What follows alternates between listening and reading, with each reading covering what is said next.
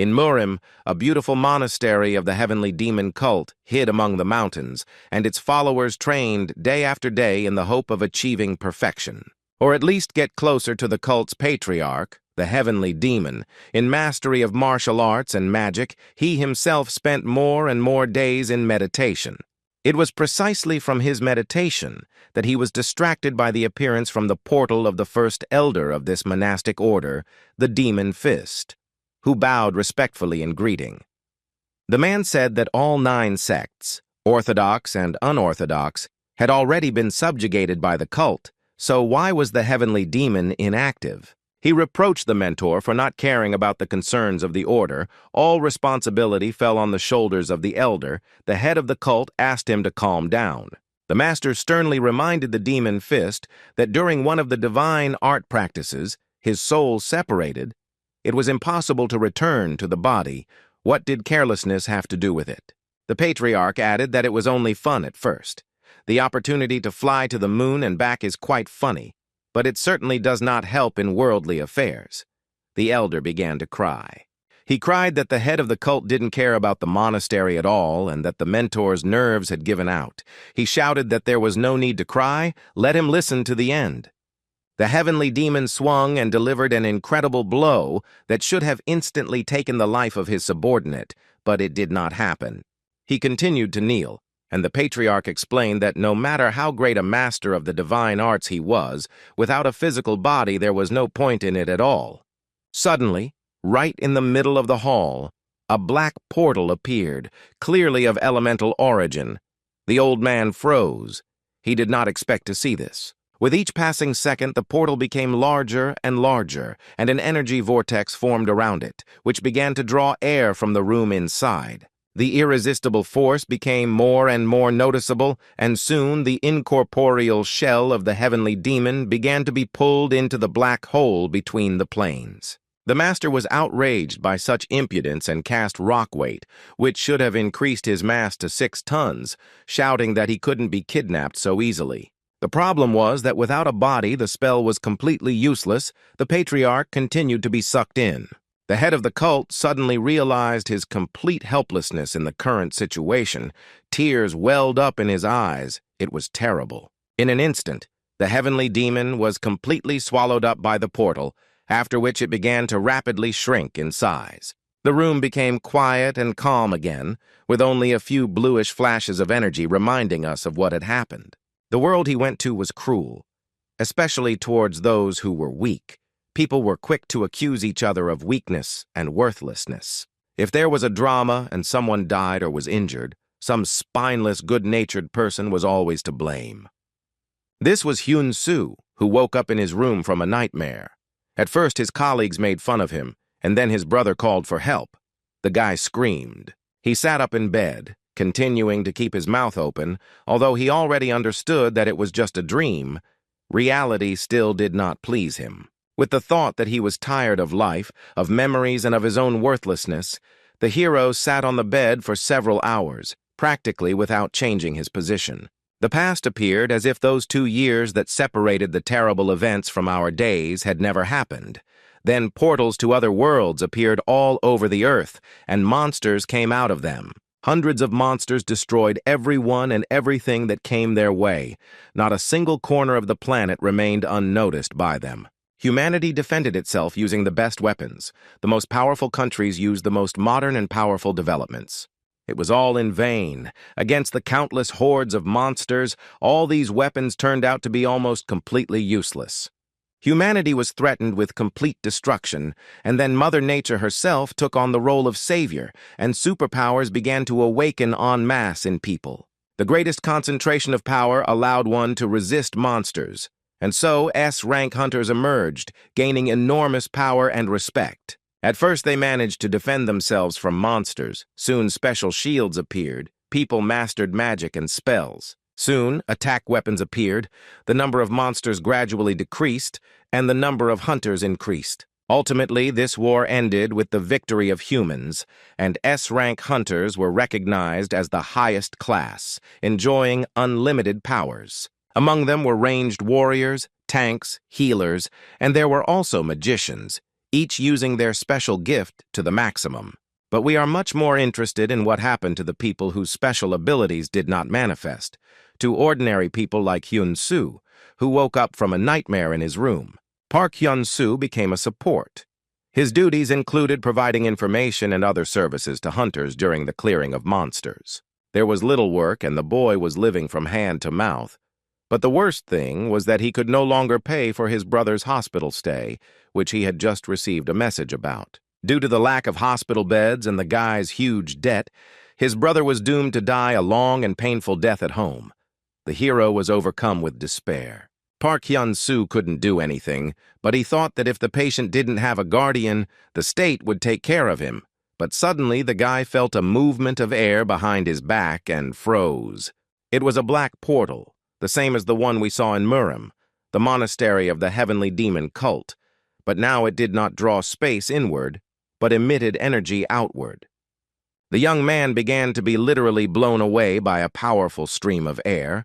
It seemed that a little more and he would be left without a face, Park Hyun-soo screamed, calling for help. Meanwhile, the already familiar to us heavenly demon appeared from the portal, or rather, his disembodied shell, which moved to another world. He flew out as quickly as a bullet and crashed straight into the solar plexus of the owner of the room, knocking him off his feet.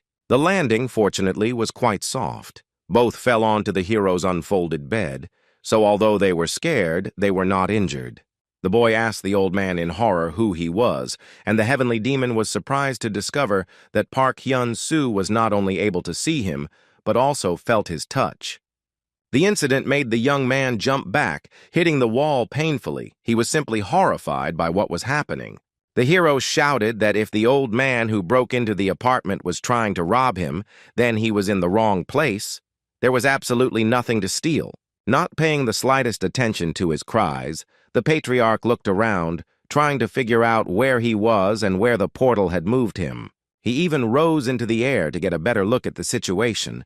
Park Hyun-soo looked at what was happening in surprise, not understanding how a person was able to float in the air. The guy asked if the old man was a hunter.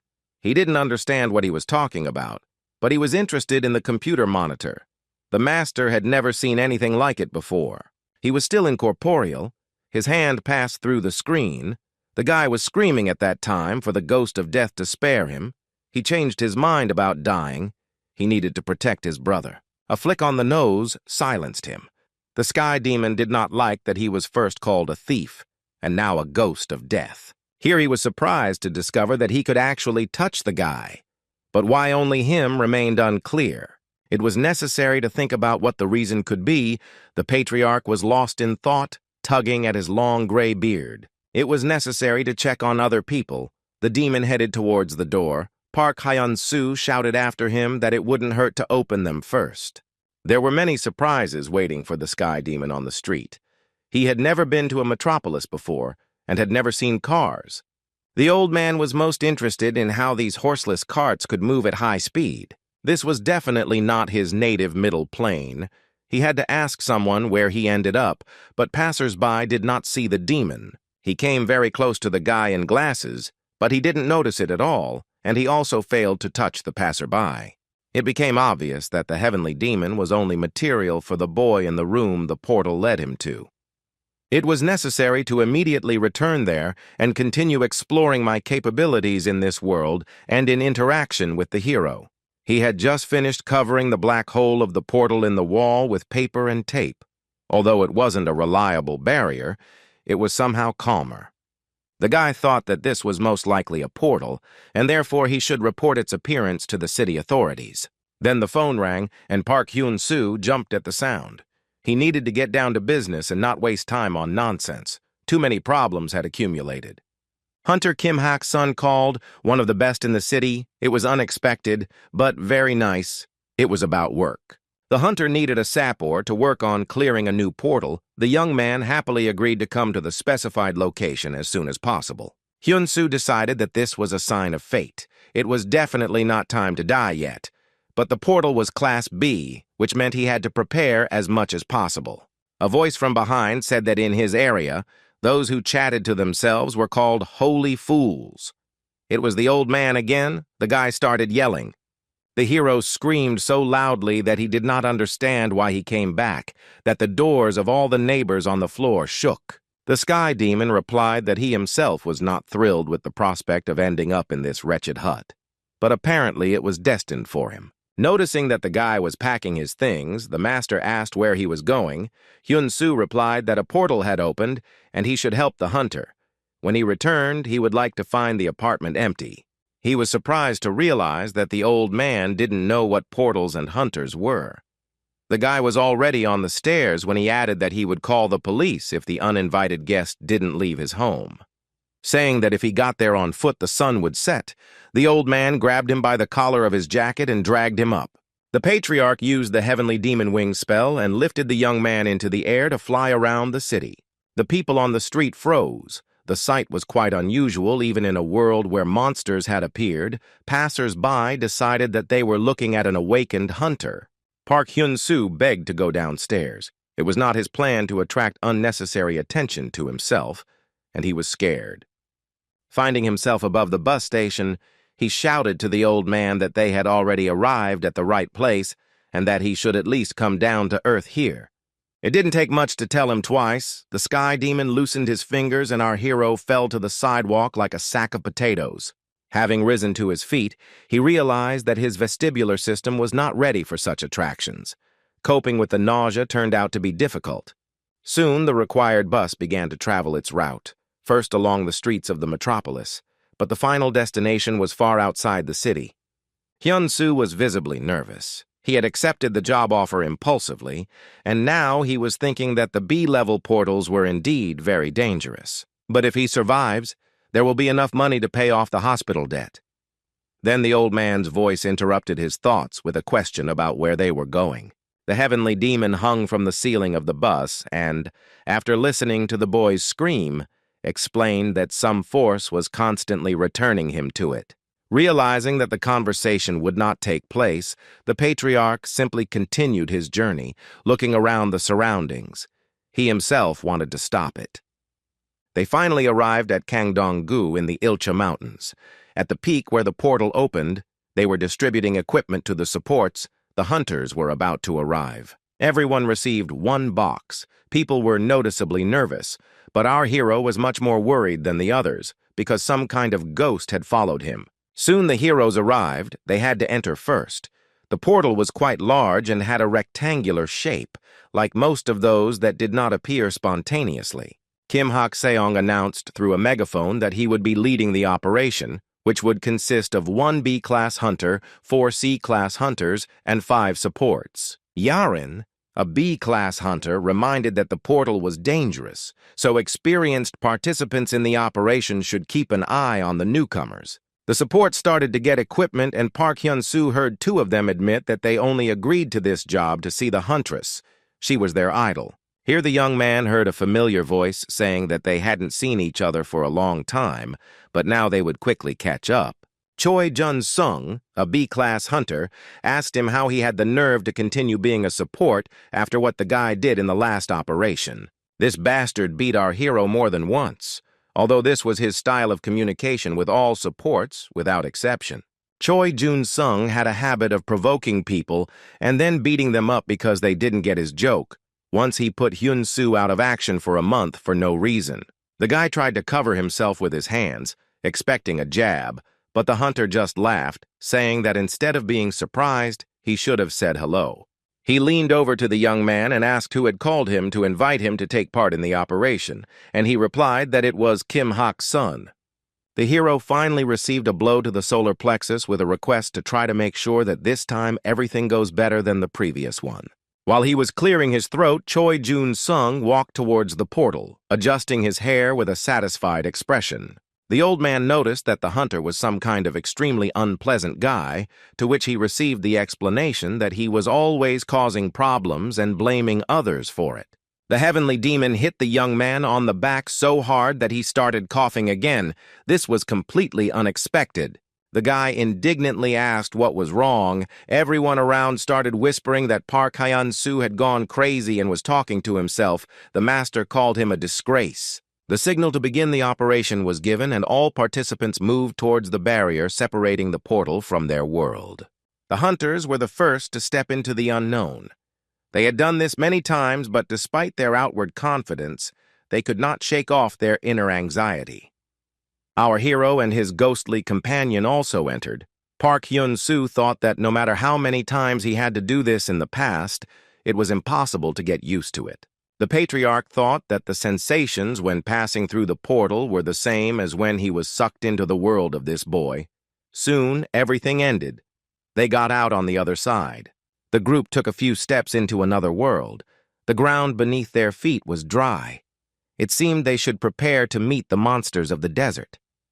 The operation leader asked the support to conduct an analysis of the territory to understand what could be expected here. The girl took out the equipment and activated the echolocators to hear better. She put on headphones. The Sky Demon advised the youth to go ahead and explore the area on his own, but Park Hyun-soo replied that it was against the rules. The old man was indignant that the hero could not take a step without an order, and he was just a porter, so the young man had absolutely nothing to say in response to this. The demon added that although there was a desert on the surface, he felt the movement of underground waters. The hero laughed that one should not pretend to be an oracle. The support girl turned to the commander and said that the essence of this world is water, even though it may seem strange, but that is exactly what the device shows.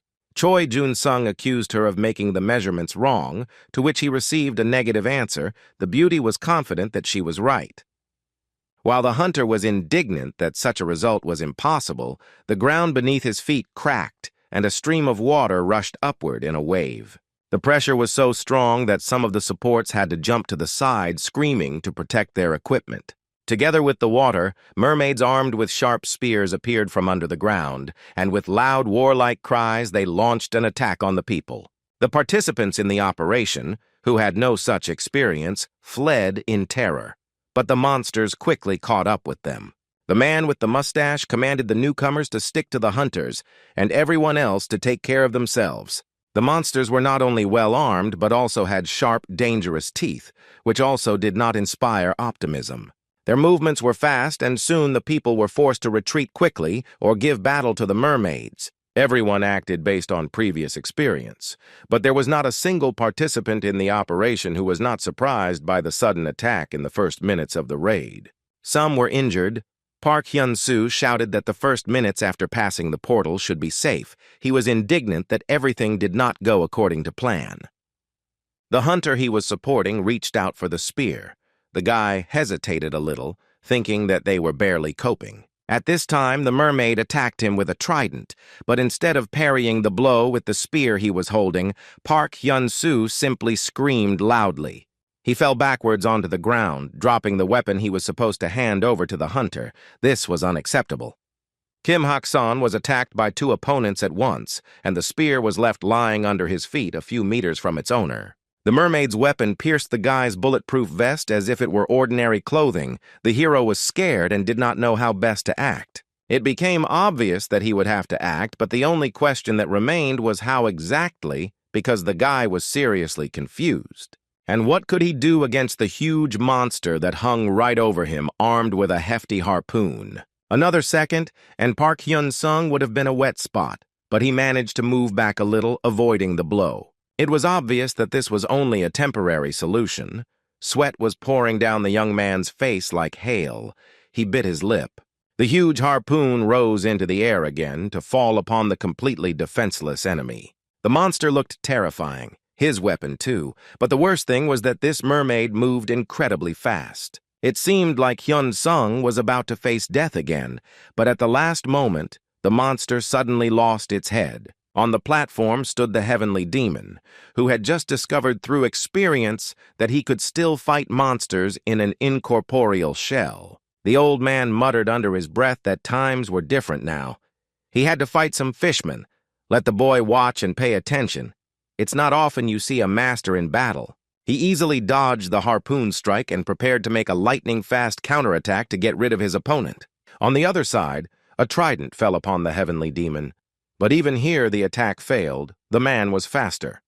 He used his signature punch, and the mermaid was completely unable to participate in the battle. Another one, armed with a spear, approached closely to avenge his fallen comrades, his eyes burning with fire. The patriarch used some kind of spell and blew in the direction of the enemy, and no one else attacked him from that side. But the mermaid attacked from the opposite side, receiving a blow from the palm and a comment about how one would have to grow 1,000 years to inflict even a scratch on the heavenly demon. The enemy turned out to be stronger than expected and did not leave this blow unanswered, charging his fist at the old man.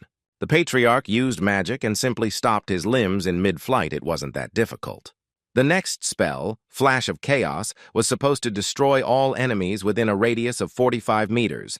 The mermen had no chance of revenge for their dead relatives. The old man gathered all his strength and raised his fist, concentrating the energy as much as possible in one point. The explosion was so powerful that the flash blinded everyone around for a few seconds, and the silhouette of the heavenly demon became huge. The defeated enemies scattered in all directions, some of them having slightly less of certain body parts. The people were not hurt. They continued to fight, but were quite surprised by what happened, not understanding who was using such powerful magic. Park Hyun-soo even froze. He also didn't expect that the ghost that followed him would turn out to be such a powerful warrior. He stood at the very epicenter of the explosion, having assumed his usual dimensions, completely unharmed, although the point here was that the old man did not have a material shell. Thus, no one except our hero saw him. The hunters decided that this guy had destroyed a good half of the enemies, but this is impossible. He is just a simple man. It turned out that this was not the end yet. A mermaid boss appeared from underground, a huge and very ferocious monster that roared loudly. The heavenly demon was delighted. He finally had at least a somewhat interesting opponent. The old man called him the Fish Prince and even decided to say hello, although all these formalities were more likely necessary for him personally. Saying that the enemy had the honor of dying at the hands of the master, the patriarch prepared to deliver a crushing blow with a fist enveloped in chi energy. The fish prince bared his disgusting teeth, and either glowing mucus or flame appeared in his mouth. It was difficult to tell. The heavenly demon made his strike, but the hand passed through the enemy, something he could not have foreseen in advance. The master realized that he had spent all his chi energy to the last drop, and now again could not inflict the slightest damage on the monsters. They continued to advance. One of the mermaids was already ready to jump on Park Hyun-soo, who was hiding behind the same rock. The guy was completely confused, and when the monster attacked, he didn't react at all, dooming himself to certain death. Only at the last moment did the young man remember that he had protective magic and managed to put up a block. This saved him, but not too much. He simply didn't have the strength left for another such trick, and besides, the blow sent him flying several meters to the side. Hyun-soo lay on the ground and thought that he wouldn't even move. He would die, so it was destined to be so. And yet the thought of his brother did not allow him to give up. The guy tried to get up to find at least some shelter. The mermaids continued to attack. Our hero again bent down to the ground. He was swaying and just wanted to bury himself somewhere in the sand, like an ostrich. Then a familiar voice said that if the young man didn't get up right now, he would simply die. And so it happened. The huge mermaid struck exactly where our hero had just been lying. He screamed in fear, realizing that he had survived only thanks to the old man. The heavenly demon pointed out the direction of Hyun-soo's movement with his foot, while also giving him a light kick to speed up the pace so that he wouldn't be too careless. The monster just jumped to where the young man was, and he rolled to the side practically from under his feet. While the monster made another jump, the guy crawled away a little more. It seemed he began to understand how the tactic of dodging blows worked, but it couldn't last forever. While Park Hyun-soo was thinking about what to do, the patriarch saved him from the mermaid's next blow. He was not delighted, but still helped the hero. And yet the young man had to learn to cope on his own, so he received a hefty kick in the ass with the words that it was time to finish off this annoying fishman. The monster's eyes glowed with fire, and saliva began to drip from its mouth. Apparently, it was already imagining how it was eating the annoying boy. When the teeth were right next to his face, the hero could not bear it and began to cry again. After all, he really lacked fighting spirit. The old man shouted that the monster only looked powerful. He had very thin bones. If he broke his collarbone, everything would go like clockwork. The hero prepared to follow the instructions. He closed his eyes and hit the right spot with all his might. There was no choice. Otherwise, he would simply be eaten alive. The blow turned out to be quite strong. The master advised hitting with elbows when fighting in close combat, and it worked. The first blow was followed by a second one, which was much easier to do, and little by little the guy gained courage. After the third blow, the enemy fell to the ground. Following the instructions of the mentor, it turned out to be quite possible to defeat the enemy, but this was not the end yet. The heavenly demon ordered Park Hyun-soo to finish off the monster, otherwise it would quickly regenerate and devour them all. While the boy was trying to comprehend that he had just killed the mermaid with his bare hands, the old man was already preparing his next order. It was necessary to take the spear and finish the job. The spear was excellent, practically new and quite light. The hero took the weapon with an awkward gesture. He had never killed a living creature before. He needed to gather his courage. Slugs, of course, don't count. Such a monster had to be killed with one strong blow, calculating the trajectory well. The master reminded him that he needed to do everything quickly, otherwise the creature would rise and devour him, and his comrades could use some help. The hunters fought with all their might. The men worked in pairs, but they had almost no control over the situation. Ayarin had a lighter workload, and the girl was able to keep her area under control, but everything could change at any moment. Our hero suddenly felt quite clearly that he was now in a real war against monsters. He remembered how 2 years ago he was riding in a car with his parents and brother. Nothing foreshadowed the tragedy. But suddenly, a huge purple monster emerged from right under the highway, and their car, like a toy, flew off the road and flipped over. The last time the boy saw his parents alive was then. They were screaming in fear, realizing that they could die themselves and lose their children. His mother and father died that day, and the hero's heart sank at the thought, and then began to pound madly, anticipating revenge.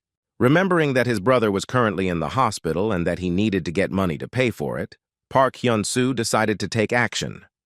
Shouting that it was all because of people like this vile monster, he raised his spear high above his head and raised his hands to strike. The guy put all his strength and all his hatred into it, and in order not to be afraid of the sight of blood, he closed his eyes tightly.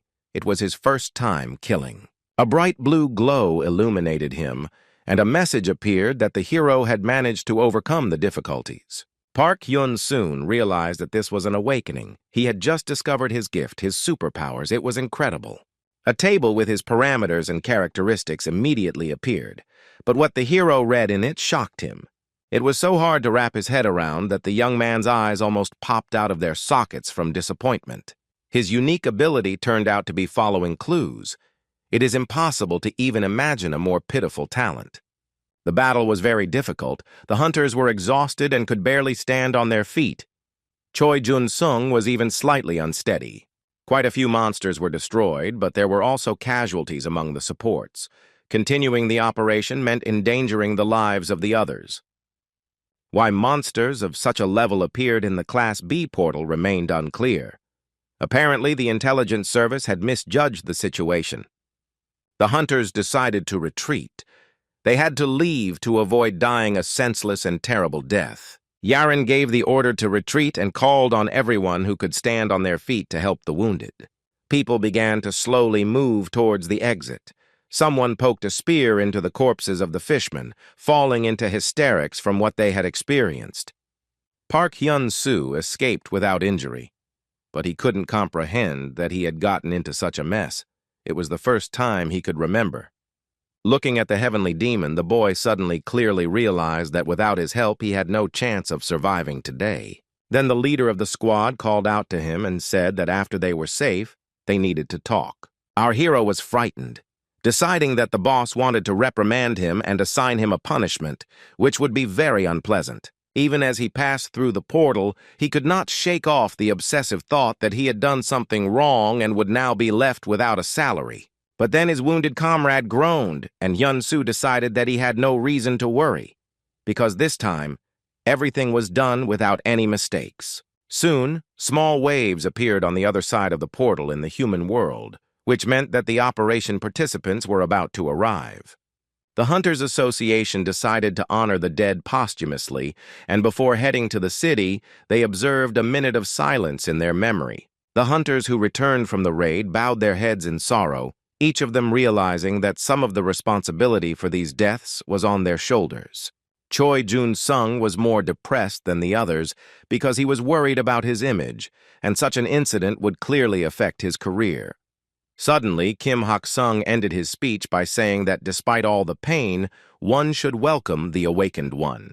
There was applause, but all our hero could think about was how the boss found out that he had developed superpowers because everyone was busy fighting. So that's what the squad leader wanted to talk about? Well, now all that was left was to pack and hand over the equipment, because it was the property of the association. Packing boxes was even pleasant. It helped to distract myself and forget about the nightmare I had just experienced in reality. Then someone's hand fell on Hyun-soo's shoulder. It was Choi Jun-sung, who whispered that the boy shouldn't be too happy. He added that the world was definitely going crazy, and our hero was thinking about what the villain was planning and why he had approached him. The man slapped the guy on the cheeks and said in a nasty voice that someone had died and someone had woken up. That's how it happens. After which the hunter asked what ability Park Hyun-soo had awakened in himself. But the hero didn't really want to answer. The people around also listened. They didn't like that Jun-sun was pestering the support again, but they were also interested to know what gift the new awakened one had. The guy thought for a moment about whether he should voice this information to everyone, but then he exhaled and said that his ability was following clues. The hunter puffed out his cheeks with laughter and began to make obscene sounds. The others also couldn't hold back their smiles. Someone even laughed loudly. After Jun-sung burst out laughing, no one could hold back anymore. Following the prompts sounded simply ridiculous. Park Hyun-soo didn't want to be a laughingstock, so an old man approached him and asked if he understood correctly that the boy was embarrassed by his newfound ability. He asked the patriarch to be quiet. Jun-sung heard and asked if the support had gone crazy after waking up. To test this, the hunter immediately offered to test the young man's superpower right then and there. Following the hints was automatically activated, and the sky demon prompted the hero to take a step back. He followed the order just in time, the hunter's fist whistling a few centimeters from the tip of the boy's nose. Choi Jun-sung was not prepared for this. Usually there were no problems with hitting a support. The statistics message appeared that Hyun-soo's attack power had increased by 15%, which was just in time because his opponent had decided to have a real fight. He raised his hand to strike, preparing to get even with the awakened one. The guy froze in place, waiting for the old man's next hint. She didn't keep herself waiting long. The patriarch advised her to perform a tiger squat to the left and an attacking punch from below to the right. Noticing that Hyun-soo didn't understand, the demon initiated the recording of this technique in his mind in order to master the new skill. The hero felt that time had stopped. These skills were being embedded in his memory. The lightning strike was especially noticeable. The enemy didn't give him a chance to wait long and attacked. The support performed a tiger crouch, dodging his attack. It was time to counterattack, and Hyun-soo prepared his hand to try out the newly recorded technique. All that had to be done was to allow the brain to use the information received, and the young man did just that. He was so fast and the blow so strong that he threw the hunter, who did not have time to defend himself, back several meters. Right in the middle of his protective armor, a rather noticeable dent had now formed, and Jun-sung was completely surprised. His fall was simply epic. The man flipped several times in the air, each time hitting his head on the ground. Finally, he lay sprawled on the grass, unable to move. Who would have thought that someone who had just woken up would be able to fight like that? The crowd also did not hide their delight. With one blow, the former support completely defeated the B-rank hunter. The leader of the raiding party hurried to check if Jun-seong's pulse was normal, but he continued to lie motionless. After making sure that his subordinate was alive, Kim Hak-sun ordered doctors to be called, and the crowd gradually continued to grow. Our hero couldn't believe that he had just made such an incredible blow. He held his hand by the wrist, as if not believing in the reality of what was happening. The leader approached him and called him by name, reminding him that the use of force against a senior colleague could result in criminal liability. Then he leaned closer and whispered with a smile that he would pretend not to notice anything the first time. The hunter also added that he would put in a good word for the hero in the association. He should be assigned a class. Everyone was delighted that the support had beaten Jun Seong. Here, a pleasant female voice expressed congratulations to Hyun-soo. The guy looked around, not believing his ears. It was Yaren. The girl extended her hand, greeting the awakened one, and said that she really hoped that they would work well together in the future. The huntress turned around and left. The hero's heart was pounding like crazy. The old man playfully asked if the young man really liked this maiden so much. The young man shouted that not at all, let the old man not talk nonsense. The girl looked back, not understanding why the support was arguing with himself so emotionally. Here, Park Hyun-soo thoughtfully rubbed his chin and turned to the heavenly demon with a question, who irritably said that he should tell it like it is, and not beat around the bush. Then the hero fell to his knees before him and folded his hands in a pleading gesture. He asked the mentor to take him as a student. The answer was silence, and the young man repeated his request to be taught martial arts. He bowed even lower, deciding that he was not being respectful enough when he repeated his request for the third time to be accepted as a student. Finally, Park Hyun-soo's patience snapped, and he indignantly asked why the old man was not answering, and he said that he simply did not want to be his teacher. The heavenly demon explained that he no longer takes on students at all, since if he did this, he would not have time to practice martial arts himself. Here the young man asked in surprise, what was the point of him practicing something without a physical shell? The patriarch froze. He constantly forgot about his own incorporeality. The hero continued to insist that the mentor had said several times that he was incredibly bored, so why then complain about the lack of time? The icing on the cake was the reminder that if the young man died, the demon would not be able to return to where he came from. The heavenly demon thought that there was a grain of truth in this. The boy was so helpless in the portal that without him, he would have certainly died. The patriarch asked what would happen if he trained the hero and he became a hunter. Would this allow freedom of movement? The hero asked what he meant, portals or something else. The old man replied that he was talking about all worlds. The guy explained that if he reached rank A, he would be given freedom of movement, and if rank S, he would become untouchable. No one would be able to challenge him. The master raised his hand and shouted that in that case he was untouchable. Hyun-soo noticed that he was catching on quickly. The old man, bending over in a jump, commanded the hero to go through the ritual of 9 bows. He did not understand what he was talking about. The demon explained that he was taking him as a student. Let him bow 9 times. The guy beamed with happiness and joy. But then his face was distorted with fear. Park Hyun-soo looked around and noticed that there were many people around. The mentor said that it was now or never. If he really wanted to learn something, he had to ignore the opinions of others, and our hero decided to do it. The young man began to bow, repeating his request to become his teacher, and this could not fail to attract the attention of the crowd. Yaren said that the guy seemed to be not all there, to which the squad leader muttered that it was from stress and that he would soon be back to normal. By evening, Park Hyun-soo returned home. He was very exhausted but incredibly happy with the past day. But as soon as he crossed the threshold of the apartment, he ran into trouble. The old man shouted in a voice that was not his own that his foot would not step into this filth. He rose into the air and ordered the student to clean up immediately.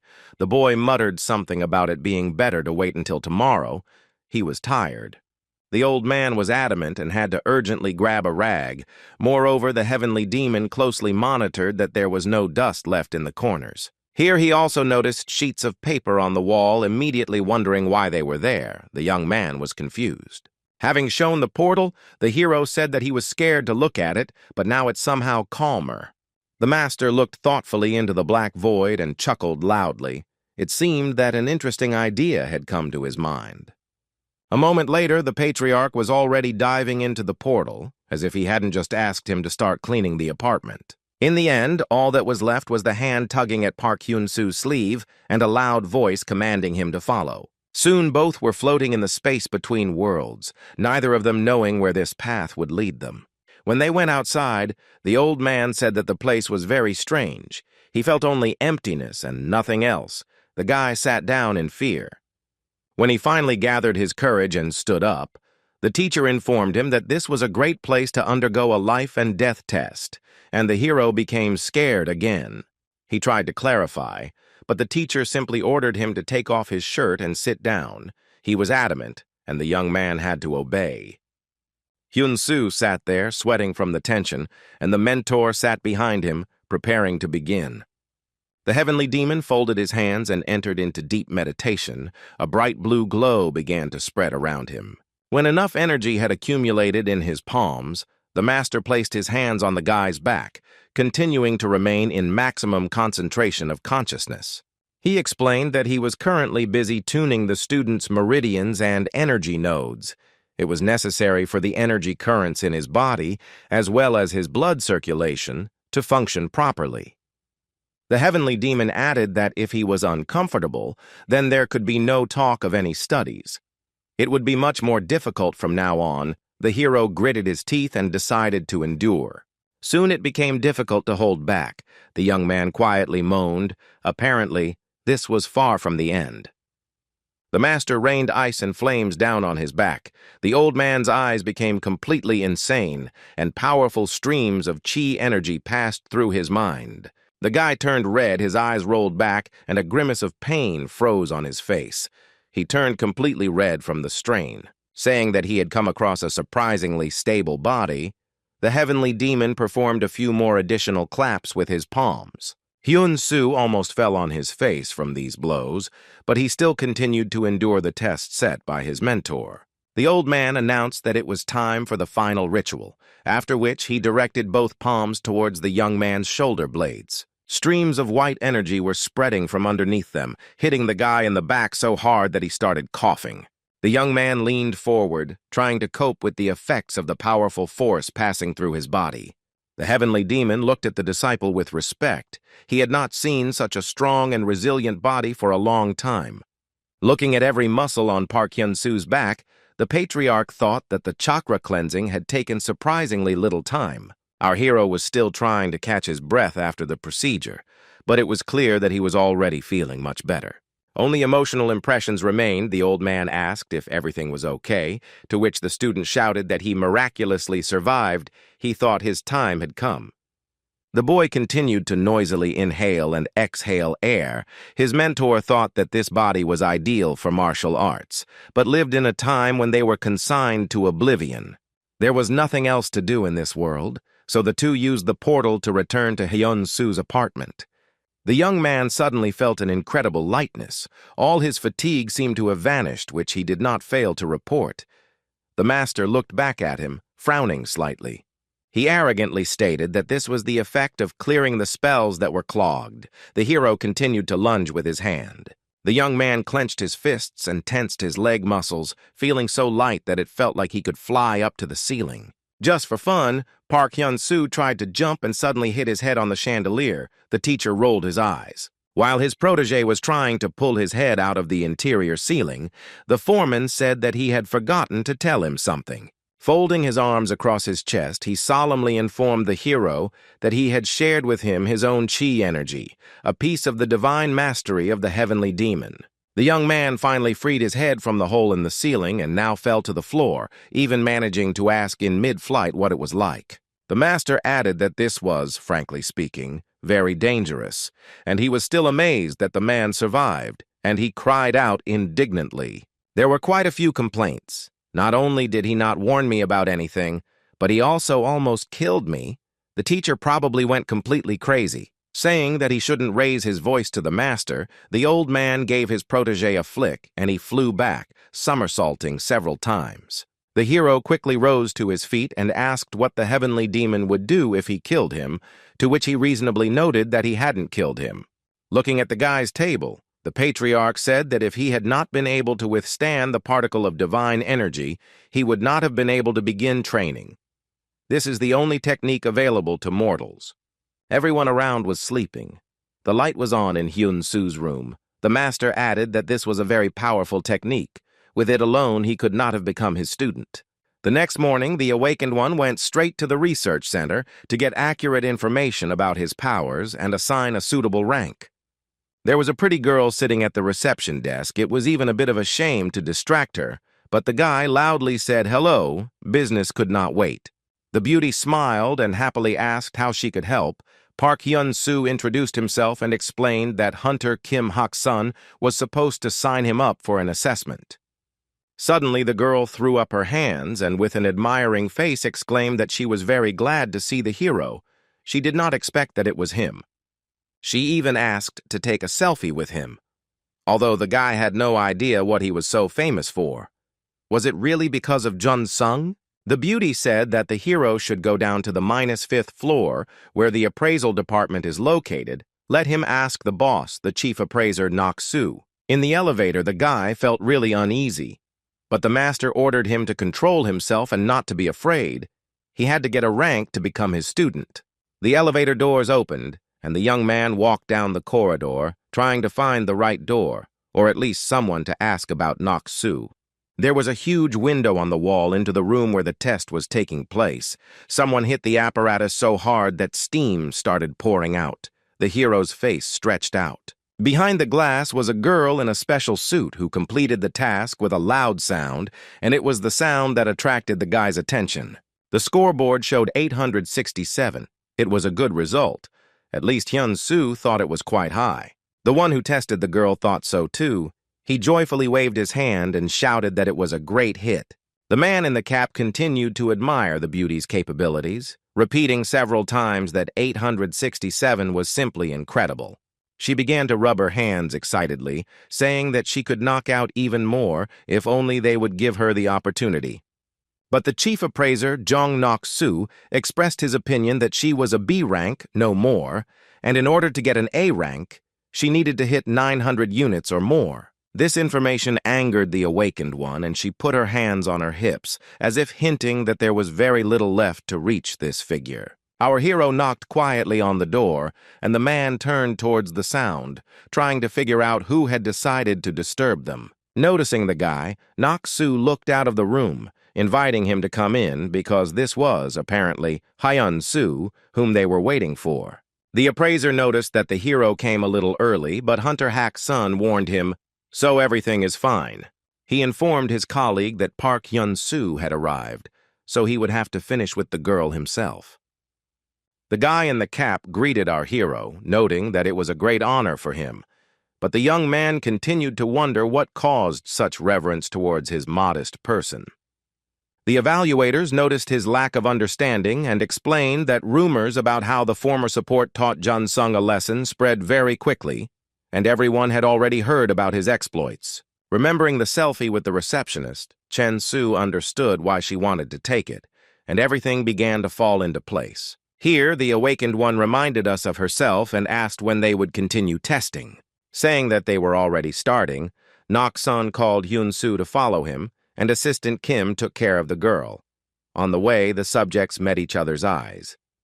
An undisguised interest was noticed in the beauty's eyes, and this somewhat embarrassed our hero. He was not used to increased attention. The heavenly demon immediately began to interrogate the student about his unhealthy fear of women. The guy vaguely explained that it had simply seemed that way to him.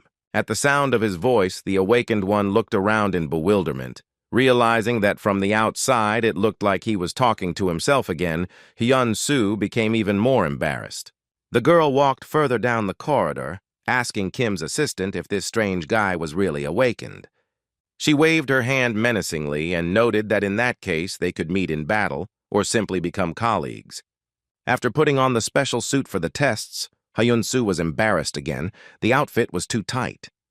The old man also did not like the uniform. He called the suit ugly, noting that clothes should hide the loins and not vice versa. Saying that in that case it would be better to be completely naked, the heavenly demon left the room. The young man was also outraged. In the punch test room, he stood in front of the same apparatus that the previous awakened had worked with and announced that he was ready. So far, the light above the results board was simply red, and instead of numbers there were zeros. But that's only for now. The old man ordered to feel his dantian and concentrate the chi energy as much as possible. The guy tried to follow the instructions as clearly as possible. The master explained that the power he put into the lightning strike he learned yesterday came from there, so he could show an even higher result. A message appeared that Follow Hints was activated and added 15% to damage. The young man reported that he felt the power filling him. But it was necessary not only to obtain energy from the Dangtan, but also to group it into the desired flow. Park Hyun-soo made several movements with his hand, checking how the chi energy was distributed throughout his body. Everything was fine, and the boy wrapped his fist in chi, then raised his hand to strike, swinging it wide. His fist hit the testing apparatus with such force that at first it was unclear whether it would hold. The energy filled the ball with light, which was supposed to visually demonstrate the force of the impact. The glass almost burst. Jong Nok-soo couldn't believe his eyes and even looked out from behind the partition to get a better look at the result of the awakening. The scoreboard showed the number 1,120, which meant that the guy had surpassed the results of his future colleague, who was tested before him. The guy literally stood with his mouth open. He didn't expect at all that he would be able to surpass anyone in the strength of his blow. The hero thought he had used a lightning strike like yesterday, but the power was incomparable. That's what working with the concentration of chi energy gives. Jong Nok-soo rushed to him with congratulations. The man shouted that it was incredible. In front of him was a Class A hunter. Only Class S was higher. His indicators started at 1,500. The young man asked if he could try again, and the appraiser replied that theoretically he could. But then he noticed that the guy had broken the device's shield and added that the next time, if Jun-song had received it with such force, he would have already been dead. The man asked if Chen-su wanted another hit and then started calling someone while the guy was warming up his hands. After clarifying the information, Nok-soo apologized and said that there were no spare shields, so they would have to do it another time. Hyun-soo suggested moving on to the next test. They moved to the kicking test room, where our hero also showed himself very well. His result was 1,377, and the evaluator simply froze in place. A little more, and the subject would have moved to a new class. He entered the result into the table and, sweating profusely, explained that he only had a little bit more to go. Well, the guy scratched his head in confusion. The old man, on the contrary, was not delighted with the student's achievements. He reproached the rascal for not being concentrated enough. Otherwise, he would have already knocked out 1,500. The next test involved throwing a ball at the defensive boards from different angles. Nok-soo then tested the boy's ability to maintain high-speed movement while lacking oxygen. After this, the ability to breathe normally was restored, but the treadmill was turned on to maximum, measuring the pulse rate. Various tests and measurements followed one after another, and it seemed that the number of new devices would never end. They even tested the reaction and ability to dodge blows and various types of damage. This was the final test. Nok-soo was delighted and told the hero that according to all the results he corresponded to rank A, most likely, that is what he would be awarded, after which he congratulated Park Jong-soo. He leaned closer, and in a conspiratorial tone announced that after lunch they would be able to take the most important test, a combat simulation. For lunch, the guy went to the research center's cafeteria and was impressed that ramen was offered as the main dish. The prices for food after the factories were destroyed skyrocketed so much that Chen-su hadn't eaten normal food for 2 years, and he pounced on ramen like a madman. The master looked skeptically at the student gobbling up the noodles and asked if it was really that delicious, and he replied that it was the best food in the world. The heavenly demon raised an eyebrow and said that they also eat different kinds of noodles. But this was the first time he had seen one like this. The young man shouted that ramen was the best product in the universe and offered the patriarch to try it, but he got angry and called the student a brat. Having heard reproaches about the impoliteness of offering food to an incorporeal being, the hero headed to the necessary office. Opening the door, he froze. What he saw did not inspire hope that a pleasant cruise lay ahead. The previous subject left the room very battered. The one who woke up had many abrasions and scratches, and she was limping. Every step was difficult for the girl. It took incredible effort not to cry or groan in pain. Kim's assistant held her by the shoulders to keep her from falling and asked if she needed help. The awakened one shook her head, and the man offered to accompany the hunter to the office, where she would receive a document on assigning a class because she had done just fine. Our hero looked at this picture and thought again that now he would have to really strain himself. I wonder how this test would go. Jong Nok-soo was already waiting for him and told him that the system was created by the genius S-Rank hunter Anderson Walker. Park Jong-soo walked up to the machine and prepared to enter.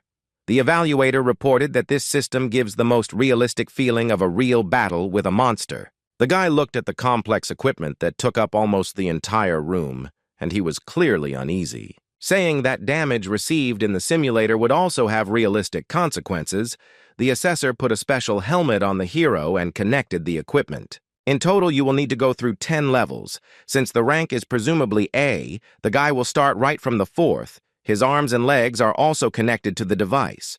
The battle simulation began and steam began to billow around the huge machine, so powerful was the energy being used. The first thing Chen-su saw was nature. His feet were on green grass that was completely indistinguishable from real grass. The bright midday sun shone through the numerous vines and tree crowns, and even the warmth of its rays could be felt on the skin. The old man was here too. Somehow he managed to get into the simulation along with his student. He looked thoughtfully at the mountains, spread out beneath their feet, and the flock of birds that someone had scared away. Somewhere in the branches, an animal resembling a black gorilla was hiding. This world was no different from the familiar jungles of Earth. The hero began to sweat.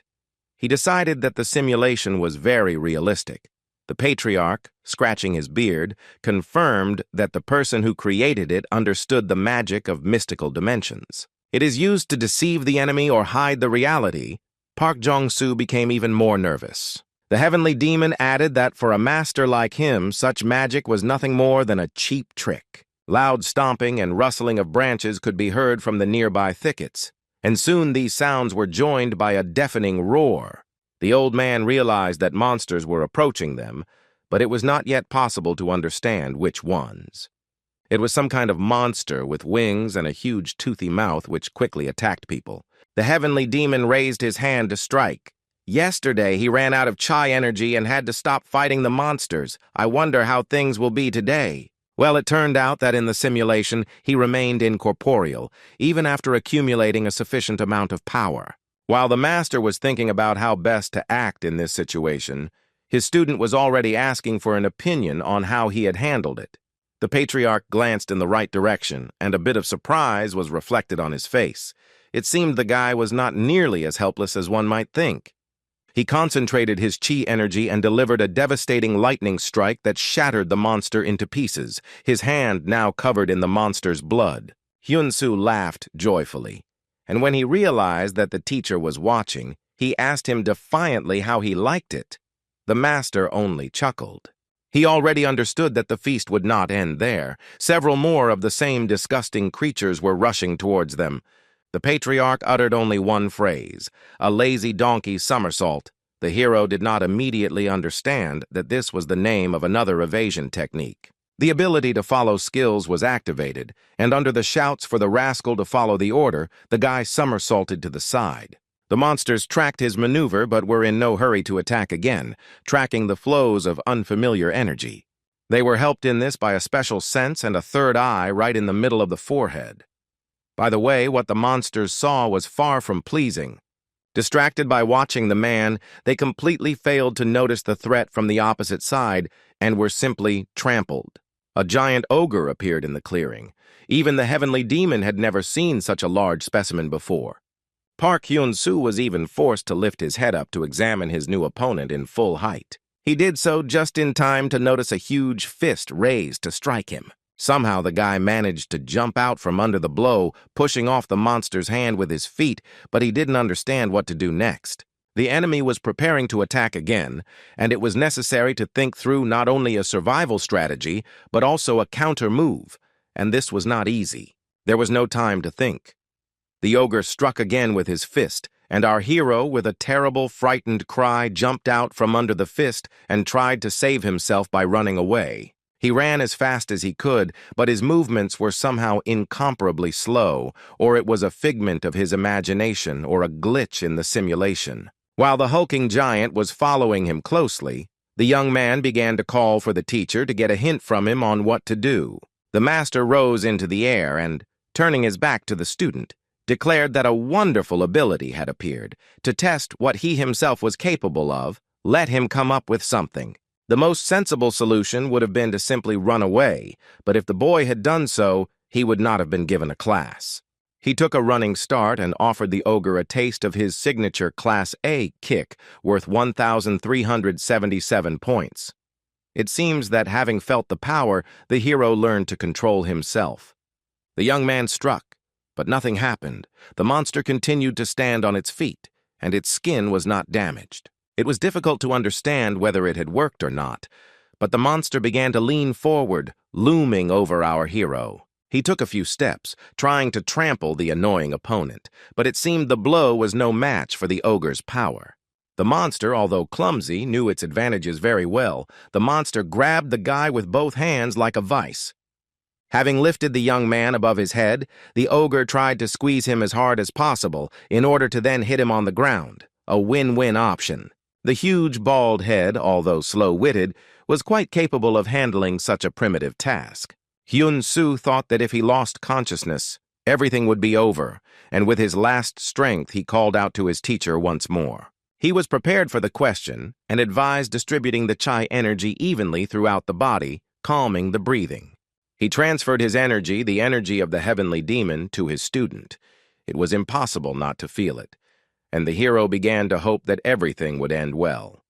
Now it was necessary to release this most powerful force, and the guy prepared to carry out this difficult task. He succeeded. The monster's hands unclenched, flying into pieces. It turns out that it is possible to inflict damage without striking.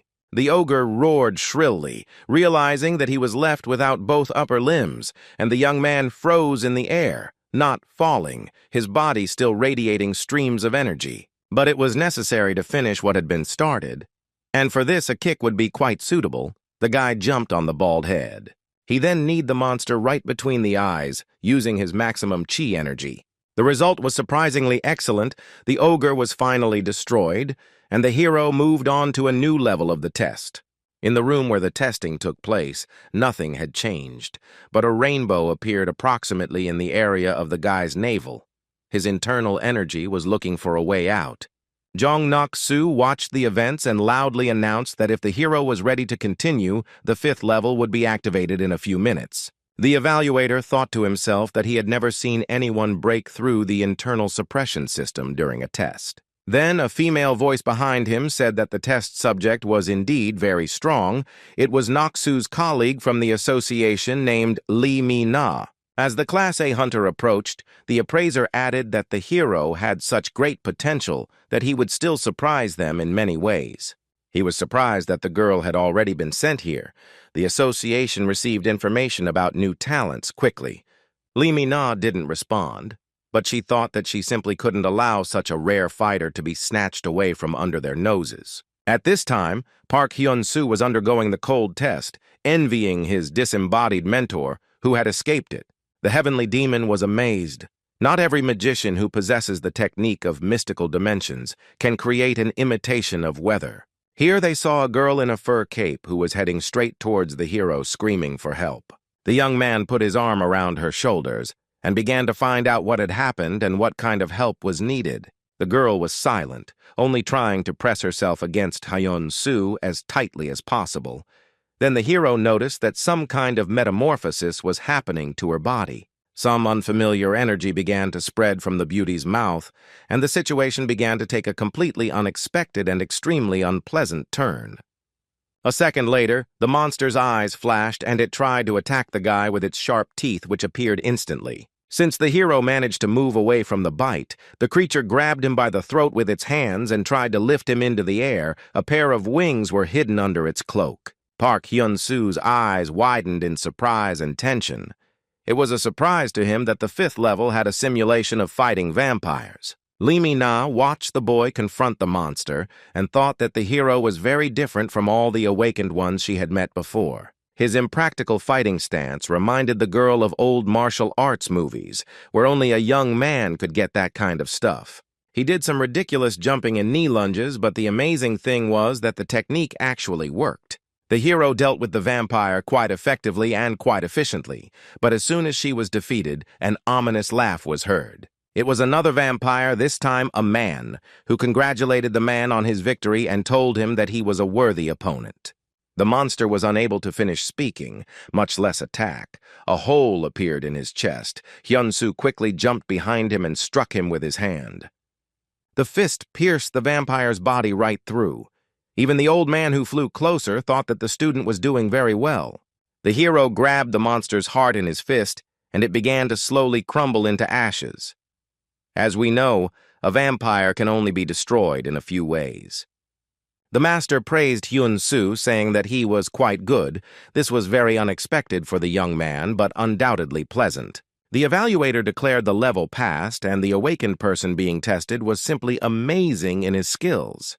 He added that if the hero was ready to move on to the next level, he should wait about half an hour. The young man thought about it, and then agreed. The sunset that day was simply stunning. The sun painting the windows of the research center in orange-pink tones of every possible shade. When the last level was completed, Park Hyun-soo staggered out of the real combat simulation rooms. He was drenched in sweat and could barely stand on his feet from fatigue, but he kept thinking that he could have done better. Choknok-soo greeted the boy and said that he did great. No other Class A hunter had ever passed this level. He added that the documents were ready and could be obtained at the office, after which he bowed respectfully, and the hero thanked the appraiser for his work. While the young man was waiting for the elevator, the man thought that in front of him was a unique person who, it seemed, was completely unaware of it. The hero was unable to get to the right floor calmly. Lee Min-na entered the elevator, which confused the guy quite a bit. She introduced herself and extended her hand, saying that she worked for the association, and Park Hyun-soo's mouth dropped open in surprise. The young man replied that he was glad to meet him, while the old man said that women would soon be lining up behind his student. They entered the office and sat down at the table. The girl suggested that they look at the contract that her organization was offering to the hunter. While the young man was reading, she informed him that it was better not to rush, but anyone would be happy with the conditions that the association offered to Class A hunters. Hyun-soo couldn't believe that now he too would become a hunter, and a high-class hunter at that, as if his life had been replaced by someone else's. He remembered that in order to get a support position, he had to leave a deposit for equipment, but now the organization provided a stable salary and bonuses for raids. Lee Min-na said with a rather important air that this particular contract was tailored specifically for the hero. The old man, meanwhile, stared at the beauty and commented out loud on her appearance, noting that even their women were not nearly as attractive. While the young man was trying to finish reading, the master asked if he would sign the papers submitted by such a beauty. The girl could not understand what was wrong with his face and where such a grimace came from. The old man advised to review the conditions. Now everyone is dancing around the student. The guy said that he wants a contract not for 10, but for 5 years, and the amount of bonuses is twice as much. Just at these words, someone literally kicked open the door to the office and resolutely stepped inside, shouting that they were caught. The girl on the threshold put her hands on her hips and shouted that the association was again trying to foist a Kabbalistic contract on a new hunter. She looked menacingly at Lee Min-na. She was embarrassed, not understanding why the huntress was here. The guy almost hiccuped from surprise. Hyun-soo hesitantly asked if the person in front of him was really a member of the Red Lions team, the best hunting team. The girl was surprised that he was so knowledgeable and leaned closer to Hyun-soo, confirming that she belonged to this guild, and her name was Ha Yurak. She apologized for interrupting the conversation. The young man assured her that everything was fine. He couldn't believe that he had met an S-rank hunter. The heavenly demon even floated, and with a carnivorous smile declared that this woman was also a sight to behold. His behavior was very strange. The beauty lounged on the sofa with a languid look and declared that the Red Lions would offer the guy much more, regardless of what the association was offering. She started drinking Lee Min-na's juice, who was outraged that the hunter had come to the association building, but she calmly replied that she was also a member of this organization. The patriarch said that this woman was very strong. He had never met anyone so powerful in this world. Hayurak said that there was no point in thinking about it and that they should join the guild, while Li Mi-na countered that the association had a monopoly on all portals in the country. The huntress objected that this information was outdated. The guild also received the corresponding rights. While the documents were being drawn up, there was no official disclosure, but it would be. While they argued, our hero watched the dialogue and did not believe that two powerful organizations were in conflict over the right to cooperate with him. Tired of the worries and tension, he sighed loudly and stood up. Both girls froze and fell silent. Park Hyun-soo said that they can stop arguing because he has already made a decision and is ready to voice it. Both beauties looked at him with the hope that they were in a winning position and he would join the right structure. At this time, in the Ilcha Mountains, the clearing of the portal in which the young man's superpowers first awakened continued. There was much more water in it, and people needed special suits and equipment to engage in battle with the mermaids. They wore diving helmets and snorkels to help them breathe at depth, all of which significantly limited their movement. The fishmen were in their natural habitat, so they fought much more successfully. One of the participants in the operation realized that they were in trouble. The intelligence said that there would be large areas of land and some water, but the situation turned out to be just the opposite. Not only did the battle take place at sea, but the mermen also had a numerical advantage. This was clearly not a Class B portal. He decided that if special measures were not taken, the entire squad would perish. So he took the opportunity to call for reinforcements and turn to the leader. He had just entered into a duel with one of the monsters, but was forced to be distracted by a signal given by a colleague. He showed the hunters a signal to retreat. Let them get up and go to dry land, and he would cover them, taking on the monsters. The sergeant major had a unique ability, the shadow clone technique, which could save the situation and distract the enemy. This ability could give them an extra 10 minutes. The spell did not work for a longer time. As soon as the clones appeared, the hunters began to carry out the order. The people came out onto dry land, and everyone began to thank the elder for saving them. The hunter replied that when they came out of the portal, they would give his real body some beer. Here, colleagues in horror began to ask where the real foreman was and why he hadn't come ashore. Just at that moment, the leader of the squad, in his true form, emerged to the surface with the last of his strength. He stood up and showed his subordinates that everything was fine. There was no serious damage, and there was even some energy left. At this time, a powerful stream of water rose from the depths. It seemed as if a huge monster was rising from the depths. His jaws were so huge that the hunter simply froze in place, realizing that he would not have time to do anything. There was no chance of survival. And so it happened. The huge jaws snapped loudly and the squad lost its leader in a split second. It was not a mermaid, but some kind of terrible sea monster. The hunter who had just spoken to the foreman screamed in horror. At this time, in the association's research center, the light was on only on the floor where the contract signing office was located. Li Mi-na and Hayurak sat on the sofa next to each other. Both of them were upset and a little confused. It seemed that our hero's decision did not please them.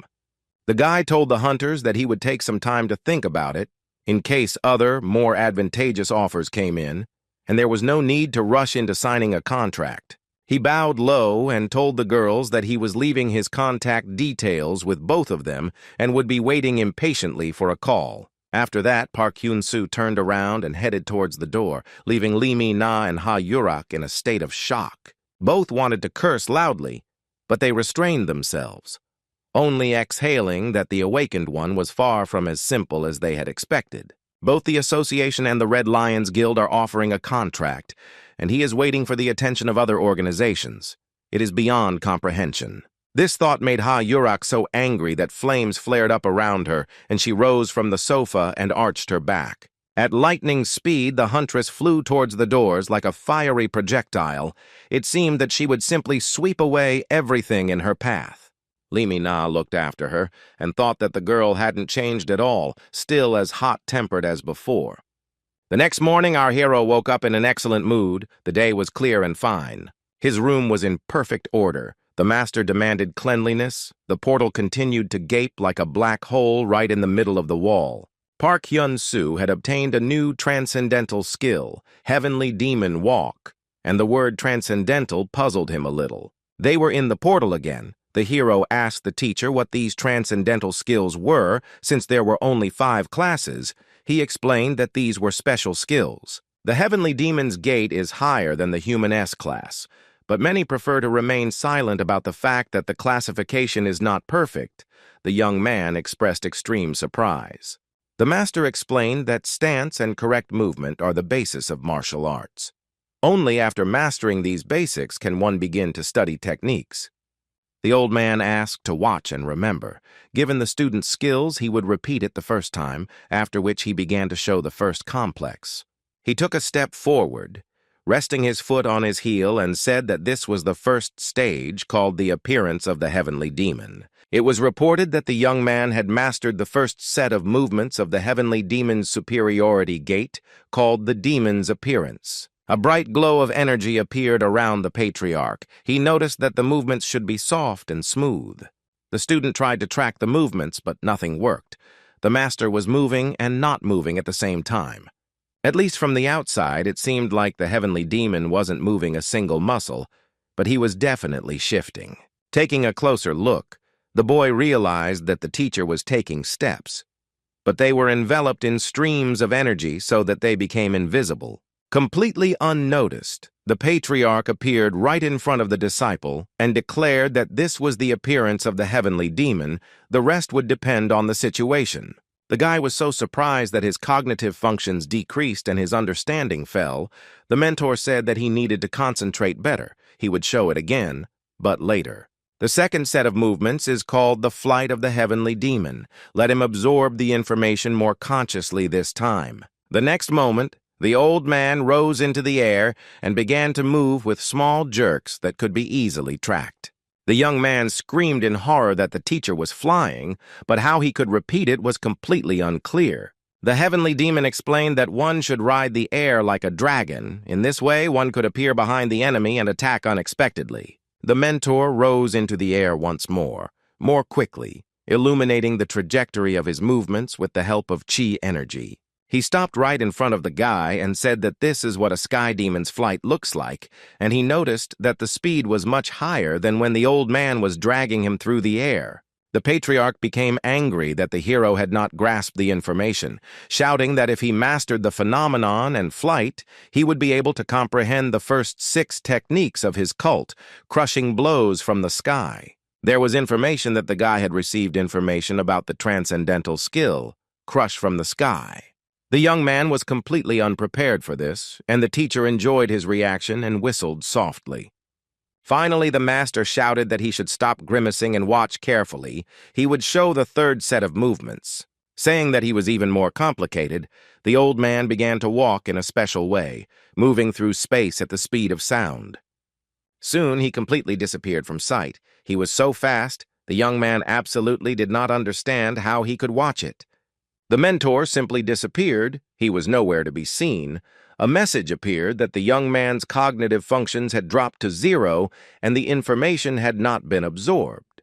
A voice came from behind him, saying that this was the Heavenly Demon Soul exit technique, and the hero screamed in fear, not understanding how the old man ended up there. He repeated once again that this was a special set of movements to get behind the enemy. Had he forgotten or something? The fourth complex was called the Heavenly Demon Soul Vortex, and the old man was going to demonstrate it immediately. All the young man managed to see was a bright flash of yellowish light, after which the teacher simply disappeared into thin air, or so it seemed. The flow of energy was so strong and the light so bright that the hero reflexively covered himself with his hands and closed his eyes. A little higher, at the top of the vortex, just in space, the Heavenly Demon stood proudly. He hoped that the student had learned his lesson. The guy looked at him with his mouth open. He again did not understand at all what exactly the master had done and what the meaning of his movement was. The old man explained that the name itself conveys the essence of the technique. One must spin so fast that the invisible vortex created will swallow the enemy's soul.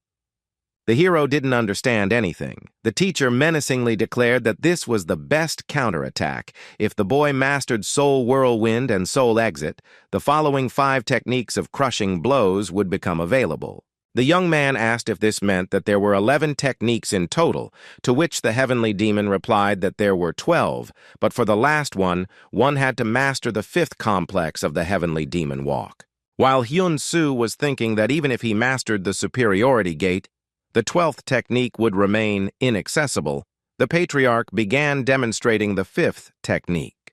It was called the Descent of the Heavenly Demon Sovereign, and the old man's legs immediately began to emit an incredibly bright light, and he himself rose above the ground again.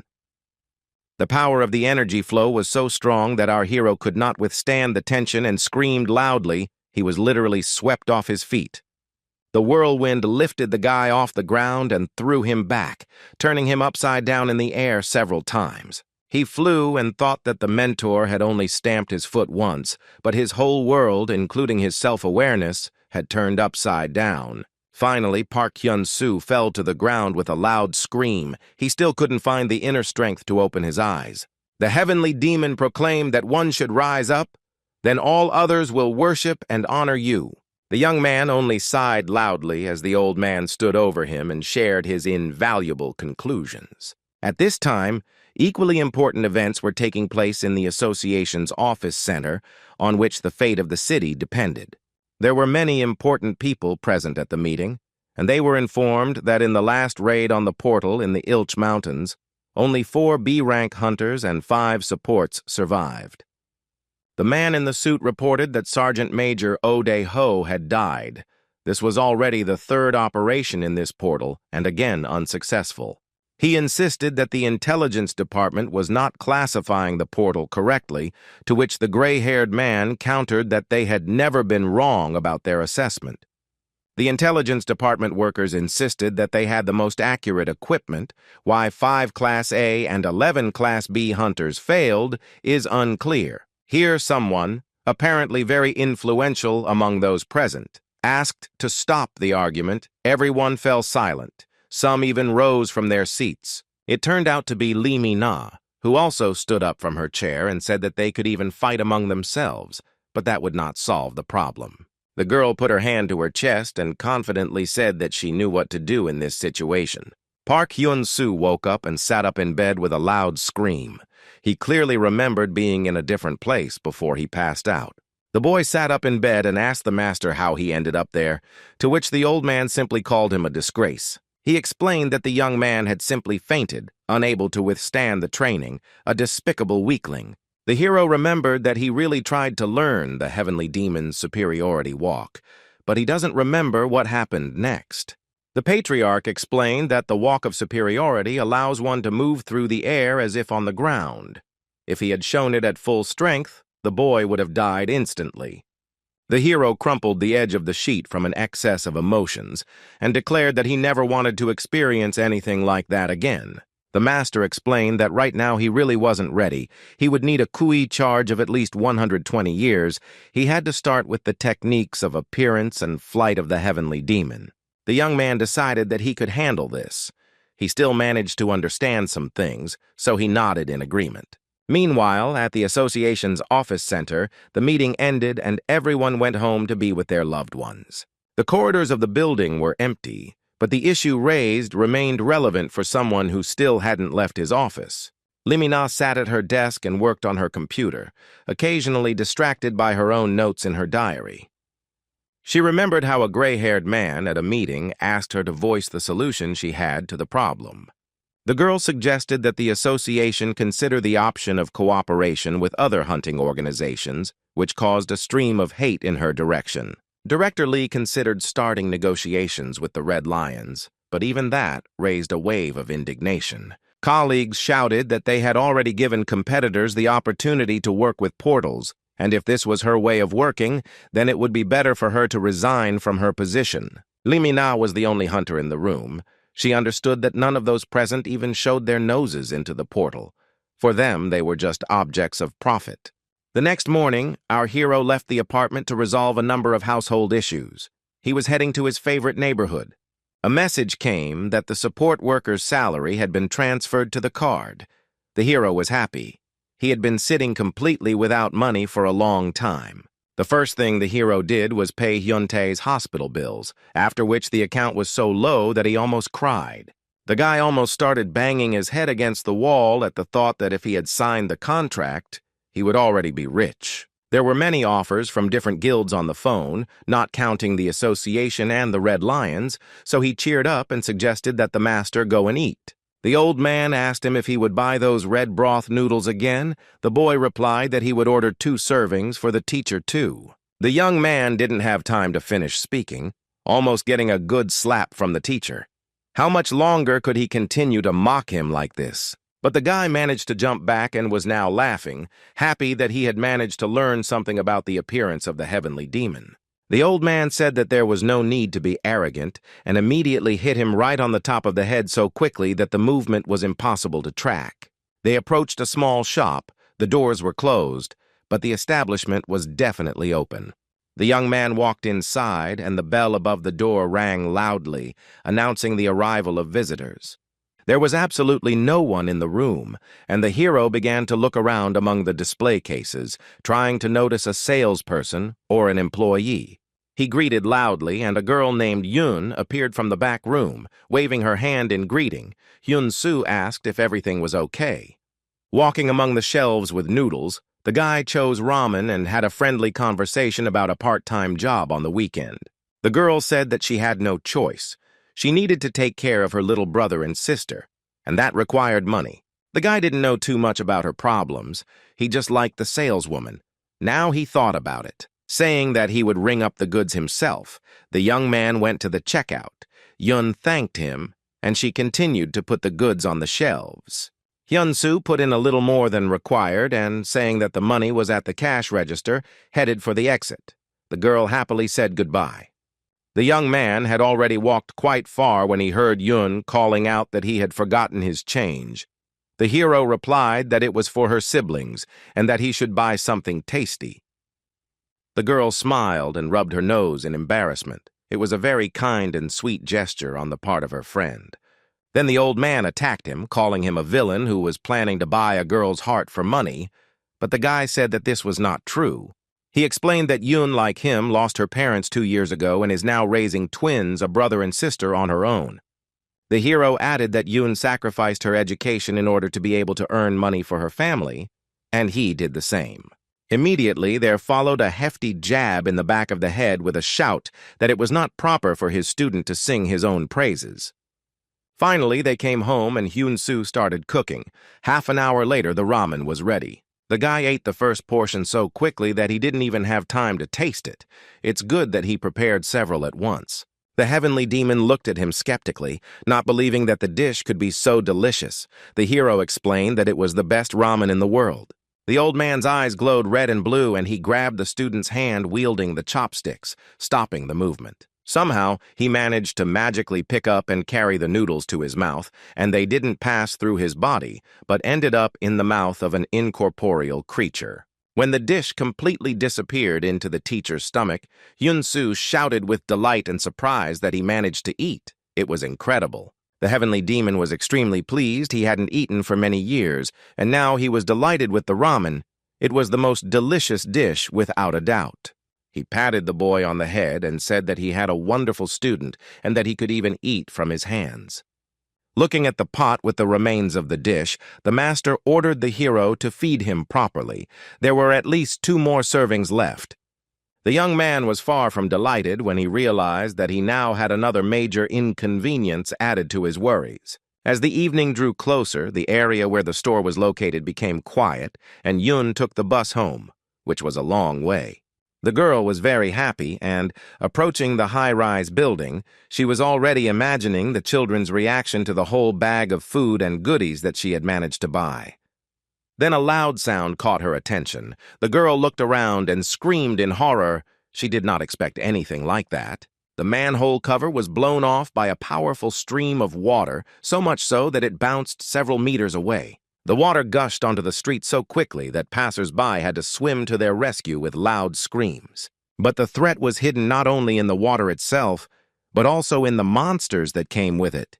These were the mermaids already familiar to us. Armed with spears and harpoons, the monsters approached the people who simply did not know what to do in this situation.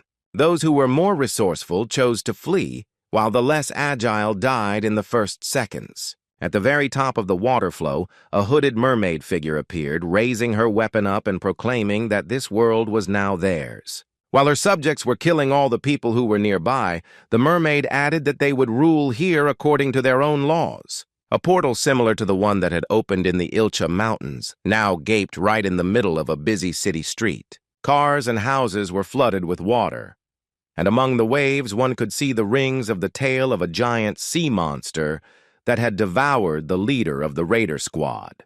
From time to time, the monster would emerge and feast on one of the people swimming past, as if it were cracking pistachios. Yun froze in place.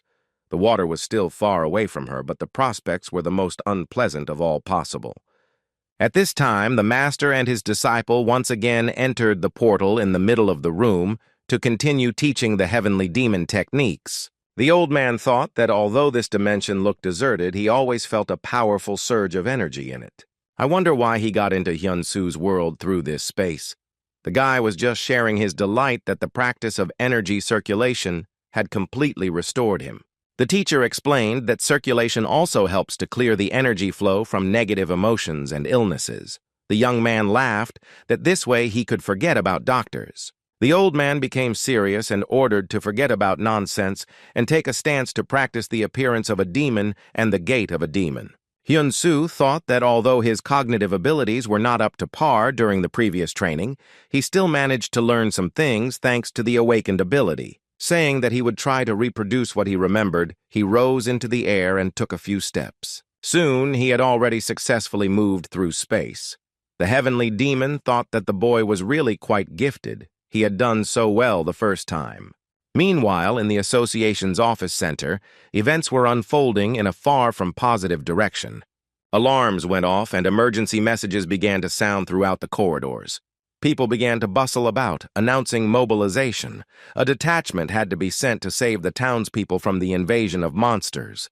Lee Mi-na thought that she had a premonition of trouble if the events in the Kanggong-gu area, then the Isaac Guild with the leader of the Panther Man Choi Hyun-woo should be there. She shouted that she was also heading to the scene of the events and that they should send all the available hunters as reinforcements. The girl ran down the corridor screaming that without their help, the Isaac Guild would not last long. In the rest of the city, everything was calm for now.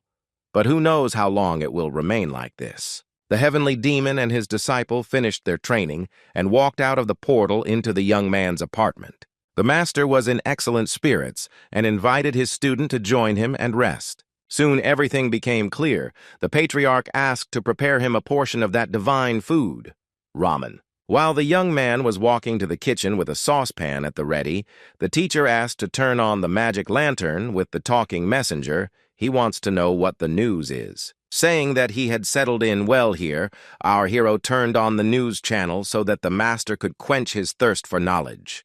They arrived just in time. The announcer was talking about a flood and a mermaid invasion in the Kanggong-gu area. The guy thought that these were the monsters from the portal in the Ilcha Mountains. Could it be that the third raid was also defeated? The old man suddenly asked if these were the same monsters that were in the portal where they had gone for an operation not long ago. Suddenly the hero felt sick. He remembered that in the area where the invasion began, Yun from the store and her family lived.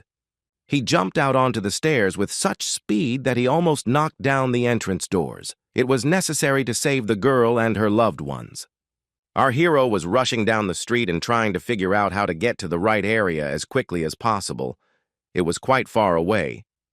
It was problematic to get there quickly by car because of the traffic jams, but if he could have run in a straight line, he would have made it much faster. But there were buildings on the way, and then it dawned on Hyun-Soo he decided to use the Sky Demon flight technique. In order to risk using this technique, the guy needed maximum concentration, so he concentrated.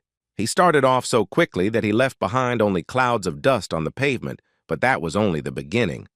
The young man moved along the street in huge leaps, pushing off from the roofs of cars and the walls of buildings. His speed became so high that his hair could easily leave his skull and take off on its own flight.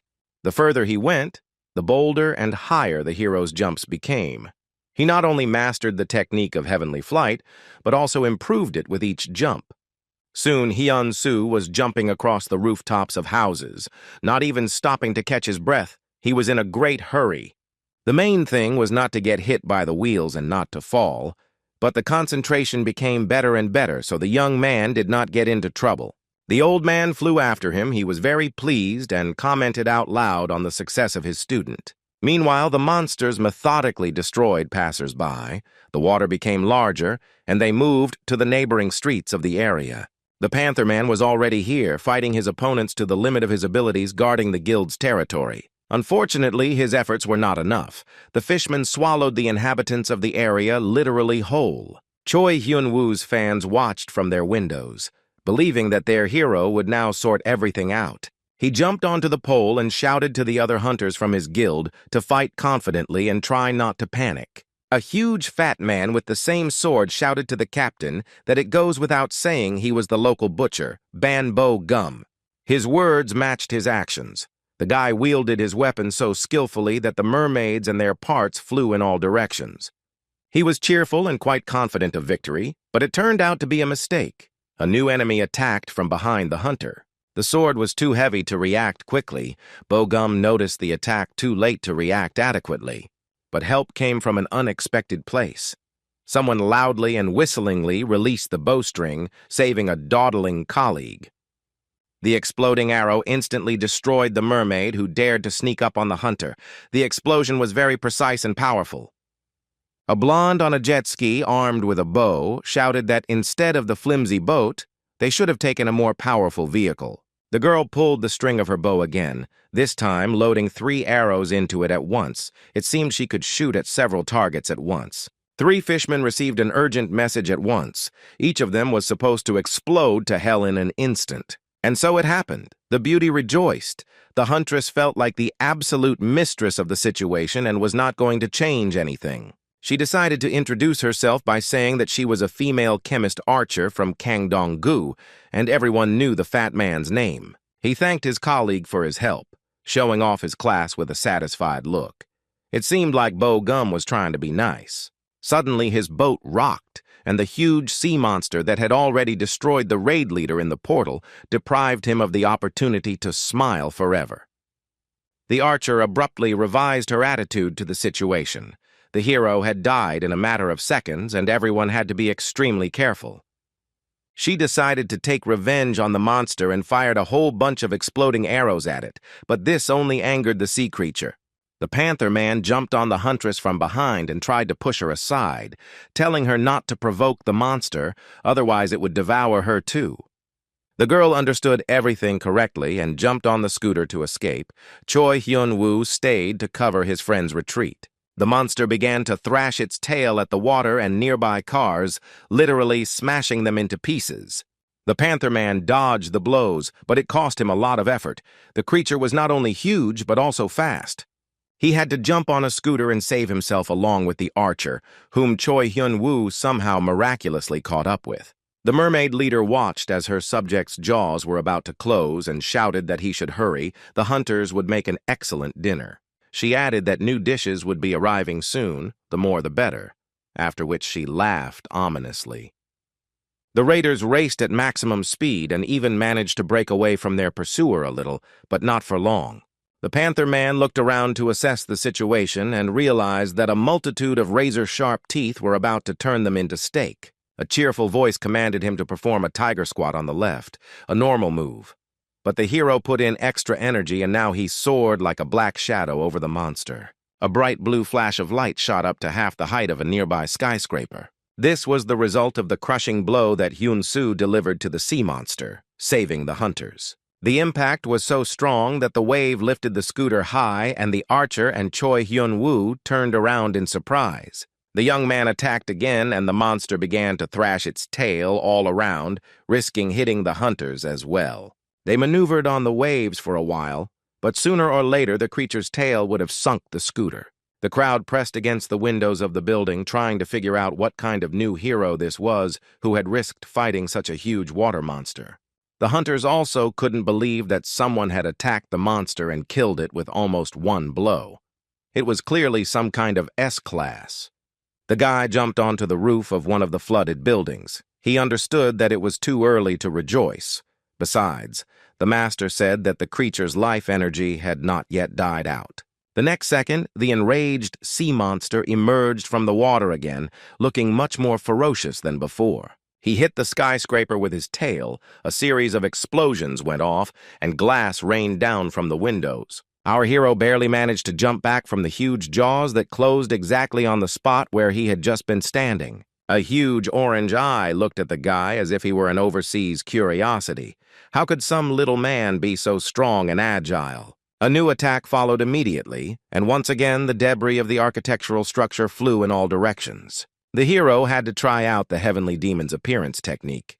It worked out pretty well, and a message appeared that it had been mastered by 40%. Hyun-soo was not happy with the result, noticing that the technique made his legs hurt so much that they were about to fall off. Seeing his disciple fleeing from the sea monster using all available means, the heavenly demon only shook his head. He was even a little proud. But there was still something to work on. He shouted that it was possible to increase muscle strength by distributing energy throughout the body. The hero was indignant.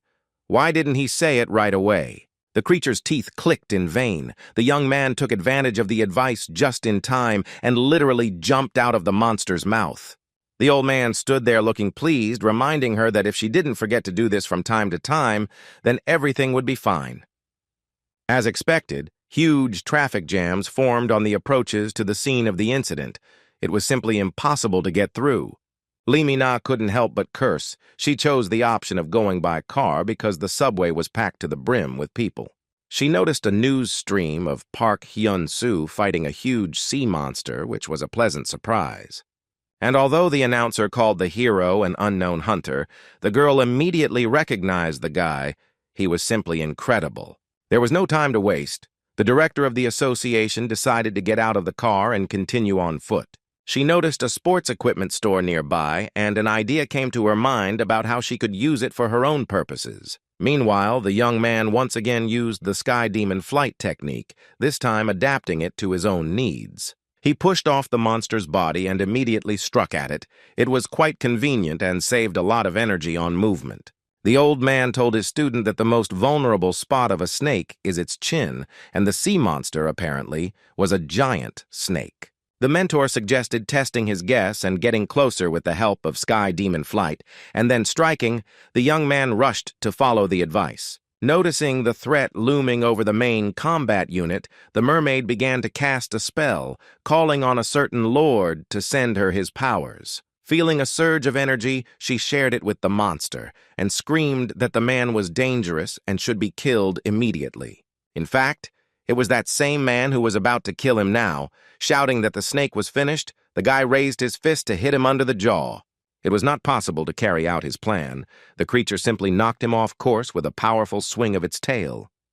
The hero crashed into the wall of the building with such force that sparks literally rained down and a fan of stones flew. The witch, meanwhile, commanded the snake to swallow him, capture his power, and begin to grow, having been strengthened by human flesh. Hyun-soo was stuck into the wall and couldn't move even a finger, making him a perfect treat for the snake as long as he didn't move. The hero opened his eyes and saw a terrible mouth in front of him. Somewhere on the horizon, a mermaid was casting another spell. The master explained that the witch possesses supportive magic, which is a completely different matter. The woman threw up her hands and screamed again that this world would be theirs. The heavenly demon felt a strong desire to intervene in what was happening. If he were material, he would have ground everyone into dust in a matter of seconds, but now he had to think about saving the student. Then a voice came from behind, commanding everyone to stand still, and the mermaid and even the sea serpent looked back. In front of them, a girl with pink hair hung in the air. Flames were burning around her. Judging by her appearance, she posed an incredible threat to the monsters. Finally, the beauty's heels touched a hard surface. She chose some impressive stone, apparently a fragment of a wall, as a starting point. The girl turned to our hero with a question about whether the super newbie was doing badly. It was Hayurak herself. The heavenly demon looked at the huntress with respect. This maiden caused him no small amount of spiritual awe. The huntress praised Park Hyun-soo for defending the city well. If he had known in advance about the appearance of the sorceress, he would have done even better. Her face lit up with a smile and her eyes sparkled. Hayurak informed the young man, as a future member of her guild, that she would handle the rest on her own. The girl gathered all her energy and released it out in the form of a huge, flaming halo she was preparing to attack. The huntress pushed off the support and rushed forward. The mermaid hurried to hide with a cry that they did not expect to meet such a strong mortal. The snake froze motionless. Realizing that the warrior was quite capable of fighting alone for some time, the old man hastened to take his student to a safe place. The patriarch lifted him into the air, saying that this was not an escape at all, but merely a strategic retreat. Meanwhile, Yun tried her best to somehow influence the situation, scaring the mermaids away with loud screams. They even actually stopped. However, not for long, after which they continued to approach the girl, trying to grab her by the ankles. Yun screamed again, calling for help from anyone, even though she understood that there was practically no chance of salvation. But hope dies last, and in this case everything ended well. The Panther Man heard the girl and destroyed the monsters. An archer joined him, and soon the explosions finished off all the remaining ones in a matter of seconds. Choi Hyun-woo yelled at her to be careful or the Death Hunter would want him, but she assured him that she knew what she was doing. Once the fishmen were dealt with, both of them asked Yun with concern if she was okay, and she thanked them and replied that yes, she was fine. The huntress volunteered to take the girl to shelter, and the Panther Man decided to look for other survivors. A minute later, Yun was already sitting on the water scooter and trying to grab the archer's belt tighter so as not to fall into the water at speed. Meanwhile, Park Hyun-soo opened his eyes, and the first thing he saw was the dark silhouette of his mentor. The boy groaned loudly, and the old man stated rather kindly that the student had finally regained consciousness. The guy sat up with a groan and asked the heavenly demon what happened. He didn't remember the recent events at all. The patriarch explained that the serpent was controlled by a sorceress. If it were not for her, he would have won. But as it was, he lost. The hero was outraged that they ran away, to which he received the answer that the teacher should be listened to, even when unconscious. This is a strategic retreat. The master began to explain that there was nothing to worry about, when he suddenly noticed a series of explosions and became wary. Hyun-soo also looked at where the flames were blazing and received the answer that the strongest warrior had come to his aid and that he should not be distracted. The guy tried to get up and said that there was no way he would be distracted and that this help was highly questionable. This sea serpent would be his prey, which no one had the right to take away. The hero clenched his fists and prepared to rush into battle. The heavenly demon hit him with a stream of chi energy so hard that it simply knocked him off his feet, explaining that in such an exhausted state, there was no talk of fighting. He folded his arms across his chest, expecting a response, but none came. The young man himself understood that he was not in the best condition. The mentor began to list the proposed plan of action, first meditation, then energy circulation. The student sighed that it was too long. Then the old man asked who the warrior in the fire was. Hyun-soo replied that it was the leader of the Red Lions Guild, Ha-yurak. The master replied that in that case it would not be difficult for her to deal with the witch and her snake. The hero shouted that this would not happen. He started it and had to finish it himself. The teacher explained that his body simply might not be able to withstand it. Here the young man became so serious that a shadow fell across his face, and through his teeth he hissed that he had lost his parents because of people like these monsters. And because of them, his brother has been in the hospital for 2 years now, without regaining consciousness. No one has the right to take away his opportunity to take revenge. The boy clenched his fists tightly and turned to the teacher, saying that he had gained strength thanks to him and did not want to give up halfway. He looked so determined that the old man's heart sank, and he appreciated the hero's determination. Previously, he saw only talent in the boy, but now he only noticed his incredible determination and fighting spirit. These were the same eyes as before, but now there was a scorching flame of revenge in them and a determination to go to the end. The heavenly demon sighed and said that there was one way that could be used.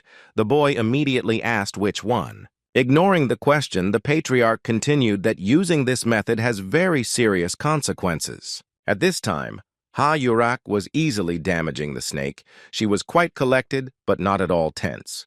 The fiery halo around the huntress dealt no less damage to her opponents than her blows, making it immediately clear why she had such a high rank. The sea monster's body was torn to pieces, and if the witch had not immediately healed it, everything would have been over long ago. But the warrior had an answer to this, a fiery fist, which sooner or later would have caught not only the mermaid's pet, but her as well. The damn witch immediately understood this, so she began to hide among the surrounding buildings and even inside some of them. Meanwhile, the heavenly demon bestowed his power upon the student, explaining that this was a chance for him to temporarily experience the power that awaited the boy in the future. He added that it wouldn't last too long, so he should use his time wisely and not get into trouble. Ha-Yurak moved forward in search of the leader of the mermaids, destroying them along the way. It was even a little fun. The girl decided to speed up the search, so she used all her power and summoned a real fire hurricane. The opponents were scattered into pieces within a radius of several dozen meters. Now it would be possible to calmly look around. But these plans were disrupted by the sea serpent, which regenerated and was now fully ready for battle again. In addition to everything else, the sorceress also increased its size. Now the huntress did not look so impressive against the background of her enemy. But she had her own point of view on this matter. Ha-Yurak smiled and said that someone was caught. The monster looked in bewilderment at the girl, who lit a fire projectile in her hand and, saying that she would roast him now, rushed forward. Just at this moment, the heavenly demon was finishing working on the disciple's chakras. So in order for the body to absorb a huge amount of energy, it was necessary to prepare well. Then he began to slowly transfer his strength, and the guy winced from the tension. The load turned out to be simply colossal. Ha-Yurak, as it turned out, was also aware of the snake's most vulnerable spot, and that's where she struck. The monster began to thrash around in pain and began to destroy everything it saw, after which it went under the water again, and the witch stood there in confusion. Then the mermaid was filled with anger. She hissed that the Lord would be displeased, but who knew that she would meet an opponent equal in strength? The witch gave praise to her Lord, raising her hands to the sky and began to ask him for additional powers. The hunter only laughed cheerfully at this and noted that such tricks would no longer work. She continued to joke that the owner came to the call of her pet, realizing that her pathetic worm was in danger. Ha-Yurak showed the sorceress the sign of victory and informed her that she had arrived just in time, as expected. Realizing that a real fiery whirlwind was unfolding around her, the mermaid's eyes widened in horror. The girl snapped her fingers and the fire doubled in size. The witch screamed that this was simply impossible. Saying that this was punishment for the lost lives, Ha-Yurak rushed like a fiery comet at the sea monster.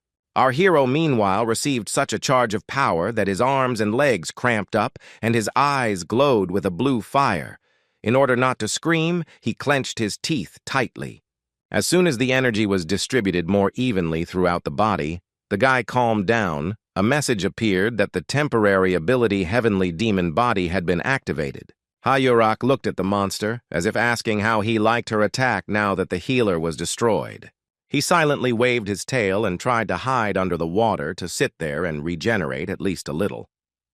The girl realized that she would have to dip her feet too, and saying that this was precisely why she didn't buy expensive shoes, the huntress took off her shoes. Barefoot, sparks flying from her heels, she headed straight for the water to fight the monster. Saying that she was tired of standing on ceremony and it was time to end it all, the fiery comet dove into the depths. It turned out that the monster was not so simple. It waved its tail and pushed the girl back, and the creature itself jumped out of the water. This surprised Ha-Yurak quite a bit, who had been counting on a quick victory, but it seemed that the initial plan had failed. The monster simply blew out her flame. Moreover, the airflow was so strong that it simply blew the girl away. She tried to resist, but it was completely useless. The speed was simply enormous. Ha-Yurak stopped only when she was hit hard against the wall of some building and debris fell down. The monster, as it turned out, also possessed fire magic and was now peering into the clouds of smoke, trying to find and devour the beauty. She fell from a height straight into the water and was now slowly descending downwards. It seemed that the huntress had simply lost consciousness for a moment from the impact. A helicopter arrived at the scene. It is unclear whether it was a reinforcement or a rescue operation, but it clearly had a positive effect on what was happening. It was the subordinates of the Red Lion Guild leader who reported that the evacuation of people from this area was completely finished. Ha-Yurak was descending underwater, but she already knew that the area around was free, and she could not hold back her forces for fear of harming civilians. She opened her eyes abruptly and smiled. This was simply great news. Now the pathetic worm would answer for everything. Ha-Yurak huddled up and with one sharp movement pushed her body to the surface. She was very strong. The girl literally flew into the air, surrounded by a halo of fire, and screamed that her name was Ha-Yurak, and she was one of 9 S-rank hunters on the planet. Along with her scream, a powerful explosion sounded. The warrior blew up all the surrounding buildings, and now the monster simply had nowhere to hide. Saying that things were now going badly for the snake, she began to gather her strength for the next attack. Shouting that the monster was now a corpse, Ha-Yurak cast some particularly strong spell that made her even more powerful. She didn't have time to throw it at the monster. Someone grabbed the girl by the wrist and asked her to wait a little. It was Park Hyun-soo, who was not afraid to go against the will of the leader of the Red Lions Guild, which puzzled her quite a bit. At about the same time, Lee Min-na ran up to the store with sports equipment, thinking that our hero alone wouldn't be able to cope. He had practically no combat experience. The girl actually ran, hoping only that despite the events in the neighboring area, the sellers left the doors open. Through the window, she noticed cast iron weights stacked one on top of the other. In the absence of a better weapon, they could very well serve well. The store turned out to be open, and they even told her the price of 15,000 won. After paying, Lee Min-na thought that this was only possible in Korea. The association's director came out of the store and dropped the weight to the ground with a bang, almost leaving a mark on the asphalt. Ignoring the shop assistant's cries that she had not taken the change, the girl made a movement with her hand and in the blink of an eye lifted the weight into the air. Another spell and the weight began to spin around the huntress at breakneck speed, remember? Her rank was A. Finally, the weight fit comfortably in my hand, and I could continue on my way at maximum speed. The girl pushed off the ground and seemed to throw herself forward after the weight, thus practically flying. The salesman at the door of the store froze with his mouth open when he saw that a customer had launched herself into the sky with the help of a cast-iron weight. Meanwhile, above the ruins of the Ha-Yurak quarter, Hyun-soo tried to decide who should kill the sea serpent. They started with the girl asking with a sickeningly sweet smile why the hero came here.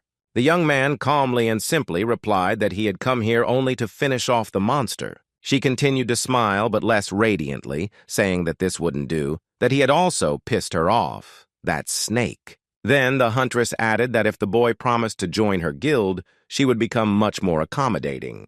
It seemed like a deal, and the young man let go of her hand with great pleasure, showing that he agreed. They both looked at the monster from above and decided that they had to end all this as soon as possible. Who knows what else could happen? The huntress looked at Hyun-soo, preparing to attack, and thought that he was charged and tense like a taut string. She knew that the guy was talented, but this was impressive. The hero rushed into the attack so quickly that he left behind only a light trail, and Ha-Yurak's hair was scattered by the wave of air. The girl was completely stunned. She didn't even notice how the young man moved from his place, and he had already completely disappeared from sight. The guy, meanwhile, approached the open mouth of the sea serpent, which now looked much more like a dragon. He decided to take advantage of the old man's power and prepared to perform first-level heavenly crushing blows. Hyun-soo started with a strike using a tactic called burning, seemingly inspired by the example of the Red Lion Guild leader. He completed the attack with a blow from the air, and streams of thick blood gushed from the monster's mouth. He clearly didn't have long left. Realizing that he needed to save his life, the monster lashed out with his tail several times and tried to escape. The young man rose into the air, escaping from his sweeping blows. It was necessary to prevent the creature from reaching the neighboring area.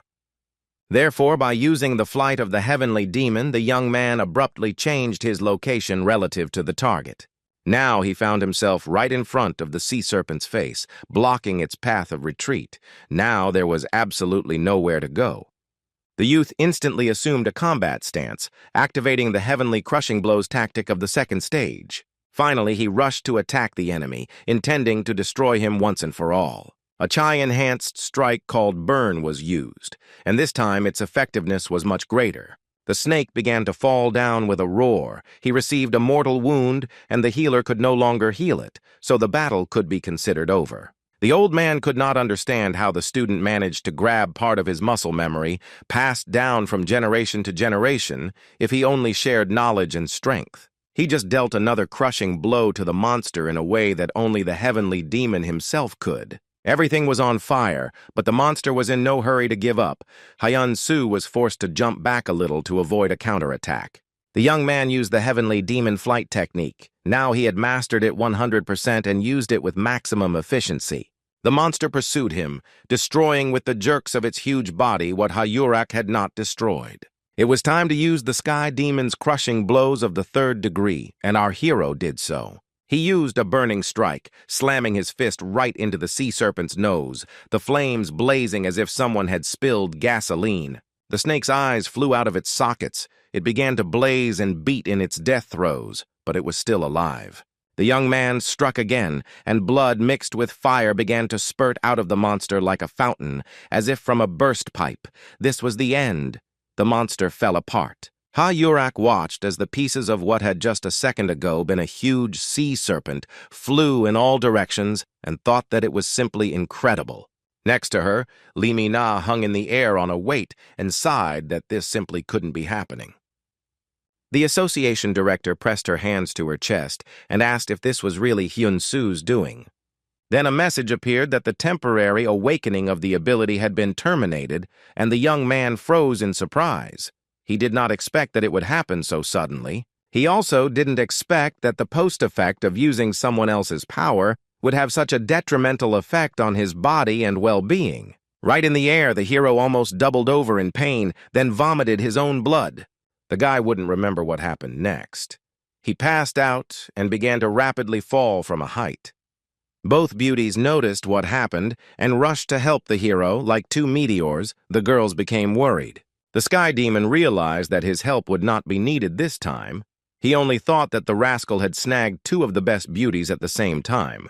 The water continued to rise and real rivers flowed through the city streets, but the mermaids were practically no longer visible. Yoon arrived home, and as soon as she opened the front door, she saw her frightened brother and sister who rushed into her arms. The girl hugged the children and tried to calm them down, explaining that everything was fine and that everything would definitely be fine in the future. The kids were whining and had tears running down their faces, and Yoon was just glad that they were safe and sound and that she had also managed to survive and return home.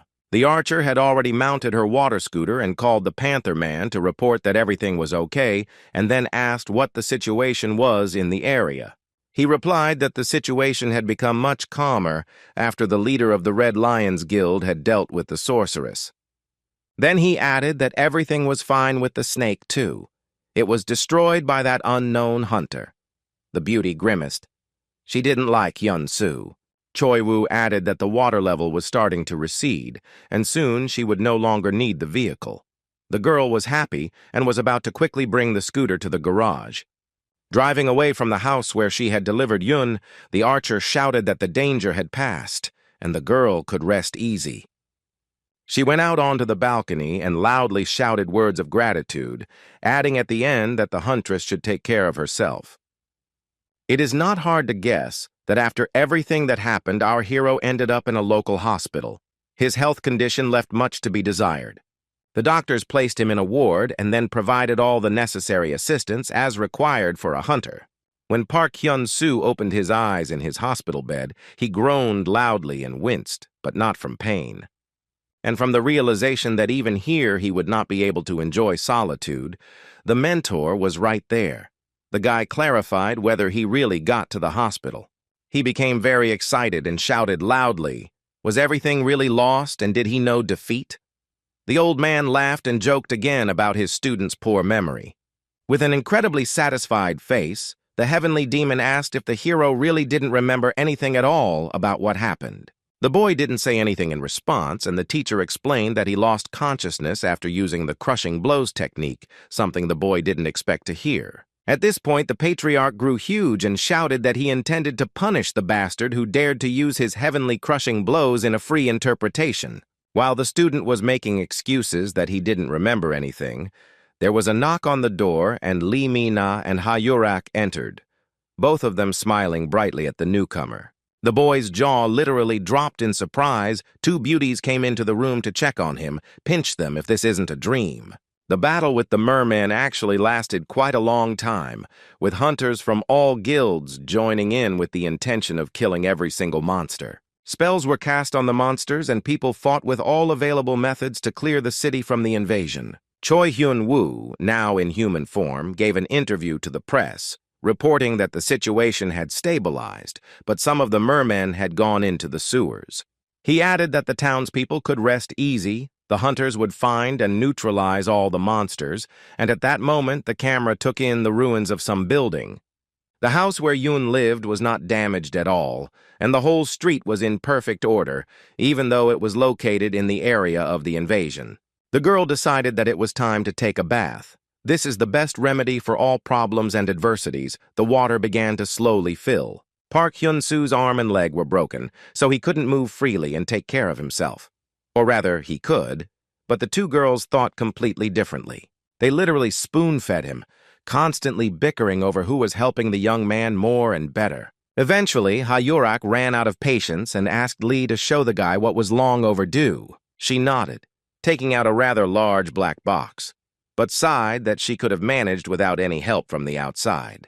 When the box was opened, a powerful stream of energy literally gushed out of it, and in the middle lay a yellow ball, like a pearl in a seashell. It was the heart of a monster, the hero's reward. Lee Mi-na, Ha-Yurak, Hyun-soo, and Heavenly Demon looked at the ball with the same reverence. The old man noted that he had never encountered a demon's heart, which they call elixir, of such incredible power. Noticing the guy's confusion, Director Lee explained that demon hearts remain after the death of ancient monsters and retain most of their power.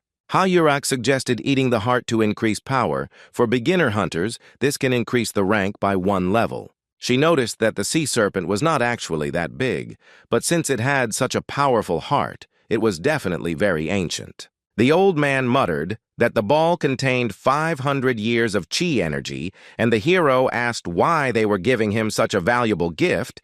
The girls replied that they were just being kind. But then something went wrong again, and the beauties began to argue about who should give the gift fairly, the association or the Red Lions. Then they both started arguing about who would tell and show the hero how to properly use the monster's heart. Both were ready to fight, but the old man advised not to listen to empty talk.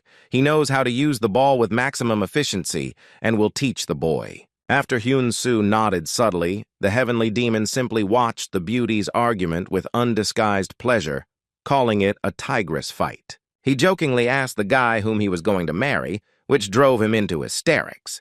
The girls decided that the hero was overtired and therefore talking to himself, but still it was somehow too inadequate. They left the hospital for a while and went about their business, but by evening Ha-Yurak was already at the door to the ward again. The huntress stood there for quite a long time, rubbing the back of her head with a puzzled look, deep in thought about something of her own. She couldn't bring herself to go inside, but she finally opened the door and looked inside Park Hyun-soo's room. He was lying on the bed, and Lee Mi-na was showing him some sheets of documents one by one for him to read. The girl explained that they had made changes to the contract. Let him think carefully. In the future, such an opportunity might no longer exist. The association director had her own motives. She hoped that the hero would rise to S-class. If she recruited him now, the organization's reputation would be saved. The young man didn't want to offend the beauty by refusing. But he also wasn't particularly keen on signing a contract with her right now, and in principle, he wasn't burning with desire. Finally, a slightly confused Lee Mi-na left the hero's room, informing Ha-yurak that it was now her turn to try. The director of the association did not look upset, but rather purposeful. It seemed as if she had a particularly important task. Ha-yurak entered the room, as if illuminated by the rays of the setting sun. The young man lay in bed and wondered why she was here. The girl quickly approached and sat down on the bed so abruptly that the guy cried out in pain, jumping up on the springs of the mattress. The huntress resolutely asked the hero if he liked the association's proposal. The old man thought that the devils were trying so hard that they would persuade him, even though he didn't need to. Hyun-soo was slow to respond, and the girl continued that she had no doubt that the conditions were very favorable. Then she suggested that, in addition, the organization offered the guy immunity from criminal liability for killing people. She leaned close to Hyun-soo, literally hanging over him, and he had no choice but to ask in confusion how she knew. She just snorted, saying that she was also a member of the association, but he would soon reach Class S, and hunters of this rank do not need immunity. The hero swallowed his saliva. The girl smiled and said that power is no longer money or nuclear weapons. Power is now hunters like them. She jumped up, put her hands on her hips, and declared that who would give them immunity? It was just ridiculous. The hero was forced to agree. Ha-yurak turned away from him and said that the only thing the young man needed now was patronage. Jumping up to the bed, she shouted that the patronage was none other than that of the head of the Red Lions Guild, Ha-yurak. After some time, the beauty left the ward. Lee Mi-na was still standing in the corridor with papers, and this time her rival wished her good luck. She deliberately waved her hand right in front of the association director's face, demonstrating superiority, but she ignored it, although she was burning with rage. The girl looked into the room, smiling, but Hyun-soo was sad and only sighed loudly when he saw her. The guy gathered his courage and said that he was very sorry. He really looked guilty. Lee took it as it should be and informed her that she would not force the awakened one to do something he did not want to do. The girl headed towards the door, fixing her hair, and quietly wished the hero a speedy recovery, let him rest and gain strength. Then the guy asked if she could help him with something. There was one thing he couldn't do on his own right now. He added sadly that it was a great impudence on his part, but he was so broken that he couldn't even get out of bed. The young man explained that he was asking the association to provide him with some assistance, and the heavenly demon proudly noted that impudence is the second happiness. Yoon's house was still intact and unharmed. The sun's rays illuminated it brightly. The morning was fine. The girl cheerfully opened the doors to the nursery and began to wake the kids. It was time to wash up and have breakfast. The boy and girl were completely sleepy and rubbing their eyes, but the sister explained that today was a day off and that she would soon have to go to work part-time. She sent the kids to the bath, saying that they would now have breakfast and could sleep until lunch. The boy was brushing his teeth and asked why he couldn't do it the other way around, get some sleep and then have breakfast. His sister replied that he couldn't, and that was it. Here the children noticed an inscription on the mirror that ordinary people do not survive in this world. There was clearly someone in the bathroom. Yoon was pouring noodles into bowls when she suddenly heard a terrible scream and almost dropped the ladle. The children rushed out of the bathroom and burst into the kitchen, with a huge mermaid chasing after them. The girl was seriously scared and was ready to rush at him, armed with kitchen utensils to protect the kids. But she didn't have time. The monster grabbed the girl with both hands and lifted the child into the air, intending to have a little snack. The little girl started crying and calling her sister for help. The girl hurried to send her brother to another room and tried to figure out what to do. She took a cutting knife from the kitchen board and resolutely headed towards the monster. She had to make it before something irreparable happened. The little girl screamed for the monster to let her go, and he hesitated, just enough time for her to run up to him. Yoon made a swift leap, intending to attack the mermaid with a knife, not thinking at all that she herself might get hurt. The blow was really strong. The girl drove the knife into the monster's side up to the hilt and closed her eyes when blood spurted from the wound. But her face stretched out in surprise. The creature continued to hold her little sister in her arms and completely ignored the fact that someone had attacked. With one powerful blow of his fist, the mermaid threw Yun several meters to the side, and she flew across the entire kitchen. The girl hit the stove hard and overturned a pot of hot noodles, but all she could think about was whether her little sister was safe. Hitting the wall, Yun flew in the opposite direction, hoping that she could distract the monster's attention at least a little. The little brother looked into the kitchen. He was scared, but he wanted to save his little sister. She continued to cry, clutched in the arms of the monster. Then Lee Mi-na flew into the room with her weight. Everyone froze in surprise, even the mermaid, not to mention the children. Then the monster decided to have breakfast first, and then solved the new problem, but the girl screamed at him to stop immediately. The weight hit the monster with such force that he reflexively let go of the baby and howled loudly in pain. The girl fell to the floor and tried to roll away. She intuitively understood that she needed to save herself. The mermaid began to stamp his feet so that pieces of the floor and clouds of dust rose into the air. He was furious. Soon the kitchen space was filled with magical energy. The huntress raised the weight into the air for a new attack, and along with it, debris and even the beauty's hair rose. With a scream for him to catch it, she launched it all straight into the smiling, toothy face of the mermaid. The attack was swift. Realizing that he had to save himself, the monster raised his hand to protect his head from the impact of the cast-iron cannonball. He succeeded quite well, but the damage was still quite severe, and the knife was still sticking out of his side. Lee Mi-na cast a new spell and shouted that the monster should immediately go to its relatives in hell. The monster received a blow of energy of such force that its skull was almost blown off. By some miracle, the mermaid continued to stand on his feet, but this obviously did not last long. When it finally collapsed, the association director looked around to assess the situation and the destruction. The girl looked at Yun and the children, who were still on the floor, and asked if they were okay.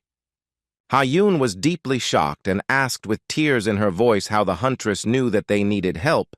Lee replied that Hyun-soo asked her to. The morning turned out to be quite rich in unexpected events. Some unusual things were happening in the hospital as well. The doctors gathered to make their rounds, and it was discovered that one of the patients was feeling much better than expected. The doctor even adjusted his glasses out of excitement. Hyun-soo got out of bed and started to demonstrate his movements. He complained that his body was heavy, although nothing hurt anymore. The nurse remarked that it was a great miracle that he stood up on his own at all, and the doctor reported that even though the guy was a hunter, he had never seen such regeneration. The clinic staff was pleasantly surprised, and the guy said that he was basically very fast, after which he laughed nervously. The young man went to the reception desk to check out, receiving wishes for a good recovery. After inquiring how much he owed for services, the hero learned that the Red Lions Guild had already paid his bills in full. Once outside, Hyun-soo went to get a bite to eat, thinking about how incredibly lucky he was. He told the old man that the guild had paid for everything, and he noted that Ha-Yurak treated his people very well and cared for them. The hero thought that she had spent a lot of money. He even began to feel a little awkward. Here, he checked his bank account and cried out in surprise. The master did not understand what was going on and where such a reaction came from. He asked the student why he was standing with his mouth open, to which the young man replied that he could not count how many zeros there were in the amount that had been credited to his account. Finally, Hyun-soo shouted that he had just received 600 million from the Red Lion Guild, his hands shaking. They stopped right next to the bank building, and the guy read that this was the initial payment for a hunter joining the guild. The hero took a few more steps forward, but his legs felt like cotton wool. Hyun-soo continued to repeat the amount of the contribution. The old man asked if his student had lost his mind from the amount of gold, to which he replied with tears in his eyes that the master simply did not know what it was like to be a beggar. He started whining about how hard it was to see ramen in the store every day, but having the means to buy it, the heavenly demon thought it was time to get some food. The old man suddenly dragged the boy into the air by the scruff of his neck using heavenly demon flight, saying that they had an urgent matter.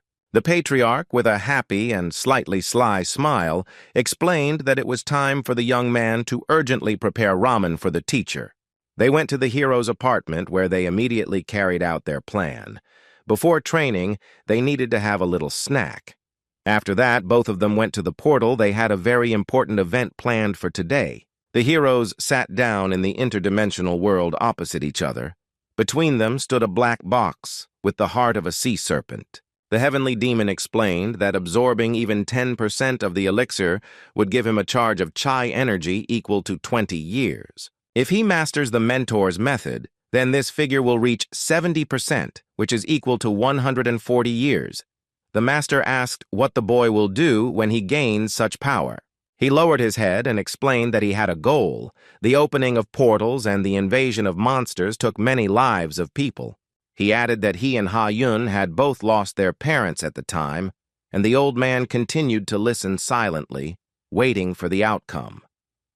The hero clenched his fist and declared that he was now a hunter and simply could not allow anyone else to experience such grief. The patriarch scratched his beard and suggested that the invasion of monsters was the great horde that the legends in his world predicted. The old man asked if the hero remembered how in the last battle he used techniques that the old man did not teach him. He replied that he did not remember, but he knew. Heavenly demons passed down their craft from generation to generation, accumulating martial arts skills. The guy clenched his teeth. It seemed he was beginning to suspect what had happened to him and why the portal had appeared. The mentor continued that this long sequence of events was started by the very first heavenly demon. He said that all this was necessary in order to one day fight back against a certain great horde. The hero nodded, but added that the only problem was that this legend did not apply to his own dimension at all. This phrase made the old man a little angry. He angrily said that this was true. This was another reason for his desire to return to his world as soon as possible.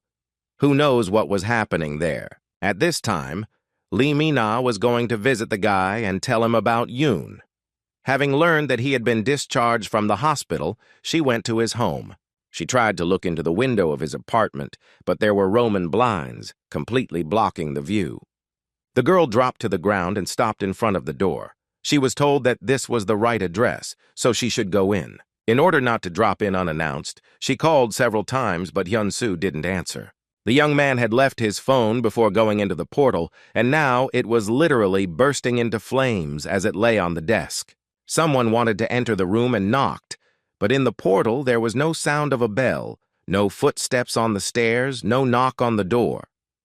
The director of the association stood on the stairs and thought that she simply had to tell the hero about what happened in his friend's house. At this time, the young man was busy with completely different things. The heavenly demon commanded him to start eating the elixir. Hyun-soo took the monster's heart in his hand and looked at it in horror, saying that he was simply physically unable to swallow a ball of such size. He instantly received a poke in the nose and a shout that the teacher said to start eating it, not swallowing it. Couldn't the rascal understand the difference? The patriarch said angrily that if it weren't for him, the disciple would have simply locked up the demon's heart, and all the benefit from it would have gone down the drain. With a submissive look, the young man tried to take the first bite, and a huge bump appeared on his forehead. The taste was so strange that the first desire was to spit it all back out, but the guy pulled himself together in time and didn't do it. When Li Mi-na knocked on the door, she noticed that it was not locked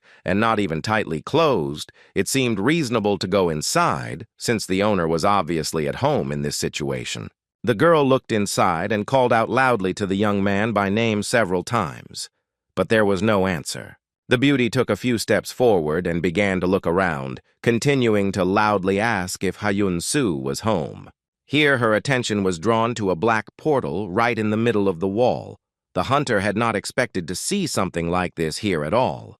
She froze, looking at the portal, and even from her posture from behind, one could feel the tension she was experiencing. At this time, the guy had almost finished the elixir and began to absorb the last piece, his eyes almost popping out of their sockets. The master turned away so as not to see his grimace and commanded him to concentrate and even out his heartbeat.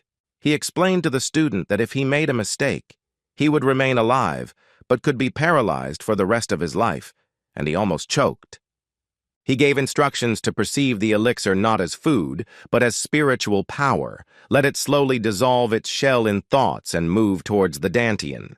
The ability to follow the prompts was activated. The young man followed the instructions. Then he had to very slowly move the energy to the Manhwa point.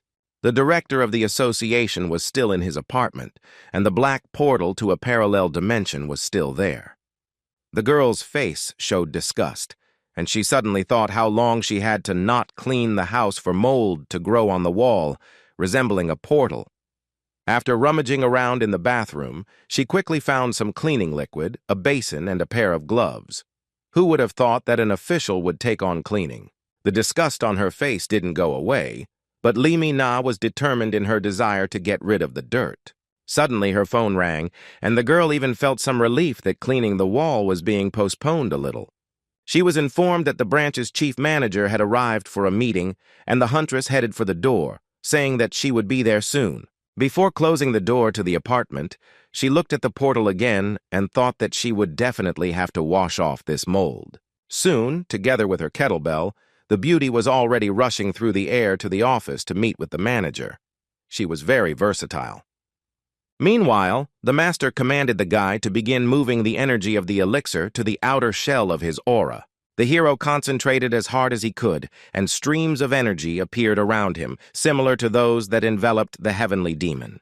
The patriarch was surprised to find that the sea serpent possessed the fire energy of Yan, and in his disciples' world there were very powerful and mighty monsters. All the better for them, the heavenly demon's martial art is the very quintessence of Yang energy. Everything worked out surprisingly well. They didn't even have to change the polarity. A message appeared that the energy of the elixir had been absorbed by 32%, and it was clear from the young man's face that he was not feeling too well. The master said that when the elixir had completely dissolved in his aura, it should be carefully returned inside his body without being released outside. When the absorption rate of the elixir reached 50%, the hero's hair rose up, and the energy literally swirled around him like a whirlwind. The flow was so strong that the young man had to clench his teeth from the tension to control the process. Soon he could not restrain himself and screamed. The patriarch looked at him with a calm face and asked his disciple to be patient. The hero was ready to jump up and run away, but the mentor asked him not to give up because the seed of the heavenly demon was sprouting in him. The degree of assimilation had reached 60%. When the number rose to 70, the young man could not restrain himself, and several streams of blood spurted from his mouth and nose. The master continued to explain to him what exactly was happening and to persuade him to continue, because the goal had almost been achieved. Finally, the young man calmed down a little, and the heavenly demon realized that he had fallen into a deep trance. A message appeared that the absorption rate was 80%. This exceeded all the old man's expectations. Could this dimension really provide such opportunities? It was incredible. When another 10% was added, the hero began to bleed again. The extreme degree of tension was written on his face. The mentor rose into the air above him and praised the student, saying that he would help him finish what he had started. The master shared his primordial chai with Hyun-soo to support his body at such a crucial moment. A glow appeared at the level of the hero's chest, and then a blue glow poured out of his eyes. As the master announced the release of energy, a fountain of blood burst from the young man's mouth. A bright glow of energy flared up.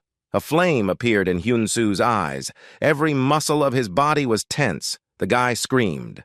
A message appeared that the elixir had been completely absorbed. The body had reached the peak of Yang energy concentration and had become invulnerable to fire and thermal effects. The ability to follow clues also improved, and a new skill was discovered.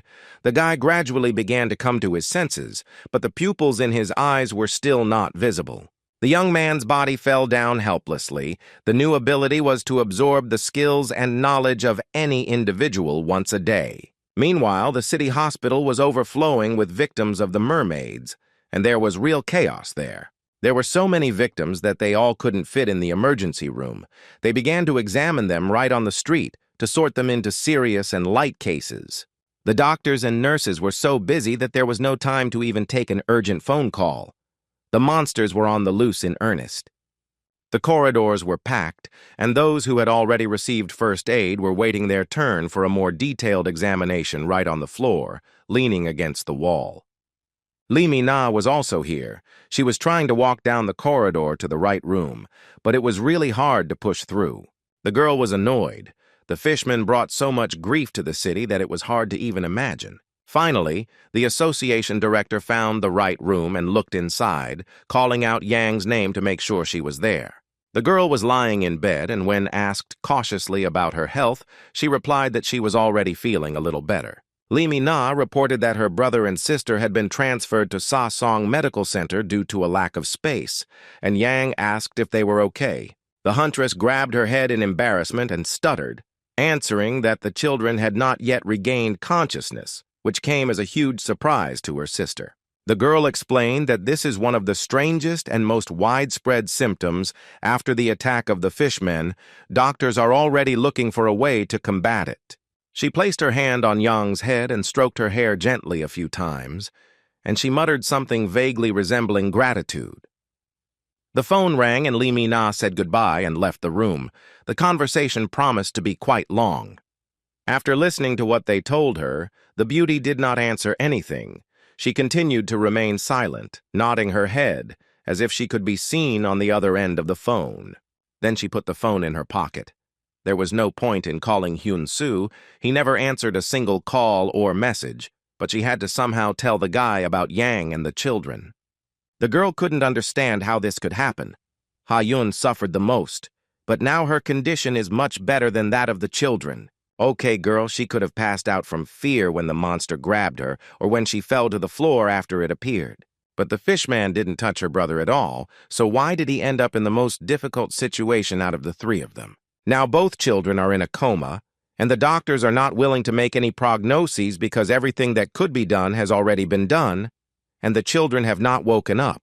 The atmosphere in the Red Lion Guild's office center was also far from relaxed. The secretary reported to Ha Yurak that the damage to the city was estimated at 1 billion won. There are currently 117 victims, but new ones are constantly arriving at the hospital. And what worries doctors most is the fact that after contact with mermaids, many fall into a coma for no apparent reason. The huntress was quite surprised. She leaned her head on her hand and began to wonder what could be the reason for this strange phenomenon. The girl was lost in thought for a few minutes, but then sighed loudly and said that she had no answer. Having stated that this was in principle not within their competence, the head of the guild informed the secretary that he could go. Ha Yurek picked up her phone and dialed the number. The beeps lasted a very long time, but there was no answer.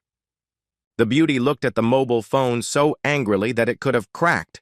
What a cheeky fellow, he just joined the guild and still doesn't answer the leader's call. It's not hard to guess that the person in question was Hyun-soo, whose scream that his boss had just paid him 600 million, one nearly burned half the office to ashes with anger. In the rich area of the city, everything went on as usual. It seemed that in this world, no invasion of monsters simply existed. The windows were polished to a shine and sparkled brightly. There was not a speck of dust on the parked cars, and people were living their normal lives. One man was lounging in a chair, the other was opening a can of beer. They were relaxed and unperturbed. Haxon Baldur, the head of the experienced guild, asked his colleague what had happened to the new awakened one, and whether the woman from the Red Lions had managed to lasso him. Gil Lordman, the only S-rank hunter who had not joined any organization, took a sip from the can and remarked that he was quite impressive for a newbie. Baldur was also of the highest rank, but was a little more enterprising. He would like to get Hyun-soo into his guild.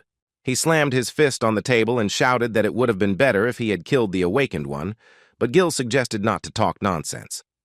Imagining Hyun-soo burning in the fire, Haxon Baldur screamed that he would rather destroy him than harm the Hayurak Guild. The sea, a palm tree, a sun lounger, the scorching sun. It seems like someone went on holiday to the coast. I wonder who it could be. Hyun-soo leaned back on the chaise lounge and half closed his eyes. He was so relaxed that he was almost melting.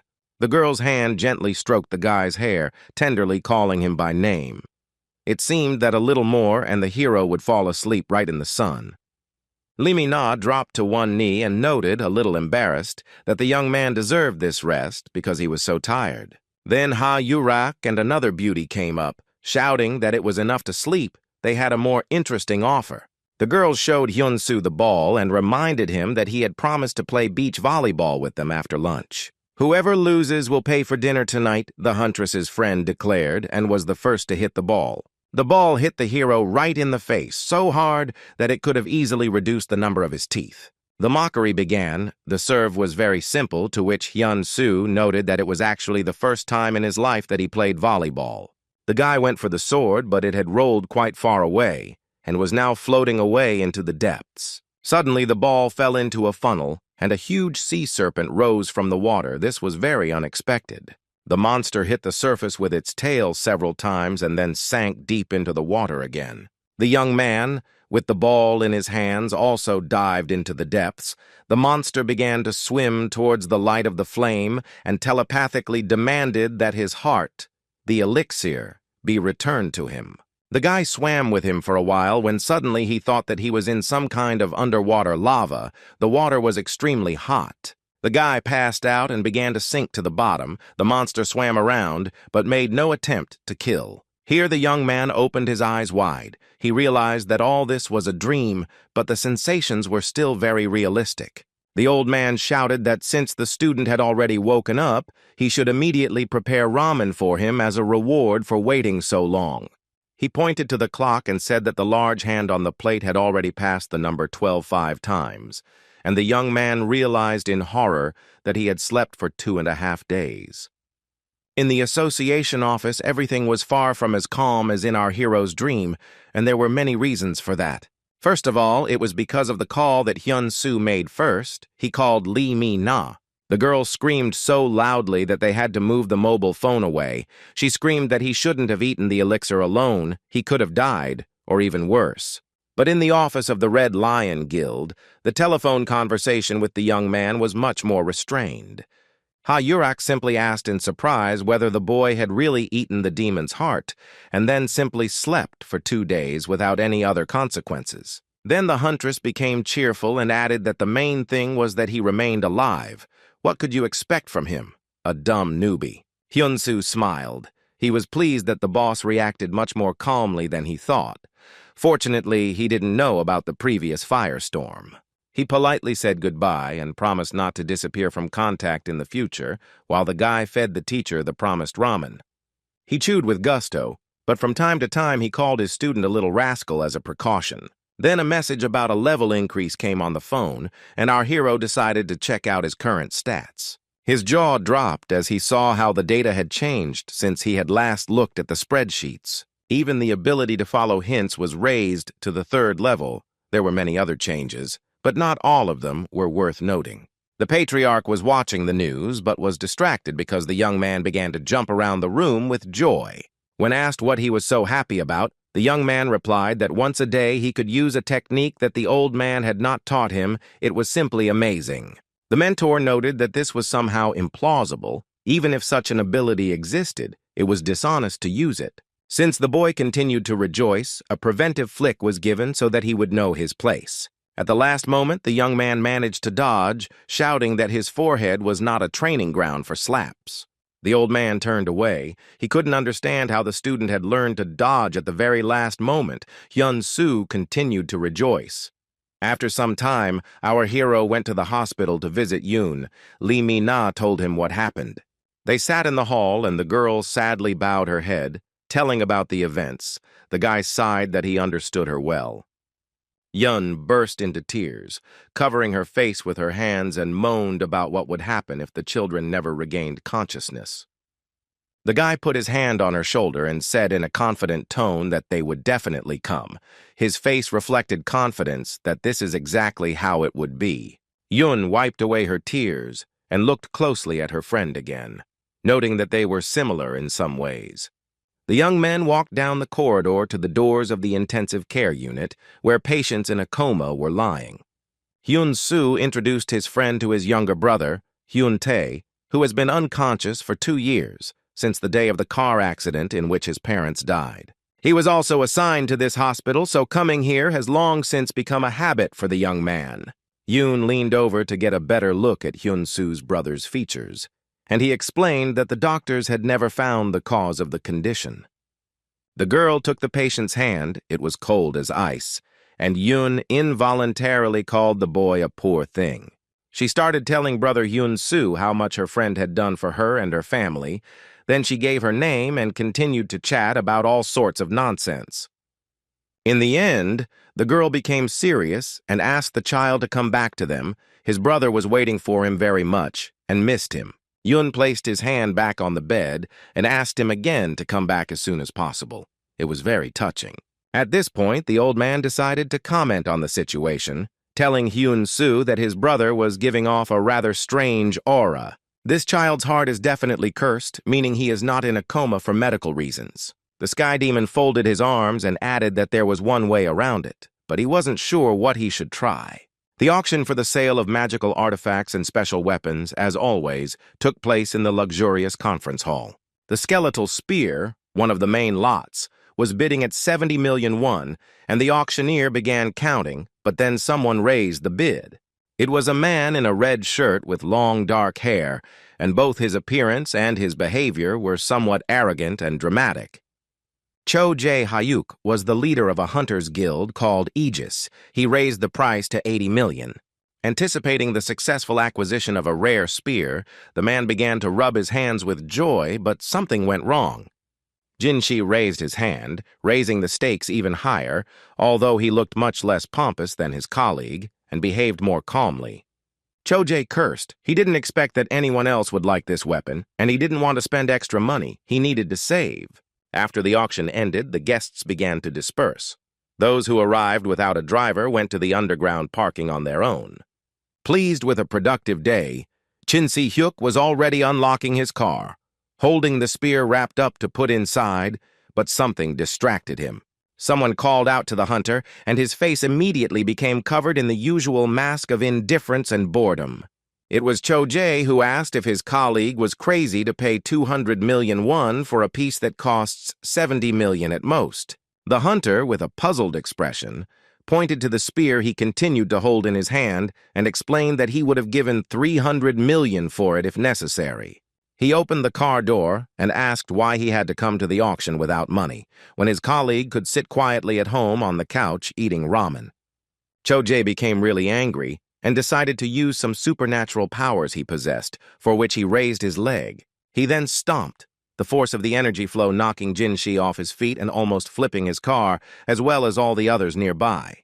Looking at the smoke and destruction, the hunter thought that his colleague had gone crazy. Why initiate a senseless fight in the parking lot? But Cho Jae apparently thought that there was a point. He wanted to take possession of the spear and was now approaching with a threatening look. Jin-soo asked if he was really tired of living. The hunter unpacked his newly acquired spear and announced that this was a great chance to try out the purchase on someone who was willing to risk it. Readying his metal gauntlets for battle, Cho Jae replied that now someone would see that the weapon was worth 70 million and not a cent more. Saying that one shouldn't pretend to be someone one isn't, Jin-soo rushed at his opponent with his spear at the ready, who kept his hands behind his back, hiding his gloves. He showed them, enveloping them in energy, at the last moment, when the enemy was already flying with a spear in a jump. A second later, he was already flying in the exact opposite direction. Apparently, the man did not have time to use the spear, having received a blow to the jaw. He hit his back against the car several times before falling to the floor. It was quite humiliating. Cho Jae knelt down, checking the gauntlet's fastening, and said that no one had ever walked away alive after outbidding him at the auction. It was strange that Jin-soo didn't know that. The building of the Red Lion Guild's office center was mirrored, so at sunset and sunrise, it turned a pleasant pink-orange hue. Cho Jae stood in Ha Yurak's office, leaning on her desk, and the girl menacingly asked how many more times he would create problems for them out of nowhere. She screamed that she was simply inundated with complaints that had come in about him. The hunter remained silent and smiled with a satisfied look. Then he simply explained that he couldn't contain his emotions because a competitor simply came and took the thing he liked from him at auction. Ha Yurak was furious. She stood up and pointed her finger at the hunter, saying that if something like this happened again, she would not stop at screaming. The girl became like a fury and added that she would first tear him to pieces and then burn him. It would be good if Cho Jae understood this. She shouted at the scoundrel to think about his behavior and get out.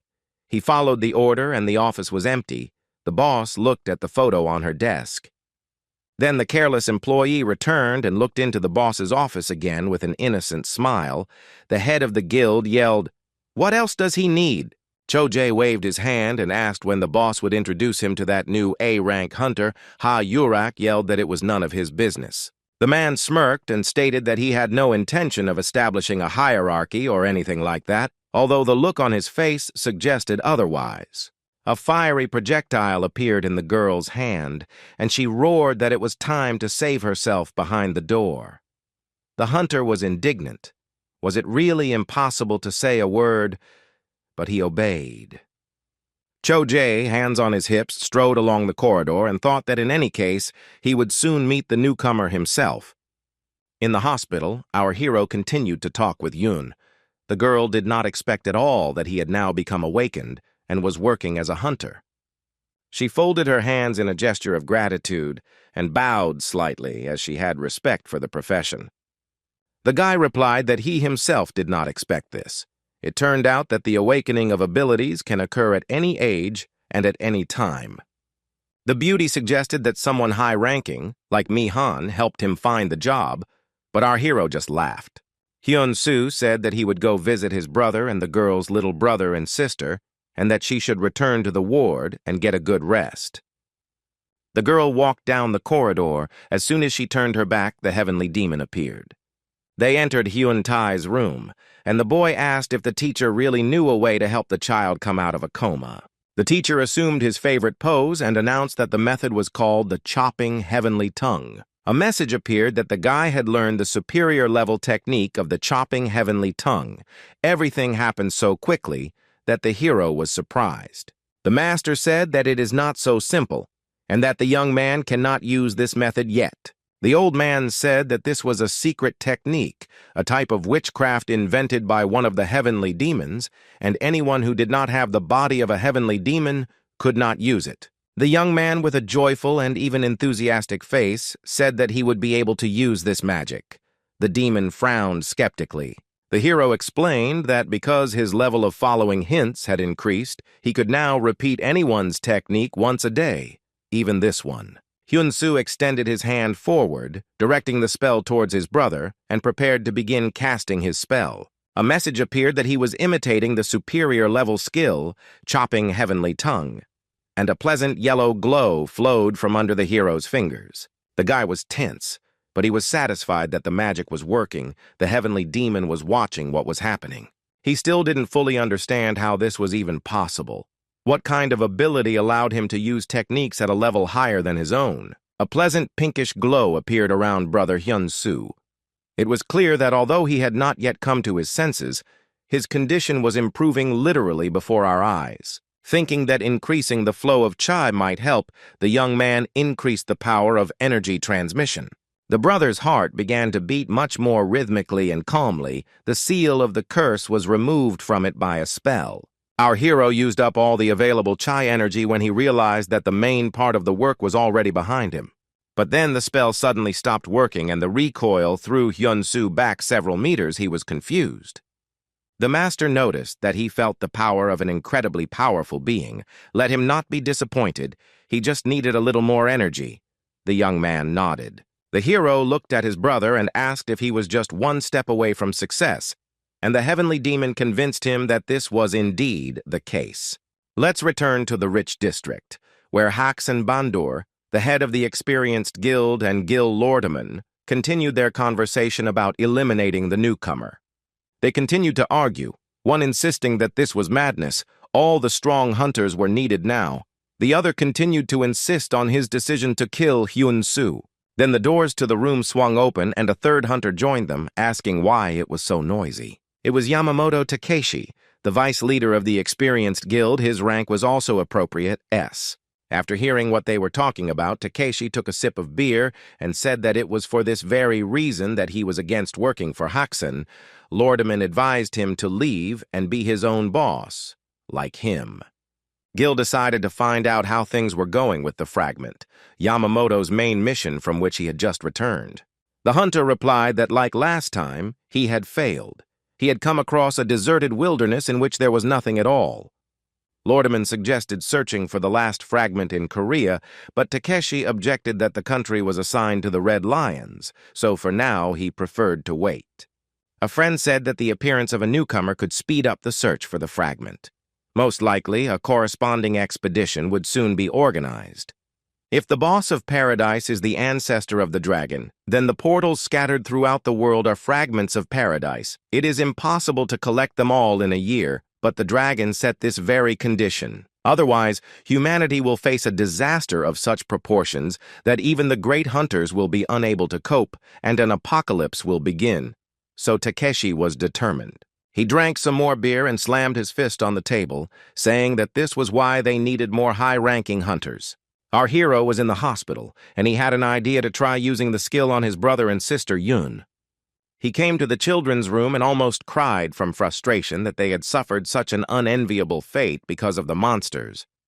The children's faces were relaxed, but their bodies were tense, as if some kind of internal struggle was going on.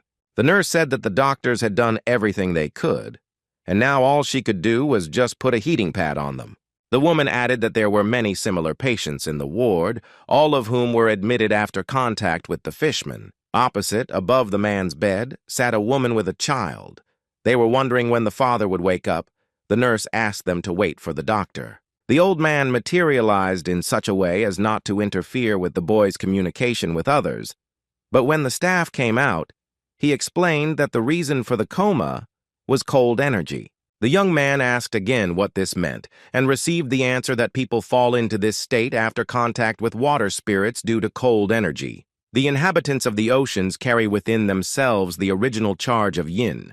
This is how nature works, and everyone has long been accustomed to this. But the mer people have such a powerful yin charge that at times it flows into the yin charge of people, entering into conflict with it. If they merge into one, then there is an excess of yin, and the creature simply goes into hibernation, be it a person, an animal, or a monster. It was clear from our hero's face that he didn't quite understand how it worked, but he had already decided to try to fix it. But before that, I had to make sure that the mentor knew a simple way to help all these people. The teacher replied that it was necessary to use yang energy to remove yin energy. Then the victims would wake up. Our hero was fired up with the idea of trying the method immediately. He approached his little brother Yun and tried to sit him on the bed so that it would be more comfortable to work. The woman with the child ran up and began to complain that this was prohibited. The boy even took out his phone and began to convince the woman that the one in front of them was the Amugi killer.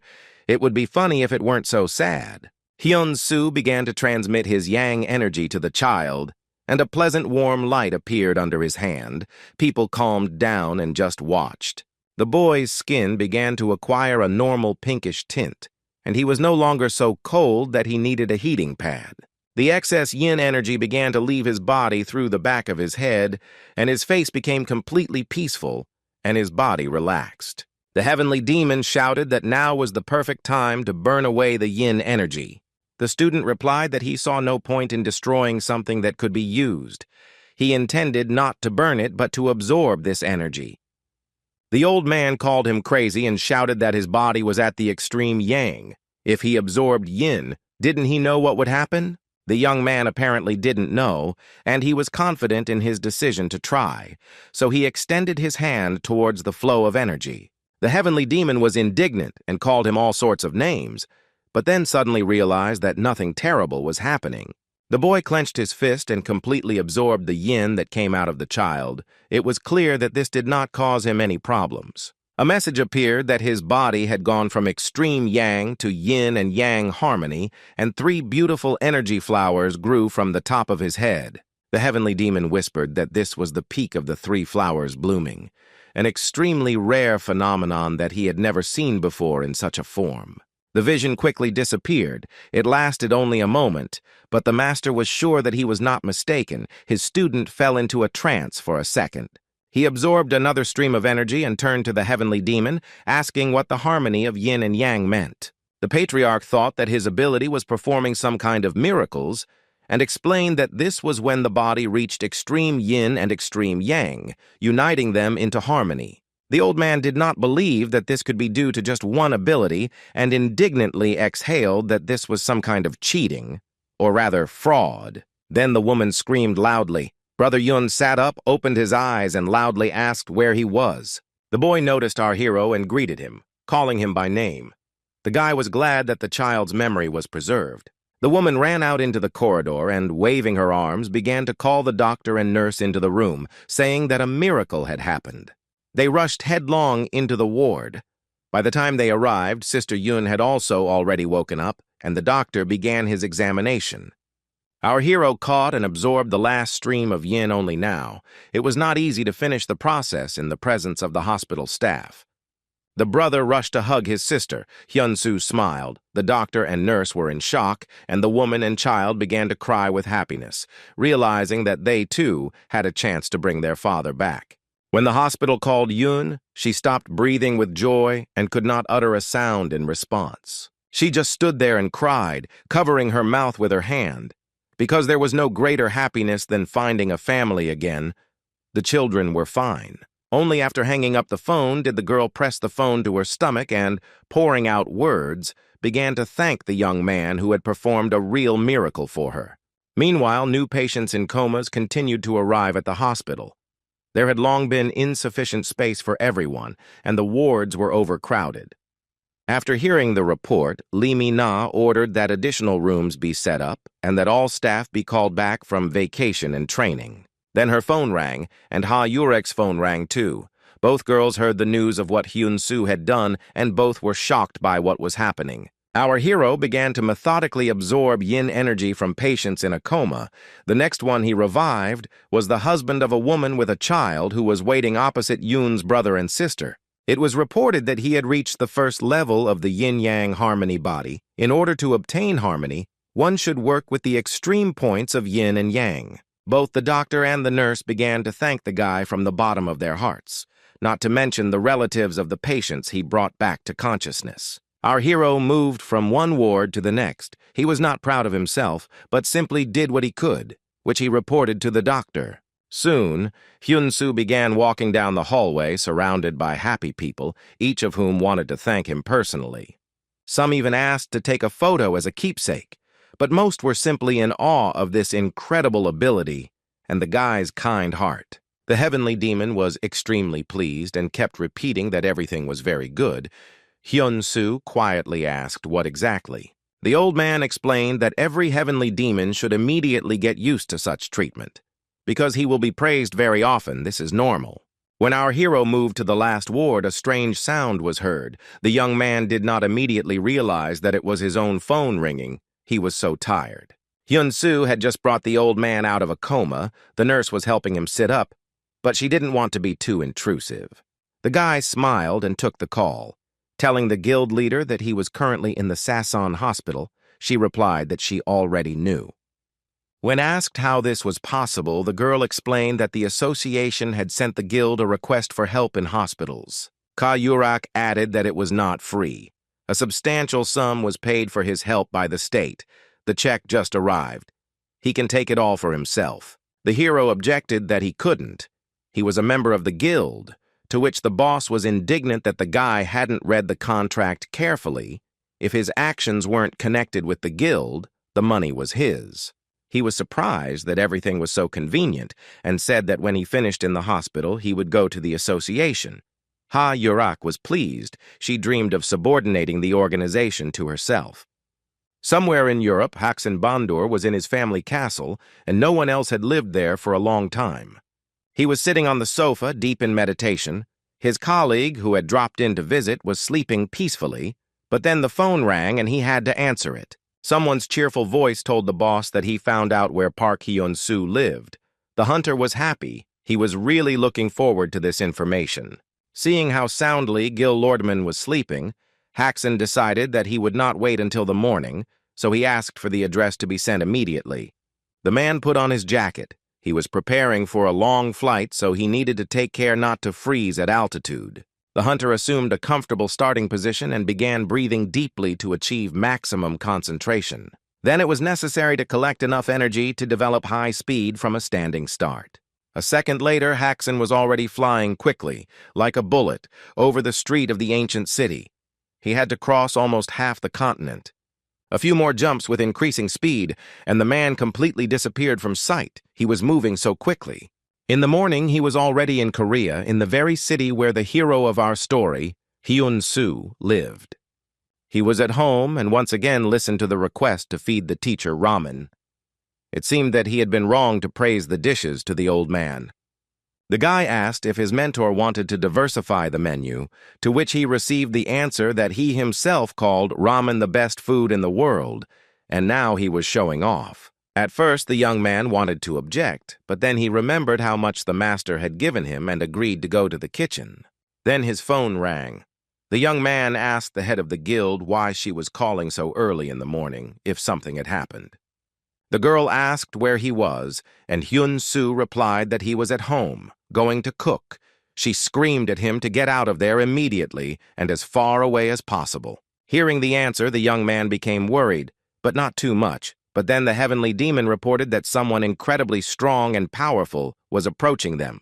There was no need to repeat it twice. The hero rushed out of the apartment and rushed up the stairs without even locking the door behind him. He wanted to run out into the street and use Heavenly Walk, but to do that, he had to manage to get over the stairs. A strange sound made the young man raise his head up. Some hunter was rushing across the sky, so fast like a comet, Hyun-soo didn't have time. The celestial body descended to the level of the cars on the road and braked sharply. There was no need to continue moving. The landing was so powerful that the road shook, and a manhole cover a few meters from our hero flew up. The young man also stayed on his feet solely thanks to his supernatural abilities. Right in front of him, in clouds of dust, with his hands on his hips, stood Haxan Bandur himself, not even having soiled his jacket in flight. He looked straight at the young man and asked menacingly what his name was. And when he answered that it was Park Hyun-soo, he nodded with satisfaction. Instantly, a projectile charged with energy appeared in the hunter's hand, and he wished our hero to die quickly. The guy didn't even have time to swallow his saliva, and his opponent was already swinging with all his might to make his throw. A wave of energy, ending in a peak as sharp as an arrow, rushed toward the young man, rapidly approaching the target. Soon, there was a powerful explosion, and everything around burst into multicolored flames. It seemed that the projectile had reached Hyun-soo. The hunter who attacked the guy was absolutely sure that he was dead, so without even looking back, he was about to leave the scene. At this time, a small meeting was taking place in the association's office center, and a reconnaissance robot arrived to report on the situation. He reported that, as expected, the unidentified living organism is now in the area where Park Hyun-soo lives. While the staff tried to tally up the statistics and calculate the trajectory of the object's movement, Lee Mi-na thought about the fact that supersonic speed was no joke. The girl knew well that such an ability was extremely rare even for S ranks, so she almost immediately guessed who it could be. She called Ha-yurak, and she confirmed her guess that it could be Haxan. He hates her to the depths of his soul. The huntress thanked the director of the association for the information and, without even hanging up, began to take off her high-heeled shoes. After stating that she was the only one who could stop him, the leader of the Red Lions Guild added that she would go there immediately. Lee Mi-na thought that she should go too. Her gaze became warlike and her fists clenched in a threatening gesture. Then someone's voice asked the leader Lee not to go there now. It was the CEO of the entire corporation, an elderly bald man. He nervously twitched his mustache and explained that now we are talking about a battle of S ranks. There is no point in interfering in it. It is certain death. The CEO added that the association would not stand aside. They asked the Azure Dragon Squad to prepare for the use of the magical item Mirror World. The helmeted hunters jumped on their motorcycles and rushed forward towards their target, the area where Hyun-soo lived. The squad leader ordered Bee, Cheetah, and Ant to prepare as much as possible. We are talking about S rank. He added that this battle would be very different from anything they had seen before. The hunters cried out in unison that they understood, their voices sounding a little muffled under their helmets. The leader of the squad contacted another hunter named Falcon by radio, asking if he had the mirror world and if it was okay. The hunter replied that yes, He was standing on the roof of a skyscraper and was ready to jump down at the first command to activate the magical item and deliver it to the scene. The falcon jumped from the roof of a skyscraper, spreading his arms as if in flight. It looked very impressive. During the fall, the man transformed into a huge bird and was now flying over the city street in the right direction. The height was great, but it was clear that the falcon had received its name for a reason. It moved naturally and very quickly. Meanwhile, Haxan, who, as we remember, was about to leave, heard a menacing cry behind him. He turned around, his pupils narrowed with rage. Hyun-soo not only survived, but also managed to attack the enemy, gathering chi energy to strengthen the blow. Seeing how the hero masterfully handled the energy of yin and yang, Haxan was surprised because he himself had achieved their harmony in the kingdom of evolution. The heavenly demon was also shocked. Haxan's strength was much greater than Ha-Yurak's. He had reached at least the peak of the evolution realm where the old man came from.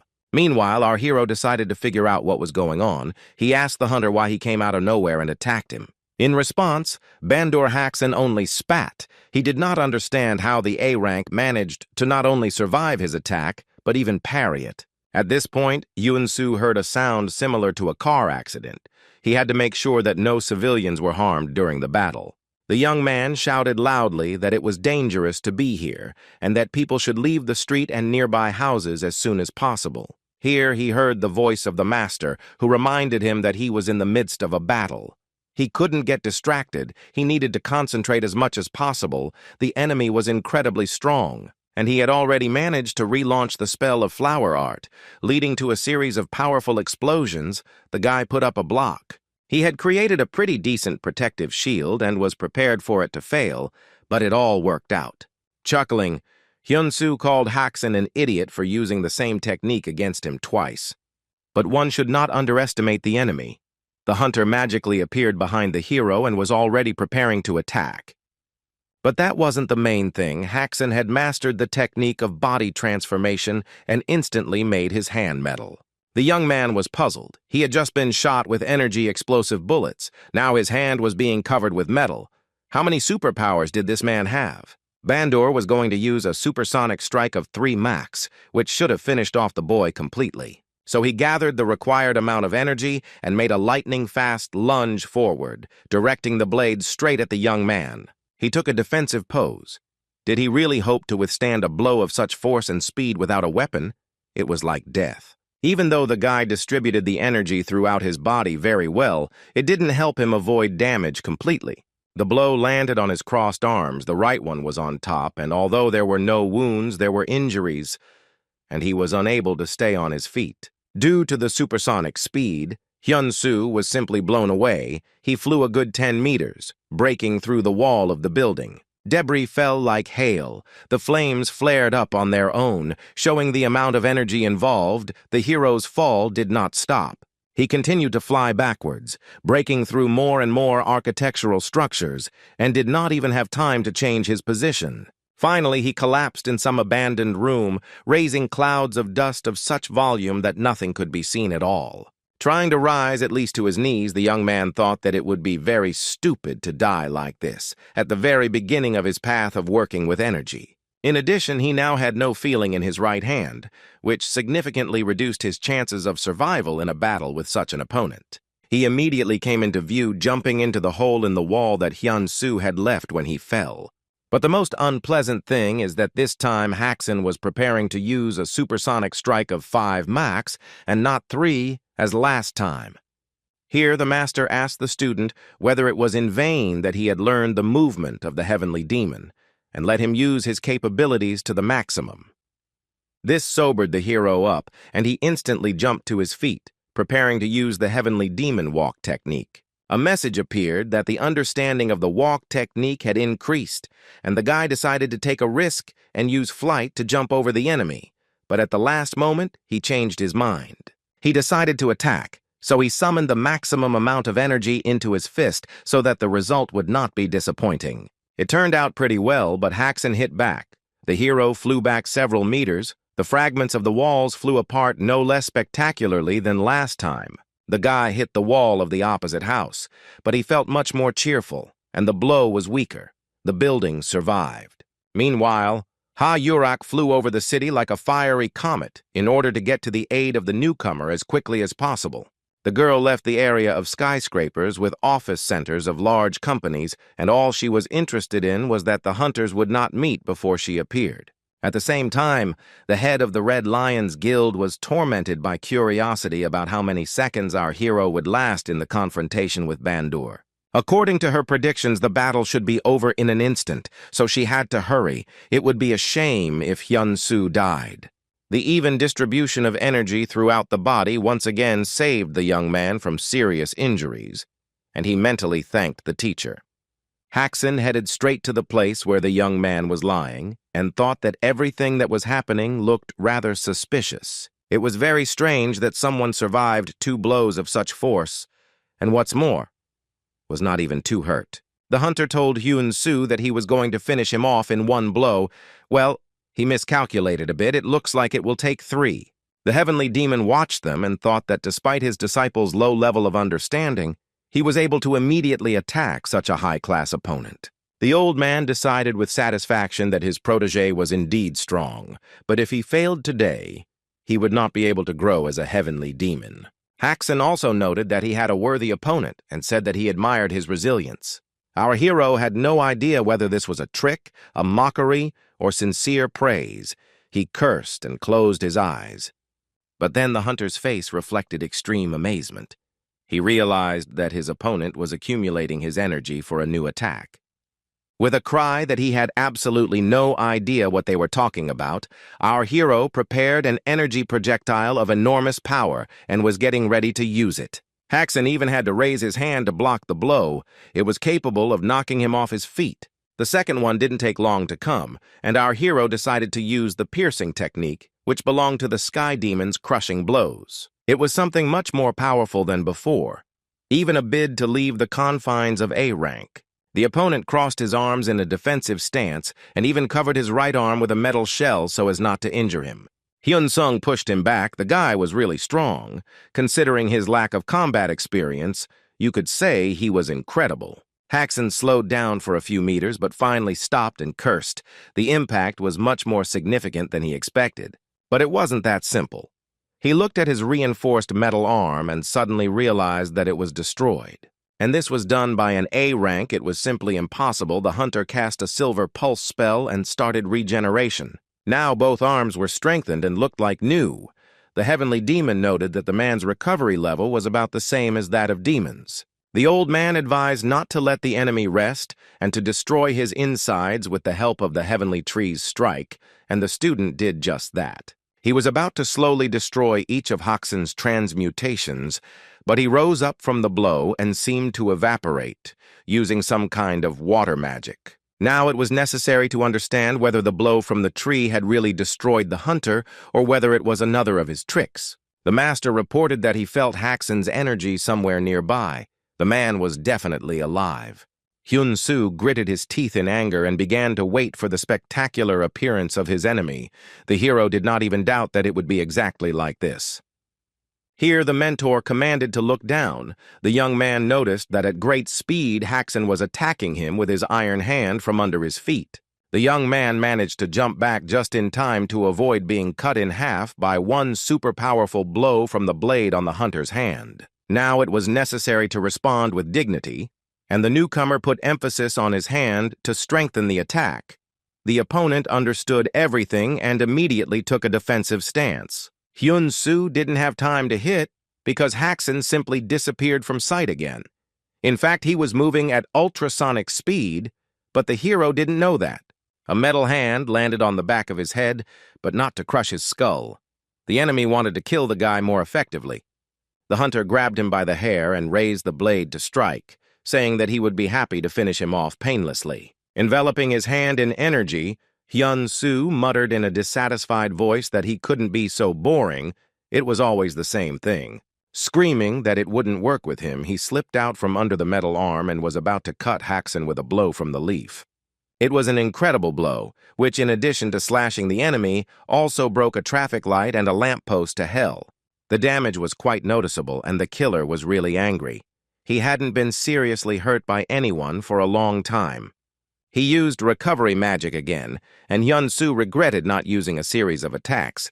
But it was more difficult to do now that the street was more crowded. The enemy had to be dealt with before classes at the local school ended to avoid casualties. But then the guy remembered that today was a day off. This meant that the school building, located on a hill, was empty. It was necessary to lure the enemy there. The guy rushed to the target. In general, there were several other rather deserted areas in the area, so the main thing was to get away from the busy street. Haxon held his side. He couldn't completely heal the wound even with the silver pulse. It was too serious. He suddenly realized that while he was busy with the restoration, Hyun-soo had disappeared somewhere. This was an interesting development. The villain appreciated the trick. At this time, Hyun-soo was quickly, like the wind, covering the space above the school stadium. He needed to get inside. Having jumped through the window, the young man rushed to run along the deserted corridor. It was necessary to confuse the trail. Fortunately, there was no one on the top floor. The hero breathed a sigh of relief. If everything went according to plan, there would be no unnecessary casualties among civilians. But the enemy was already here, his supersonic speed many times exceeding even the Sky Demon flight technique. Haxon mockingly asked why so much body movement. Was it really concern for others? His blow was so powerful that the explosion destroyed the wall and threw the young man aside. The board, tables, and chairs flew apart as if they were toys. It seems there will be no lessons in this class on Monday. Hyun-soo tried to stand up and stated that non-humans like his opponent, who fought in residential areas, had no right to be called hunters. He was so angry that he literally rushed into attack from the spot, hoping that the element of surprise would work. Haxon had anticipated this development and disappeared from where he had just been, appearing right behind the guy. He readied his blade, and without a second's hesitation he used it, swinging it the length of his arm. The hero managed to jump to the side, but the room was damaged even more. In the clouds of flame and dust, it was impossible to see what was happening. Hyun-soo managed to jump back from the magical projectiles, but a series of explosions turned the school building into ruins right before his eyes. Haxon looked into the hole he had left in the floor and shouted to the guy that he had held out for so long, it would even be a bit of a shame to kill him. One spell followed another, and now a whole whirlwind of smoke and fire appeared, pursuing the young man. Only the top of the newcomer's head was sticking out of this fiery whirlpool, and it served as the next target for attack. With a cry that he should blame his boss for his death, the hunter prepared some particularly powerful spell, the projectile glowing with a bright purple light, the same as his eyes. The projectile flew very quickly and in the process increased in size many times over. It was already a weapon of mass destruction. The explosion illuminated the entire school grounds along with the stadium, and was so powerful that even the windows in the surrounding houses were blown out. Even the stadium stands, which could have survived, were simply blown away by the shock wave, and tons of debris flew into the air. Above all this horror, Haxon flew in clouds of smoke, his arms crossed in a victorious pose in his metal armor. In the place where children were studying just yesterday, only ashes and piles of bricks and broken glass remained. The hunter landed on the ground at the very epicenter of the explosion. He was incredibly pleased with himself and did not regret what he had done at all. He only thought that the rank assessment in this country was not that important. In front of him was not an A, but a real S rank. There was no doubt that Hyun-soo had survived. The hero had just begun to climb out from under the rubble, simultaneously restoring himself with the help of energy distribution. The enemy thought whether it was time to escape. He looked again in the direction where the newcomer was, and thought that he had already spent too much time on this venture, so he had to finish what he had started. The young man rose into the air, using Sky Demon flight, and was now preparing to take revenge on his opponent for destroying the school. Looking at his face distorted with anger, Haxon only laughed. He liked to attack people not only physically, but also mentally. As he watched the young man wrap himself in yin energy for his next attack, he noticed that he had been surprised once again. Hyun-soo approached slowly but resolutely. He was completely calm and completely unharmed. The enemy prepared a new energy projectile and proudly declared that he would burn the newcomer to ashes time and time again. But he was disappointed. Neither the explosion nor the flame caused the slightest harm to our hero because he was immune to the fire from the sea serpent. Haxon squinted. The energy of the projectile simply disappeared. He had never seen anything like that before. How the newbie absorbed it remained a mystery. The guy continued to approach. The hunter became noticeably nervous. He had never had an opponent equal to him in strength. The terrifyingly black Hyun-Soo with shining eyes stood right in front of him, and Haxon decided that his body was quite capable of engaging in hand-to-hand combat. He was still strong. Readying his metal-enhanced arms for battle, he screamed menacingly at the boy that this was the end for him. The young man dodged the blow with ease, somehow becoming much faster than he had been 10 minutes ago. Then he himself attacked, and with a loud curse, the enemy flew back, completely helplessly spreading his arms and legs. The young man looked after him and headed in the same direction. It was necessary to put an end to this whole unpleasant story. He used the second technique of the heavenly demon crushing blows, and it was the right choice, practically eliminating Haxon from the game. The hunter narrowed his eyes, realizing his complete helplessness in the current situation. He understood that he had lost. This blow was followed by another one, and now someone else could be climbing out from under the pile of rubble. But he didn't do that. Hyun-Soo stood there, ready to repel any attack, but there were no more people willing to engage in a duel with him. This was the result of the events that happened some time ago, when the young man and the heavenly demon had another training session. As always for these purposes, they went into the portal. Fortunately, Lee Mi-na did not have time to wipe it off instead of mold. The old man taught Hyun-Soo how to strike by predicting which way his opponent would try to dodge them. The hero tried to hit with both his hands and feet, but he was completely unable to even lightly hit his mentor. No matter how much he practiced the heavenly demon walk and the heavenly demon appearance, the teacher was always one step ahead. Soon the young man fell into a genuine rage, trying to get his opponent, but he still won. The old man moved very quickly and stopped just as quickly, braking with his feet. Watching him, the guy realized that he was doing it wrong. But now it was the turn of the heavenly demon himself to attack, and he did so with great pleasure. The hero, like a cotton doll, flew back from one quick and almost imperceptible blow from the old man.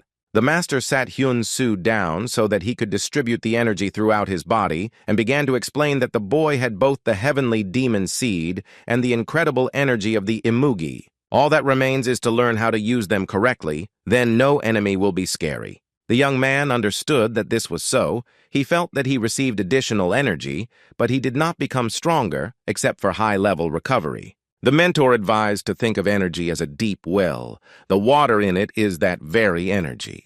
A strong person will be able to bring water from a well dozens and even hundreds of times, but a weak person will give up after several attempts. But the most important thing is to understand that the water in the well will not run dry without special reasons. So this process can be repeated countless times. This means that you need to become stronger. Proper training will teach the hero to properly accumulate and use his internal energy. And the best training to become stronger is fighting in real battles with worthy opponents. Taking a fighting stance, the heavenly demon concluded that defeating a strong opponent would replace hundreds of ordinary training sessions. Standing in the middle of the ruins of the school, Hyun-Soo remembered that conversation and realized what he should do now.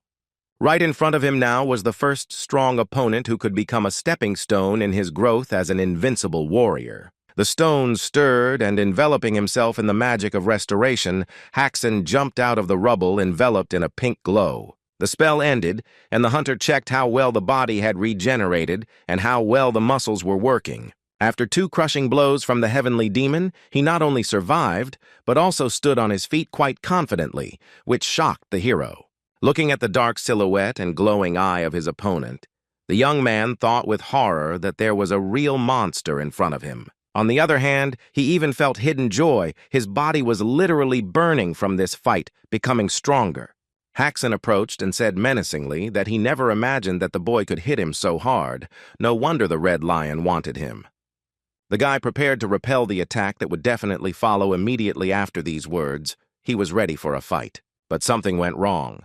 The hunter was going to use the magic projectile again, but his energy was not enough for this spell. Well then, it will be close combat, Even though he was called an astral demon, Haxan was also very strong in hand-to-hand combat. He took off so quickly that a flame flared up under his feet from contact with the surface. The hunter was about to use a 5-Mach attack and rushed towards Hyun-Soo at supersonic speed, leaving behind a pink glow. The young man screamed. He didn't expect everything to happen so quickly, but at the last moment he pulled himself together, activating the circulation of energy. The blow hit him right in the chest, and now both opponents were rushing at great speed, Haxan by inertia and the newcomer by the force of the blow.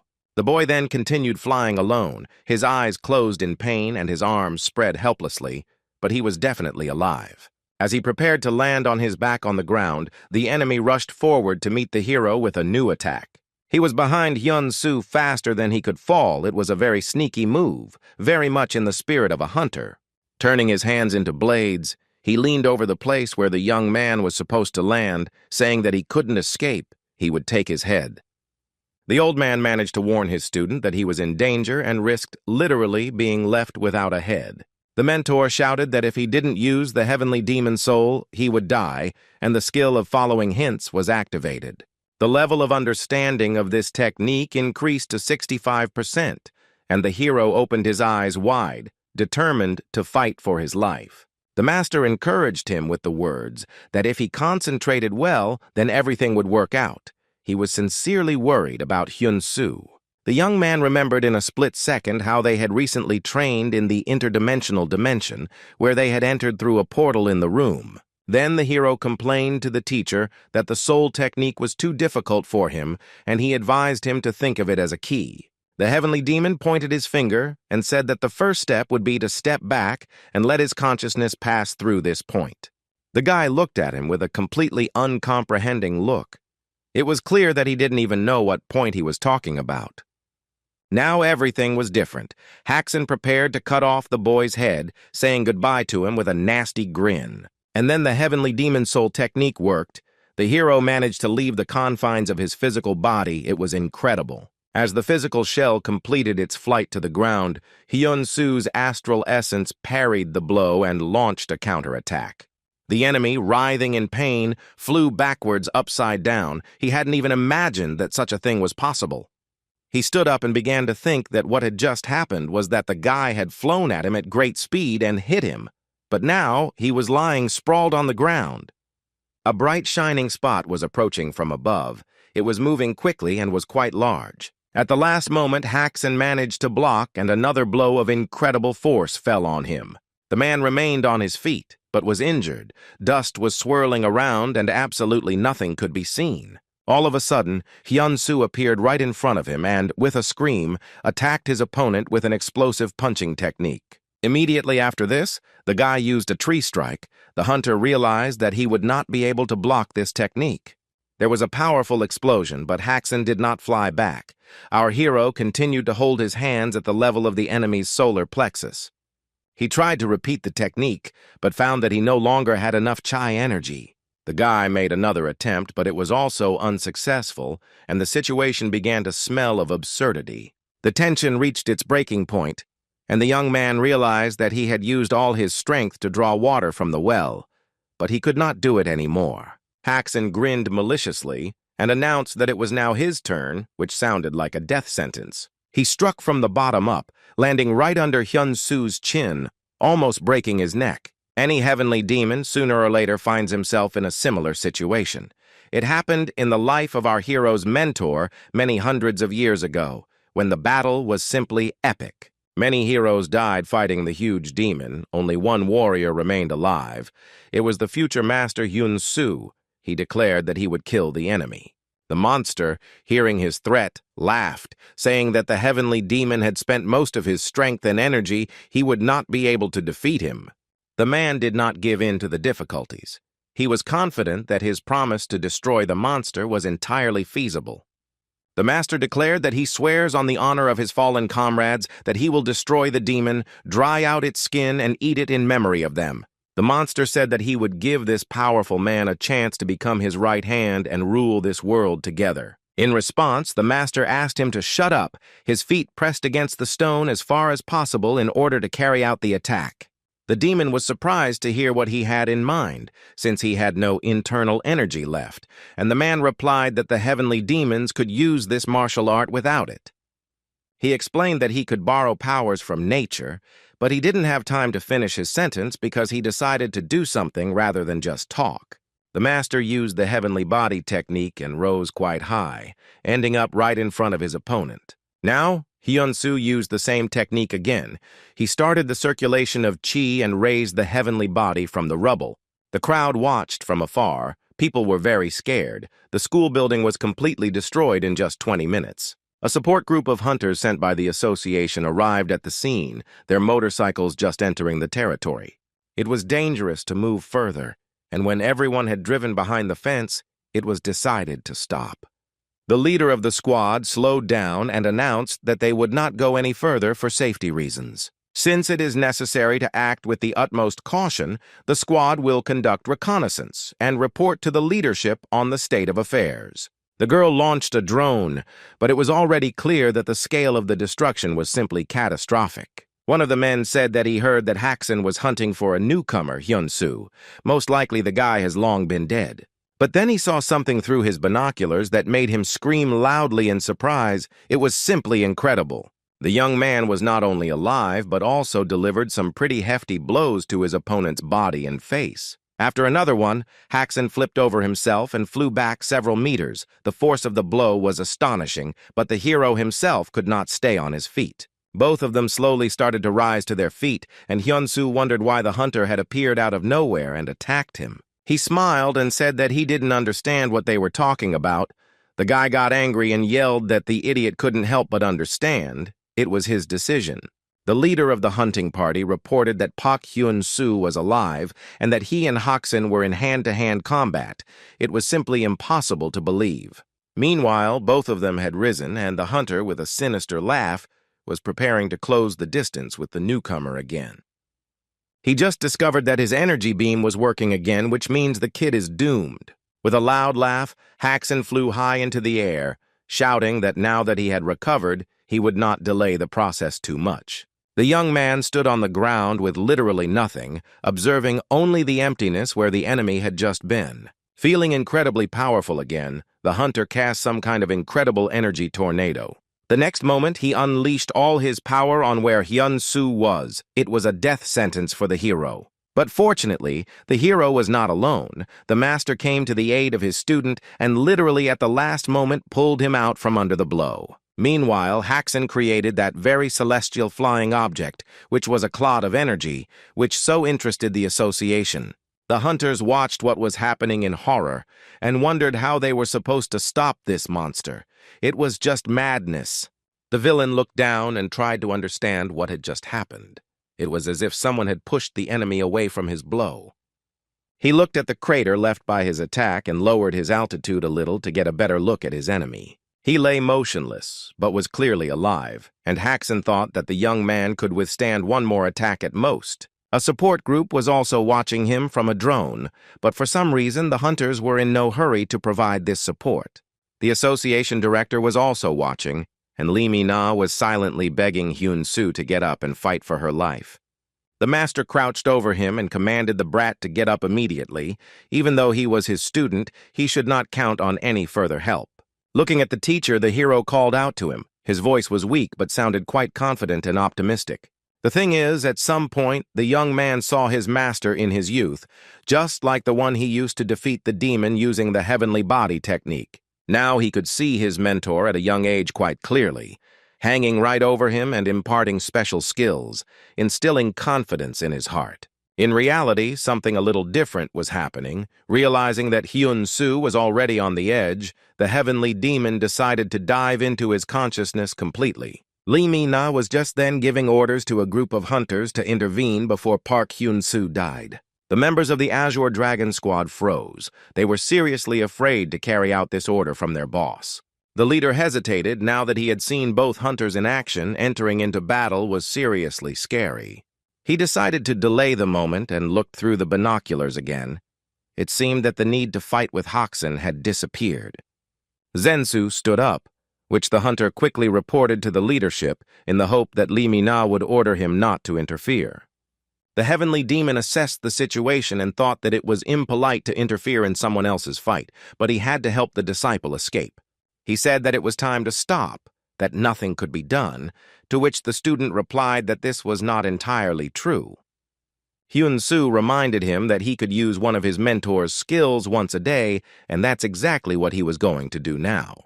The director of the association met the squad leader's expectations and told him to observe for now and be there for support if necessary. Meanwhile, Haxon approached our hero and mockingly asked what he was muttering. The enemy rose into the air again to attack, and Hyun-soo quickly used a martial art that did not require internal energy. He used the heavenly spiritual body technique, and the patriarch was very surprised because he had not taught him this. The young man soared into the air no worse than his opponent. He was ready for a decisive and quick attack. Haxon admitted that the hero was strong, but then added that he was already tired of all this and again used the most powerful energy projectile. He was approaching the newcomer, but no one was going to dodge. The blue energy field would allow the guy to protect himself. At the same time, the hero decided to make a counterattack and also created his own projectile. It had a pleasant blue color. Apparently, it depended on the personal aura. A bright flash of light rushed towards the enemy. Everyone was very interested in how this confrontation would end. Somehow, both power flows stopped, and a round mirror and several of its clones flashed in the sky above them. Haxon's projectile entered the mirror. The same thing happened with Hyun-soo's projectile. Both were indignant because it ruined all their plans. The mirror world worked as expected, absorbing the energies of both crazed hunters like a sponge. When the deed was done and the last streams of energy were absorbed by the atmosphere, it became noticeable that a hole had appeared right in the middle of the magical artifact. The next moment, the mirror world crumbled into pieces, unable to withstand the amount of force it had to absorb. Both Haxon and Hyun-soo dropped to the ground to attack in the air again, as both of them didn't have enough energy. The young man looked up and saw a falcon man hovering there, the one who had worked to bring the mirror here. The hunter folded his arms across his chest and stated that using the mirror world against him was smart. It made his attempt at attack hopeless. The members of the Azure Dragon Squad were literally taken aback. None of them could have imagined that such a powerful artifact could be destroyed so easily. Here both opponents were forced to look up once again. A female voice called out to Haxon straight from the sky. A fiery comet was rushing towards them from the sky. Could a celestial body really talk? The answer to this question was obvious. Hayurak landed on the ground, leaving a small crater around her. The girl's bare feet were stronger than steel. Watching the flames gradually die down, Hyun-soo cautiously called out to the boss. He didn't know if it was acceptable to do so at this moment. There was bewilderment in his gaze, but the huntress was in no hurry to explain why she had arrived at the scene, and so effectively, then she praised the newcomer for his work. Hayurak then ordered the Azure Dragon Squad to stay behind, and she would take care of Haxon personally. The hunters couldn't hide their joy that the leader of the Red Lions had arrived so timely, and that they wouldn't have to fight an S-rank. The villain clenched his fists and shouted that if she expected to deal with him alone, then she was a complete idiot who thought too much of herself. Here they both froze. A very loud and characteristic sound appeared, as if a portal was about to open right now. And so it happened, and now all three characters looked at the blue rectangle and wondered who would appear from there. The guest did not keep us waiting long. Takeshi Yamamoto was the first to come out, followed by Gil Lordeman. Their appearance was prompted by the events that took place a week ago in the Portal Affairs Committee. The highest ranks and almost all the S-rank hunters in the world gathered around a round, or rather square, table, and an automatic translation device was turned on so that they could understand each other. The talk was about the portals that the ancient dragon created. All countries that have S-rank hunters will now be responsible for paradise. If a portal appears in a country where there are no such hunters, the guild that is closest will go there. Haxon asked the man who had said this why it was necessary to gather everyone just because this decision needed to be announced.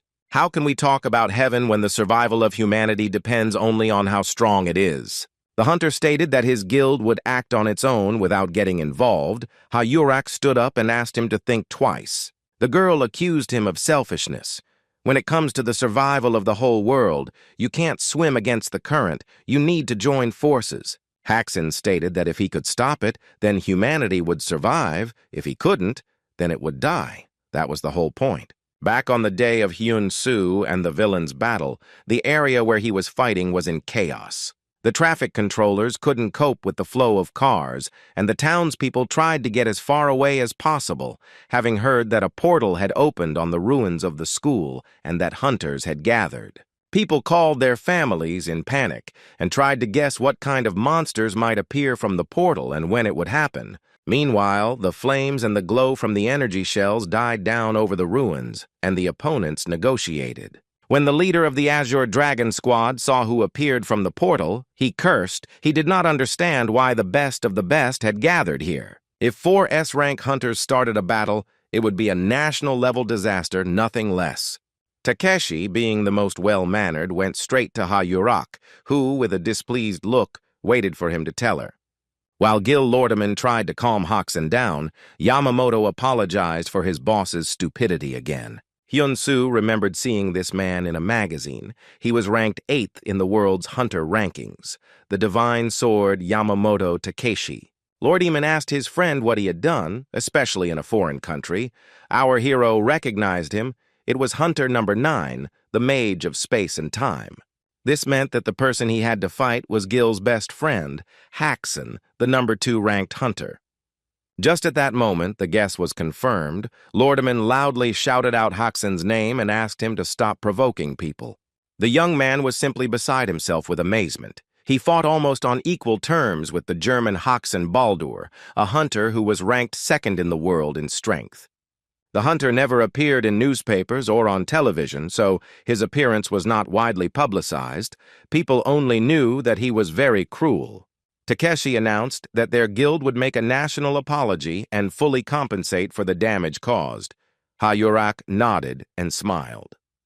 But then Hyun-soo stepped forward and shouted angrily that he was not going to forgive anyone. It was simply unimaginable. The boy clenched his fists and screamed that he had been attacked without explanation and that the school he went to had been destroyed. He waved his arms and spoke about the locals who could suffer because of this, but Gil Lordeman did not let him finish, calling out to the boy. The man raised his hand in greeting and introduced himself, then asked if it was Hyun-soo in front of him and added that he was glad to meet him. The young man was surprised that the hunter spoke Korean, and he explained that he could compare brainwave lengths, which is why he spoke all languages. Gil added that they were not here to fight, but to get that guy over there, so it would be better to calm down. Takeshi bowed to the hero and introduced himself, after which he added that, as he had told Yurak, they would apologize and make up for everything. The guy was indignant. He shouted that an apology was not enough and that compensation could not repair the damage caused. Hyun-soo stated that he intended to see this through to the end and deal with that bastard, so that Takeshi's path would be out of the way. His boss stopped him, saying that Yamamoto could be trusted, there were no casualties, so that would be the end of it. At this time, the hunter tried to convince Hansen to cool down. This was an open act of invasion of someone else's territory. The consequences could be very serious. He urged the boss to come to his senses and return to his place. He remained tensely silent, but it was clear that he was not delighted with such a prospect. Finally, the hunter made a decision and looked back at our hero, advising the kid to become stronger, and then they would talk some more. With these words, Haxin soared into the air at supersonic speed, leaving Takeshi with the mission of saying goodbye to the others on his own. The Japanese grabbed his head. It seems they managed to prevent another crisis, but how many more there will be is unknown. He looked at Hyun-soo and said that he heard that the guy was an A-rank hunter. Every time a strong warrior appeared, it should be celebrated. Lordeman raised his hand in farewell and shouted that he and the boy would definitely get along. The newbie was seething. He was already 20. Why call him that? The mage activated the portal again. It seemed to be his main means of transportation. Very convenient, it should be noted. The man waved his hand again and promised that he and the boy would see each other again. It seemed that he was amused by our hero's reaction to this address. The young man continued to be angry even after the uninvited guests had disappeared, and Ha-Yurak also liked that he was angry. The girl looked at the hero and thought that she only hoped that he would not die, who knew that the guy was capable of fighting Haksen on equal terms. She wondered how strong Park Hyun-soo had become, and whether a new star was rising before her. Work continued in the association's office center, even though the day was drawing to an end, and Ha-yurak and his ward went to the hospital. The doctor said that the guy's regeneration is working very quickly, and he will be completely fine by tomorrow. The Red Lion Guild leader laughed that the boy seemed to have become stronger after eating the snake. She advised him to spend the night in the hospital if he was tired. The young man began to get dressed and replied that he would sleep at home. The journey from the hospital to his neighborhood was not short, and Hyun-soo decided to use the subway to get there faster. The master asked why the hero chose this method instead of the flight of the heavenly demon, to which he received the answer that the day had been difficult, and it was more convenient when there was no strength. The guy leaned back, going over everything that had happened today in his head. It was incredible. He sighed loudly. The young man thought that he should continue to be extremely careful. It was too dangerous to fight next to ordinary people. The thought that there could have been hundreds of victims today if it hadn't been a day off literally made his eyes go dark. He walked to his house thinking about what the residents of the area would think of him now. He had to cause such a mess. The guy walked slowly down the street. His house was already visible ahead, but he didn't want to go closer and meet his neighbors at all. He looked cautiously at the glowing windows, thinking that everyone must be worried and angry about the destruction of the school. But what he saw ahead made him cry out in surprise. It seemed that the surprises of this difficult day were not over yet. Then a familiar voice came from behind him, saying that Park Hyun-soo had done a good job today. It was Lee Mina who said with a smile that she was very worried about him. The girl was especially beautiful in the light of the lanterns. The hero bowed in greeting and asked what Director Lee was doing here. She replied that the association had a department responsible for the restoration and renovation of buildings. The girl sheepishly explained that she was there to take care of the future restoration of the area. Unable to contain his emotions, the guy rushed to hug the beauty with words of gratitude. He insisted that Lee couldn't even imagine how worried he was on the way here. It didn't immediately dawn on him that this was inappropriate. Hyun-soo pulled back and started apologizing. Lee Mina stood there blushing deeply from embarrassment. Here, welcoming cries were heard. Residents thanked the hero for saving the area, and grateful smiles were visible in all the windows. The director of the association and our hero were incredibly embarrassed. The young man began to thank his neighbors. He did not expect anything like this at all. The beautiful palace was built with taste and decorated as if it were intended for kings, although at one time it apparently was. The interior was as luxurious as the exterior, and the reception area in the lobby was covered with a red carpet.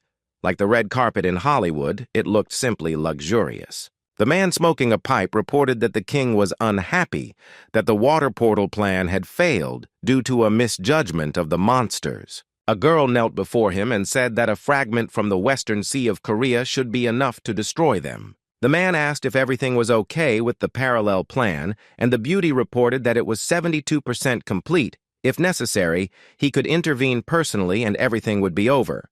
The man's eyes flashed as he agreed that it was true, but he was pleased to see the plan's progress. The news reported that German hunter Haksen Baldur was behind the destruction of Dovon High School on the 12th. It happened while he was trying to eliminate Hunter Hyun-soo by illegally entering our country. The announcer reported that as a result, the Haksen Guild issued a public apology and pledged to pay all costs for the restoration work. The hooded man watching the news tilted his head forward and muttered that this was all very cool. Like, very cool. He laughed as if he had heard a funny joke and repeated Park Hyun-soo's name after the announcer, his voice laced with contempt. The guy leaned even lower and said that you had to be a really cool A rank to survive the White Wolf's attack. He raised his metal gauntlet and exclaimed that his sister would not like it if he broke the neck of someone like a newbie. The guy slapped his hands together, causing a pink glow of energy to appear, as if he could already imagine our hero's bones cracking under his gloves. Meanwhile, at Hyun-soo's house, everything was going as usual, except for one small incident in the morning. The old man sat with his arms folded at the table and loudly commanded the boy that if he had already finished washing himself, Then it was time to prepare breakfast. The young man stepped out of the shower with a towel around his neck, noticing that the cool water was very refreshing. The mentor didn't like this appearance. He slapped the young man for going out naked. The hero was indignant that there was nothing wrong with that. Hyun-soo put the phone on the table next to the TV and said that he had an expedition tomorrow, so he ordered special food for them today. His gaze was cunning when the master began to ask what they were talking about. The student maintained the intrigue until the very end. Sky Demon assumed that he was going to make 2 packs of ramen instead of 1. Hyun-soo waved his hands. Then he explained that this would no longer be a surprise, but he himself thought that the master was too predictable. Looking at the TV and the telephone on the table with a skeptical look, the patriarch asked what they would eat in that case. Finally, Hyun-soo lost his nerve and solemnly announced that today they had spicy pork with rice on the menu. When the dish was on the table, the mentor asked if it was better than ramen. The guy replied that these foods cannot be compared. They are too different. The old man tasted the dish and his face changed its expression, but it was simply impossible to decipher the emotions. The boy cautiously pulled the spoon away and asked what was wrong, whether the mentor didn't like the new food.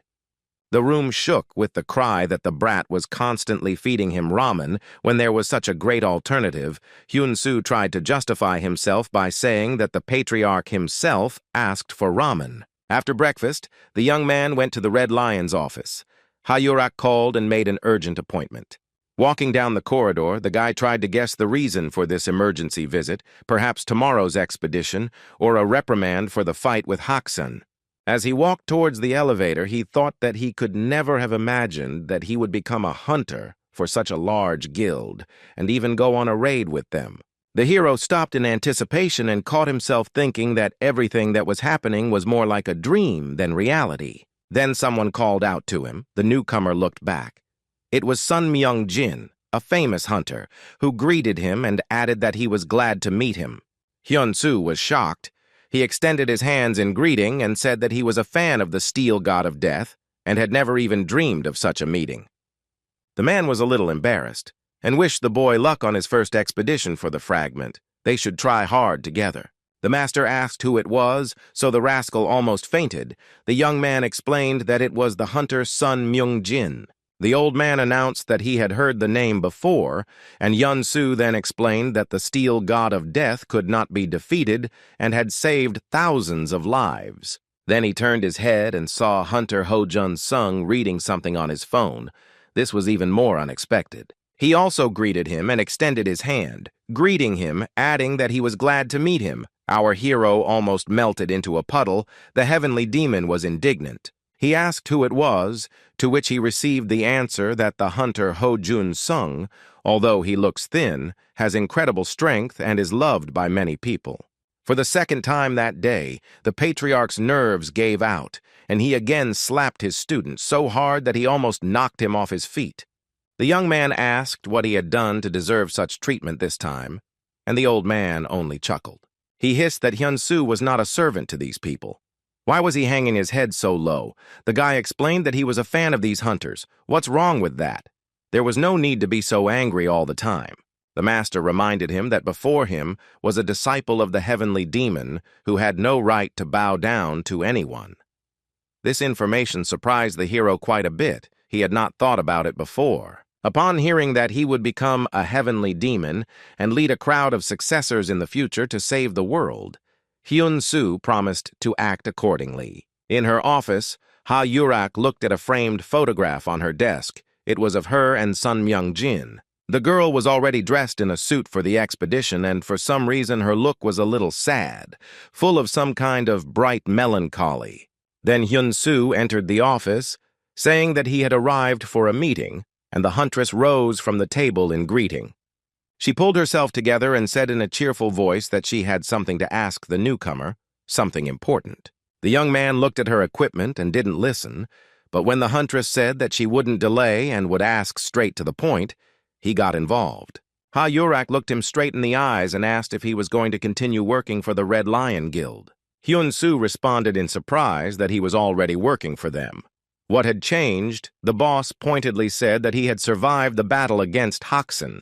The evaluation may have shown that he was an A rank or maybe it was an A rank back then, but now it has become obvious that this is not the case. Pointing her finger at the guy, she loudly declared that he was now, without a doubt, an S-rank hunter. The young man was shocked again. It seemed that this day had turned his whole life upside down. It was difficult to realize his power. Ha-Yurak explained that she promised to help him until she became an S-rank, which meant that their contract could now be considered invalid. She asked the hero in a serious tone what he was going to do, and sweat broke out on his forehead from the tension. Finally, Hyun-soo replied that he was going to continue collaborating, since he hadn't done anything for the guild yet, despite receiving his first salary. The guy with the funny face snorted that he was not that shameless and the boss couldn't hold back her laughter. But she immediately became serious and said that in that case, Hunter Park Hyun-soo should take the upcoming operation as seriously as possible. Together they will try their best. The girl added that his personalized equipment was already waiting for him in the basement, and the young man's delight knew no bounds. He thanked the boss. He bowed and said that in that case he would go. Ha-Yurak replied that it was an excellent idea. When the hero walked out the door, he saw the master, who had again assumed his favorite pose, with his arms folded across his chest. The teacher asked what was the matter, whether the young man had done something indecent again, and he explained that he had lowered his head again out of habit. He immediately received another slap in the face when he heard that Ha-Yurak was his boss, and not just some guy hunter, as expected. Then the heavenly demon added meaningfully that she was also a good boss. The guy asked if he knew the meaning of this word. The old man said that he watches news and dramas on TV naturally. He knows who the taco boss is. Hyun-soo smiled. Soon all the members of the expedition lined up on both sides of the corridor, and the corresponding command was given. Ha-Yurak proudly announced to her soldiers that it was time to obtain another fragment of paradise. She thought for a second and repeated again, much more quietly, that they were going for a fragment of paradise. They would need high-level artifacts, weapons, and healing potions. But most importantly, they will need courage to protect their comrades. The hunters shouted that this is the most important thing. Hyun-soo felt out of place, and the old man remarked that he had always thought of the boss as an amazing woman. But today she had shown herself to be a heroine. The guild leader extended her hand forward and asked everyone to look at the comrades standing next to them to see if they were confident that they could protect them. The hunters began to exchange glances and laugh, saying that they would undoubtedly be able to do it. Mutual assistance was half the battle. Ha-Yurak raised her hand in triumph and shouted that in that case they would move forward for the artifact. The luxurious palace, like last time, glittered and sparkled in the sun. I wonder if its facade is cleaned with the help of magic or by the hands of servants. The girl we already knew in knight's armor walked softly along the same red carpet. She bowed to Mr. Knight and reported that the Red Lion Guild Expeditionary Force had just arrived at the Western Sea. The man's eyes flashed with a dangerous fire, and he asked what their military strength was and how many participants there were. The blonde reported with a satisfied smile that in addition to the S-rank Ha-Yurak, there were 30 more A-ranks. It was clear that she liked the information. The man stood up and in a serious tone gave the order not to let down their guard for a second. It could still be dangerous. He waved his cloak decisively and laughed that in any case, today would be the end of the Red Lion. His visitor beamed. She was already imagining how it would be, and this thought made her very happy. Knight added that Korea would also disappear from the face of the earth today, after which he left the emergency room. A bright shining spot appeared in the sky above the sea, which became larger and larger with each passing second. It was a portal that gradually descended to the water itself. It was not square, but round in shape, that is, elemental. A warship of the Red Lion Guild was approaching him at full speed, and the expedition members were preparing to land. Someone behind our hero said that this was his first time in paradise. Hyun-soo looked back and thought that he could say the same thing about himself. The hunter who spoke added that in the first part of this expedition, all participants except for the S-rank died. He was noticeably nervous. In the second part, there were fewer victims. About 20 people died. Everyone else was only injured. The man was noticeably nervous. He ended by saying that people go to heaven and die, that's why it's actually called heaven. Our hero was really scared, he didn't know that. Someone added that just by coming face to face with one of the fragments of paradise, everyone begins to shake with fear. The sky demon looked ahead and thoughtfully said that death awaited within these gates. Hyun-soo thought that if even his teacher was warning about something like this, then it was truly a very dangerous matter. Ha-Yurak enveloped herself in flames and commanded them to move forward. In this portal, they were destined to find the key to saving all of humanity. She was the first to risk passing through the gate, and the rest of the Red Lion Guild soldiers rushed after her with a loud cry. The girl flew at great speed, like a fiery comet. The rest of the hunters moved more slowly, preferring to group together. When Hyun-soo reached the other side of the portal, he saw that their boss had already flown a good 10 meters forward. The exit was high above the ground. Ha-Yurak began to gradually descend to scout out the situation below, and, if necessary, cover the others. Having turned over his head several times, the young man landed on the ground, or rather the sand. The area was deserted. He dropped to one knee and began to look around, but apart from the sand dunes and cacti, he didn't notice anything interesting.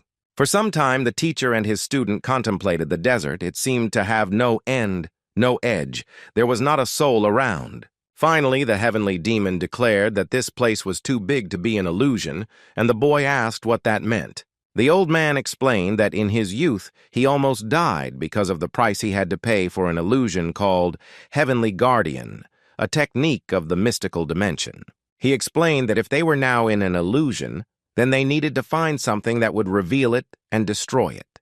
The young man replied that he understood, although in reality Hyun-soo was still very far from understanding what was happening.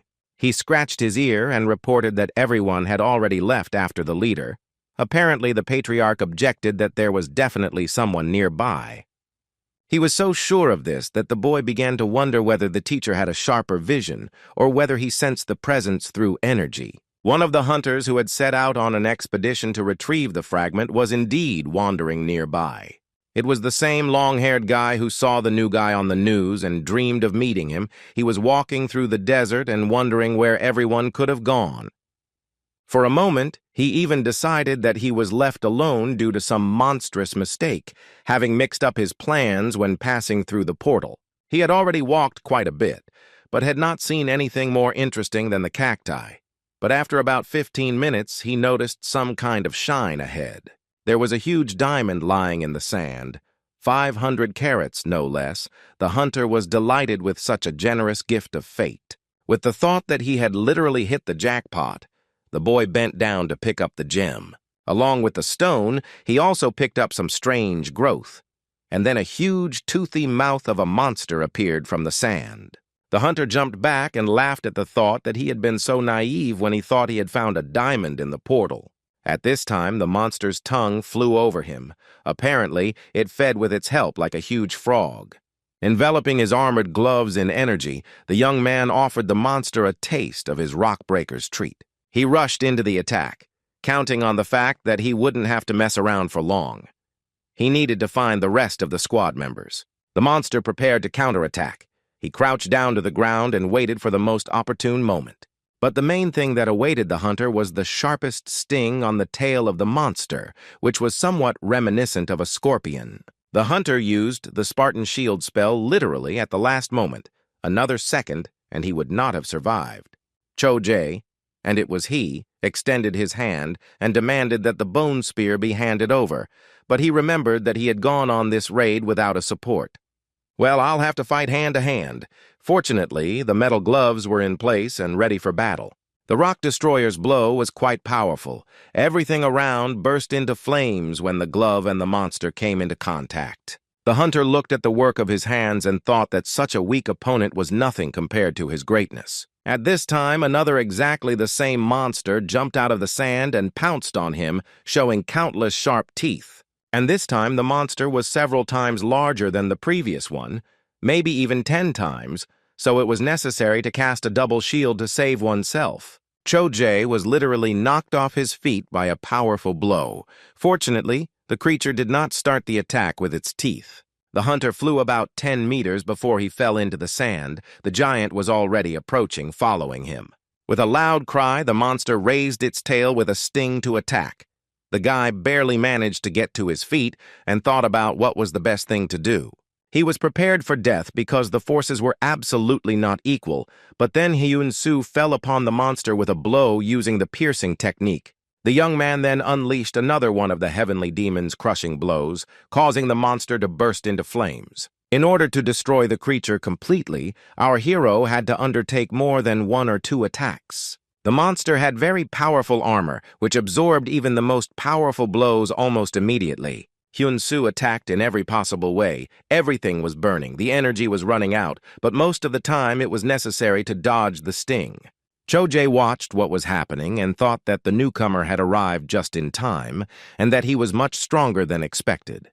Meanwhile, the head of the Red Lion Guild had somehow jumped from one portal in the sky straight into the next and was now flying on a completely different plane. At first, she didn't understand this. Looking for other hunters from the squad below, the girl decided that they were simply scattered around the area. But then, among the pink clouds, she noticed a haze and guessed that there was another gate inside those gates. Hayurak had been flying for about 15 minutes, but all she saw during that time was the endless sea and pink sky.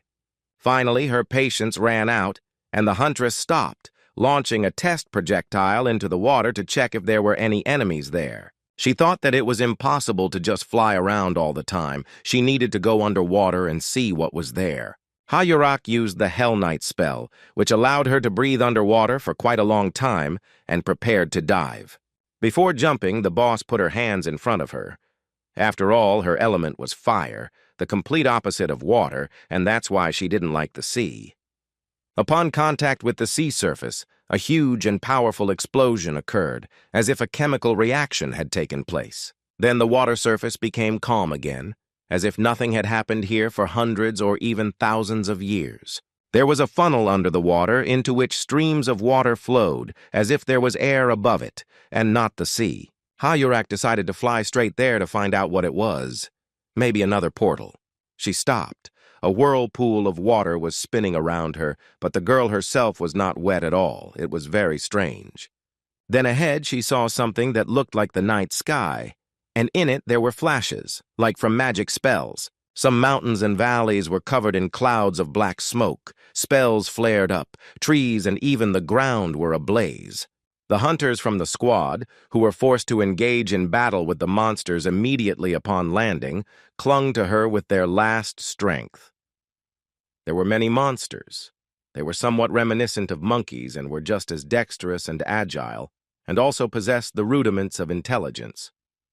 The hunter who spoke with Hyun-soo on the ship was armed with an excellent short sword and urged his colleagues not to give up. In his other hand, Sun Myung-jin held another identical sword, and the hunter explained that as soon as one of them surrendered, his comrades would die. His blonde colleague tried to tear the monster's mouth apart with his bare hands, but even he barely had enough strength to do it. When the creature was destroyed, he shouted that none of them even thought about surrendering. Fighting off another monster with his elbow, he added that he was going to come back and get a great bonus. Sun Myung-jin, who was chopping up the creatures like cabbage, agreed that it goes without saying that they would be paid a bonus. Another hunter cast the Lightning of Destruction spell, hoping to kill several monsters at once. He told the creatures not to dare look down on the A-rank hunters, and they didn't dare. They died, but new ones came after them. There were a lot of them. A huge black mutant wolf attacked from behind and sank its teeth into the hunter's shoulder.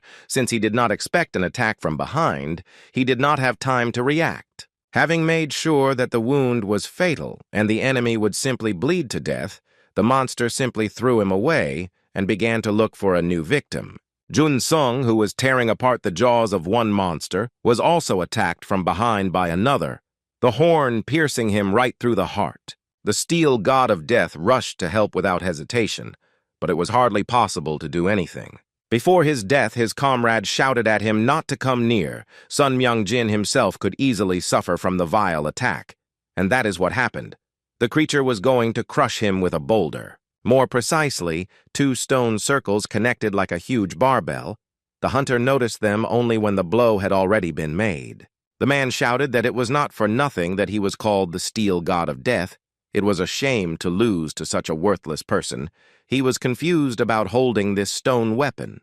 This could have continued for a long time, but a whole flock of new species monsters was approaching from the side, ready to attack. X legs and tails ended in the sharpest blades, which they immediately put to use. The hunter did not expect this. Within seconds, he was pierced through and through several times, leaving no chance of survival. Jun-sung screamed his friend's name. He didn't believe that everything was happening in reality. He used a spell and destroyed the enemy with an energy volley. Blood was gushing from the man's chest. A huge monster was already approaching him from behind. Shouting that they had not come here to die, the hunter rushed into battle. He grabbed the monster tightly by the horn, the same one that pierced his body along with his armor, and then twisted it to the side. It was not possible to tear off the horn. The strength was running out, but now the monster rushed forward at great speed, carrying a man on its back. The remaining members of the squad were still fighting a whole pack of creatures that resembled shaggy monkeys, but there were hundreds of them, and people were tens of times smaller. The blonde, reporting the situation to Knight, watched what was happening. The battlefield seemed to be burning from the blows and spells. So much energy was expended by the hunters. The boss took a sip of tea and said that it was boring. It would all be over before he finished drinking, and the gulag hadn't even opened yet. The girl agreed that it was a bit weak. Knight put his cup down, and his eyes lit up as he exclaimed that there was a chance that when the gulag came out, it might get even more boring. He asked what the name of the guy who killed the Amugi and survived the Haxan was. The girl muttered that she had already said that 3 times, but still said the name Park Hyun-soo. The blonde continued to look at everything through the funny binoculars with the face of a pink panther, and the boss waited for information. She reported that she had chosen one of the strongest sorcerer kings as an opponent for the hero and did not think it was possible to defeat him. The girl added that they had already met. Joyful excitement was written on her face. Everything was going according to plan, even better. She meant Hyun-soo and Choi Jae-hyuk. The guy killed the monster, and now they were moving through the desert together. The leader of the Aegis Guild lamented that after passing through the portal he was left alone, without all his hunters, and did not know where they were. The guy replied that it was unpleasant. The hunter continued that it was fate itself that sent him a newcomer. He never dreamed of such a meeting. The hero reacted with caution. But when Choi Jae-hyuk said that he almost cried when he thought that he was the only one who was separated, the young man also laughed, because he had experienced the same thing. The constant chatter of his fellow traveler was beginning to tire him. It was hard to believe that the head of the guild behaved like this. The hunter continued to admire the hero, saying that the victory over the Imugi and the confrontation with the White Wolf Haxan were a sign of his superpowers. The heavenly demon advised the disciple to hit the sycophant once to shut him up. Hyun-soo laughed, but he really wanted to do it. Jae-hyuk ended up watching all the videos of the battle with Haxan. Now he can consider himself a fan of the young man. The old man insisted on swinging his fist right now, the boy said, embarrassed, that he couldn't do it. Choi Jae-hyuk realized that something strange was happening. His fellow traveler was somehow talking to himself and not to him. The man noticed that he looked at the sky several times, wondering why and what for he needed to do that. He remembered how he was collecting a dossier on Park Hyun-soo and saw his special skill of following clues. Then the hunter decided that the young man wrote the first thing that came to his mind. Probably to hide his true abilities, but what if he really is constantly listening to hints? The newcomer's fighting style was unlike anything he had ever seen, somewhat reminiscent of an ancient martial art. Each attack was like someone invisible was telling him about a new technique, and the boy was trying it out in real time. The old man noticed that Choi Jae-hyuk was closely watching our hero, observing his every move. He asked the student to be careful. The man's eyes showed hidden hostility towards him, and the look did not bode well. The hunter guessed that the young man was listening to instructions on martial arts from someone invisible, like a ghost. He was surprisingly perceptive. These speculations made Choi Jae-hyuk's mood worsen greatly, and it became noticeable on his face. Hyun-soo became wary, noticing this change. The man noticed this look and asked what was wrong, why the newcomer started looking at him like that. Here they noticed something interesting that caught both of their attention and made them forget about everything else. It was a round portal, glowing with a bright blue light. The hunters froze in front of it, wondering how there could be another portal in one. Jae-hyuk screamed that this was unbelievable. He had never heard of anything like this happening. At this time, 2 Korean ships were sailing side by side near the first gate to paradise in the Western Sea. One of them, number 313, was the association's hunters, led by the organization's director, Lee Mi-na. They were ready to come to the aid of their colleagues from the Red Lion and Aegis guilds if necessary. The commander gave the order to be ready at any moment, and the soldiers gathered on deck in full combat readiness. The girl once again reminded that they would only act in case of extreme necessity in order to prevent the failure of the operation. The support connected the equipment and reported that Anderson's intensity is now 24%. When it reaches 100%, the portals will collide. Lee Mi-na mentally addressed Hyun-soo, asking him to be careful and not to risk himself unless absolutely necessary. The guy was standing in front of the second portal and didn't know what to answer to the offer of the head of the Aegis Guild to go inside. He said that he didn't even know where they were now, so another portal was too much. Then Choi Jae-hyuk said that in that case, he would go first. The man stepped through the gate and disappeared before our hero could shout at him not to rush into it. The master was delighted and ordered to forget about the hunter. Without this noisy bastard, they would be able to calmly explore the place where they were. Hyun-soo stepped towards the portal and said that he simply couldn't do that, since they came here as a team. The heavenly demon asked how he dared to ignore his teacher's words. His expression was very menacing.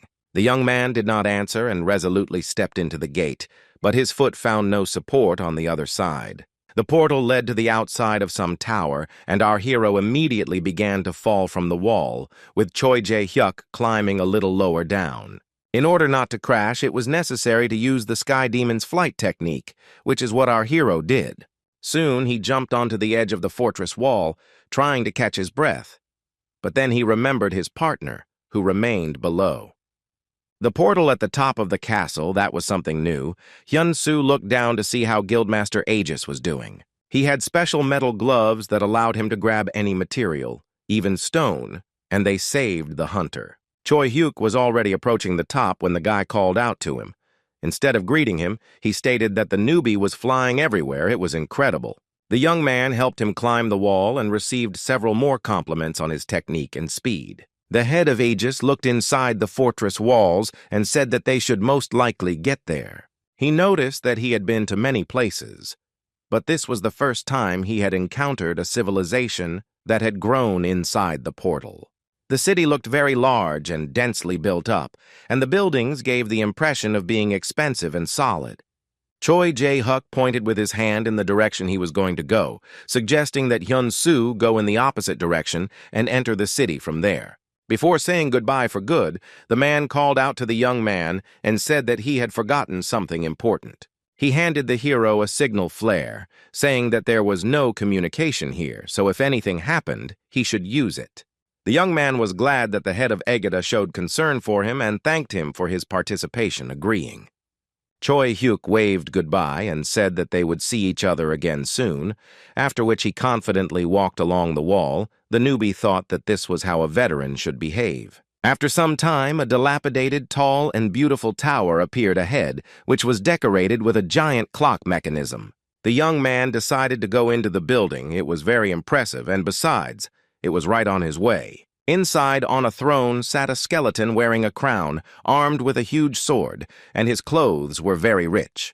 The king raised his bony hand. Something sparkling lit up in his fingers. The skeleton was clearly waiting for something, waiting for the gates of light to open. As we remember, almost all the hunters from the Red Lion Guild fought fiercely with a horde of monsters.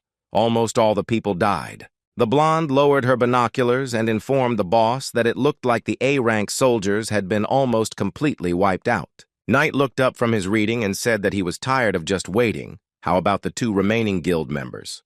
The blonde said that Park Hyun-soo had just entered the ancient castle of Anthropy and that she would now find out what Ha-yurak was. A minute later, the girl reported that the hunter was fighting monsters alone in the waters of the Obeah Sea and was coping so far. The head of the Red Lion Guild clenched her fists and shouted menacingly for the creatures not to hesitate, but to come towards her en masse. She was going to use Mephisto's flames to burn all her opponents at once, without distinguishing between who was stronger and who was weaker. The waters of the sea burst into flames, and the remains of monsters appeared on the surface faster than expected. But then new ones swam in their place. Hayurak bowed her head in anger at the thought that she would have to repeat everything. But she couldn't just leave everything and go away, and besides, the internal portal had most likely already closed. A whole flock of fish-like monsters had already gathered around her from all sides. It seemed that leaving the waters would not be as easy as it seemed. With a cry of anger and despair, Hayurak used another powerful spell from her arsenal. It had the same mass damage as the previous one, and also worked underwater. The technique was called Flame Brush. The sea monsters were destroyed, but new ones immediately swam to replace the dead ones. The huntress did not understand where so many of them came from. The fish united into a huge net. Soon the net became denser, forming a huge black body of a monster. Consisting of many others, it even rose above the surface of the water. Hayurak looked tiny in comparison to him, and the girl had no choice but to curse loudly and accept the fight. But before that, she simply had to survive, and the head of the Red Lion Guild rushed forward, jumping out from under the giant's attack. Meanwhile, Cho-jae-hyuk moved along the wall, but the further he went, the more bored he became. It seemed like this road never ended. He decided to go down, but he couldn't do it slowly. The metal claws didn't catch on the rocks, but slid down. Finally, the man found himself at the bottom and detached himself from the surface of the wall, leaving traces of his presence on it. The hunter jumped to the ground and began to look around. He was met with ruins and piles of rubbish. It became obvious that this place was abandoned. The head of the Ajita Guild smiled. He liked this arrangement. He decided that nothing bad would likely happen to him here. He activated the gauntlet, intending to carry out the main plan of his raid into the portal, for profit. Cho-jae-hyuk activated something like an onboard computer and released a scouting ball, asking it to search for treasures within a radius of hundreds of meters. The glowing object, leaving behind an energy trail, rushed towards the abandoned houses. The hunter was pleased he had once obtained the rock destroyer in the same way. It would be interesting to see what he could get today. Before entering the tower, Hyun-soo and the old man walked along the wall. They also noticed that there was no one in the city. Something must have happened. But then the heavenly demon noticed the presence of someone alien and huge, and also of incredible strength. The aura was so powerful that it extended beyond the tower where our hero was standing. He and his mentor raised their heads up to understand where the unknown enemy was hiding. At that moment, a deafening explosion thundered right at the guy's feet. Fragments of stones flew towards him, but did not touch him. As the clouds of dust began to settle, Hyun-soo and his mentor stared at the person who stood before them. It was the skeleton king we already knew, huge as a house. He menacingly asked what they were doing here. Were they really trying to get into the gates of light? By striking the ground with his staff, he instantly transported the traveler inside that very clock tower. Once inside, the guy thought that the place looked deserted and majestic at the same time. The skeleton sat down on his luxurious throne and thanked the guests for accepting his invitation. Now it was time to answer a few questions. He raised his bony hand and asked how they got here, and whether they had come through the gates of light. Hyun-soo replied that if he meant a portal, then yes, they got here through it. The king asked again what a portal was. At this point, the heavenly demon said quite loudly that the skeleton seemed to be able to see him somehow. The young man exclaimed in surprise that this could not be, but the owner of the house said that he really saw him. Why should it be otherwise? The skeleton pointed at our hero and asked if he was a sorcerer who controlled souls. The guy replied that he was not. The owner snapped his fingers and conjured up a table, chairs, and 2 cups of tea, inviting the guests to sit down. Hyun-soo was very surprised. The teacher did not accept the invitation and sternly asked who was in front of him, perhaps the king of these lands. The skeleton grabbed his head and said that he had no answer to this question. His memories were too vague.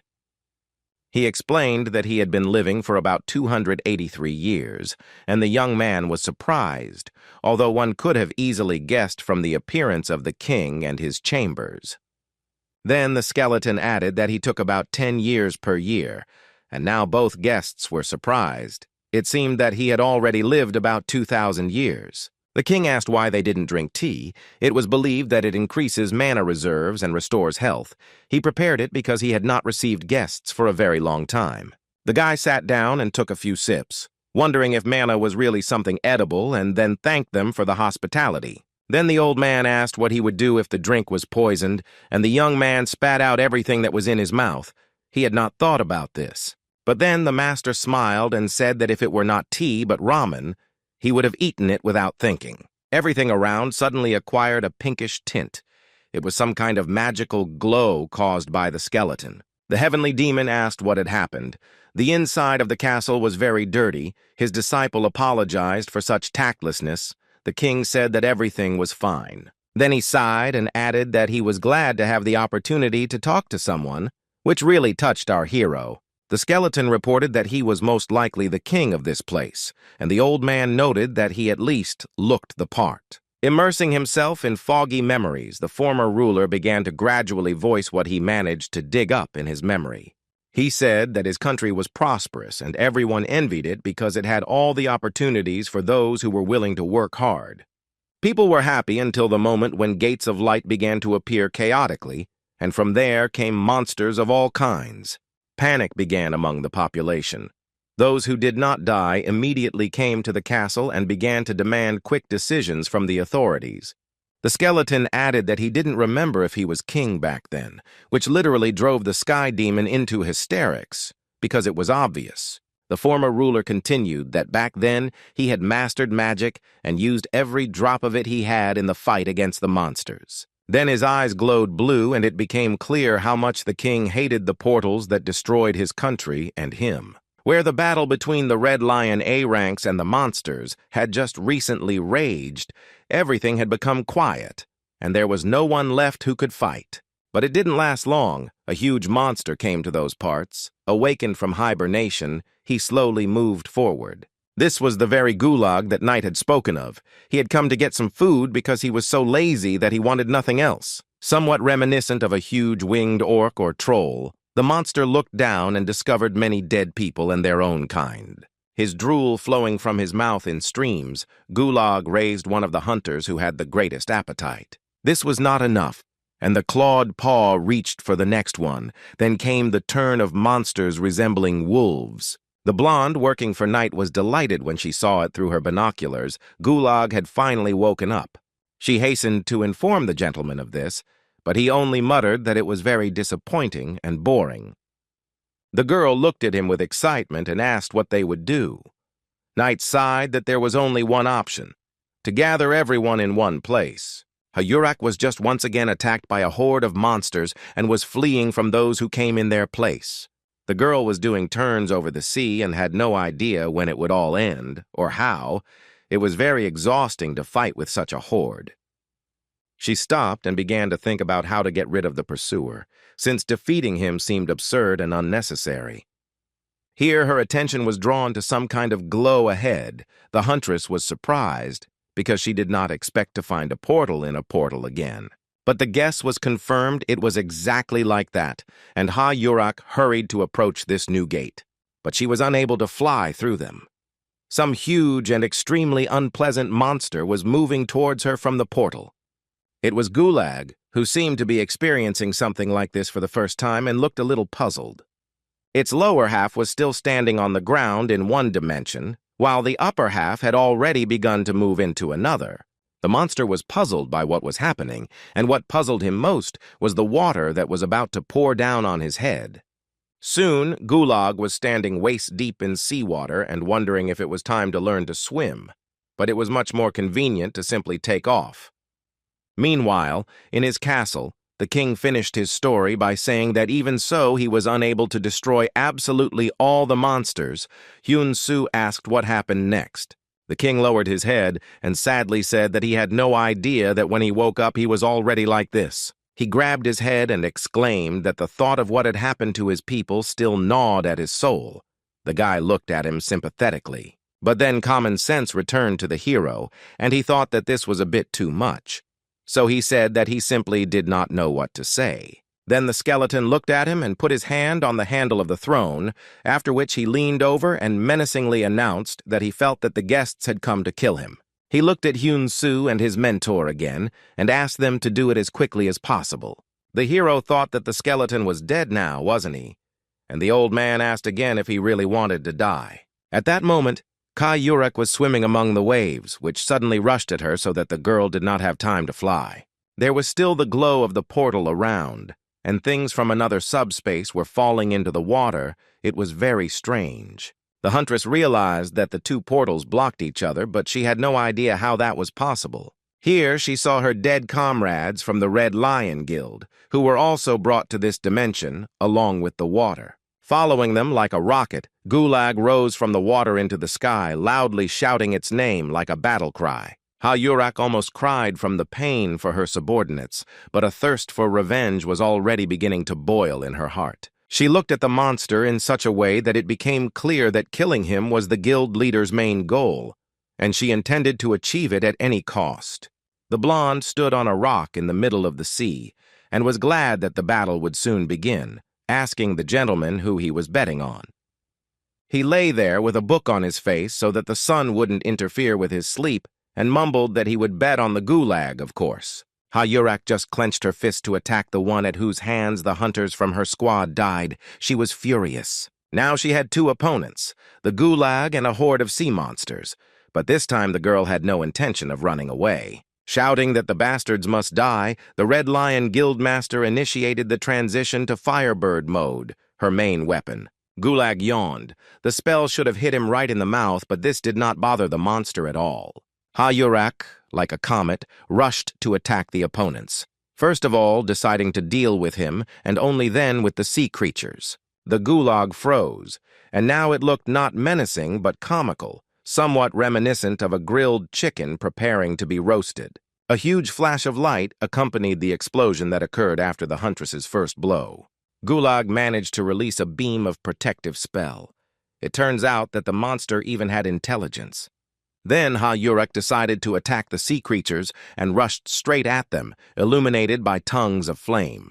The explosion was so powerful that all the individual fish and the huge organism into which they had united simply burned up in the fire. The flames spread across the water as if someone had spilled gasoline on the sea. The waves swirled around the Gulag. Now it was his turn. After looking at the result of her actions, the head of the Red Lions Guild stated that all the midges were dead. She rushed full speed towards the Gulag. Now there were no distractions to prevent her from destroying the enemy. The castle was once again filled with pink and purple magical light. The Sky Demon asked if the king really wanted them to kill him. He nodded, to which the master asked why he didn't do it himself. Hyun-soo was again forced to apologize for the teacher's rudeness. The skeleton asked how it could have come to mind to take a soul as a teacher. It was just ridiculous. The young man explained that it was not that simple. The king's hand rested on the shaft of a huge stone, the tip of which was carved from some kind of magical crystal. With a deft movement of his hand, he simply brought this improvised staff down right on his head, splitting it into pieces. Where the skull had just been, there was nothing left, only clouds of dust. The crown lay on the floor. While our heroes were looking at the bone fragments around the symbol of power, some kind of witchcraft began to happen in the room. Looking up at the king, Hyun-soo saw that the new skull was already on his shoulders, and soon a crown was placed on it. The skeleton explained to the heavenly demon that he had tried to kill himself hundreds of times, but each time he was resurrected. He bowed his head to the guests and asked them to relieve him of the pain of existing in complete solitude. When the old man cheerfully announced that he was ready to fulfill this request, the ruler's eyes sparkled with joy. The master folded his arms across his chest in his signature pose and added that he would do it on one condition. Guildmaster Aegis followed his glowing gauntlet ball, expecting an easy catch. The flow of energy led him to a huge building with a door of the appropriate size. It was quite strange. The other houses were much smaller. Cho Jae-hyuk clearly felt someone's presence inside, but he hadn't yet decided whether to go in or not. There was nothing to lose, and in the end the man decided to simply break down the doors and go in. He had no desire to mess with the lock. The blow was very strong, the glove worked just fine, spending a lot of energy, but also guaranteeing the result. The hunter stepped into clouds of smoke and dust, not having time to really see what was right in front of him. It was a huge hall with a balcony balustrade, decorated on both sides with sculptures of either wolves or monsters resembling dogs. Walking to the edge, Cho Jae-hyuk noticed that the building appeared to be very ancient and looked somewhat like a theater or a temple. He walked further, but then he clearly heard the clicking of the stone monster's teeth. This was very unexpected.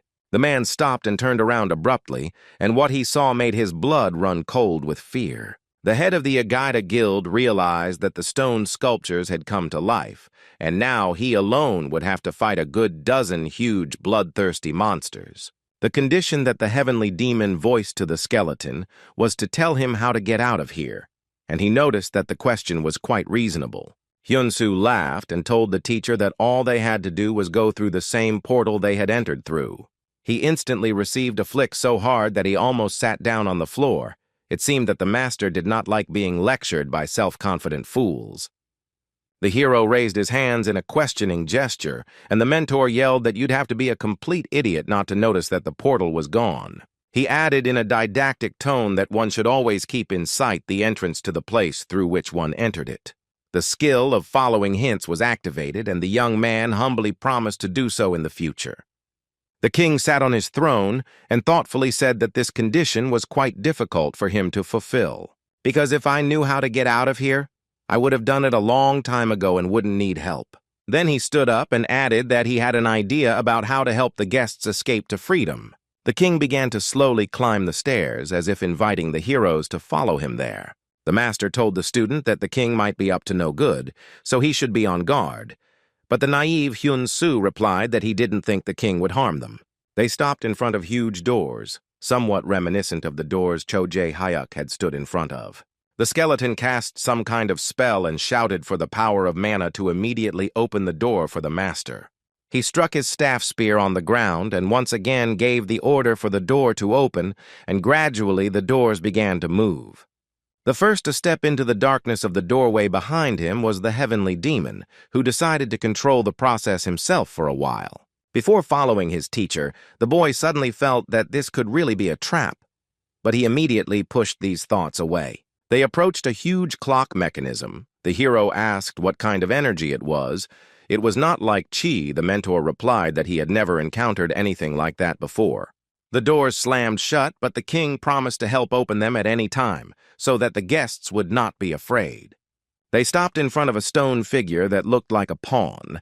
The king explained that it was made of marble called entropy. The skeleton added that nothing in the world could compare to him, and invited the young man to put his hand on top. The king explained that he did not know what entropy would show, perhaps the future or an ordinary day, but it would be what the hero desired most. The young man looked at the master with a silent question, and he replied that there was no point in doubting when he had already come this far. Hyun-soo placed his hands on the ball. The pink lilac glow that we were already familiar with immediately appeared around him, and then figures that looked like ghosts appeared. They grew larger and larger, as if rising up from under the hands of our hero. The king watched silently. Finally, the ghosts became quite material. They opened their mouths as if in a silent scream, but absolutely no sounds were heard. At this point, Hyun-soo's face became worried, and he called out to the teacher and said that it seemed like the thing was trying to pull him inside itself. The hero screamed in fear that it looked like the skeleton had deceived them. He was terrified that he would now find himself trapped in stone. The king began to chuckle nastily, apologizing between giggles for his innocent and forced lie. The young man screamed at his mentor that he couldn't take his hands off the ball. The ghosts around him swirled like a whirlwind, as if trying to push him inside. The heavenly demon calmly asked the enemy why he did this. What was the reason? The skeleton answered that he just wanted to get out of here, just like them. He solemnly announced that after centuries of searching, he had finally managed to find a way to manifest the gates of light. Looking at Hyun-soo trying to free his hands from the ball, the king added that he didn't have enough energy to do that yet. And when the guests arrived at the castle, intuition told me that this was the right moment to fix everything. The young man screamed at the top of his voice that the vile bastard had simply deceived him, the damned, worthless, vile creature. Meanwhile, the king continued to talk about his past. He absorbed all the souls of his people and thus defeated the monsters. But because of this, he was left here completely alone, and he no longer had any energy or its source. Magic became unattainable. And then the guests appeared, possessing the energy of thousands of people. It would have been foolish not to take advantage of the opportunity that presented itself. Watching Hyun-soo try to free himself, the skeleton concluded that he wouldn't ask how the boy managed to gather this energy. In any case, he would take every drop of it for himself. Here, his speech was interrupted by the heavenly demon, who said that he had learned everything he needed from the monster. Bewilderment appeared on the enemy's face. The master urged his student to calm down because the martial arts he taught him would help solve the problem in no time. The mentor suggested using the heavenly demon's dominant step, and the hint-following skill was activated. The guy remembered that everyone worshipped the heavenly demon. He panicked simply because he couldn't remove his hands. Now he managed to do it without much difficulty. After the hero used the necessary technique, he was freed, and an explosion thundered in the tower. Debris flew down like hail. The skeleton began to look down at the foot of the tree. He screamed that something was happening that was not foreseen by his previous instructions. Finally, he looked at the ball. It was no longer glowing. There was not a drop of energy in it. The king fell to his knees in a sorrowful pose. The young man placed his foot on the ball, towering over the former ruler to his full height. He asked menacingly how he dared to bring him, the future heavenly demon, to his knees. Now the king was on his knees, and the hero's master declared that this was how the situation should look in the future. The skeleton cursed under his breath. He was so angry that he completely forgot about the rules of etiquette prescribed to him. Before the enemy could get up, the hero used a technique called Foundation Destroying Force to attack him. The king exclaimed threateningly, since when was it customary to attack someone who was not yet ready for battle? He was furious. This did not stop the young man, who was already preparing to deliver the next blow directly to the skull under the crown. Hyun-soo used his signature tree strike, which had already saved his life several times that day. The ruler's head cracked, and then cracks appeared on it, indicating that the hero's strength had not failed. At about the same moment, a huge fork-shaped monster with glowing eyes also attacked its opponent. Cho Jin-hyuk prepared to fight him off with his reinforced armored gauntlets. At the last moment, having assessed the situation, he additionally used magic, casting the Spartan shield. The monster was so huge and strong that the hunter could hardly hold back its attack. It was not easy. As soon as he managed to push one monster back, the next one prepared to jump, intending to tear the man to pieces. He was approaching from behind, and Cho Hyuk noticed him at the last moment. There was no time to use magic. So the hunter hit the monster with his signature crushing blow, and the result was quite satisfactory. But that was far from the end.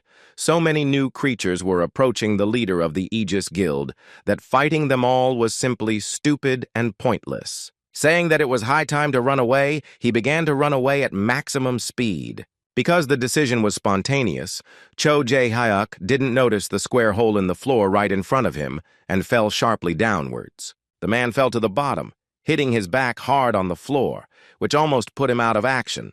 But thanks to the armor, his bones remained intact. What was much worse was that the man bounced back from the blow into a new rectangular hole, but at the bottom of it were the sharpest spikes. In order to survive, the hunter had to cling to the sheer wall with the claws of his gloves again, and he once again praised himself for such a useful acquisition. When Cho Jae-hyuk got to the horizontal surface, he thought that everything turned out not so bad.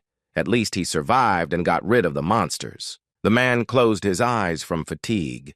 But then he felt the presence of his magic scout ball, which had sent him for the jewels. He circled around some huge crystal that resembled a precious stone. The head of Aegis even whistled, "What luck!" Shouting that he had finally received a reward for all his troubles, he ran towards the unexpected find. With a crushing blow of his fist, the man hoped to split the crystal into pieces so that he could take it with him. The impact caused the golden crown to fall to the floor with a loud thud and roll across the floor like an omen of ill will. At exactly that moment, the king Hyun-soo was fighting fell to his knees, his head falling apart. The heavenly demon felt that the life force had not left the ruler, so he warned the disciple that this was not all. The greenish glow inside the skeleton's armor became brighter, as if confirming the old man's words. Immediately, flashes of spells cast by the king appeared throughout the hall. I wonder where he got the energy from if he said that he spent every drop. Our hero was impressed. The enemy was able to withstand his tree strike and even retain the ability to fight further. The king rose to his full height. He was seriously angry and intended to destroy the uninvited guests here and now. He picked up the crown and placed it on his head, saying that the boy was fighting well, but to him he was like a speck of dust. Here the skeleton put his staff forward and said that the boy's teacher seemed to be capable of something, after which he laughed. The old man did not fall for the provocation and diversionary maneuver. Instead, he advised the student to watch his back. The hero turned back, but there was nothing there yet. But that was only for now. The enemy was already preparing a spell of special power. It flew to the vault of the hall and then rushed downwards in pink rays. Hyun-soo, on the advice of his mentor, decided to use materialization of the heavenly demon. The master began to instruct the hero, and the skill was successfully recorded into memory and immediately applied because time was running out. The king did not stop there. He raised the glowing ball into the air and now used it as a source of power for the spell. The guy jumped out from under the attacking projectiles and dodged the damaging beams like a ninja, or rather, like a heavenly demon. The skeleton called him a slimy guy, but the hero used sky demon flight and refuted the accusation. Suddenly, he began to fall from the tower into the hole formed by the spiral of steps, but at the last moment, he grabbed the edge with his hand. The king looked down. He stopped attacking because it made no sense. A man would not last long like that. But the young man was not alone. The teacher confidently said that he was quite capable of rising if he achieved maximum concentration and correctly distributed energy throughout the body. A second later, Hyun-soo had already jumped out of the hole onto a flat surface and was looking disdainfully at his opponent. The skeleton said that using such tricks against him was simply ridiculous, and the heavenly demon advised him to shut up immediately. The old man frowned and informed the king that he was just an insect who should not even dream of competing with him. He shouted that a skeleton could not reach the heavens. Let him bow down to the heavenly demon, to which the monster objected that he was just a soul that did not even go to the toilet. The old man declared that he could be arrogant because he was in heaven, and the king did not know how to react to this. But then he decided that there was no point in wasting time and cast a new spell, promising to grind the impudent student into dust. A whole bunch of pink magical rays rushed towards Hyun-soo. The guy froze, calculating the trajectory. Finally, with the help of the heavenly demon's walk, he avoided all the projectiles rushing towards him quite successfully. The floor was completely destroyed, and the young man decided to use the pillars and columns of the hall as support. He slipped between the beams of the spell, climbing up like a mountain climber. The hero did not even think about giving up. Getting as close to the enemy as possible, Hyun-soo attacked him with one of his crushing pierce techniques. Then came the blow of the grain of knowledge. It seemed that the young man was in earnest and was ready to go to the end. The king froze, realizing that it would be much more difficult for him to repel the attack now than the previous time. Meanwhile, Cho Jae-hyuk tried blow after blow to break the huge precious crystal in order to take the shards with him as a trophy. Finally, one of the blows proved decisive and precious fragments fell to the floor, making a pleasant ringing sound. But inside, a pleasant surprise awaited the man. There was a magic stone, apparently. The sarcophagus made of precious stone served only as protection for him. Saying that he would now swallow it up, the head of the guild, Igita, grabbed the magical artifact with his hand and lifted it from its place. The king howled in a voice that was not his own, asking if someone had really played such a cruel joke, playing with a fragment like this. Taking advantage of his confusion, our hero closed the distance and struck with one of the sky demon's crushing blows. Looking at the magic stone in his hand, Cho Jae-hyuk thought that the strength was clearly above A rank. The front one was definitely S rank. Here the skeleton regenerated again and menacingly asked who had touched his precious vessel of life. The guy was already flying towards him with the heavenly demon's erasing fists tactic from the 6th crushing blows technique. The cherry on the cake was the heavenly spiritual body technique, with which the hero decided to finish the job, rushing towards the enemy like a comet. The king froze. He was frightened by Cho Hyuk's actions and puzzled by Hyun-soo's superpowers, who wasted no time. The young man, with calm determination, headed straight for his goal, deciding that nothing and no one could stop him. The head of the Aegis Guild screamed in pain. The power of the magical artifact was too much for him. Everything around was burning with a pink-purple light. The man closed his eyes from the tension, but he did not let go of the stone, intending to absorb its power in any way. Everything around sparkled with flashes of magical discharges. Nothing but the king's glowing ball was visible. Cho Jae-hyuk did not let go of his hands, even though the force flow literally blew him away from the spot, risking tearing him into pieces.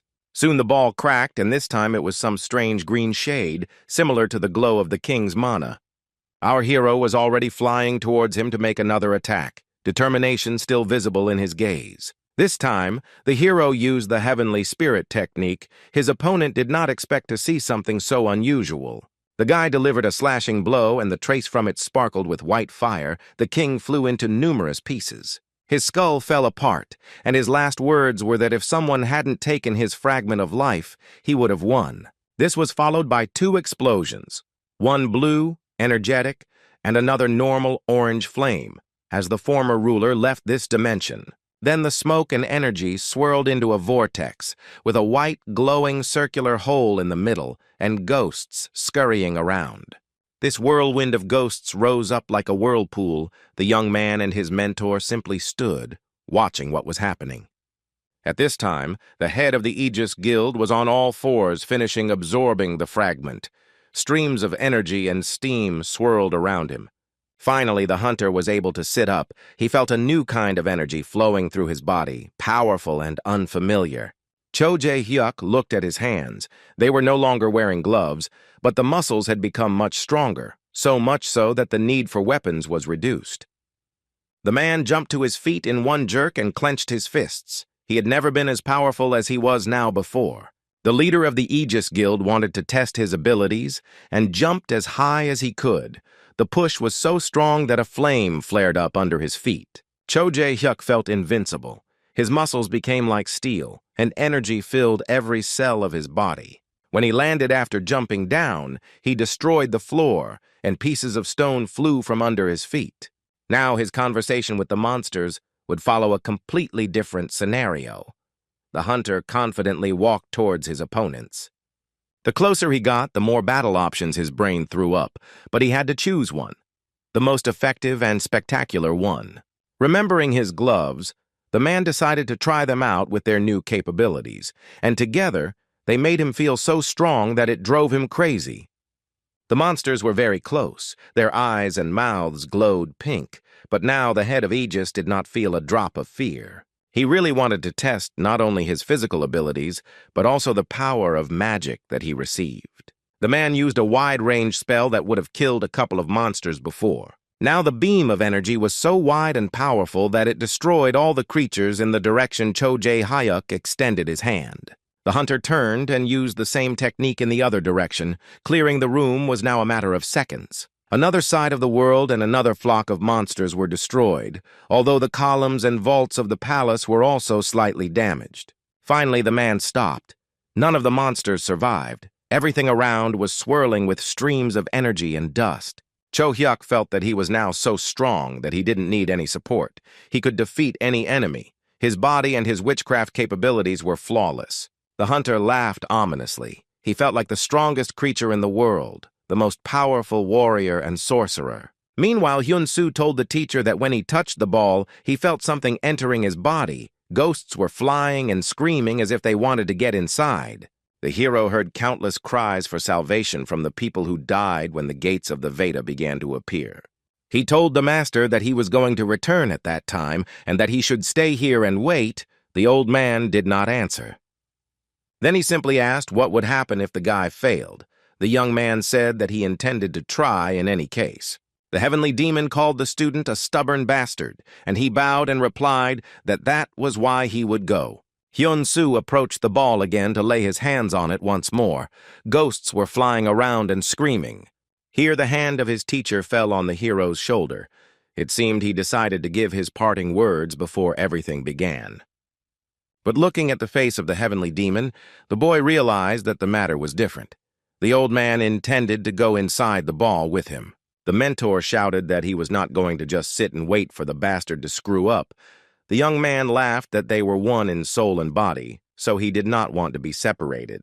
Amid cries that he was simply mocking the master, both began to perform a ritual to delve into the past. There was so much energy that Hyun-soo even screamed. Just like last time, he felt uncontrollable fear. A second later, the boy and his teacher seemed to melt into thin air. They were being sucked inside. Everything was going according to plan. The city, as the king had said, was very rich and prosperous. Everything was clean and new, like a toy. The streets were filled with truly happy people in expensive and clean clothes, with smiles shining on their faces. The townspeople bought picture-perfect fruits and vegetables. It seemed like a real idyll. It seemed to be a place from the Lich's memories. The boy near the counter pointed his finger at something in the sky. It was undoubtedly a portal. It appeared right above the central street of the city, illuminating everything with a bright blue glow, even blinding, one might say. Some people did not understand what this phenomenon was, but some of the inhabitants of the settlement immediately realized that this was the gate of light, which should be immediately reported to the king. Soon the threat became obvious to everyone. The first monsters began to emerge from the portal. Their appearance was extremely unpleasant and frightening. The first victims were not long in coming, and ghosts appeared, begging to be saved. But the men who rushed to the aid of women and children died even faster than those they were trying to protect. Some tried to fight hand-to-hand, some even showed their first special abilities, but without training, it couldn't help. At first, the city guards also rushed into battle, but then the ranks began to thin. Many could not stand the emotional strain and began to flee. People called on the soldiers not to run away, but to fight, because the fate of the city depended on it. But few listened to their pleas. The kingdom's warriors died just as quickly as ordinary citizens. Their armor and weapons were of little use, since the monsters had a numerical superiority. The king, sitting on a dragon, watched what was happening. When he lost half of his troops, he gave the command to retreat. His white dragon looked at his brothers below, and it was clear that he too would not mind joining the monsters. The ruler began to descend and shouted that the king was here. Let everyone run as far away from the monsters as possible. He would use magic. He cast a wide-range spell with Mori's honor and the spirit of Jabargo, who touched the sky. It was a heavenly crushing strike, similar to the ones Hyun-soo had learned under his spiritual master, but with massive damage. The monsters died one after another. The spell worked as expected. The flames engulfed the entire city center. The king's magic projectiles left holes in the monsters, and he fought to the limit of his abilities to protect the city. The soldiers below cheered, waving their spears as the ruler rode across the skies on his dragon. Soon the streets were empty. Only the clock on the tower ticked, reminding us that time had not stopped, and life went on. The king sat in the military tent, where a miniature version of his throne had been brought for him, his shadow looking a little lonely. The man sat with his eyes closed, his face looked completely exhausted, and judging by the color, he felt bad. His hand reached for a glass of water. It would have been better if it had been wine, but the wine reserves did not allow for luxury, and he had no appetite. There was a bottle on the table nearby, but the ruler would have preferred to take a sip of mana potion or restoration potion right now.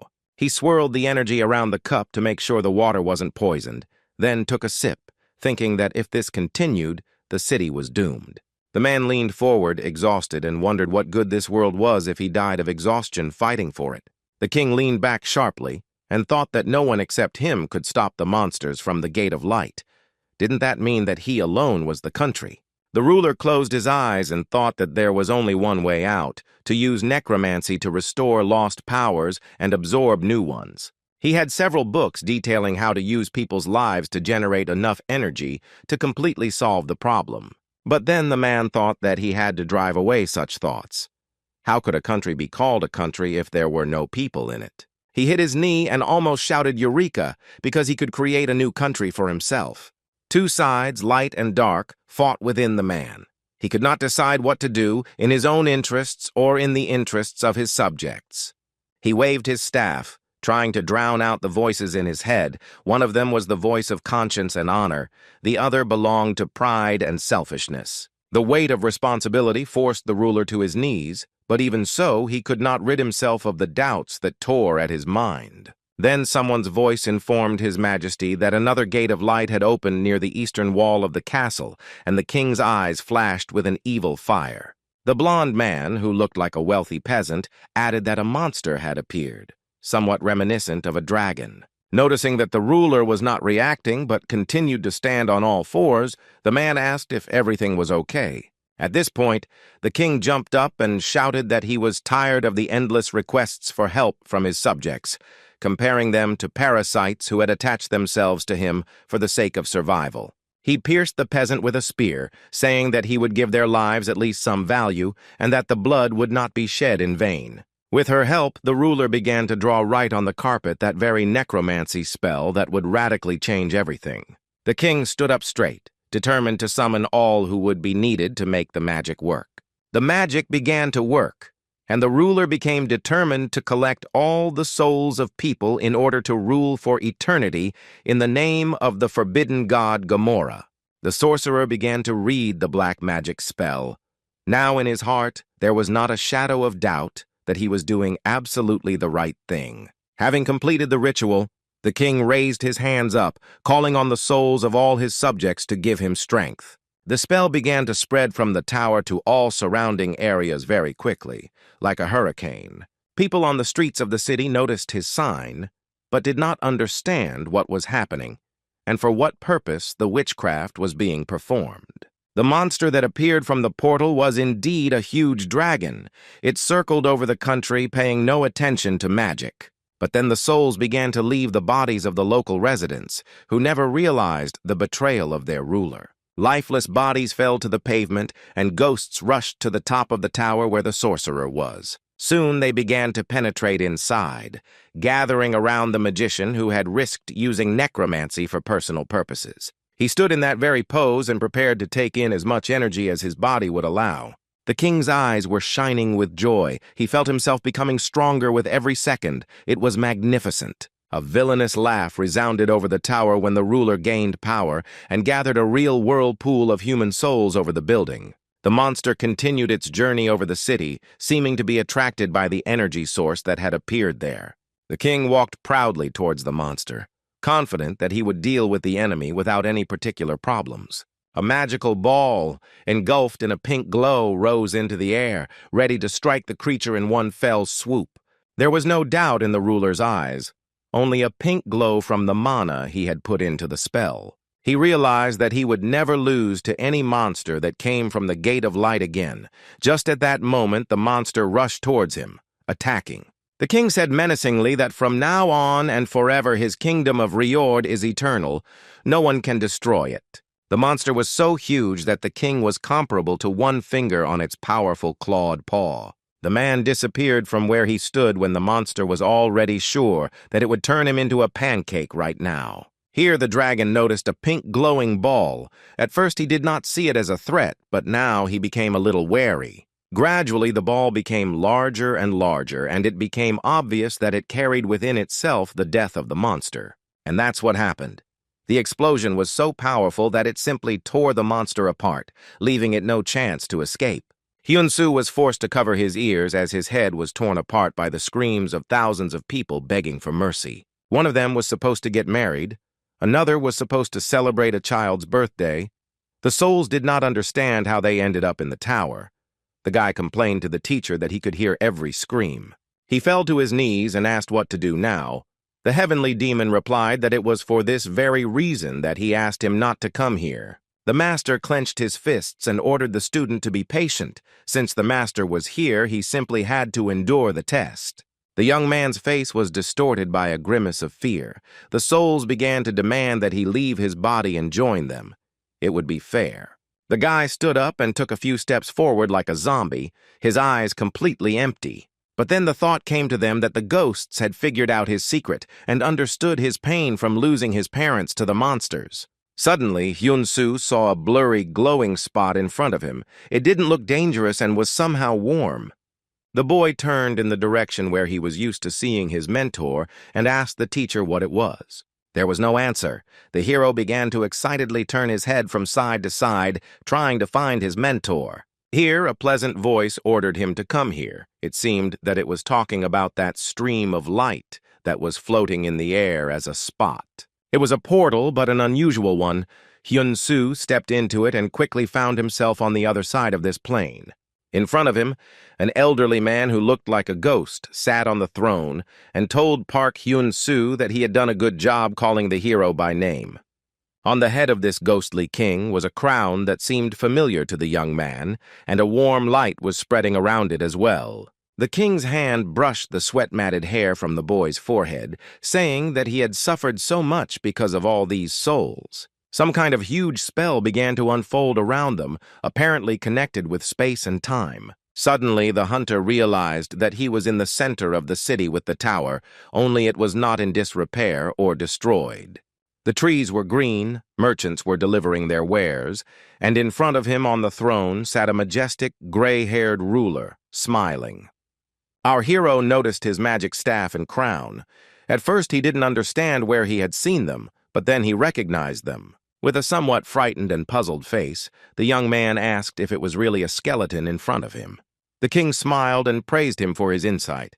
Hyun-soo was ready to pounce on him with his fists, suspecting him of another deception. The ruler smiled and said that no way, he had waited 3,024 years for this moment.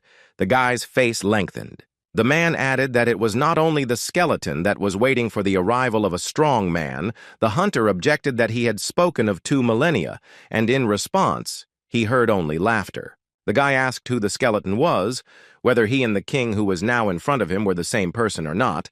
The ruler answered that both yes and no. The old man explained that when he used necromancy, he separated from his evil personality and plunged into entropia. If you look at it from another angle, he was simply thrown out of his body, just like the souls of the people living in the city. The evil entity had no need for morality or conscience, so it easily got rid of them. In Anthropy, the king pulled himself together and created another world in a new dimension. He tried to correct his mistake. He even managed to save several souls that fell into Anthropy, although every day of these people is similar to the previous one, but they do not suffer from mental pain. Here, the king began to stare at his guest, who was indignant that this was somehow indecent and even offensive.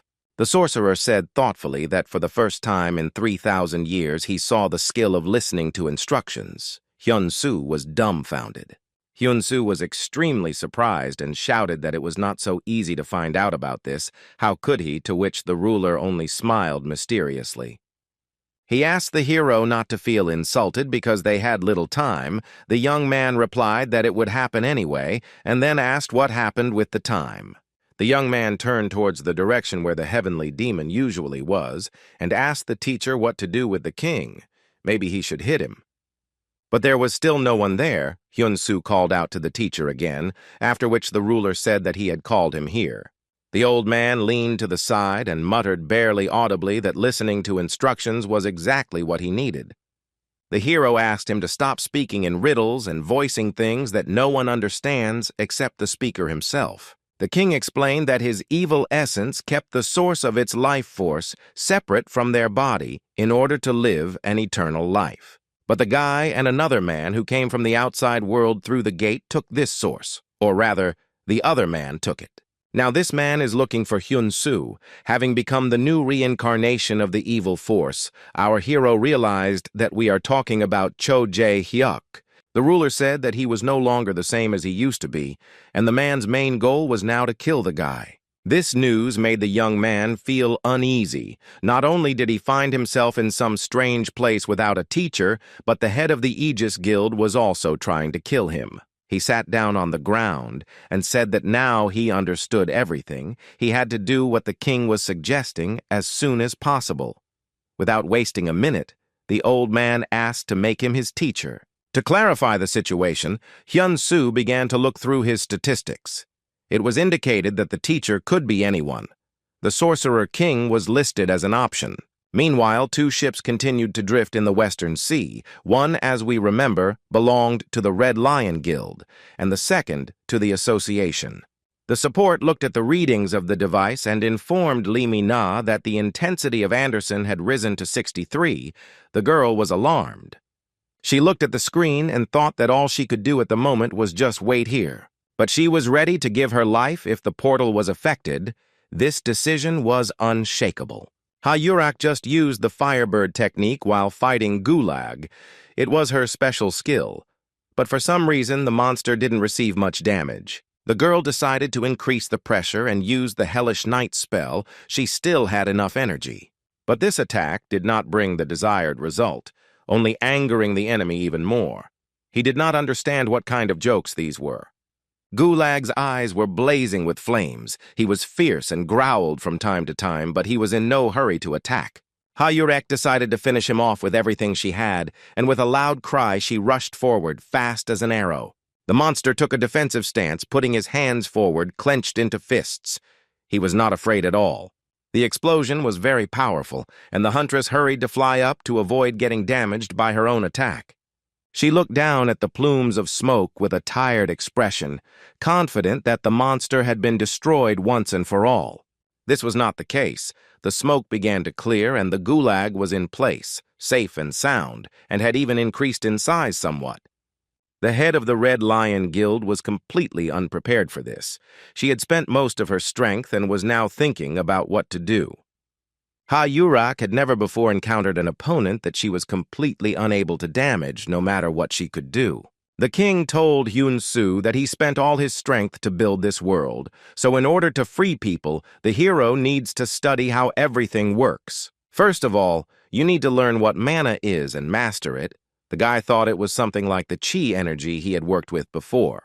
The ruler explained that chi is the purified energy of nature, while mana is raw, which surprised the young man. The king said that it was now time to absorb mana, the unrefined energy of nature, and the skill of following instructions was activated. The guy felt a new, previously unknown force entering his body, which literally permeated everything around him. He accepted this energy and tried to get used to it. It turned out to be not as easy as one might think. Finally, it worked. A message appeared that he understood what natural mana energy was, and his experience points increased. The king was surprised that the boy had settled in so quickly. He thought that such a thing was simply impossible. He, the best magician in the world, once took his first breath of mana after 3 hours, and here the guy managed it in the first minutes. Even if he used the skill of listening to instructions, it was impossible, judging by the looks of it. The person sitting in front of him was very powerful. No, that's not it. This man is actually the most outstanding genius, capable of changing the fate of the world. Nothing else. The boy asked the king what to do next, since he had already learned to feel mana. The old man replied that it was not difficult anymore. You need to lay your hands on the ball and gradually take control of all the souls trapped inside this body. The king added that most likely the young man would feel the pain of each such soul, and it should be returned back, released into freedom. The hero concentrated. Cries for help and pleas for salvation completely filled his consciousness. It was difficult to endure. Hyun-Soo sank deeper and deeper into the stream of soul pain, but he didn't take his hands off the glowing ball of entropy for a second. Then someone appeared behind him who definitely shouldn't have been there at such a crucial moment. It was the evil personification of the king, which was now Cho Jae-hyuk, who smirked and said that he was just looking for the Hunter Park Hyun-Soo. The man did not quite understand what was happening and slowly walked towards our hero without waiting for any reaction from him to his appearance. The man activated the spell and said that it was a pity. If the enemy was sleeping, he wanted to assess his strength before killing him. Meanwhile, the guy complained to his mentor that he felt like his heart was about to burst. Could it really be because of the mana? He advised him to be careful. There would be no second chance. You have to put mana into every word you say, and the first word you say will be disappear. Hyun-Soo obediently followed the instructions. A bright blue glow began to emanate from the guy. Then hundreds of ghosts became visible in it. These were liberated souls. Then these ghosts began to seem to flow towards the ball, filling it. With each second there were more and more of them. Finally the vessel overflowed and could not withstand it. Then a strange ringing sound was heard, and millions of sharp fragments, transparent and sharp like glass or crystals, flew in all directions. The heavenly demon watched this. He couldn't believe that his disciple had made all the vengeful and miserable spirits disappear at once. The old man thought that he was incredibly lucky, and that Park Hyun-soo was a genius that this world had never seen before. Here he saw the king in the form of an elderly gray-haired man, and asked if it was really that skeleton in front of him. The ruler smiled and said that the master's disciple had accomplished an unprecedented feat. He and his subjects had been mentally destroyed and had gained freedom. The heavenly demon asked whether the word destroyed meant complete disappearance and received an affirmative answer. The king finally asked the heavenly demon to tell Hyun-soo that they were all free now. He would be very grateful for this favor, and then disappeared forever. Meanwhile, Cho Jae-hyuk tensed his muscles, gathering energy into a glowing ball to attack our hero. The spell turned out to be very powerful. All the energy of the ruler's evil essence passed to the hunter. Hyun-soo, unsuspecting, continued his difficult work of freeing the souls of the inhabitants of this place. The more effort he put in, the faster the clock hand on the tower turned, the gears of the mechanism spun, and everything around was filled with streams of mana. Just when the ball of entropy cracked, the hero felt that he had coped with his difficult task properly. A beam of light from the ball hit the direction of the tower, and the young man squinted to see what happened. He destroyed the building right under the place where the part hiding the clock mechanism began, and then all the buildings in the city were supposed to disappear. Reflecting off the tower, the beam began to incinerate the houses of the inhabitants of this country stuck in time. Cho Jae-hyuk closed his eyes as the light around the young man became blinding. Hyun-soo's consciousness returned to his body, and he finally destroyed the little world created by the king, in which the souls of people and his own were imprisoned. The spell of the guild leader Aegis also served as an incentive, adding energy to destroy the city. Now the man greeted our hero. The guy was surprised. The hunter did not abandon his intention to kill the newcomer. He had already prepared for battle, and was now only waiting for the right moment. Saying that it was time to say goodbye, Cho Jae-ek released a magic projectile that was supposed to destroy the enemy. Our hero was a little confused, but still prepared to repel the attack. He already understood that the hunter was not scary to him. That's why, when Cho Hyuk approached, his face twisted in a brutal grimace, our hero struck first and did it with lightning speed. The man exhaled from the unexpected pain. There was surprise on his face. He did not expect that he would miss the attack, not keeping an eye on the boy. The second blow was so powerful that the head of the Aegis Guild could not be seen due to the flash of energy. The man was thrown back as if instead of muscles and skeleton he had jelly and jelly. This was something new.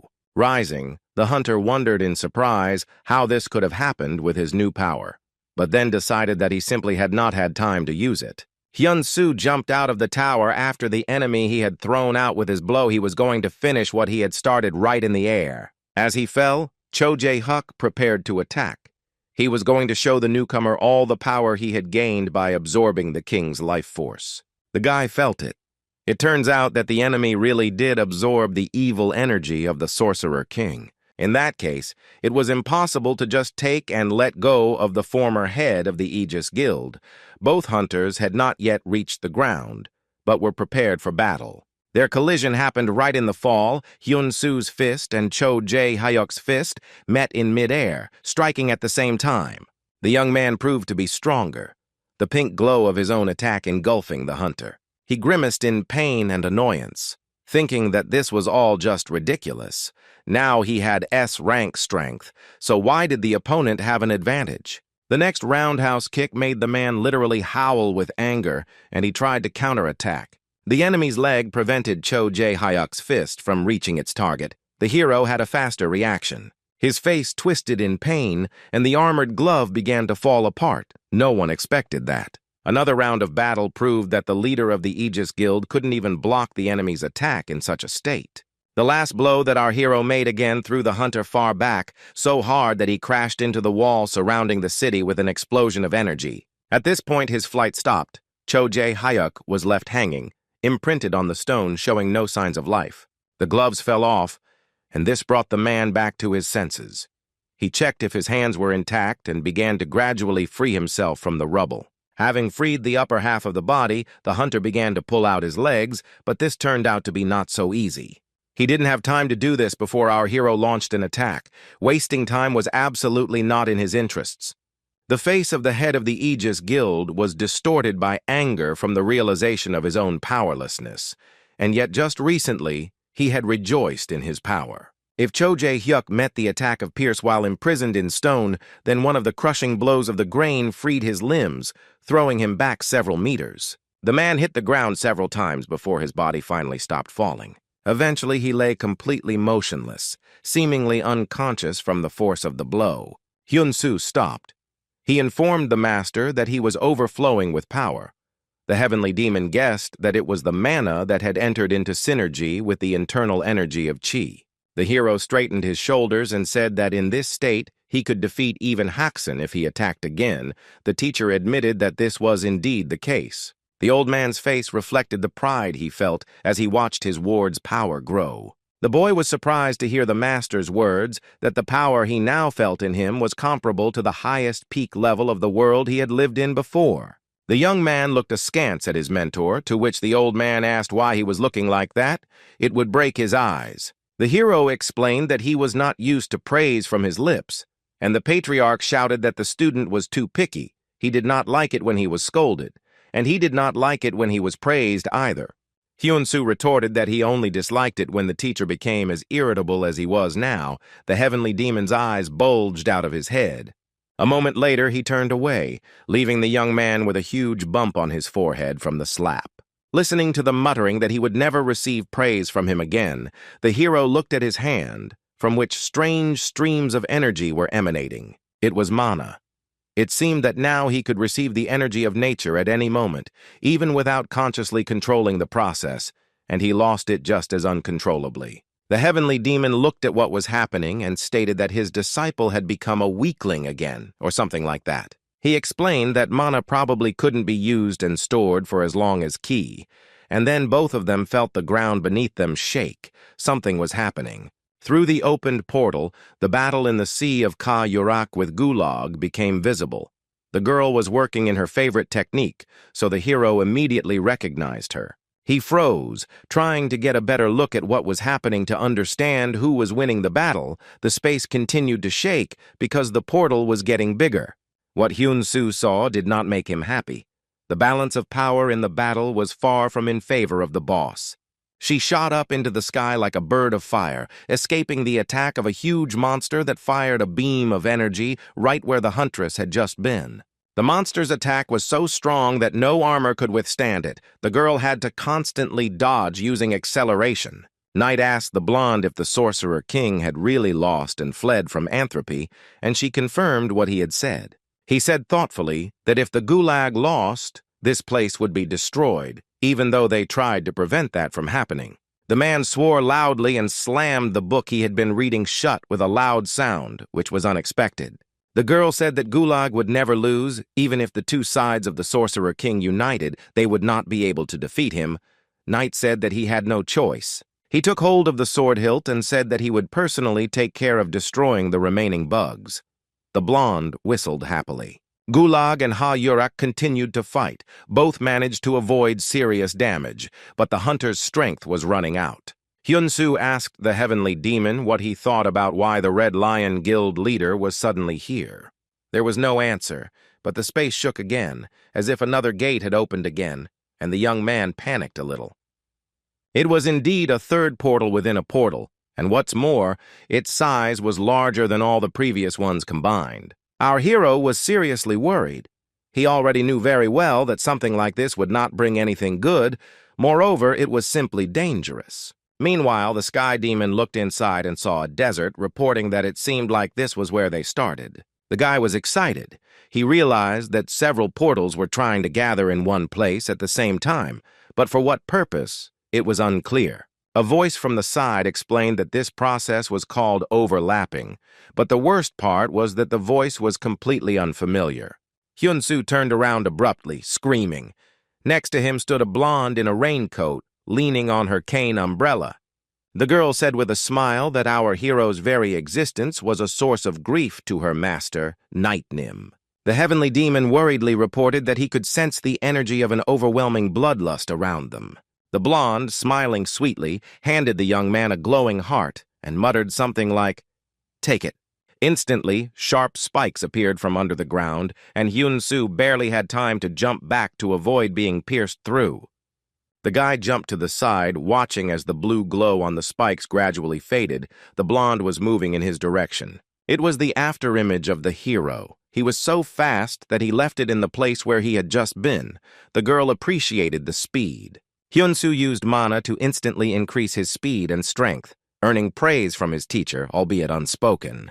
The blonde intended to attack again, but the guy counterattacked with his signature crushing blow, the grain. Realizing that she couldn't avoid the blow, the villain had to come up with another way to defend herself. She found nothing better to do than hide behind her pink umbrella. Apparently, it was a powerful magical artifact. When the opponents collided, an explosion occurred, and, as usual, dust and smoke made it difficult to assess the effectiveness of the attack. It turned out that this was not entirely true. The girl used the umbrella as a parachute, only the other way around, rising above the ground with its help. The young man hit the stones, and it seemed that his opponent's speed was also in perfect order. Hyun-soo thought that if an ordinary umbrella helped avoid his signature move, then the blonde was simply mocking him. She stood on top of the fortress wall and reproached him for his cruelty, for how one could treat a weak girl in such a way. Both her hearts and her honeyed voice irritated our hero beyond measure. He already understood that this was a form of manipulation. To get to her, Hyun-soo used heavenly demon flight. This was the most sensible decision. The blonde instantly found herself in another place, thinking about the fact that the guy had a rather original and interesting technique of movement. Jumping up the wall with his fist at the ready, the young man asked why she had attacked him, for what purpose. The girl snapped her fingers and said that she was not going to answer the man who was rushing towards her with such a scary face. With a click, the entire wall became covered with the same sharp spikes as in the previous trick with the heart. Some of them injured the young man, some broke, but he did not stop and continued to move forward. He was so angry that he used the tree's blow against the impudent girl without stopping. This should have given her some intelligence, provided that she survived. The girl flew back 10 meters in one fell swoop and began to tease Hyun-soo that he couldn't reach her. But then her fun suddenly stopped. A bright blue flash of energy appeared right behind her shoulder. Having screamed, the girl managed to cover herself with an umbrella, but the explosion was quite strong and knocked her off her feet. This time the umbrella didn't help, and the girl and him were knocked off their feet by crushing blow number 2. Mr. Knight stopped her from falling, appearing just in time to catch the blonde, who sadly reported that she had underestimated the man. The man continued to hug her shoulders and looked closely at Hyun-soo, who was approaching them. Noticing a new enemy, our hero froze in indecision. He tried to understand who it was in front of him. Knight looked at the guy and said that Park Hyun-soo was only supposed to wear out the Sorcerer King, but he started such an activity. Who is this person? He speculated that the rookie hunter had discovered an unexpected resource in this dimension to increase his strength. The guy asked a counter question, wondering who was in front of him. But the man continued to reflect on the fact that there was no doubt about the hero's strength. With a cry that he shouldn't care because he was about to die, Knight attacked Hyun-soo with lightning speed. The young man appreciated his speed but was not at all afraid, intending to block the attack with a punch. Noticing this, Knight chuckled and sped up even more, a dangerous red glow appearing around him. Instead of striking, the hero had to block, otherwise he would have simply been blown away by this indomitable, evil whirlwind. Under the pressure, the young man had to take a few steps back, and he thought that the enemy was really quite strong. His next strike sent Hyun-soo flying into the air like a volleyball. This was done more on purpose to increase the distance. The guy dropped onto the wall, still in a blocking stance, but was also considering an attack. The blonde didn't let him finish his thoughts by snapping her fingers, which, as we know, was her signature spellcaster gesture. And again, spikes appeared on the wall, in such numbers that if the hero had fallen on them, he would have instantly turned into a sieve. Although why, if that's what happened, the click knocked the young man down with a powerful stream of air and threw him back. At the same time, Gulag screamed his battle cry, attacking Hayurak. The monster also noticed the new portal and tried to enter it. He shouted his name, Gulag, a few more times, and the girl decided that the enemy was also taking their fight seriously. The Red Lion Guildmaster hovered in space right in front of the monster, turning off her Firebird mode. Gulag looked at her questioningly and said something, but it was impossible to understand what exactly. The warrior said that it doesn't matter which of them dies today, but you need to know the name of the one who will put an end to your life. She raised her head proudly and announced that her name was Hayurak of the Red Lion, flames flickering here and there on her armor. Here the girl changed her mood to the exact opposite. She screamed that in the name of her fallen comrades, she would destroy the monster. A ball of magic projectile was shining in her hands. And she will do it with all her strength. At these words, Gulag opened all 3 pairs of his additional eyes, which he had kept closed until then. Hayurak knew that most hunters of her level had techniques that took away life energy to the last drop until death, but gave power. She decided that in the name of all the dead hunters of her squad, she would destroy Gulag at the cost of her own life. The girl used her last spell, screaming that plasma should burn everything here to the last atom. The support person taking measurements on the association ship pulled his hands away from the device. It had overheated. The man shouted that the Anderson density was already 84, no, 95, and continuing to rise, he was seriously worried. Limina and the Raider squad, ready to head into the portal at any second, waited for new information. The girl thought that the portal was about to explode, but if even S-Rank Hayurak couldn't stop it, then they had no chance at all. The head of the department called and asked about the number the device was showing. The heroine replied that at the moment it was 85, according to Anderson. She looked at the portal and said that she didn't think they could withstand it, then asked why from the perimeter, but there was no answer yet. Limina realized that no reinforcements were likely to arrive, and then asked what they should do in that case. The boss replied that someone would come to help. They are amazing people, so there is hope. The girl thought that they would all die today. Then the soldiers on deck began to look up and ask each other what was going on. They noticed a strange movement in the sky. A glowing pink wedge swooped down on them from the sky, hovered in the middle between the 2 ships, and then descended onto the deck of the Association's vessel. The impact raised a column of dust. The glow began to slowly fade, and the director of the Association ran closer, covering her face with her hands. When the girl saw who was the cause of what was happening, her eyes widened in surprise. She stammered out Haxon's name. It was indeed him. After landing on the deck, the man had not yet had time to rise. Shortly before this, near his home in Germany, a conversation with friends took place that had a direct impact on subsequent events. Gil Lordeman asked White Wolf in surprise if he really intended to go alone after accepting the Korean request for help. Takeshi sarcastically remarked that in this way he would help Hayurak, and yet he hated this girl with all his heart. Hansen said that he would only help if the operation failed without him. If the Koreans found someone else, he would not participate. He added that hunters are there to save people, which brought smiles to his friends who knew his views on this issue well. Literally a second later, the hunter soared into the air at supersonic speed to avoid continuing this awkward conversation. Yamamoto said that he loved it when his colleague behaved so heroically. Gil replied that they had to hurry up too, so as not to fall behind. The support on the ship reported that the Anderson index had reached 89%. If this continued, the portal would explode in half an hour. Limina reported to Haxon that there were currently 30 A-rank hunters and Hayurak in the portal. The man nodded. Here another portal appeared and the face of the association director changed. The hunter glanced warily behind his back. It turned out that Takeshi and Lordman had arrived, the latter just coming out onto the deck of the ship. Lee Mi-na thought that there was still hope, but then Haxion asked where Park Hyun-soo was, and the girl couldn't hide her surprise. She replied that Hyun-soo was already inside, and that Cho from Aegis was also there, but White Wolf did not let her finish, saying that that was enough. Looking at the portal, the man said in a confident tone that if that boy was inside, then everything would be fine. After some thought, Haxon concluded that our hero had more than just abilities, but no one understood what he meant. A message appeared that the creation of the plasma sword was complete, and it instantly appeared in Ha-Yurak's hands. The monster's additional 6 eyes began to emit blinding rays of light. It seemed that this was also some kind of weapon. These beams gathered in front of the monster's face into a ball, similar to a magic projectile, but using a different type of energy. With a loud, simply deafening roar, he launched this bomb straight at where the head of the Red Lion Guild was located. The girl leapt forward and tried to block this incredible attack with her plasma sword. The heavenly demon watched the scene and noted that the fireworks woman was using her signature technique.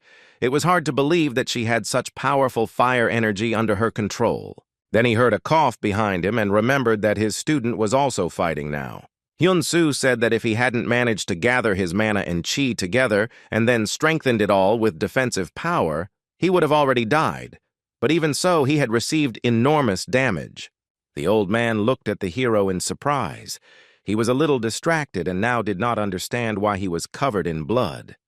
Hyun-soo asked the master not to be sarcastic, at least now, and then asked how Ha-Yurak was. The patriarch replied that she was going to finish the battle. Knight became furious when he noticed that his opponent was distracted during the battle, so he immediately rushed into a new attack. The heavenly demon advised the disciple to use the yin-yang demon, and he looked at him for more information. The skill of following instructions was activated. The opponent put all his strength into the blow, but the young man managed to master a new technique and successfully dodged. The man simply could not believe in something like this, but he had a special remedy prepared for this case. He launched a full-throated kick, doing it completely unexpectedly. Hyun-soo was taken aback. Such attacks were impossible to predict, but the master continued to suggest techniques. The hero used a leaf strike, and it was so powerful that an explosion occurred, but the enemy jumped back at the last moment, avoiding damage. He tried to counterattack, but Hyun-soo managed to anticipate this blow as well. Knight stood completely confused. He even forgot to lower his fist. Meanwhile, the young man took advantage of the confusion and used the leaf strike again, intending to cut the villain in half. It was truly dangerous, but somehow the enemy managed to dodge it by jumping high into the air. Falling to the ground, he was incredibly happy that it had worked, but he didn't understand how to continue the battle. He needed to think through his next strategy carefully. But rage prevented Knight from thinking, anger clouded his eyes, and he missed the blow. Meanwhile, Ha-Yurak rushed forward, intending to destroy the gulag with her plasma sword. She moved at great speed and put all her remaining energy into the blow, just a little more, just a little more. A warning appeared that she was almost at her limit and should stop using internal energy, but the girl did not stop.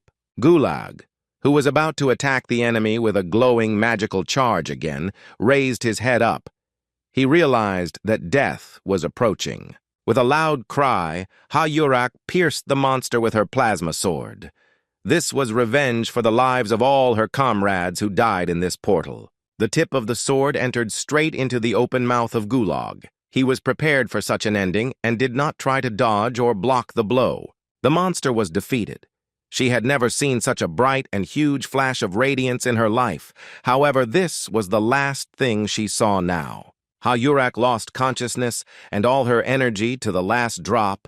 Her hair turned from fiery to black. The girl fell down. It was the end. Her brain threw up memories from the past. The huntress mentally turned to the captain. The overturned cars were burning. A huge, one-eyed monster walked across the bridge and threw cars like toys. The girl stood in his way. Another car flew at Ha-Yurak, but she dodged it and looked menacingly at the monster that was destroying the city. Then beams of light flew at the monster from different sides, and the girl realized that help had arrived. These were fellow hunters, and of course the captain, who with a few movements of his fingers released a whole series of light beams, sharp as a razor. After destroying the monster, the man landed on the ground right in front of Ha-Yurak, smiling warmly at the girl. She smiled happily in response. The captain arrived just in time to solve all the problems in one fell swoop, covering her and saving the people. He praised the young huntress, patting her on the head, and then noted that she had done a great job, even though her help had been a little late. The man said with a satisfied look that the girl would soon become S-Rank. When that happened, let her cover his back. She only laughed in response. The captain added that if anything happened to him, she should take care of his son, Jae-hyuk. He was such a klutz. Hayurak screamed at him to stop this conversation immediately. Nothing would happen. Looking at the smoking buildings, the hunter objected that anything could happen to their work. Now the girl was falling down, thinking that she had not kept her promise. She mentally asked the captain for forgiveness. Meanwhile, on the fortress wall, the blonde called out to Night Nim, saying that the portal to the gulag was closing. He answered her that he knew, reaching for the scabbard of his sword, after which he asked her not to make unnecessary noise here. It was dangerous. A second later, the man pulled out his sword and drew a cross in the air, the blade leaving a reddish mark behind. He did it right on the portal, thus closing it, or something like that, apparently. Knight knew how to handle the gates no worse than Lordman. Our hero looked at this and thought that the enemy seemed to have cut the portal with a sword, deactivating it. This was something new. The enemy thoughtfully reported that the young man surprised him by being able to hold out for so long. The ocean from the dimension where Hayurak had fought poured into the city, now practically spilling over the fortress walls. Knight said that he was far from certain that Hyun-soo would survive today. But if he did, he promised that they would meet again. With these words, he opened a new portal in the sky and, taking the blonde with him without thinking, rose to it, as if he could fly. Illuminated by an infernal red glow, the man added that then he would appear before the hunter in his true form, and then he would not survive. As they passed through the gate, a cross appeared in the sky, indicating that further use of this passage was blocked. The young man looked at what was happening and thought that this operation was not just considered very dangerous, but people on Earth did not even suspect how much. He was badly wounded and could barely stand on his feet, but was disappointed that he could not finish the fight, so he called Knight a coward. After these words, the hero coughed, spitting out blood. Only now did he realize how serious the damage he had received was. The heavenly demon approached the disciple and advised him to start restoring now. The enemy was still unreachable. The guy replied that he would do it. But what next? He couldn't just hang around here doing nothing. The water was rising higher. The master prompted him to turn around, and right behind the guy he saw a sword that he had forgotten, or that the enemy had deliberately left behind. Hyun-soo grabbed the handle, and the blade burst into flames. It wasn't very pleasant to hold the bastard's weapon in his hand. The patriarch said that this place would soon close and they needed to cut the portal just like Knight did to get out of here. The young man looked at the sword and asked how he should swing it. The teacher replied that he had no idea. Let him try different ways. Use mana or chi energy. The guy decided to try starting with internal energy and poured a fair amount of it into the blade, which glowed much brighter. After that, Hyun-soo drew a cross in the air, but nothing happened. Apparently, it was not chi energy that was needed, but something else. So it was necessary to use mana. The young man directed the flow into the sword, and it glowed blue. At that moment, a stream of water poured over the wall and almost knocked him off his feet. Our hero stayed on his feet only by some miracle. There was more and more water, so now the guy focused all his attention not on the sword, but on saving his own life. Now the very existence of the city was in great question. Most likely it would simply turn into a huge pool inside the fortress walls. Hyun-soo almost went there to feed the fish, but by some miracle he managed to grab the edge of the wall with one hand.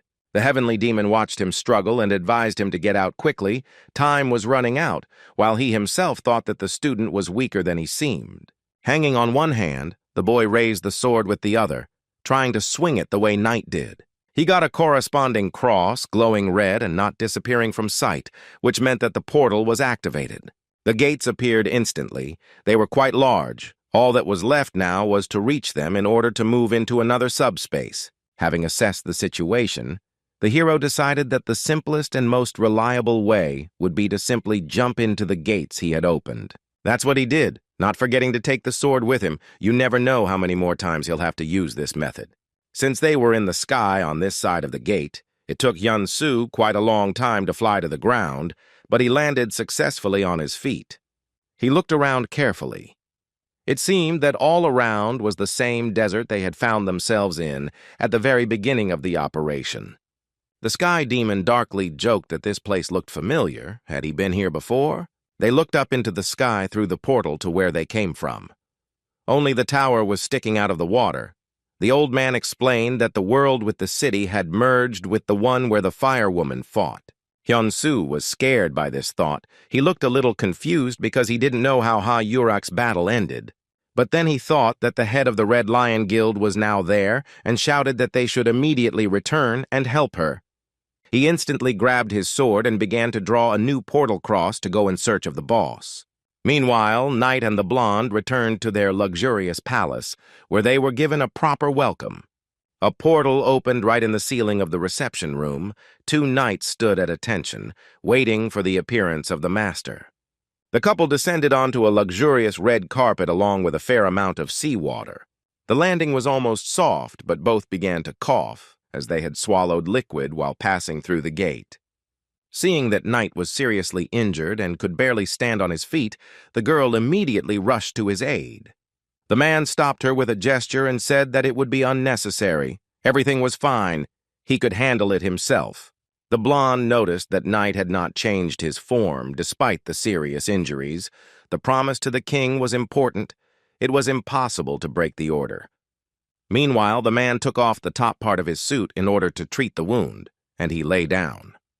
A servant had already appeared nearby, unrolling the cloth to bandage the wound. Everything was very clean and looked as if it had been in use for years.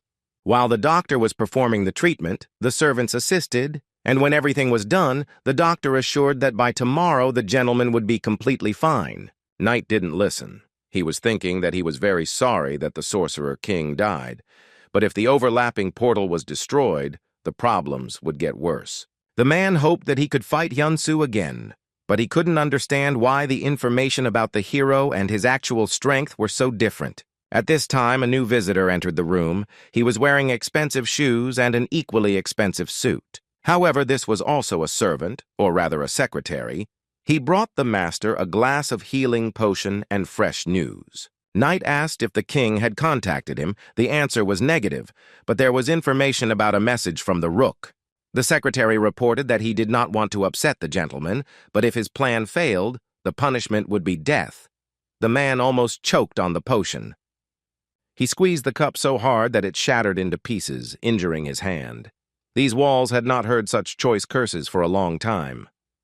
The blonde watched Knight and thought that she was ready to carry out any of his orders, while the man cursed Rook who dared to say such a thing.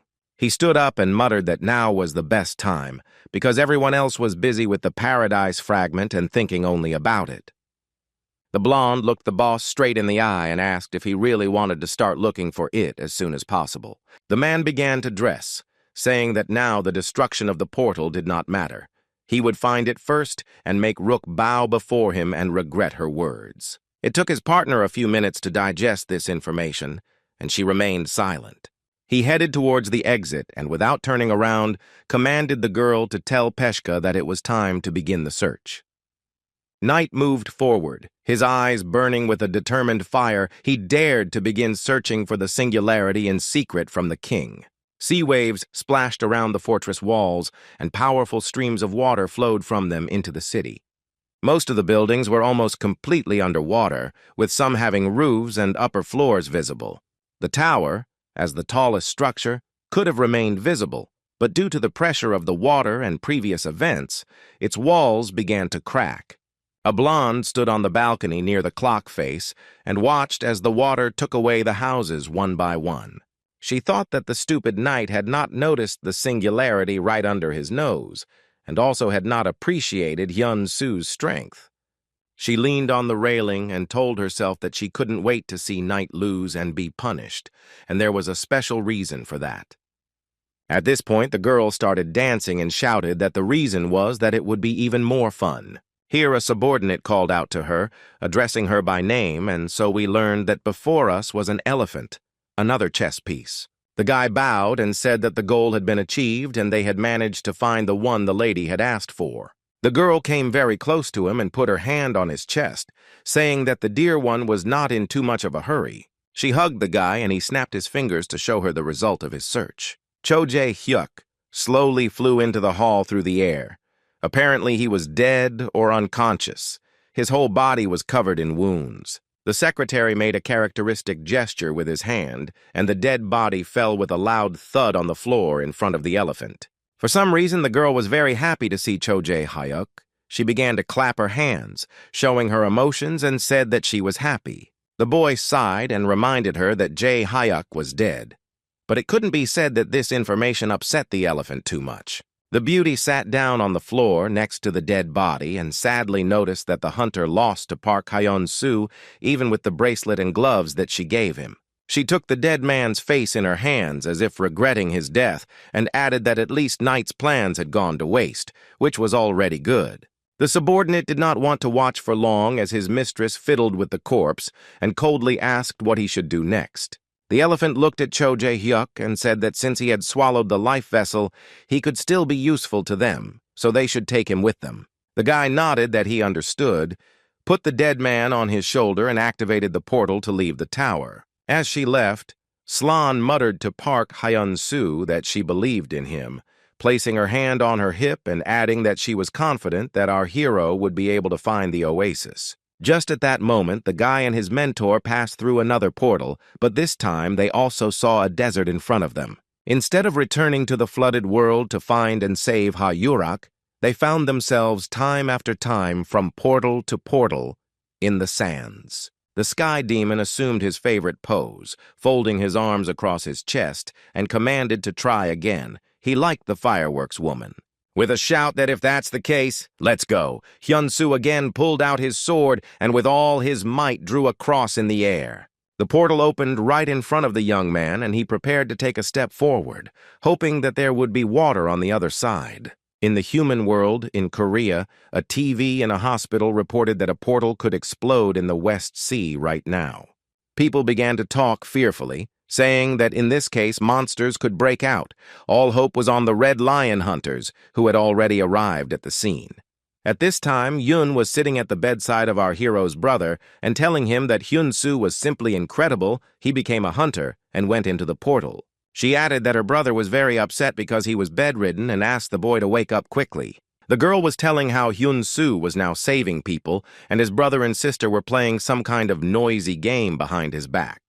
Yun had to say goodbye to the patient and take the children out of the room, reminding them that this is not the way to behave in a hospital. Looking back at Hyun-tae at the door, she added with a smile that she would definitely visit him again soon. There was no reaction. The boy continued to lie motionless. All that was left was to hope that he could hear kind words addressed to him. Meanwhile, another portal appeared in the desert. It was definitely the work of his brother and the heavenly demon. Soon the heroes themselves appeared. The first thing the patriarch exclaimed was a curse. They came back there again. The master looked ahead carefully and said that he could not understand how this was possible. They were just running in circles in this desert. Hyun-soo replied that he himself had no idea, but the situation was starting to irritate him to the extreme. There was no time to waste. But then the hero noticed something ahead that was slightly different from all the previous landscapes of the desert in which they found themselves. It was an oasis or something like that. I needed to get closer and take a better look at the area. He moved forward and began to carefully descend towards the water because it looked somehow suspicious. Looking down, the guy said that regular water doesn't look like that. He can't see his own reflection properly. Carefully lowering his hand into the lake, Hyun-soo informed the teacher that, as he suspected, what lay before them was not water at all. The sky demon asked if he meant that it was a disguised portal, and the student replied that it most likely was. Saying that now was a great opportunity to check it out, the young man began to decisively enter the lake. The master followed him. The bed was clean and warm. Hyun-soo stretched sweetly from sleep, but was in no hurry to open his eyes, enjoying the light sunlight on his face. Finally, he sat up and stretched again, yawning, saying that he had seen a long and wonderful dream, and that he needed to write it down in his diary before he forgot. The hero looked at his watch and realized that it was quite late to get up. He got up and went to the kitchen. The father sat at the table with a newspaper in his hands and joked that the guy, it turns out, was alive, although he had slept for a whole day. Mom muttered reproachfully that there was no need to be so rude, to which the man laughed. He was just joking. The younger brother was about to take a bite of his huge burger and said that Hyun-soo seemed to have just gone into hibernation. The hero took away the food and said that if Hyun-tae was insolent, he would be left without lunch. He would eat his burger himself. Watching his older brother begin to eat, the boy began to whine about how he had only managed to bite once. In order to console him, Hyun-soo simply slapped a fairly large bill right on the guy's forehead. Satisfied, he began to finish his burger, explaining that he had just received his payment yesterday, and Hyun-tae bowed in gratitude. The guy asked his parents what they would like to eat today. He treats them. It was very nice. There was a traffic jam on the street, as always in this area, with many cars honking in an unsuccessful attempt to somehow get through. Hyun-soo's family went to a restaurant, but it was difficult to get to their destination, although the traffic was usually a little lighter at this time of day. The father decided to make a small detour and go around, so that at least they would be moving and not standing still. The car turned onto a small street. There was no one there at all, and it was possible to increase the speed to the maximum permitted within the populated area. Our hero laughed that it really was better, to which his father joked that no navigator could compare with a road veteran. Then Hyun-tae looked out the window and noticed something strange. He became worried and asked his brother to look too. The sky above the building they had just passed had turned pink and orange, indicating that a portal was about to open there. Hyun-tae couldn't know about this, so he assumed that a thunderstorm was starting and lightning was flashing in the sky. Then a real fiery rain of burning debris fell on the car. It wasn't lightning, it was an explosion. Following the fire, monsters appeared. These were the same monsters that Ha Yurak had recently remembered, and, well, Hyun-soo was in one of the cars. The monster grabbed the car and threw it aside. The whole family screamed in horror, but they could no longer do anything in this situation. The front of the car crashed into the pavement. The passengers in the front seats would hardly have survived such a blow. When our hero opened his eyes, he saw a hospital room. On the bed opposite, connected to machines, lay his younger brother. The nurse noticed that the young man had opened his eyes and called out to the doctor, saying that Park Hyun-soo had woken up. The guy sat up in bed. His arm was in a cast, there was a bandage on his head. He asked the hospital staff what happened. They began to explain, and the young man jerked to stand up, shouting that he wanted to know where his family was. Some time later, Hyun-soo visited the columbarium where his parents' ashes rested, and he looked for a long time at the photographs of his smiling mother and father. Tears streamed from the hero's eyes. He still could not comprehend that he would never see them again. And the thought that he was now the head of the family and responsible not only for his own fate, but also for the life of his brother, made him want to howl. Tears streamed down onto the young man's clothes and hands. His grief was so great that it was impossible to bear. Hyun-soo collapsed on the floor and began to sob loudly. He didn't care at all that all the visitors in the columbarium were grieving for the deceased, but he was the only one making noise. Here he heard a sharp call. Someone called him by name and commanded him to come to his senses immediately. The hero fell silent. He closed his eyes, and when he opened them again, he screamed in a voice that was not his own. He was in armor again. He was a hunter in the portal again. Tears continued to roll down her cheeks, but now the teacher was nearby, looking reproachfully at Hyun-soo. In an irritated voice, the heavenly demon reported that the disciple had not woken up, so he had to take some measures. Then, from somewhere to the side, an unfamiliar voice was heard saying, "Unknown variable." Our heroes looked in the direction of the speaker. The man in the shroud-like clothing continued that this time the unknown variable was an otherworldly being, and that was very strange. He stated that he had summoned one person, so why are there two here now, and one of them is a soul? Ignoring him, the heavenly demon began to scold the student for crying so much. I wonder what kind of dream he had. It was unacceptable to behave like that. Hearing that it was not proper for the future heavenly demon to roar under any circumstances, the stranger smirked. He started to get angry and cast a magic projectile, saying something about how if the visitors decided to deliberately ignore him, it was in vain, but he didn't have time to finish.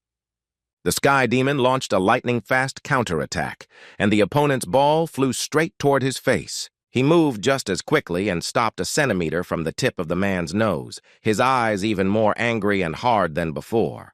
The master ordered in a stern voice not to move even a finger without his order if he did not want to cease to exist right now. Hyun-soo was surprised that the mentor could attack a stranger. He explained that he felt it as soon as he saw him. It was an intangible entity. The master could not fight the skeleton. It had belonged to the physical world for a long time, but the good essence of the Sorcerer King could be attacked by him. But there was no reason for this. The stranger admitted that the master was capable of destroying him. He never thought he would ever meet someone so outstanding. He cast a network of protective spells around himself and apologized for the situation. The man added that a year ago people almost managed to kill him, so most of his strength was lost, and he still needed to maintain this peace. Hyun-soo got really angry and screamed at how dare the scoundrel make him watch that horrible dream about the past. The stranger asked whether he had really pressed on the sore spot, and then addressed our hero by name and asked him to listen.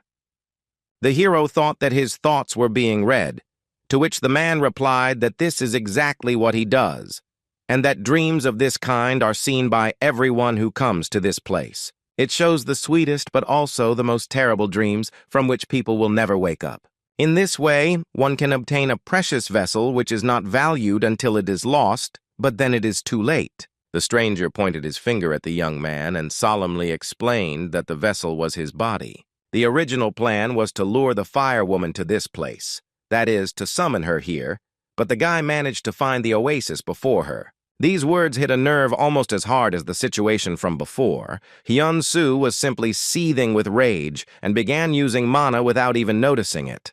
Shouting that stealing other people's bodies was the height of meanness, the boy clenched his fist and prepared to attack the man. He was very fast, and in a couple of seconds he was within striking distance, and he didn't keep waiting long. The hand passed through the smiling face of the enemy. He did not even try to dodge or block the attack. There was absolutely no need for it. The stranger disappeared, and in his place appeared some kind of whirlpool of energy of various kinds, and a voice reported that the attack was useless. The heavenly demon guessed what was about to happen and shouted at the disciple to immediately move away. The guy didn't have time to do this. Now his fist was right in the mouth of a huge, toothy monster that had no material shell, but was no less dangerous for that. With a few swings, the creature destroyed our hero's armor and inflicted wounds on him that prevented him from retreating back. At that very moment, the boy's eyes turned black and blood appeared on the wounds, too dark to belong to a person. He thought that the bastard was now in his body. Hyun-soo's face was distorted by a sinister grin, and he answered himself that this was far from all. The guy, against his will, assumed some kind of fighting stance, as if preparing to use a special tactic, and the voice declared that this beautiful body was not suitable for his weak soul. A huge force filled every cell of Hyun-soo's body. His eyes rolled back and his hair stood on end. He raised his hands to the sky. Then the body, along with streams of blood, tore out the soul of the young man and threw it aside like garbage. Our hero looked at himself from the side, but understood perfectly well that his body now belonged to someone else. With Hyun-soo's lips, the monster enthusiastically said that it was worth waiting for a whole year. He looked extremely satisfied. The stranger noticed that this was an excellent body. He could feel the remnants of mana, and there was so much chi energy, as if it had been accumulated for thousands of years. He clenched his fists and laughed, then joyfully proclaimed that this body would serve him well. Overwhelmed by emotion, the monster did not notice that a heavenly demon had appeared behind him, preparing to attack. The master said that when he was in Murim, for such actions one could be burned to the bone at the stake, and with these words he knocked the stranger's soul out of Hyun-soo's body. With the next blow, he returned the soul of his student to where it belonged. The body spread its arms and screamed. The stranger regained his original appearance, and now his eyes widened in anger. He did not expect that someone would be able to expel him from the vessel. While Hyun-soo was trying to comprehend that he had returned, the stranger asked the master how he was able to interfere with other people's bodies. The boy was shaking and feeling his own muscles with his hands, and the heavenly demon silently assumed his favorite pose. The patriarch replied that for him this was also a mystery. Perhaps this skill was supposed to manifest itself right here and now, but something else was more important. It was time for the stranger to prepare for death, since he dared to challenge the heavenly demon himself. Hyun-soo asked the mentor to wait a bit before attacking. If he killed the enemy now, they might be stuck in this place forever. The master replied that after the death of the creator, this place must also collapse. It could not be otherwise. Our hero said that if this did not happen, they were doomed. If the stranger was not there and the world did not disappear, there was no escape from it. The young man explained that the sword that remained after Knight's escape no longer obeyed him, so it was impossible to create a portal and leave. The enemy started laughing quite loudly, and Hyun-soo asked what was making him laugh so much. The man grabbed his head. The spells around him became even more intense. He continued to laugh and said that it was just driving him crazy. As if from nowhere, a throne materialized, and the stranger sat down in it, continuing to fight back fits of laughter. He explained that after countless calculations, he had figured out that he would be able to leave this place today, but now he simply could not believe that this was happening. The man covered his face with his hand and said that he wanted to introduce himself properly. People usually call him Pavlichion. Then the man added that they might know him by the name of Ancestral Dragon. Hyun-soo couldn't hide his surprise, and Heavenly Demon didn't believe a single word. The boy angrily shouted that the Red Lion Guild leader said that the Ancestral Dragon was sealed a year ago, so it was a lie. The man straightened up and assumed a majestic pose on his throne. He did not make any excuses or explain anything. Then he decided to clear the air and admitted that he had made people believe it, even using the language of souls. The Ancestral Dragon reported that, being on the verge of death, he could not do anything, since he no longer had the strength to do so, but he had been thinking about a plan for a whole year. He spread his fragments and remained here, waiting for someone suitable, a vessel, to come. Hyun-soo could understand his opponent's motivation, but he couldn't understand why he was telling him all this now. He read his thoughts and replied that he was doing this because he had no reason to lie to the hero. There was no point in it. His time was coming to an end. The man explained that he would no longer be here by tomorrow. The stranger's face became sad. The Ancestral Dragon stated that he had been counting on the Fire Woman coming here, taking her body and returning to the outside world, plunging it into absolute chaos. But things didn't go according to plan. It all started with the Sorcerer King, who somehow managed to retain his good nature, and the skeleton fell. Moreover, he fell at the hands of an incredible creature that came here contrary to all his calculations and made the implementation of this plan impossible. The Heavenly Demon ignored the flattery and asked why his opponent coveted other people's worlds so much. He explained that the world he had lived in before was completely devastated. There was no mana left in it, and new mana had stopped appearing due to the decline of nature. And when the Ancestral Dragon was ready to accept his fate and die, they appeared and offered a deal. They suggested how to get out of the desert world into a new one and continue to exist as before. These were the kings. Our hero could not understand what kind of kings these were, so he asked the man why anyone would call themselves kings. The man asked if he really didn't understand what was happening after the battle with Knight, aka Horse. The boy realized that the characters were named after chess pieces, but he thought it was extremely stupid. The Ancestral Dragon noticed that he was having fun in vain. If he laughed when meeting them, he would die instantly, or perhaps long and painfully. Because if the horse takes on its true form, it will become stronger than the Sorcerer King before it's split into two. Hyun-soo and his teacher listened to the end. The man finished by saying that both the Sorcerer King and Knight were fighting the hero with half their strength, and he indignantly took a few steps forward. The Ancestral Dragon's face turned sinister, and he asked him to imagine what would happen when he met Knight if he did not restrain himself. Well, having met the king, the young man will die in that very second. There is no doubt about that, the man summed up. The kings taught him how to create portals, and in this way he came up with the idea of connecting parts of his world with the earth. Because of people, it was not easy. The villain believed that as long as humanity existed, it was simply impossible to completely connect their worlds. The hunters were followed by others, and it soon became clear that by successfully luring them here, it was possible to destroy all the strong opponents one by one. That's why the dragon came up with his great plan. Making people think that they had defeated him, he divided his world into fragments. This is how portals appeared, appearing from time to time in different places on Earth. But all of them, like links, were connected into one chain. Rising from the throne, the dragon announced that now his time had come. What happened next, the heavenly demon and his disciple already knew. He told the old man that he had come to meet him, an outstanding master, to which he decided to give his name, Chonggen. The man turned around and addressed Cheongen by name, saying that although he had failed with his plan, there was definitely a special reason for it. Now he can calmly go to the next world.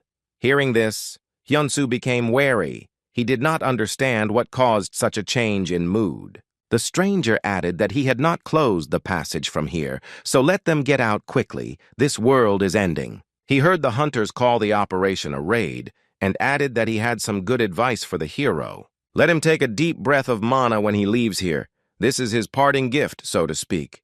The young man wondered for a moment if this was a trap, but then nodded, expressing gratitude. An explosion thundered off to the side, and the ancestral dragon turned away, preparing for the fact that he and his world were about to be destroyed. Our hero took the first step into the portal. Everything felt as usual, so the passage did not take much time. But before he completely went out into another world, he followed the advice and inhaled mana, and a message immediately appeared that its amount in the body had increased to the maximum. Then the amount of mana began to increase exponentially, and a message appeared that an overload had begun. It was necessary to process mana.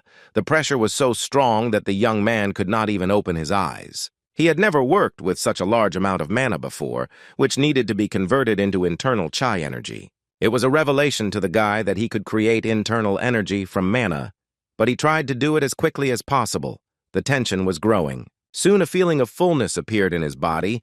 The guy realized that he was succeeding. He began to feel much stronger. A message appeared that his body was beginning to transform in order to bear the enormous power. It felt like the master was clearing his meridians. No, even worse. It was like he was receiving the body of a heavenly demon. Enduring the process without screaming was very difficult. The guy consoled himself with the fact that he had already experienced this, so he just needed to concentrate as much as possible to make everything go faster. Finally, he spread his arms out to the sides. The matter was approaching the end. Hyunsu felt more powerful than ever before. There was a message that he had reached the peak of flowering of 3 flowers. We remember that the beginning of flowering at one time greatly surprised the hero's mentor. It was a whole new level of power, and the realization of it came to the young man very gently and calmly. The Sky Demon decided to take advantage of the moment and sort out the situation with their recent opponent to the end. He felt that the ancestral dragon was no longer there, but some strong, immaterial entity was hovering nearby. The old man asked who was there. There was no answer, but the glowing spot became a little larger and brighter. The master crossed his arms over his chest and said that there was no point in hiding, saying that while his student was not here, he could go wild. He made an incredible blow right where he felt the energy. At first, the sound of breaking glass was heard, followed by a powerful explosion. The invisible enemy obviously received significant damage. The Sky Demon prepared to make another attack, but then someone's voice asked him not to do it and just talk. The master asked again who he was dealing with, and the voice replied that he would not recognize him even if he heard his name. The old man raised his hand, preparing it for another blow, and the voice again asked him not to do this, but to wait a little. The heavenly demon offered to introduce himself. The voice replied that he could not. The master clarified whether he could not or did not want to. The voice said that it was the latter. The old man asked who he was and why he had called him here. The voice replied that it would not name him, but had called him because it was curious to look at him at least once. An ominous flame appeared in the master's eyes, and he asked again what he meant by curious, after which he laughed menacingly. He started the attack again, and the stranger shouted that he shouldn't do this, that he should stop, but no one listened to him. The heavenly demon's dominant step was used, and the sound of breaking glass was heard again. The patriarch soared upward and now hung like a menacing shadow over the one who chose not to identify himself, despite the direct threat. The voice said that for an old man he was simply incredible, without denying it. The hero crossed his arms and asked the entity to get lost. He thought about how, for some reason, any idiot thought he could get close to him without revealing his true identity. The master introduced the ancestral dragon and began to get angry that he too dared to summon him simply on a whim. But the anger instantly evaporated, and the heavenly demon laughed. The thought that came to his mind was really interesting. Our hero hovered over the city without any effort at all. A message appeared that the body transformation was completely complete, and the skill of listening to instructions was increased. The level of the yin-yang body has also increased. Now you can use other people's skills twice a day and absorb information faster. The body of the heavenly demon has been strengthened by 200%. Hearing that his immunity to attacks of any kind had increased and that all his physical abilities had increased by 300%, the young man even blinked in surprise. He began to descend slowly and, finding a small ledge of rock above the water level, landed on it. Hyun-soo looked at the tower. It was the only one left visible. All the other buildings were swallowed up by the sea from the portal where Ha-Yurak fought. Then the teacher called out to him, and the boy did not hide that he was incredibly happy to see him. It seemed to him that a lot of time had passed since the conversation with the ancestral dragon. The teacher praised the young man for having managed to grow so much physically and in skills in the short time of his absence, and the hero laughed. Here the young man suddenly became serious, instantly forgetting about the fun. He remembered why he came here. Having declared that it was necessary to find Ha-Yurak immediately, he began to peer into the distance, trying to figure out where to go. The sky demon reported that he did not feel the presence of the firewoman here, after which he suggested flying and looking for her. The young man was surprised that he could fly too, and the teacher reminded him that he had already done so after obtaining the heavenly demon body. The mentor explained how to use this technique. It was necessary to block and then reactivate the acupuncture points in the legs, releasing the energy. He added that now the guy is quite capable of this, and the hero's eyes lit up with happiness. He could not even imagine that he would learn to fly. Hyun-soo slightly bent his knees, following the instructions he received from the teacher. It turned out to be quite simple. Then he released energy and soared into the sky like a bird, only the speed was slightly higher. In the human world, everything was as before, except that Anderson's density in the portal above the Western Sea reached 90%, and people began to leave the city. Everyone was afraid of a possible explosion of the gate, called the Paradise Fragment, and the news reported that evacuation was not mandatory, but recommended. Usually, with such numbers, the portal explodes, but so far this has not happened. And besides, several S-rank hunters have moved to the scene, including that same Haxon. Our hero flew over the sea. Its waves acquired a pinkish-orange hue, like in the place where the Battle of Ha-Yurak took place. They and the teacher flew around the area several times, but still did not find the head of the Red Lion Guild. The guy really enjoyed using this type of movement in space, and he said that the master should have told him about it earlier. He objected because there was no point in talking about what the hero could not do then. Everything has its time. Here, on one of the rock ledges, Hyun-soo noticed the boss. She was lying motionless, sprawled out on the rocks. He asked how he should land, to which the teacher advised him to reduce the amount of energy released.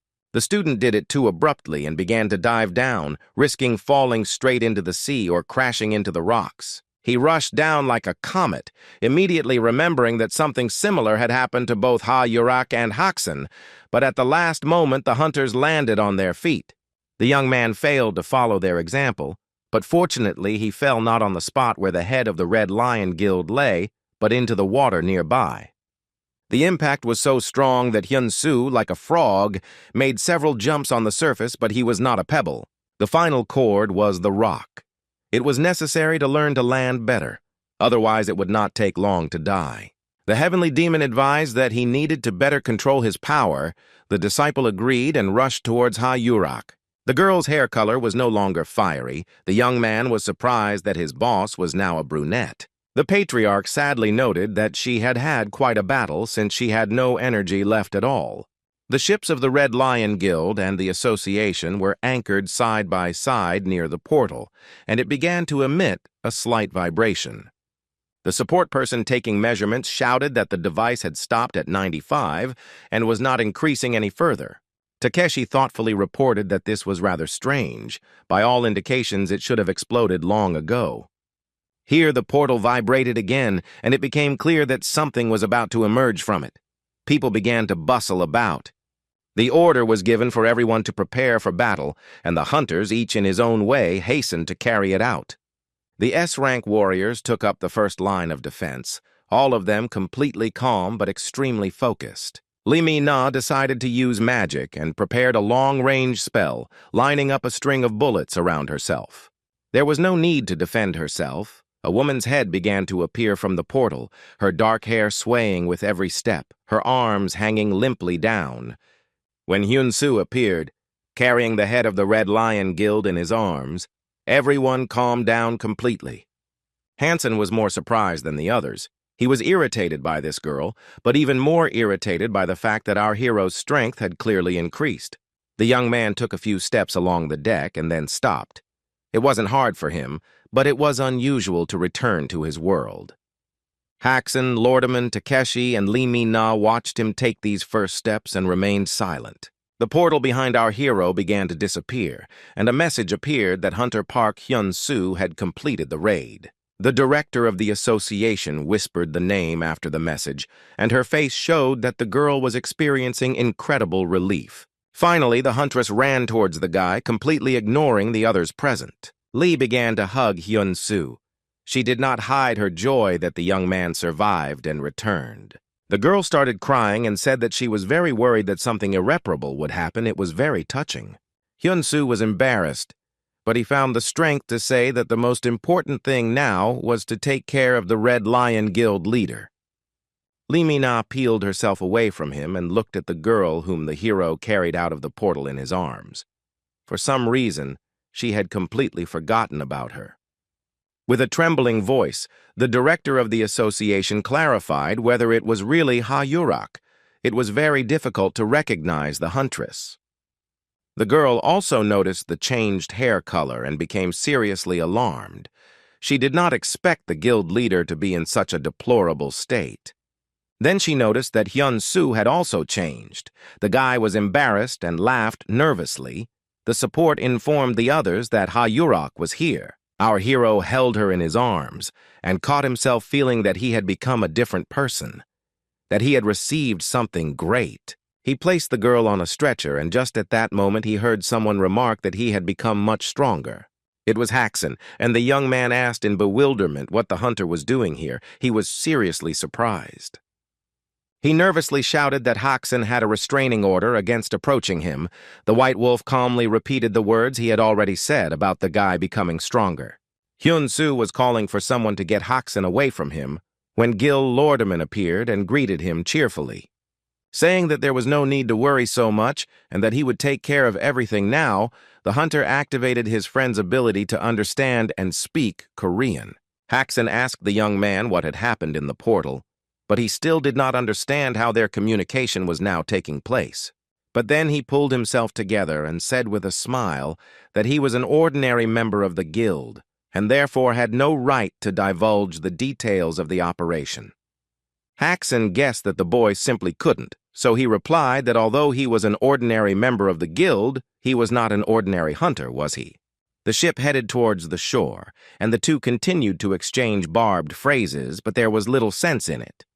Finally, Hyun-soo couldn't stand it any longer and poked himself in the chest, saying that he had learned something new about himself. His appearance was defiant. Haxen turned away and muttered that the hero had become less nervous, but he retorted that he was no less nervous than at their last meeting. The White Wolf said that he wanted to test him. It was clear that he was counting on a duel right now. Hyun-soo also wanted to kick his ass, but Li Na called him out in a tone that made it obvious that it wouldn't happen. The hero replied that not now, but next time Haxen had better be prepared. The man nodded and said goodbye. A second later, the hunter soared into the air. his face completely serious.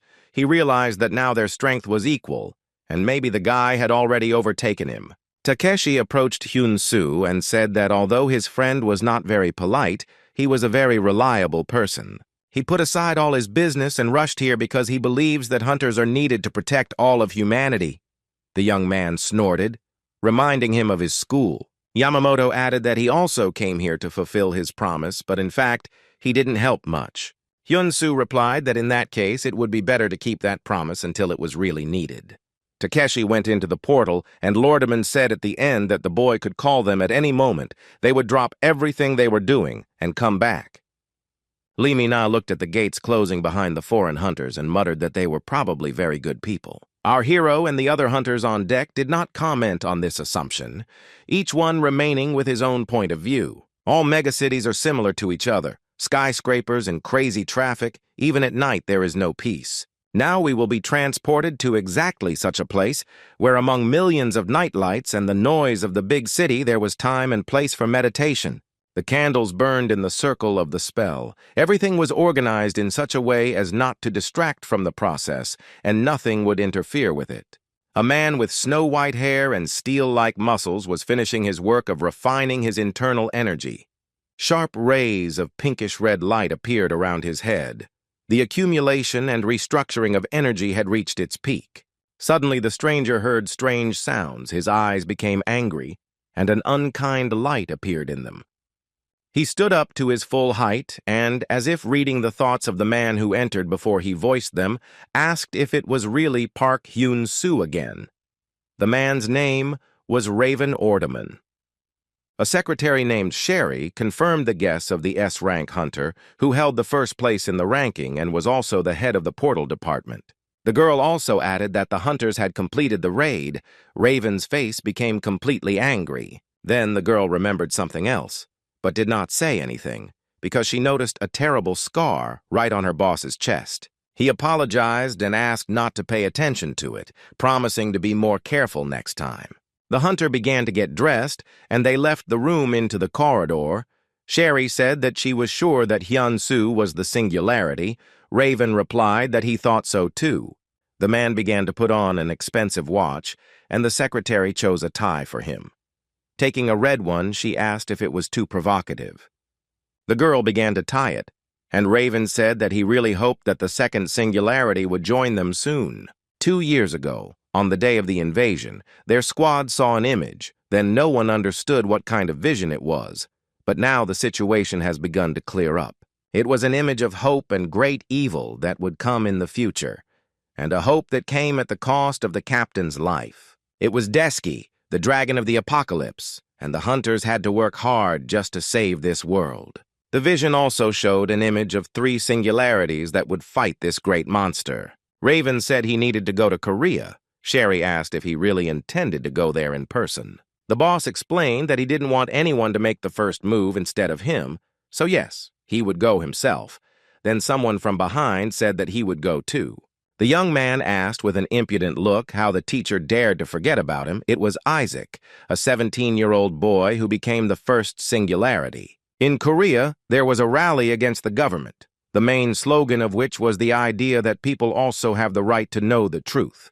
People were outraged that the government had kept information secret from the people, choosing the awakened and hunters as their main priorities. The Sky Demon watched the TV, where it was reported that thanks to the Red Lions, the situation with the portal had been stabilized. He asked Hyun-soo why people were doing this. They had saved them, so why protest? The guy replied that it was because they had the right to know the truth. The mentor replied that there was no point in that. What was the point of knowing if you couldn't influence anything? He looked at the portal on his wall and thought that he had never seen such black ones before. It looked like a hole into the abyss. With this thought, the hero gathered in the gate for training. But before that, I thought that it wouldn't be a bad idea to report this to the association in case it was something truly dangerous. The teacher advised not to do this yet, because the portal, or rather the subspace behind it, is still necessary for them. The guy jumped up. The mentor read his thoughts. I wonder if he learned this from the Sorcerer King or the Ancestral Dragon. He instantly received a kick to the jaw with the words that the master does not need to learn from anyone, he just guessed. Folding his arms across his chest, the patriarch added that in any case, the guy is now absolutely ready. Hyun-soo couldn't believe his luck. Could he really learn the remaining 6 techniques? The teacher confirmed that it was so. The mentor explained that if the basis of the first 6 techniques is earth, then these 6 are heaven. Maybe the guy will explain how he used the heavenly demon body tactic. The guy thought he couldn't do it and asked for help, to which the master asked him to wait a little. He cheekily suggested that before we started, we should eat rice with fried pork. The mentor had an excellent sense of humor. In the office complex in the middle of Sydney, the atmosphere was not much different from that in the Red Lion Guild building. Only the equipment and technologies here were a little more thoroughly developed. Some devices were unique. A man with long dark hair raised his hands to some device, and several light diagrams immediately opened. A few minutes later, he received information about Soul. Raven was standing next to him, telling him that everything would be fine. Anderson Walker, the top research director of the Portal Department and an S-Rank hunter, replied that in that case he was at ease. The man looked at the graphs again and now reported with complete confidence that the calculations were correct. He then added that the device was still being tested, so he should ask Lordman if he wanted more details. Raven replied that he wasn't particularly keen on meeting him, and that if the hunter found out they were trying to copy his technology, he would be really angry. Anderson replied that he would sue them then, after which he suggested grabbing some fried chicken from Korea. Raven promised to bring a treat. He extended his hand in farewell and asked to take care of him. Walker asked how Sherry was. The man replied that he knew everything himself. The troubled kid doesn't listen to anyone weaker than him, so all hope is on Anderson if anything happens to Raven. The hunter adjusted his glasses, cursing. Isaac stated that he was not at all problematic, and, as he had already said, he would also go to Korea with a teacher. He was determined, and Sherry's call from behind him was completely ignored. The girl explained that the boy did not stop making noise, and she suggested that he talk to the teacher again. Raven reached out and used a spell to immobilize Isaac, saying that it was too early for him. It worked for literally a second, and the guy immediately began to complain that in terms of strength, he had almost caught up with his mentor. The man explained that it was not about strength now, and the boy was outraged that they would start telling him about damn etiquette again. Anderson smirked and asked why the hunter didn't take Isaac with him this time. The look the Raven gave him was deadly. Walker continued that Korea is famous for its traditions and upbringing, and perhaps this would benefit the young man. The young man suddenly became polite and asked the teacher to believe in his good intentions for just a second. He asked if he would believe in himself if he were in his place, and the teenager enthusiastically shouted that it goes without saying. The heavenly demon watched as his student mastered new techniques, which came quite easily to him. After each attempt, the guy was engaged in restoring his strength with the help of circulating chi energy. When everything stabilized, streams of energy began to slowly wrap around his head and body. This was a signal that he could continue. Then the teacher began to transmit information about the next appointment. It looked like a blue glow. When the skill was recorded into memory, the hero's eyes became the same color. Since the memorization speed was now twice as fast, everything went perfectly. Having risen a little higher, right in front of Hyun-soo, the master asked who he thought the heavenly demons were. The hero's eyes widened, and he looked at the patriarch in surprise. He did not understand why the question was asked in such a harsh tone. He replied that he didn't know for sure, but he could base his conclusions on the name. These are demons descended from heaven. The old man said that partly yes, partly no, but did not have time to continue the explanation, looking at the portal through which they came. The young man also looked there and listened, after which he exclaimed that there was someone outside. Standing at the front door, the hero couldn't believe that the energy of whoever was behind it was so strong that it passed through the portal and reached them there. As you probably guessed, Raven and his student Isaac came to Hyun-soo. They had been waiting for quite a long time to be let inside. Our hero invited the guests to enter, after which he spent quite a long time looking at the business card that the hunter gave him. The most surprising thing is that what he read did not make any particular impression on the guy. He continued to remain absolutely calm. Raven looked at the young man and could not believe that he had awakened only a month ago. The energy pouring out of him was incredible. Hyun-soo also felt the energy of the visitors. The man had reached the pinnacle of hunting skills and was #1 in the world. Finally, he said he was glad to meet him and gave his name. The man could not believe that the young man could talk so calmly while being next to him. The hunter also greeted the hero and noted that he was not at all surprised that he spoke Korean. Lordman's special device helped him. But when he mentioned Gil's name, Hyun-soo's expression changed, something he didn't expect to hear at all. Here, Isaac demonstratively pinched his nose and said that the apartment simply stunk unbearably. Our hero was indignant because it smelled delicious. The teacher shouted at the teenager, reminding him that he had given clear instructions on how to behave, and he demonstratively chuckled. What followed was a whole tirade of moralizing, but Isaac said that he did not understand a word, and Raven realized that he was speaking Korean. The man ordered the student to activate the intercom, and he did so as if he were the smartest person in the room. Overdemon commanded the student to introduce himself properly. The boy did not respond to this for a while. Thinking that the ill-mannered idiot needed an example, Hyun-soo waved his hand in greeting and said his name. There was no reaction. Raven apologized that the student was still inexperienced. Our hero sighed that everyone behaved like that at his age. The boy was indignant that this was complete nonsense, after which he received a good punch to the teeth. It seemed the teacher knew how to make him think. Isaac was indignant that it was always like this. Then why tell him about Gandhi? Raven grinned and replied that there are always exceptions. Hyun-soo asked why the guests had come to see him, and the heavenly demon thought that his disciple was simply a model of politeness. He was proud that the guy had become so patient and thought that today he would try not to interfere in the conversation and not give hints. Raven said that he would not beat around the bush. As the head of the portal department, he would like the young man to join the organization. In the world that remained inside the portal of the ancestral dragon, it was raining, and drops mixed with tears were running down the blonde's face. She watched the explosions that accompanied someone's fight.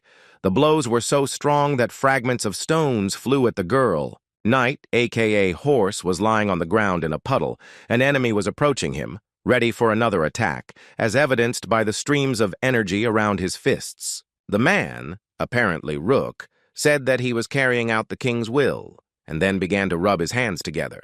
The horse asked him in a weak voice to stop. He could no longer continue the fight, but he did not want to die either. The enemy prepared to deliver another series of blows, saying that the king was disappointed that the knight had failed in his plan. The blow was enhanced by the spell, and Knight was thrown up so hard that he almost broke through the interdimensional connections.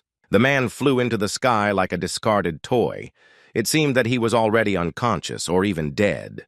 Rook smirked as he watched the effect of his fist strike, and then asked what Knight would do next. The man came back down again. Passing through the ring of the spell, he fell completely helpless. The blonde knelt down, ready to help her master if he had not already died. Knight lay on the ground and did not move. Rook shouted menacingly that not only had he failed the plan, but he had also failed to notice the singularity right under his nose. He added that if the decision were up to him, there would not be a wet spot left of the horse. But the king was merciful and decided to give him a second chance. Then a girl with an umbrella appeared and headed straight towards the stage participants. Her steps were light and graceful. She approached Rook and opened an umbrella over him. The man told Horse that catching the singularity was his only chance to survive. The couple turned and walked away. Knight continued to lie helplessly on the ground, raindrops running down his clothes. The blonde rushed towards him as fast as she could. She was afraid that it was too late, but Rook's words gave her hope that the horse was still alive. The girl lowered herself over the gentleman and opened her umbrella, protecting him from the rain. It was necessary to take the man home. Meanwhile, at Hyun-soo's house, the conversation continued with his high-ranking guest and his ill-mannered student. Raven talked about singularity, for example. He decided to use a glass of water, more precisely, to demonstrate skills. The hunter told our hero that 2 years ago in the portal he had a vision of singularities, 3 creatures that would protect the earth from great evil. The guy asked if there was any reason to consider him one of the three, since he had never seen anything like it. Oberdemon reported that his superpower was a temporary interference. Park Hyun-soo's face became puzzled. The man added that it was temporary intervention and recovery, after which he drank water from a glass. He placed a completely empty vessel on the table, and right before our hero's eyes it began to fill with water again. Raven explained that he could break time to see and interfere with events. The guy asked if it was like a time machine. The hunter replied that yes and no. Overdemon reported that he had seen all of the hero's battles, both with Haxon and even with the Sorcerer King. And the guy was surprised once again. Seeing Hyun-soo start to get angry, the man remarked that it must not be very pleasant to know. The man apologized and said that he didn't pay attention to his personal life. The hero nodded that the apology was accepted. The heavenly demon appreciated his patience and ability to control himself. Raven continued that after watching all these battles, he came to the conclusion that Park Hyun-soo was the second singularity. He added that Isaac was also a singularity that the committee had found, information that came as a surprise to the teenager. Raven invited our hero to join the portal committee and save the Earth, to which the young man replied that he agreed, but he still belonged to the Red Lions. Isaac was surprised to hear him suggest that they first talk to Hayurak, to which his teacher responded that this was exactly what he intended to do. After seeing the guests to the door, Hyun-soo said that he needed to think about it. When he decided he would call the hunter at the number indicated on his business card, he nodded. Saying that he hoped for cooperation, Raven resolutely stepped into the portal, calling Isaac to follow him. The guy closed the door and returned to the apartment. He felt relieved that the guests had left and that he had managed to close the black hole in time. He was about to remove the paper screen, but the heavenly demon stopped the disciple, saying that it was too early. Then the door handle began to move, and Overdemon's student looked into the apartment. For some reason, he decided not to follow his mentor. Hyun-soo greeted him with the phrase that breaking into someone else's apartment was unacceptable, and now he had every right to take appropriate measures. Isaac asked how the hero found out, since he hid his presence. The guy answered that at his level it was easy as pie. The teenager clenched his fists. He rushed to attack the young man, saying that these words made him want to hit him even harder than before. The blow was parried, but a fight began between two warriors possessing colossal energy and strength. Their impacts and movements deprived the entire building of windows in a matter of seconds. The walls literally shook. Hyun-soo's apartment was also completely trashed. He was fighting with Isaac among the flying food from the refrigerator, completely oblivious to it. It seemed like the teenager didn't expect his opponent to be so strong. As the hero grabbed his arm, blocking another attack, it became obvious. Hyun-soo said with a smile that Isaac was so slow that he was even starting to feel sleepy. A second later, he flipped his opponent upside down. His eyes widened and sparkled in surprise. The boy had never seen such speed before. The teenager flew to the floor and hit it so hard that his legs jumped up and the floor almost collapsed downwards towards the neighbors.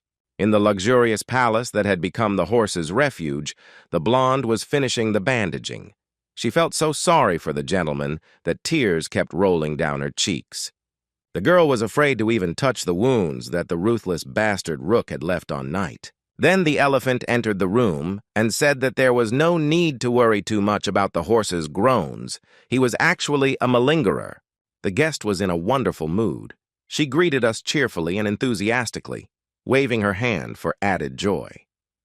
The horse asked what she was doing there, to which the visitor replied that she had every right to come to this house even without a special reason.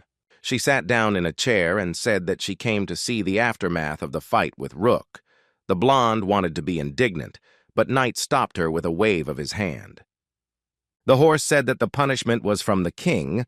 The elephant replied that she did not think that he had any respect for him, and the man jumped up and said that he would like to kill her on the spot. He ordered them to get lost, but Elephant asked with a smile if he wanted to ask why the older sister had come, since she had come to help. Knight calmed down a bit and asked what it was about. Let him explain it properly and not speak in hints. The sister stood up and said that if he wanted to know, then he should fulfill one condition. If, thanks to her advice, everything worked out, then she would have a request. And if the mission is completed, the horse must unconditionally fulfill this request. The elephant smiled. Knight thought that even the king and queen did not know what was on his elder sister's mind and said that he agreed, after which he swore on his name. The man began to dress, and Slan reported that the dark spirit had awakened, a group of people opposing the hunters and the portal committee. These are ordinary people, but they intend to overthrow the government because it is now all in the hands of the awakened. The committee has banned ordinary people from using any kind of weapons, and now they feel helpless, like sheep in a pen, as if they are chained. Knight added that he had heard that they even carried out terrorist attacks. The girl nodded and handed him a business card. The man asked what it was, to which Slan replied that they had elected Black Lightning Henry as their leader, and these were his contacts. The girl explained that this was one of the strongest A-ranks who turned his back on his colleagues, and she had a great plan. Let him listen carefully. Hyun-Soo's neighbors were horrified by what had happened to their home, and they assumed there had been an earthquake or a power surge. Our hero came out to them and apologized for what happened, explaining that this was the result of training and that he had screwed up, but would compensate for all the costs of restoring the house. Someone accused him of going too far. Someone said that the hero could be forgiven for a lot.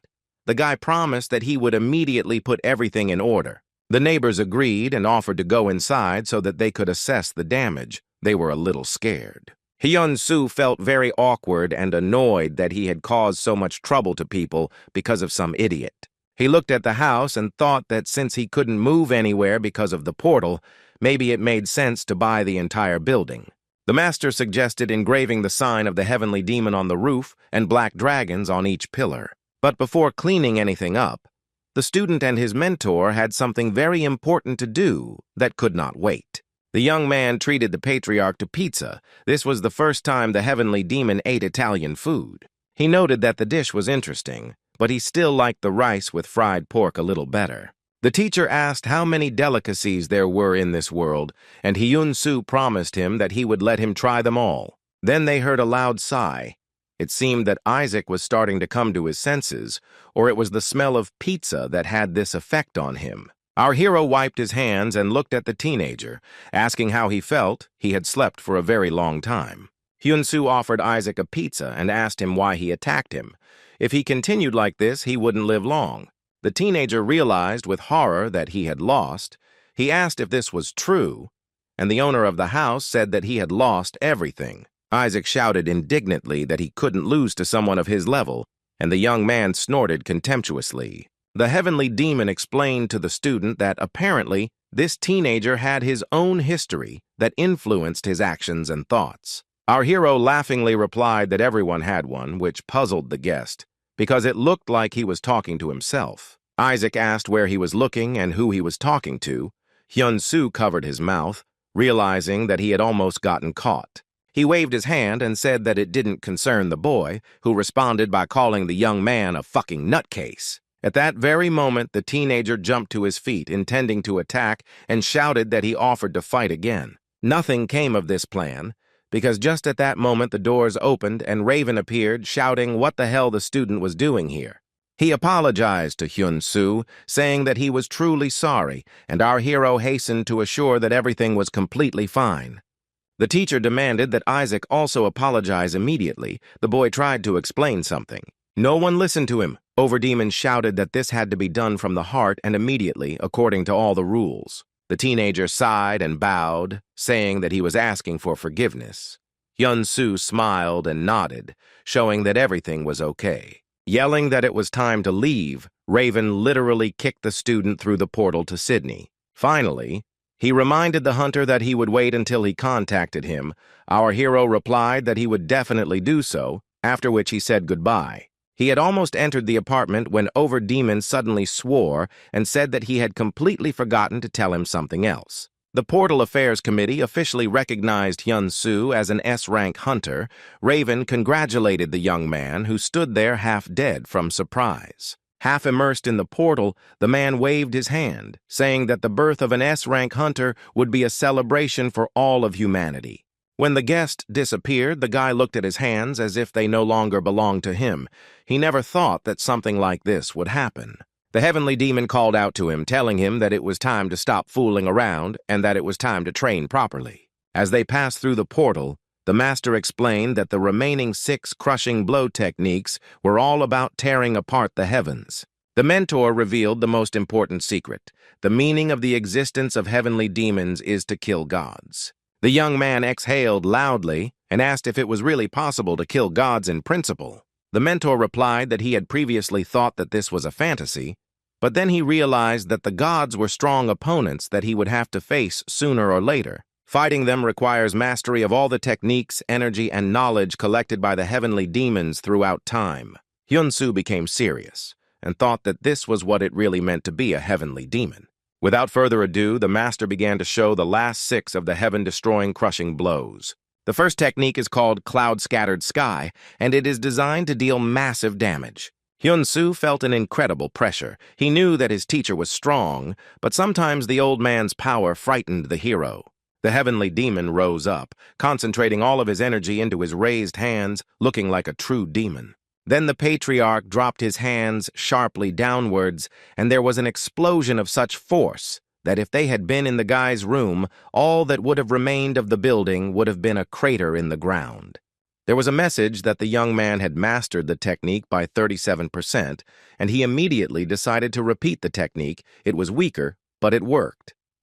The master began to show the second technique, which was called Black Crow Heaven, as if releasing old crows into the heavens to mock them. Moving through the air in huge leaps, the mentor managed to perform several unusual somersaults in flight. At the end, he made a swing of his hand, as if delivering a pinpoint and very strong blow, and a message appeared that Hyun-soo had mastered the technique by 33%. The heavenly demon's eyes began to burn like flames, and he announced that the third technique was called Make the Heavens Weep. The young man tried to repeat what he saw. The movement seemed simply incredible to him, but it turned out well.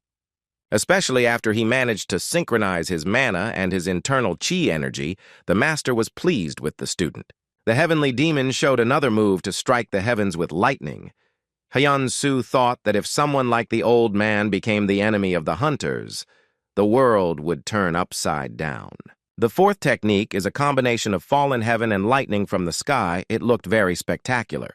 With a cry that the time had come to strike the stricken heavens, the patriarch struck again, raising above himself a huge energy projectile resembling a portal. Saying that the fifth technique was heaven's explosion, he launched the projectile and abruptly dove down. Before the explosion had even died down, the heavenly demon commanded to cut out the fallen heavens. This was the final technique of the crushing blows. It was called the spiritual body of heaven, but our hero didn't understand what exactly he needed to do because everything around him was simply blazing with fire. Around the same time, someone was heading to the hospital, having previously bought a nice bouquet of flowers.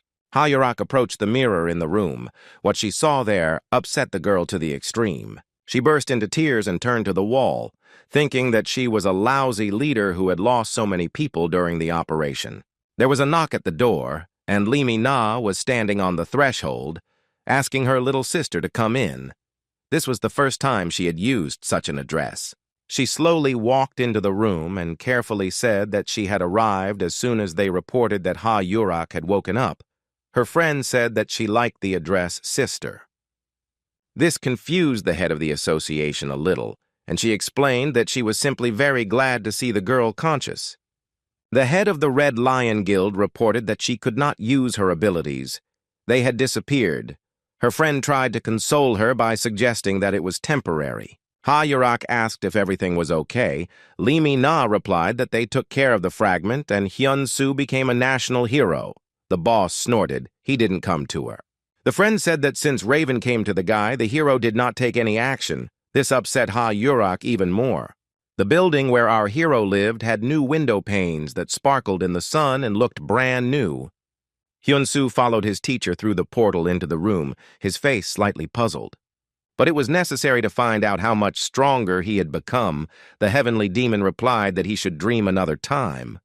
The young man laughed. Our hero was extremely tired and collapsed on the bed, saying that he could have praised him, to which the patriarch remarked that he had become too arrogant. The teacher folded his hands and thought that the guy was actually good. He mastered the lightning of heaven in just a few repetitions. Then Hyun-soo picked up the phone and saw a message that Ha-yurak had woken up. The master noticed that 2 days had already passed since that happened. Hyun-soo began to be indignant. Why didn't he say anything about it earlier if he knew the heavenly demon turned on ignoring? The boy sat up on the bed and said that he needed to go. The teacher asked if he wanted to wash himself, then carried him a mile away. The hero's t-shirt was wet and stuck to his body. He thought that the old man understood some things much better than he did. Our hero went to a place where he could wash himself and relax his muscles, but first he had to change his clothes. The mentor asked if a shower was not suitable, to which he received the answer that there were more pleasant ways to relax. The heavenly demon instantly got rid of his clothes and soaped himself. Saying that in that case he needed to do the same, the young man was dumbfounded. He didn't know that the old man could do such a thing. The teacher immediately changed his clothes into an elegant suit and said that his clothes and appearance depended solely on his desires. A second later, he was already in the robes of the ancestral monk, which caused even more stormy delight in the student. The guy put on special clothes. The same ones appeared on the patriarch. Before washing, it was necessary to visit the sauna. There were several girls in the room watching television. The air was dry and scorching hot. The sky demon asked why people were lying there. The hero laughed and said that this was how they had fun. The teacher asked what they had in their hands, and Hyun-soo replied that it was a special drink, sikye, rice kvass. The young man added that the drink goes best with boiled eggs, and the teacher replied that he wouldn't eat that with a towel on his head, like a ram. The guy noticed that he was becoming too picky and offered to try it. The sky demon agreed to the egg but asked for soda with it. Here the girls noticed that someone was talking to himself, and then they recognized the hunter who was shown on TV, Park Hyun-soo. They surrounded the young man with requests for autographs. The situation was becoming a little awkward. Hyun-soo then went to the steam room, and the master joked about how he was now popular, despite not looking so good. The student replied that he was handsome compared to his mentor, for which he received a poke, and the patriarch went to the pool, admiring the interior. Our hero joined him. The water was hot, and the young man experienced real bliss. The master asked if it was really as good as it looked, and Hyun-soo nodded several times in the affirmative. The heavenly demon also wanted to enjoy himself, but he was not material, so this goal seemed unattainable. The boy realized that this was a good way to tease the teacher and waved his hand at him in a friendly manner, which gave the old man an idea. He dived into the water and took the student's hand so he could feel everything as if he was really in the pool. Hyun-soo turned out to be a very useful find. After the sauna, the young man finally carried out his plan and went to Ha-yurak. When the girl heard that he was a singularity, she became gloomy. Hyun-soo said that these were just Raven's words. He was not at all sure if they were true. The girl came closer to him and patted him on the cheek, saying only that it was hard not to notice, because he was constantly under her nose. While preparing tea, the guild leader asked if Overdemon had said anything else important or interesting. Hyun-soo replied that he reported that he was recognized as an S-Rank. Ha-yurak immediately assumed that he probably tried to recruit him. The hero replied that this was true, which is why he came here today to talk to her first. The boss replied that Raven seemed to have missed one important detail. The young man listened attentively. The girl reminded them of the vision that the deceased leader of the first expedition had shown them, about 3 singularities, and she put the glass on the table. Ha-yurak explained that because of this, all the hunters were divided into 2 conditional camps, each adhering to their own idea. Raven believes in sacrificing the majority for the sake of the singularity, and is joined by Armand and Anderson, who enjoy research. In fact, this is how the Gate Committee came into being. It was Anderson who came up with both the idea and the implementation of this association. Haxon, on the contrary, believed that one cannot rely on singularities, but must become stronger themselves. Lordman and Takeshi joined him, organizing their own guild. The Huntress continued that Queen Lan of China and Alexander of America each led their own guilds for their own reasons. She took a sip of tea, and our hero asked what point of view Ha-yurak herself held. The girl replied that she had never thought about it. She just wanted to protect her comrades with her own hands. It doesn't sound very good, but it's true. Hyun-soo replied that it actually sounded cool, and the beauty, a little embarrassed, thanked him for these words. She said gloomily that now she would not be able to save anyone, and this was a war. The guy replied that while they were running to save people, no one would dare to blame the leader for failures. Ha-yurak thought that the child was trying to comfort her. It was out, but she said out loud that our hero knows how to choose the right words very well. The girl looked at the young man and asked what he was going to do and whether he would continue with them. Hyun-soo replied that after talking with her, he was finally convinced that he was right in his decision to become stronger. The heavenly demon didn't say anything, but it was clear from his face that he approved of his disciples' behavior, although he was a little offended on behalf of the fiery woman. The beauty tilted her head slightly and looked closely at the guy, as if trying to read his thoughts from his face. Finally, she asked with a smile if he was going to go his own way. The answer was affirmative. Ha-yurak stated that it would be strange if he decided otherwise. She decided to give the young man some advice regarding the people he had recently met. They needed to be wary of, because everyone wanted to get the singularity. Our hero replied that he had no desire whatsoever to let anyone get him, which sounded a bit childish. The girl frowned and said in an angry voice that if she could, she would lock him up on a deserted island, period.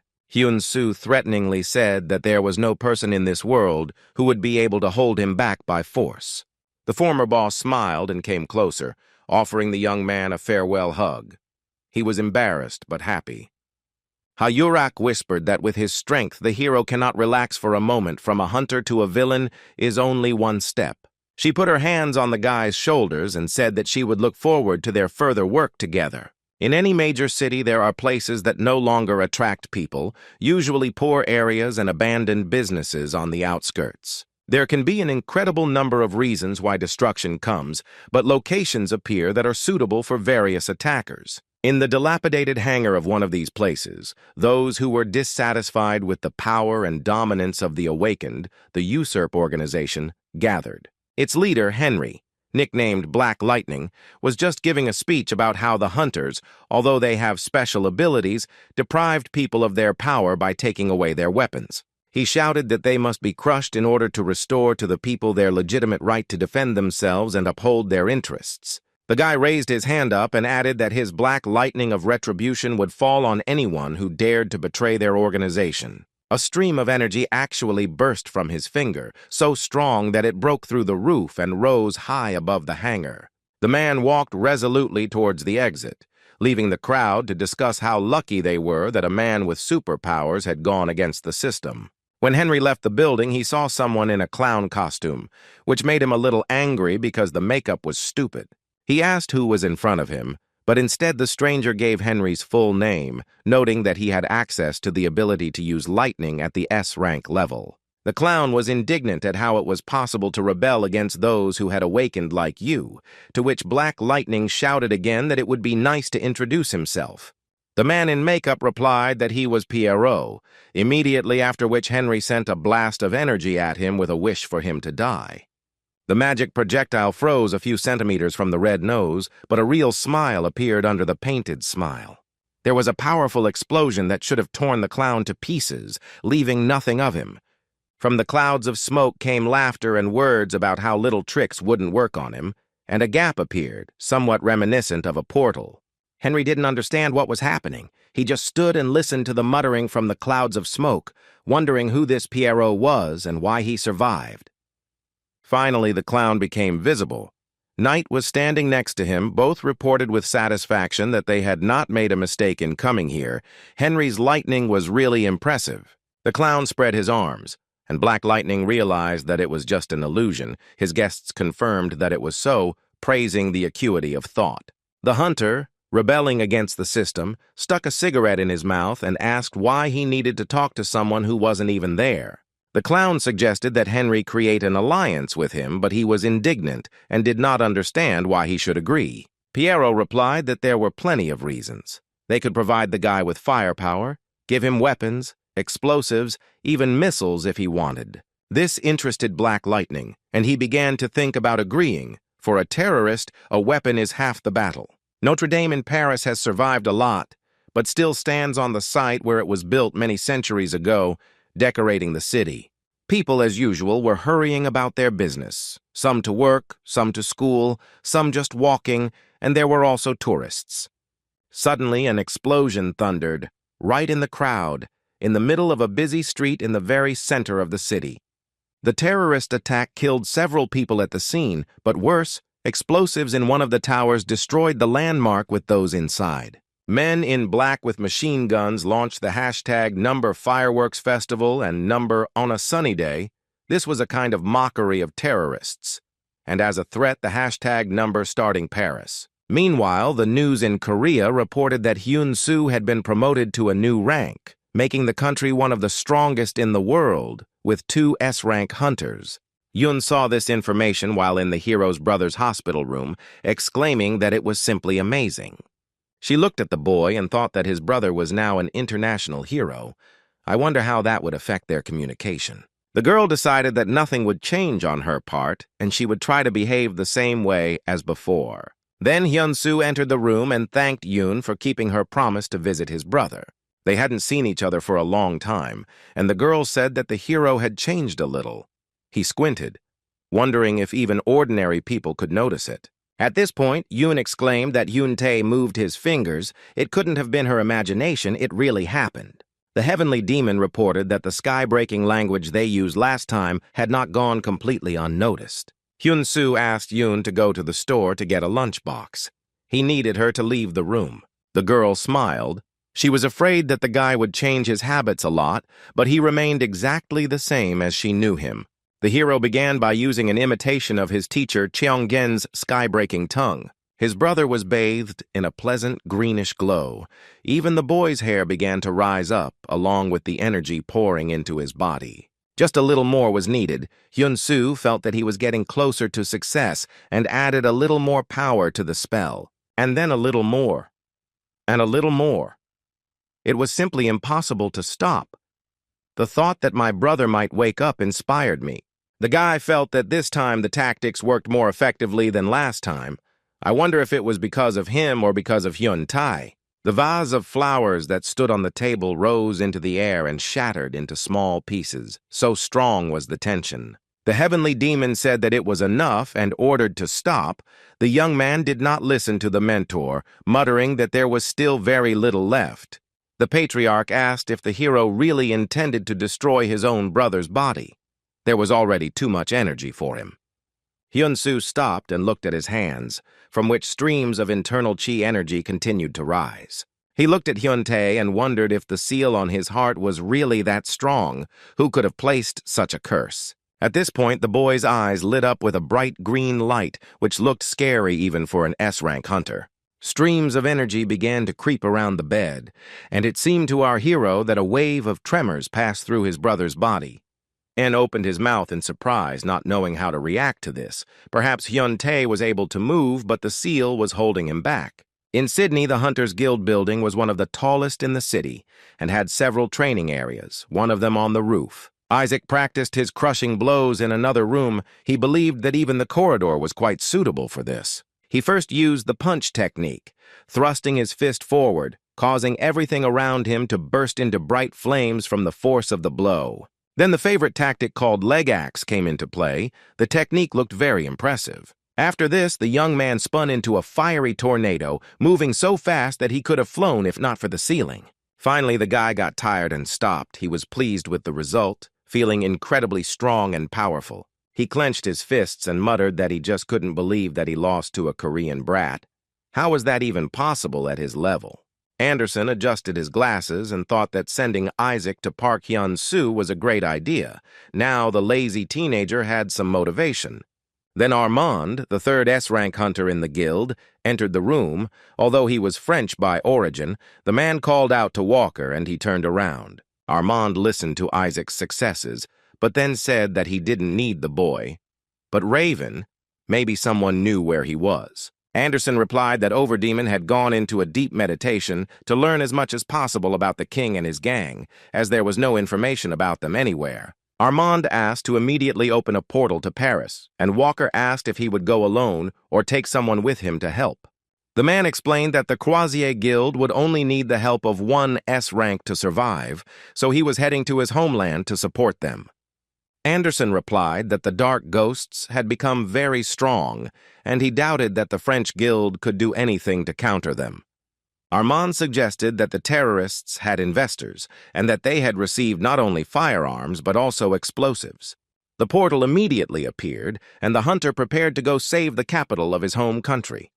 Walker once again offered his help, to which he received the answer that his task would be to create a portal to return the hunter back to Sydney. Explosives were planted not only in Notre Dame Cathedral, but remote-controlled suicide cars drove around the city, exploding in the busiest places. The terrorists did not spare bullets, shooting at passers-by and hunters who came to their aid with machine guns. The Croisier Guild was in the thick of things. They did not spare themselves and rushed to help the civilians, but the forces were far from equal. Neither swords nor superpowers were as effective as thousands of bullets in the hands of skilled shooters. By killing one terrorist, the hunters made a significant breakthrough in the defense. By killing the second, they saved themselves from hundreds of shots, but new ones came to replace those killed. The shells fell to the ground like rain. Dodging the bullets was very troublesome. It took away resources from the attack. The mage decided to use a protective barrier against bullets and cast the appropriate spell, but it was also impossible to attack from under the dome. For a while, there was enough energy to hold this fatal barrier, but soon the bullets began to break through it. Until they were left completely defenseless, the hunters began to use long-range spells to reduce the number of attackers. The terrorists had a hard time. They had to urgently regroup and change their battle tactics. One of the men, armed with some kind of particularly powerful gun, ordered his colleagues to move away. He prepared to fire 400 bullets at the hunters at once, and hashtags about the massacre of hunters and the extermination of the guild immediately appeared. The shots followed one after another, and it seemed that the recoil should have sent the terrorist flying into the air, but he continued to stand on the ground. The hunters froze under their dome, and then directed all their free energy to increase its power. The tension grew, and then their shield couldn't withstand it, crumbling like dust in the air. Now the defense was completely destroyed. The man with the machine gun grinned maliciously and said that it was time to have some fun. The party had begun. The hunters were shot on the spot. They had good regeneration, so the warriors did not die immediately, but the terrorist decided to finish the job. The man didn't have time to do this. Some force lifted him into the air, and the bullets, deprived of gravity, stopped flying out of the barrel. Soon, one after another, the attackers flew into the walls of the surrounding houses at such a speed that bones broke like dry pasta. The other terrorists could not understand what was happening to their comrades. They were so confused that they even stopped shooting. Armand appeared. The counterattack was his doing. The hunter's superpower was moving objects in space and playing with gravity. The hunters from the local guild were truly relieved to realize that their renowned colleague had arrived on time. The terrorists lined up and started firing volleys in an attempt to kill the hunter, but he calmly walked straight towards them. Armand used the shield and slowly approached the stunned enemies, who sensed a real threat. His eyes lit up with fire, and the hunter extended his hand forward, stating that it was quite a bold move to go up against an S-rank. Blood flowed from the mouths of the attackers. The hunter simply tore their internal organs apart without damaging the outer shell. When Armand clenched his hand into a fist, the hearts of most of the terrorists stopped beating once and for all. The weapons fell from their hands, and the men began to fall to the ground, surrounded by streams of the hunter's energy. Armand rose up. His silhouette looked especially terrifying against the sky. It was necessary to assess the balance of forces. It seemed that all the enemies were defeated, but there were also many civilian casualties. Armand looked around, his heart ready to burst with grief, when he saw the inhabitants of the city mourning their relatives. Men, women, and children lay on the streets. The terrorists tried to make the number of victims as large as possible. Public utilities have already begun to eliminate the consequences.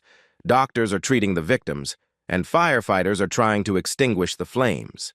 The entire city was on fire. Residential buildings and government buildings were burning. The attackers did not spare explosives.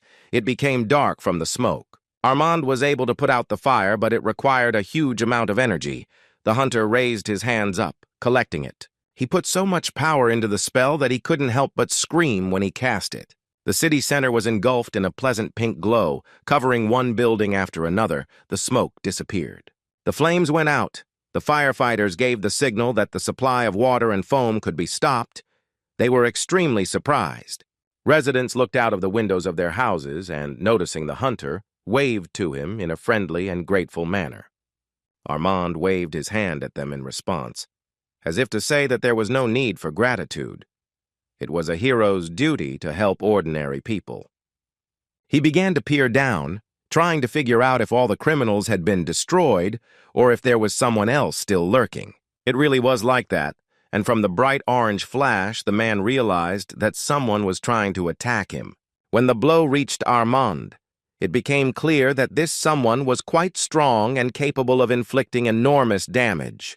The lightning bolt was so strong that it knocked down the S-Rank hunter like some defenseless sparrow, and the man began to fall to the ground. Armand quickly rose to his feet and realized who dared to strike him so meanly from the ground. It was Henry, who said that only a great hunter could put out the huge fire. Moreover, having been hit directly by lightning, the hero not only survived, but also felt quite well, which seemed incredible to Black Lightning. Armand looked at his opponent with a stern gaze and said that no one dared to look down on him. Henry said that after a couple more of his lightning bolts, anything could happen. The hunter asked if the guy knew that the same attack wouldn't work on an S-Rank. He already knew about the damn lightning.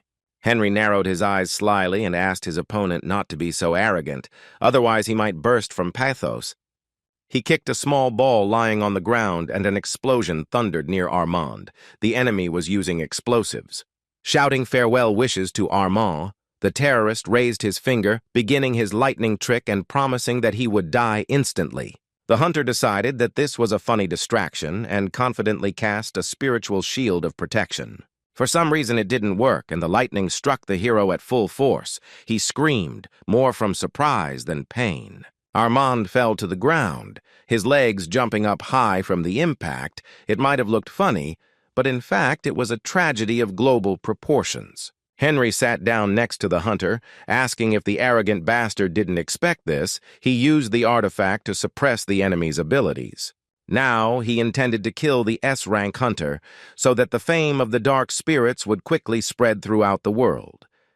But at that moment, Anderson appeared. Saying that Black Lightning was finished, he attacked the criminal, but he somehow managed to dodge. However, even the direct damage was thrown aside by the villain, and he rolled on the ground, shouting curses. Henry quickly jumped up and leaned his hand on the ground, preparing to counterattack. He didn't expect another S-Rank to arrive. He called Anderson a damn cheater for teleporting to coordinates using a new device. The terrorist folded his arms across his chest and said that the result he had achieved would be enough for everyone in the world to talk about their organization. With a terrifying laugh, he used his signature lightning tactic in several directions at once. Meanwhile, our hero continued to be in the hospital, trying to bring his younger brother back to consciousness. His face looked stunned, because what was happening did not fit into any framework at all. The boy's eyes continued to glow, and he suddenly began to speak in a strange voice about how the uncontrollable darkness would continue to spread throughout the world. The child's body rose above the bed, and the voice continued that there would be no life in the lands of darkness. All living things would perish, and it was not only about death. Hyun-Soo's eyes widened in horror. The voice added that its goal was to absorb all living things, and all lives as such. Concluding that it was inevitable, the spirit left Hyun-Tae's body, and the glow began to weaken, and the child's body began to sink. As he collapsed onto the bed, it became obvious that the seal on his heart was the work of some incredible dark force. The oxygen mask was returned to its place, but it no longer fit tightly, and the glow had disappeared completely. Hyun-Soo walked over and adjusted her to make sure his brother could breathe. The heart sensors showed that he had a pulse. The boy looked at the heavenly demon and asked who it was and why he used his brother's body to report this. The master said that it resembled a prophecy. Most likely this was the creature that cast the curse on Hyun-Tae, but the mentor could not say anything more.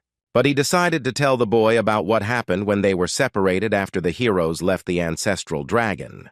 He started by saying that some unknown force had dragged him into an unknown subspace, and the young man opened his mouth in surprise.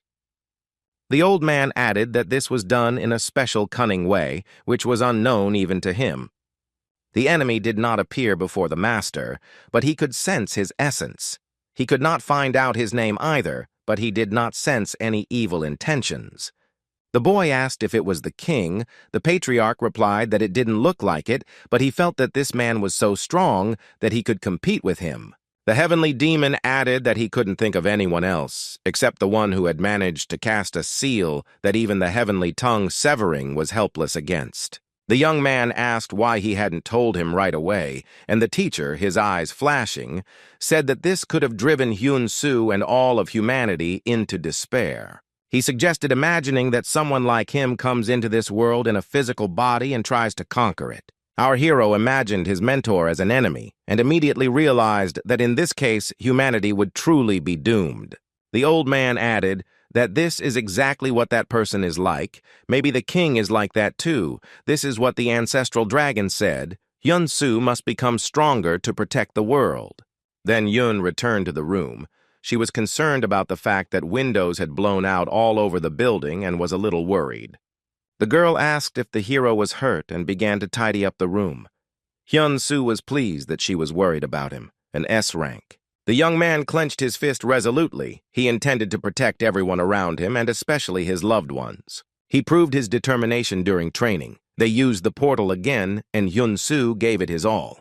The heavenly demon was pleased but did not show it, forcing the young man to improve his techniques time after time. Sometimes it became difficult to control the energy. The student was able to use such powerful flows.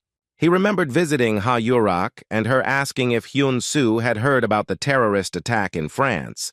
The hero replied that Lee had told him.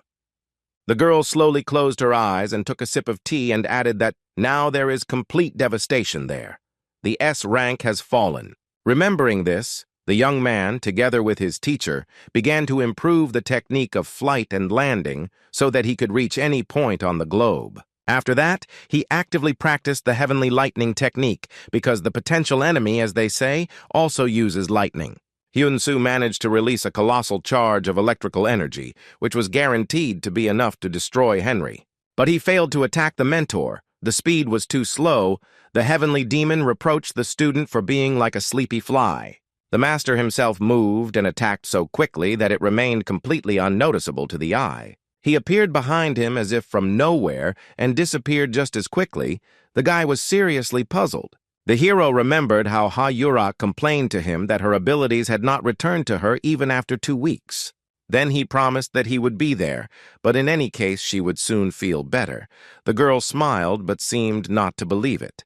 Now, in the space beyond the black hole, the young man trained and recuperated with such zeal as if he had received a new purpose in life. The mentor watched him, but thought about something else, about the fact that the place where they were training was being restored very quickly, even with enormous destruction. He also wondered if it was really his invisible stranger who had taken care of moving the master here. It happened in a moment of weakness, when his spirit left his body. Well, next time he will knock the necessary information out of the enemy. After finishing the training, both of them returned to Hyun-soo's apartment. They needed to rest and do other things. The guy came out and showered and said that after buying the building, the water pressure was much better than before, because the neighbors don't use the running water. The phone rang. It was Lee Min-na. Our hero was glad to hear from her, but was surprised that he was invited to a meeting. An hour later, he arrived at the Hunters Association building, burning with curiosity as to why he had been called, although he had some guesses. The CEO of the organization shook the young man's hand and said that he was extremely pleased to meet him. Hyun-soo replied that it was mutual. What he knew about the leader inspired respect for this man and his capabilities. While the men were taking comfortable places to talk, Lee Min-na used the switchboard to ask for 2 cups of tea to be brought to them. The CEO revealed that the reason he called Hyun-soo was because the boy had been appointed as the head of the counterterrorism department. The guy didn't answer, but to hide the awkward pause, he began to drink tea, thinking about what he had heard. The mustachioed man asked if the hero knew about Armand from France. Hyun-soo replied that he knew. He was very sorry. He added that the opponents used marble that suppressed abilities, and there was no guarantee that something similar would not happen in our country, which is why they were asking him for help. The hero apologized and said that he had to refuse. The faces of the director of the association and the head of the organization darkened. Hyun-soo continued that he was ready to help personally, but not as the leader of the squad. This turn of events suited everyone present. When they said goodbye, the men shook hands and discussed the details of their future cooperation. Lee Min-na was pleased. But when the young man said goodbye and walked down the corridor without telling her a word other than the necessary information, the girl became sad. Apart from official meetings and conversations, she and Hyun-soo had no contact at all, and she would have liked that. The heavenly demon asked why the disciple had refused the role of squad leader, and he explained that when you have power, you don't need leadership. The guy added with a satisfied look that he was the successor of the heavenly demon after all. The old man snorted loudly. The young man added that he would visit the association from time to time, and the master noted that it was probably for the sake of information that Hyun-soo had shouted that he was not that kind of person. The city lived its own life. Evening lights decorated the streets. The young man had not walked for a long time and decided to take a walk. It was possible to get something to eat. There was now money for everything that was necessary, but time was tight. Some people had a picnic, some went for an evening jog, people spent the evening as if nothing could happen. But the threat was very great. Terrorists were already marching through Seoul, spreading another series of hashtags hinting at their actions in Korea. The hooded man looked at the unsuspecting townspeople and grinned. Everything was going according to plan. He took out his phone to report to his superiors. After all, the road was not short, and he had to try hard to transport the weapon unnoticed. The terrorist informed the captain that they were already there in Seoul, and he was awaiting further orders, if any. Then he turned away so that no one else could hear, and added that there were a lot of people and tall buildings here. It would be nice to light a couple. Henry grinned and replied that he really hoped that the device they had brought with them would work well. The men in red began to draw something on the wall with a special pink spray, speculating about who their mysterious captain might be. He must have been a very rich and very powerful man to have given them such a valuable and useful thing. Unique, one might say. Then a policeman shone a flashlight in their faces, after which he ran forward shouting that it was forbidden to draw on the walls. The man in red did not react, and the law enforcement officer came even closer, after which he repeated that drawing was prohibited here. The next moment, the flashlight flew to the ground, and a fountain of blood gushed from the policeman's chest. It seemed that he himself did not have time to understand what had happened. The hooded man still stood with his hand outstretched after using the magic projectile. He muttered that if the fool had not made noise, he would have survived. Now the body of the law enforcement officer began to burn in several places at once. It was definitely bad luck to be in the wrong place at the wrong time. The man in the red robe stopped drawing. The circle he had drawn was turning into a portal. Even the terrorist himself refused to believe it, saying that this was just an introduction to the city, but that they would definitely return here. The strangers stepped through the gates one after another. Meanwhile, in Sydney, they were discussing the situation that had developed in Paris. Both participants in the events were alive but far from delighted with what had happened. Armand complained to Anderson that the item that disables special abilities is very rare, one might even say unique, so the supplier can be identified. Walker replied that since they couldn't reach the gate, it certainly wasn't from there. It seemed like something beyond his understanding had been created. The Frenchman shouted that 10 seconds of neutralization was enough to kill any other hunter. He miraculously survived, but would be more careful in the future. He was so angry that he slammed his palms on the table and yelled that he would crush Henry with these very hands. Armand asked if there were any suggestions about the terrorists' next target, and Anderson replied that he had thought about it and had come to certain conclusions. The gate fragment that recently appeared, and the new hero who took care of this fragment is a great reason to visit Seoul. The police were working at the scene of the incident. There was no trace left of the portal, and there were no traces of paint on the wall either. The spot where the policeman had been lying was outlined with chalk, and there were no more prints, tracks, or any other evidence. One of the men remarked that it was as if a ghost had visited the place, and the second asked if there was an awakened one in the country who was known for killing people. Lee Mi-na replied that she felt the remnants of the awakened energy here, and the investigators said that nothing should be touched at the crime scene. The girl introduced herself and said that since the main suspect had superpowers, the association would be handling the investigation from now on. The police and detectives began to collect their equipment. They were even glad to get rid of such a difficult case. Suddenly, a black shadow flashed over the girl. She didn't even have time to turn around. This creature was moving so fast. It turned out that it was just a hunter. The guy landed next to the boss. He looked very businesslike and interested. The hero's name was Gaon, and Lee Mi-na greeted him, saying that her colleague was there at the right time. The beauty asked why he had to jump from above. He scared her.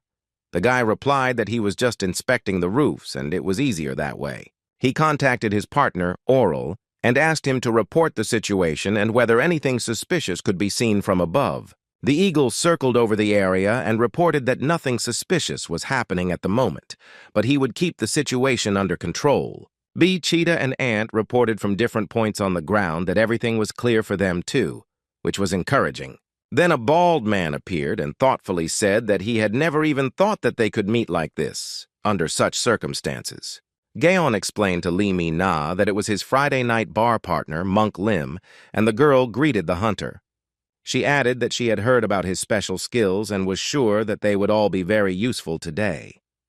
The fat man bowed and said that he would be glad to help the director of the association, Lee Mi-na. He had also heard about her. Monk Lim added that he was surprised because they both used telekinesis, but now one of the main users of telekinesis is damaged.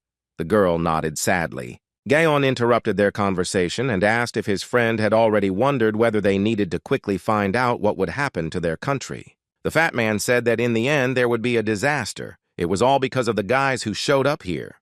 The man laid out his cards and laughed, asking if they were counting on dumping all the work on him.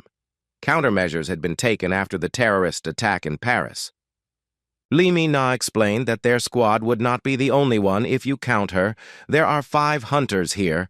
Monk Lim laughed that with his amulets he would work for 3. She added that they would be led by an outstanding person. Hyun-soo joined the hunters and said that he believed it would be Armand from the Portal Affairs Committee.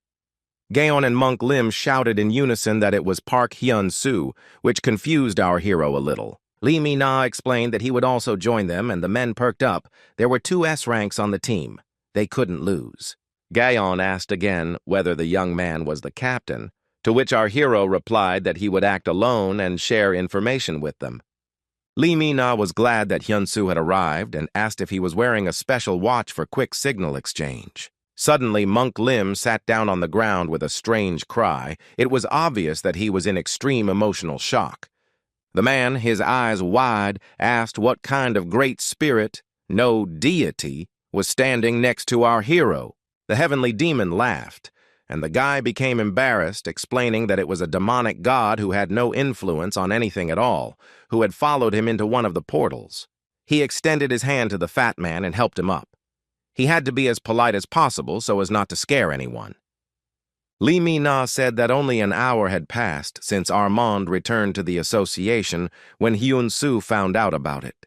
The hero smiled and replied that it was just an inner feeling after all. He lost to the terrorists, which means he wants to restore his reputation.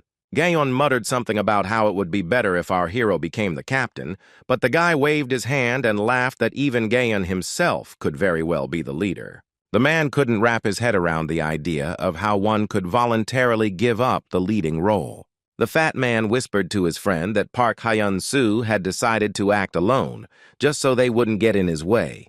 Suddenly, the watch on the hand of each of those present began to glow blue and make a beeping sound. It was Armand, who had prepared a message for all the units participating in the anti-terrorist operation. He said he was connecting them with Mr. Raven. Anderson activated the portal so they could see everything clearly. Overdemon's face was haggard and sad, and he said that since the situation was at a stalemate, he would get straight to the point. The man said that he had gone into meditation and investigated the incident in Paris and was now sure that the same people, Dark Souls, were operating in Korea. Most likely, this is preparation for a terrorist attack. Unfortunately, he himself is not in a condition to provide support, but Anders, he and Armand will arrive immediately. An explosion was heard behind the operation participants in Seoul, thus confirming the invasion of the dark spirits. The attackers did not spare explosives. One of the skyscrapers was completely destroyed, and parked cars were scattered in all directions. Salt Going Wad appeared online. The bandits' weapons were even more powerful than in Paris. Now there were more than a dozen cannons that fired 200 bullets at a time. Houses were ablaze, spent cartridges were falling to the ground like hail. It was simply impossible to count them.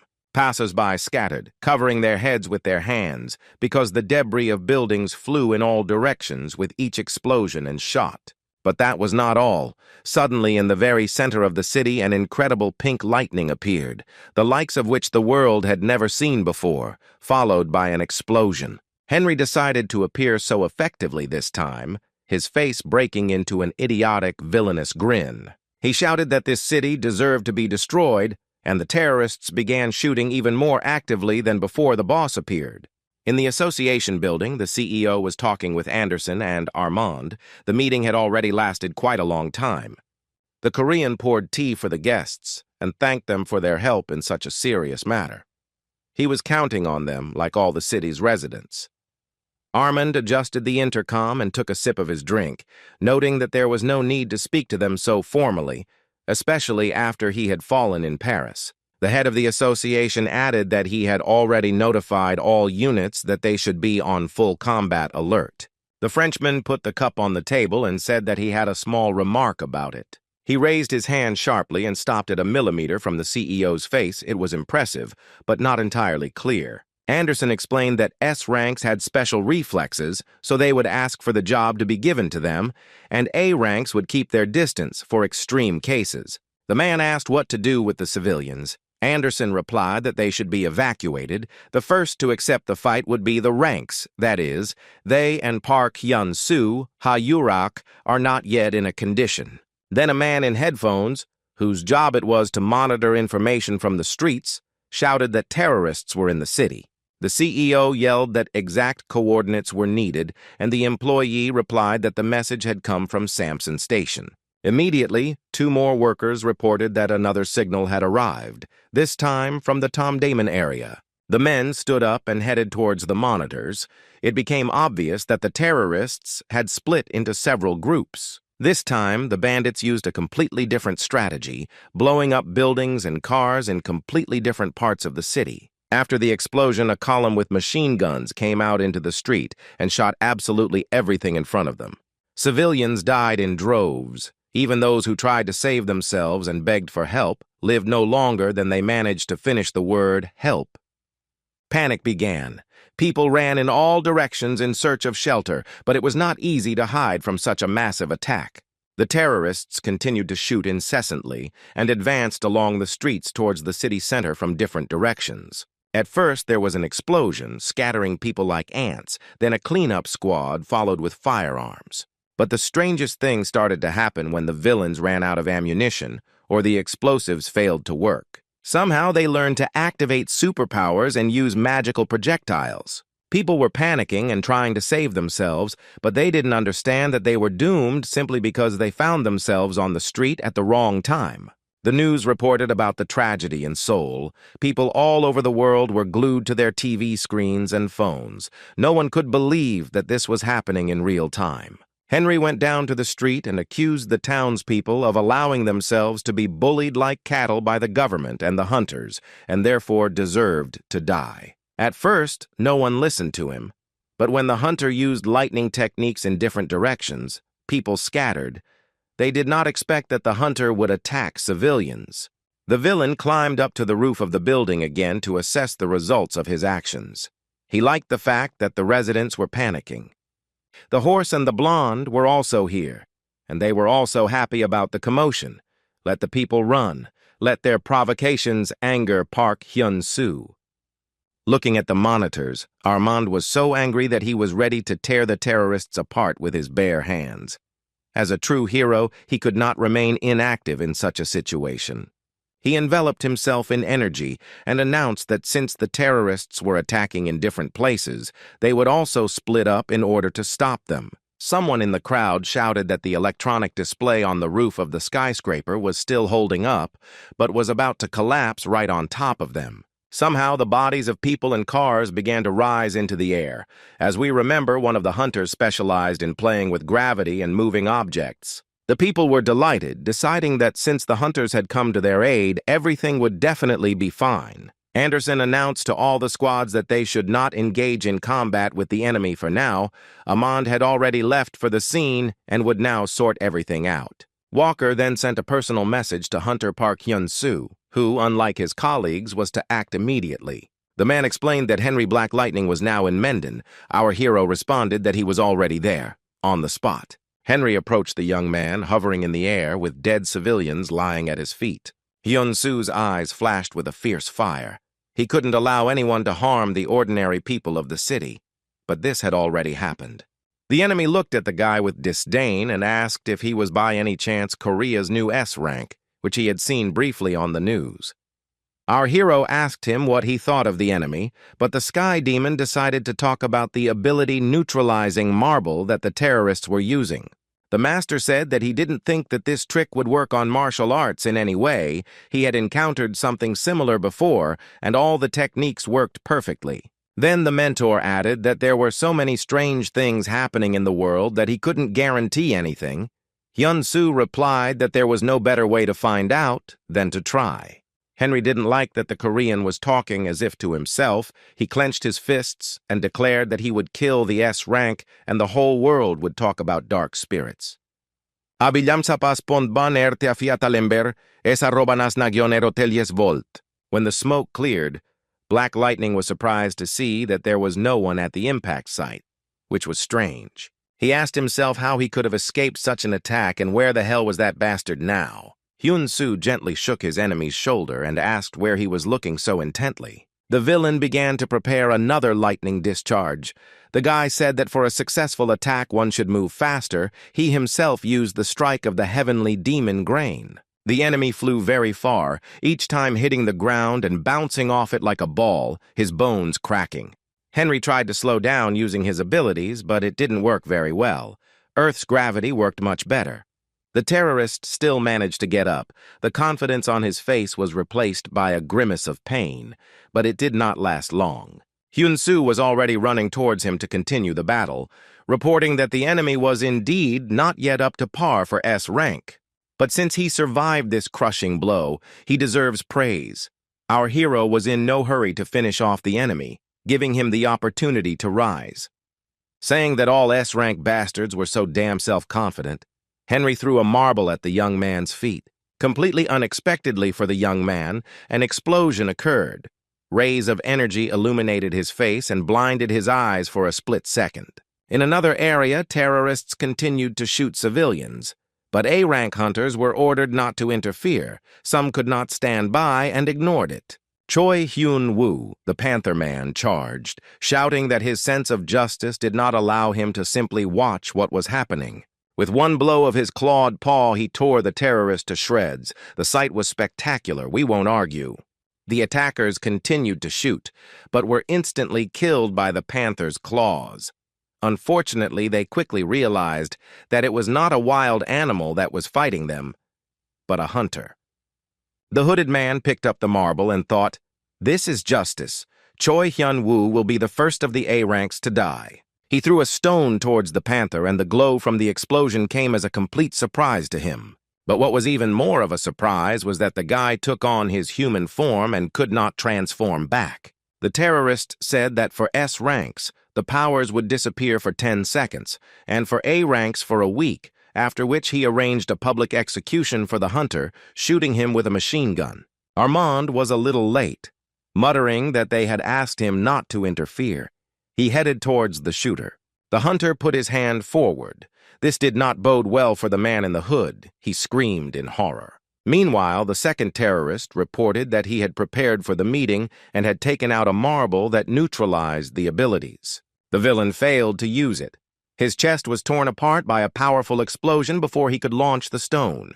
In another part of the city, terrorists shot everyone they could, and one of them even used telepathy in search of the hunters. He disappointedly called the A-ranks cowards, but at the same moment he was hit by a cast-iron cannonball. Lee Mi-na was not afraid of danger. The girl pointedly said that there was no point in throwing around unfounded accusations. They were just a little late. Two men with machine guns were already moving towards the hunter. They were in no hurry to shoot, and it was completely in vain. In this case, they could have survived. And so both of them simply burned alive in the flames of Gaon's spell, which covered the boss at the most opportune moment. The guy jumped out from somewhere above again, and attacked so quickly that he didn't give his opponents a chance to understand what had happened. Lee Mi-na suggested that her superiors had advised her not to do so, but the hero replied that great power comes with great responsibility, and he could not remain inactive. Shouting that they would now sing differently, the terrorist threw a pea of ability-neutralizing marble at the hunters. The girl realized that if nothing happened right now, they would remain completely helpless in the face of death. Here the pea began to spin and rise into the air, and a stream of orange energy formed around it. It was Armand. He said that there was no need to panic. He had learned to control this marble, and now it was completely useless. He subjected the stone to enormous pressure, so strong that he could turn coal into diamond, and a magic stone into an ordinary one, and then make it disappear. Screaming that the fucking S-ranks were ruining the operation again, one of the terrorists attempted to use an energy projectile attack. Armand simply waved his hand a few times, and the man was torn to pieces as if he had stepped on a mine. The hunter was satisfied with the result and informed Lee Mi-na and Gaon that he could now leave this place to them. It was necessary to hurry to where Park Hyun-soo was fighting with Henry, because for Armand it was a matter of honor to take revenge on the offender. Our hero was doing great. He stood in a cloud of smoke after another lightning strike and thought that all the enemy's attacks were very similar. The terrorist, on the contrary, was inspired. He perceived the guy's thoughtfulness as fear and said that he would finish him off right now. Hyun-soo attacked with lightning speed and told Henry right in his ear that he was too slow. How many times do I have to repeat it? Immediately after these words followed a crushing blow, one of those that the young man had mastered at the very beginning.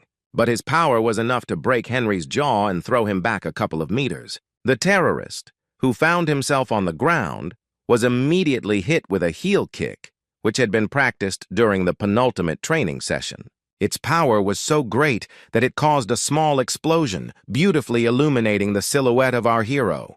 The horse and the blonde watched what was happening. The man assumed that the marble did not affect the guy because he was a singularity. The girl replied that now was just the right moment to take it. Then the mission would be completed. Knight looked at her a little offended. She meant the demonic sword, instant death. The man asked if the blonde really thought that he, with the seal removed, would lose to that brat, since she was offering such a weapon. The friend replied that she simply needed to prepare for the unexpected. Henry was lying at our hero's feet, showing no signs of life at all. After a while, he began to move and tried to get up, coughing up blood and dust that he had eaten during the fall. Hyun-soo had already raised his leg for the final blow, but then he remembered that his superiors had asked him to take the terrorist alive. This means that the blow should not be the strongest, just such that the enemy would not rise again. The guy tried to make it exactly like that. It didn't work out very well. In the clouds of dust, it was impossible to tell whether the enemy had died or survived, since he had just reached the S-rank level. Someone's voice asked Hyun-soo to wait. It was Armand, who arrived just in time to prevent the young man from making an irreparable mistake.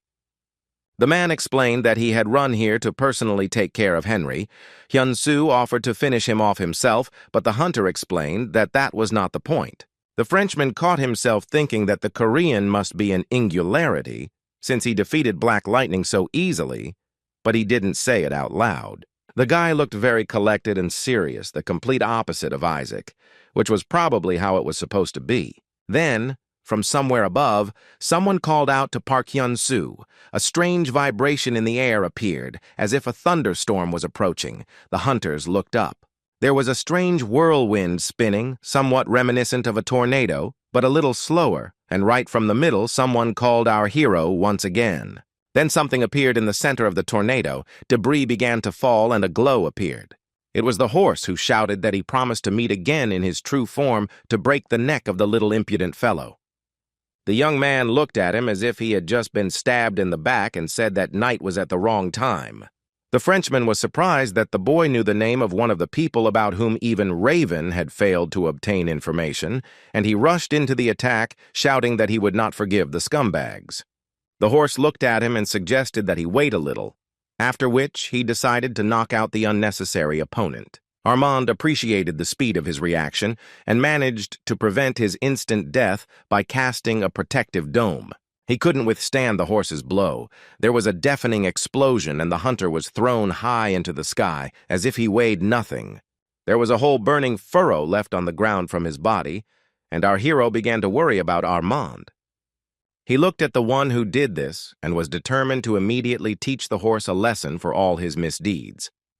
The monster, or rather the demon, descended a little lower and offered to finish what they had not been able to complete last time. Armand climbed out from under the rubble, remembering Raven's words that these people were creating portals and moving through them, and when they came, they would try to take the singularity. The hunter decided that he could not allow this to happen. He rose into the air and lifted a whole mountain of stones with him, intending to attack the horse with them. The man called out to Park Hyun-soo and said that he would take care of his opponent himself, but doubt could be seen in the hero's gaze. Knight cast a huge energy projectile and hissed that he had asked them to stay away and not distract him.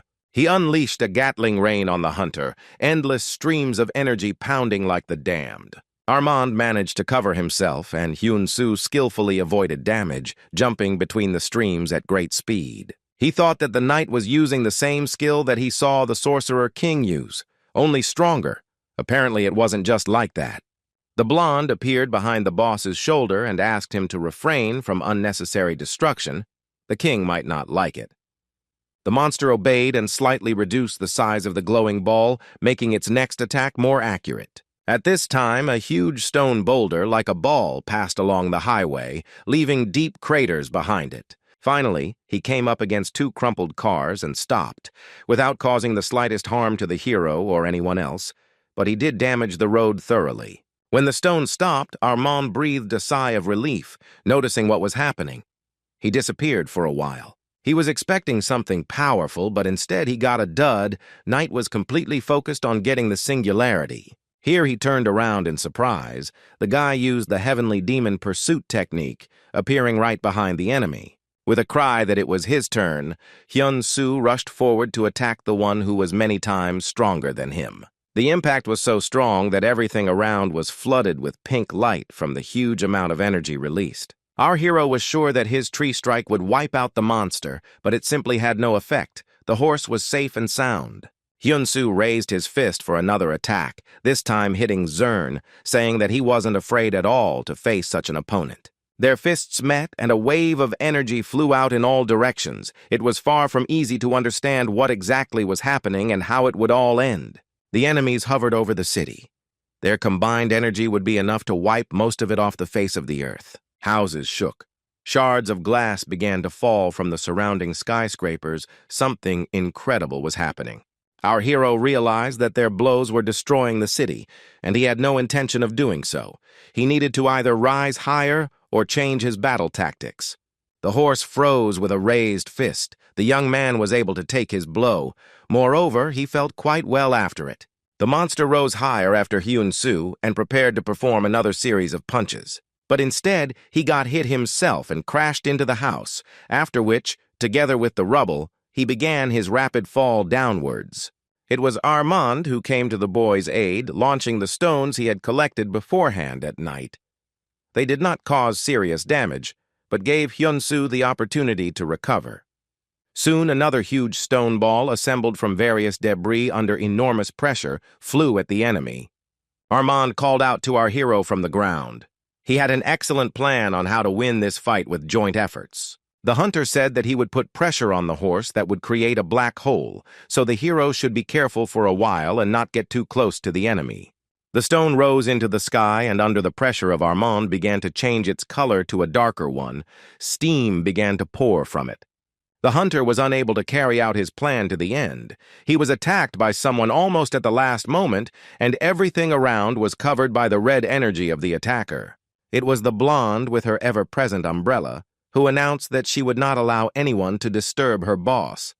He just took the blow of the ball, breaking it into many pieces, and because Armand was unable to finish the job, the attack failed. The man cursed and tried to collect the stones again.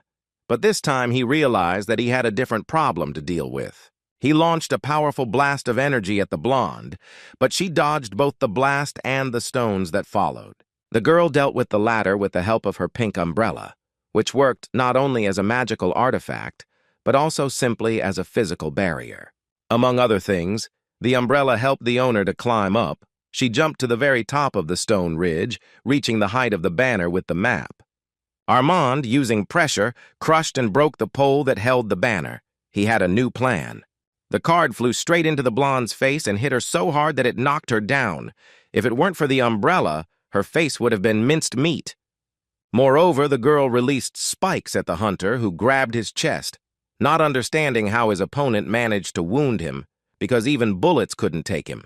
While Armand was busy with the restoration, the blonde galloped straight along the sheer wall of the skyscraper and then, pushing off from the building, hung in the air. She shouted to Horse that she would now create a portal, let him use it, and then he would be able to fight as soon as he wanted. From words, the villainess immediately moved on to action, and now the gates behind Knight's back lit up blue, and he commanded Hyun-Soo to follow him. The heavenly demon asked his disciple what he intended to do. It might be a trap. The hero rushed straight into the portal, screaming that if this was so, it would destroy both him and her at the same time. Armand looked up at the sky and realized that both warriors fighting had disappeared into the portal, an unexpected turn of events. Hyun-Soo was standing in the middle of some deserted countryside. The sight was rather depressing. The guy asked Knight where they were. He was silent. And then the young man continued that he heard from the ancestral dragon that their world was being destroyed, and that was why it was connected to the earth. The monster growled that he shouldn't meddle in other people's business. The guy asked to repeat. The enemy again created a huge glowing ball, shouting that it was none of his business. The attack was exactly the same as last time. This tactic was already starting to bore Hyun-Soo. He was waiting for something new. Nothing new followed, and the hero also chose a proven method and used the flight of the heavenly demon. The horse brought his disgusting muzzle closer to our hero and proudly announced that there were many different attacks among his. He made a sharp chopping blow with his hand, and everything around burst into bright flames. There was no explosion, but the power of the fire was comparable to napalm. In the association building, they continued to monitor all events in the city. Monitors recorded every corner. The CEO noticed that Hunter Park Hyun-Soo had disappeared. Anderson explained that he likely followed the enemies into the portal. They looked at Henry lying sprawled on the ground, and the head of the association asked if he was dead. Walker replied that he didn't think so. Immediately, a call came from the Samson station. An employee reported that all the terrorists there had been neutralized and arrested. The huntress reported to the management that everything was fine in Tondamungu too. The attackers were handed over to the police. Gaeun and his fortune-telling drinking buddy stood over Henry, wondering how he was still alive. He was beaten so badly that there shouldn't have been a single whole bone left, and his muscles were turned into mincemeat. The fortune-teller reminded them that they were ordered to take the enemy alive, so he used the cards to create the magic of containment. Henry's body rose into the air and began to spin in a circle like some kind of huge yin-yang. He was in an energy capsule. The fortune-teller said goodbye to Gaeun and said that he was heading to headquarters with the trophy, and he thanked him for his excellent work. Armand rose into the air again to look around the area, and what he saw made him curse loudly. More precisely, not seen. The hunter was unable to pass through the portal or even look into it. Lee Mi-na appeared nearby. The girl asked where Hyun-Soo had gone, and the hunter briefly described the situation to her. Then his attention was drawn to the cast-iron weight in the beauty's hand.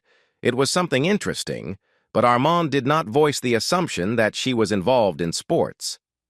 They said goodbye, and Lee Mi-na flew away, asking to be informed if there were any changes in the area. On the other side of the portal, the sun was setting, illuminating strange wooden structures that looked more like ruins. The horse stood in the clouds of smoke and dust that rose from his fire attack. The monster looked incredibly ferocious. It turned out that there was no enemy at the site of the strike. This was the biggest disappointment in recent times, but far from the only one. The blonde screamed that the enemy was behind her. Hyun-soo was just using the heavenly demon soul pursuit technique. Then the boy performed a grain strike. But this time something went wrong. The horse did not reflect the attack, but dodged it.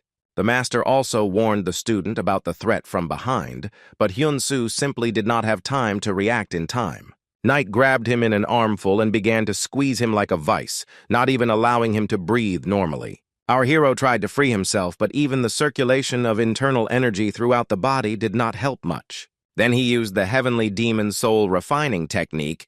This time, the technique worked just fine. Hyun-soo slipped out of the enemy's hands and jumped forward just enough so that he couldn't reach him, but the attack didn't have to be delayed. The horse couldn't understand how the guy had escaped, but he had an idea. Another glowing ball appeared in the air, but it was no longer pink, but silver. Then there was an explosion. Nothing was visible except the dark silhouette of the horse with eyes burning with a bright flame. Suddenly, Hyun-soo attacked him. The monster asked what kind of tactics this was, to which the hero replied that even if he told him, the enemy would not understand. He raised his fist to once again use one of the heavenly demon-crushing blows. It was not for nothing that the master showed them. The explosion from the blow was almost the same as the previous attack of the monster on the hunter, maybe even more. But there was no effect at all. The horse put his hand forward and stood where he was. His face began to spread into a semblance of a smile. Hyun-soo dodged his fist, but the monster grabbed his arm. The boy used sickle slash, a slicing kick. After this, the enemy should have fallen apart into two parts. The energy trace indicated that the attack was successful, but nothing happened. The horse quickly jumped up somewhere. It was not visible. Only the wooden houses in the background were illuminated by a glow, and then an explosion thundered behind them. Hyun-soo attacked so suddenly that the enemy involuntarily opened up, exposing his most vulnerable spot to the enemy. The young man decided to use the tree strike. This tearing technique should work perfectly. This did not happen. The monster leaned forward a little, and in an ingratiating voice informed the hero that his techniques no longer worked on him. After that, the horse delivered a punch that threw the guy back tens of meters like a toy. It pierced the building and fell to the ground, along with debris from the walls and stones, starting another fire. To rise, the young man would have to make a lot of effort, almost as much as to stop his flight. He squatted down, leaning on his hands. Rising to his full height was not yet possible due to the injuries. He needed to regenerate. The guy had time to think that his opponent was incredibly fast when he appeared right next to him and made another blow. With a cry of checkmate, the knight struck so hard that this time Hyun-soo flew even further and even faster. There were doubts that he had even survived. In appearance, its flight resembled a fiery comet, and Ha-yurak moved in the same way, but of its own free will and not as a result of a blow. The young man landed with his back against a stone embankment, and to his enemy's great surprise, he was still alive. And he even retained the ability to move, but he couldn't get up. He only managed to rise to a sitting position.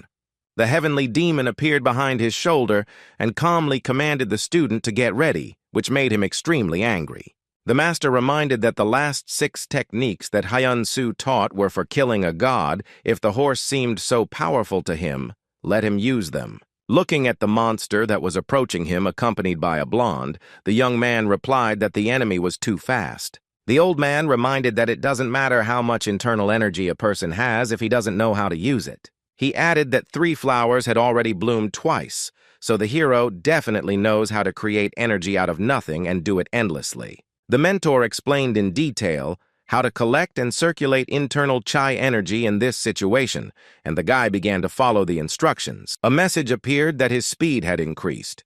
The sky demon explained that he had just taught him how to apply acceleration to himself. The horse was very close, and the master advised not to waste time, but to finish off the enemy as quickly as possible. Hyun-soo was barely able to stand on his feet, but he decided to make the most of the advantage he had gained. He did what the heavenly demon taught him and began to glow as if he himself was an immaterial object. The acceleration kicked in, and the guy immediately rushed to attack the horse.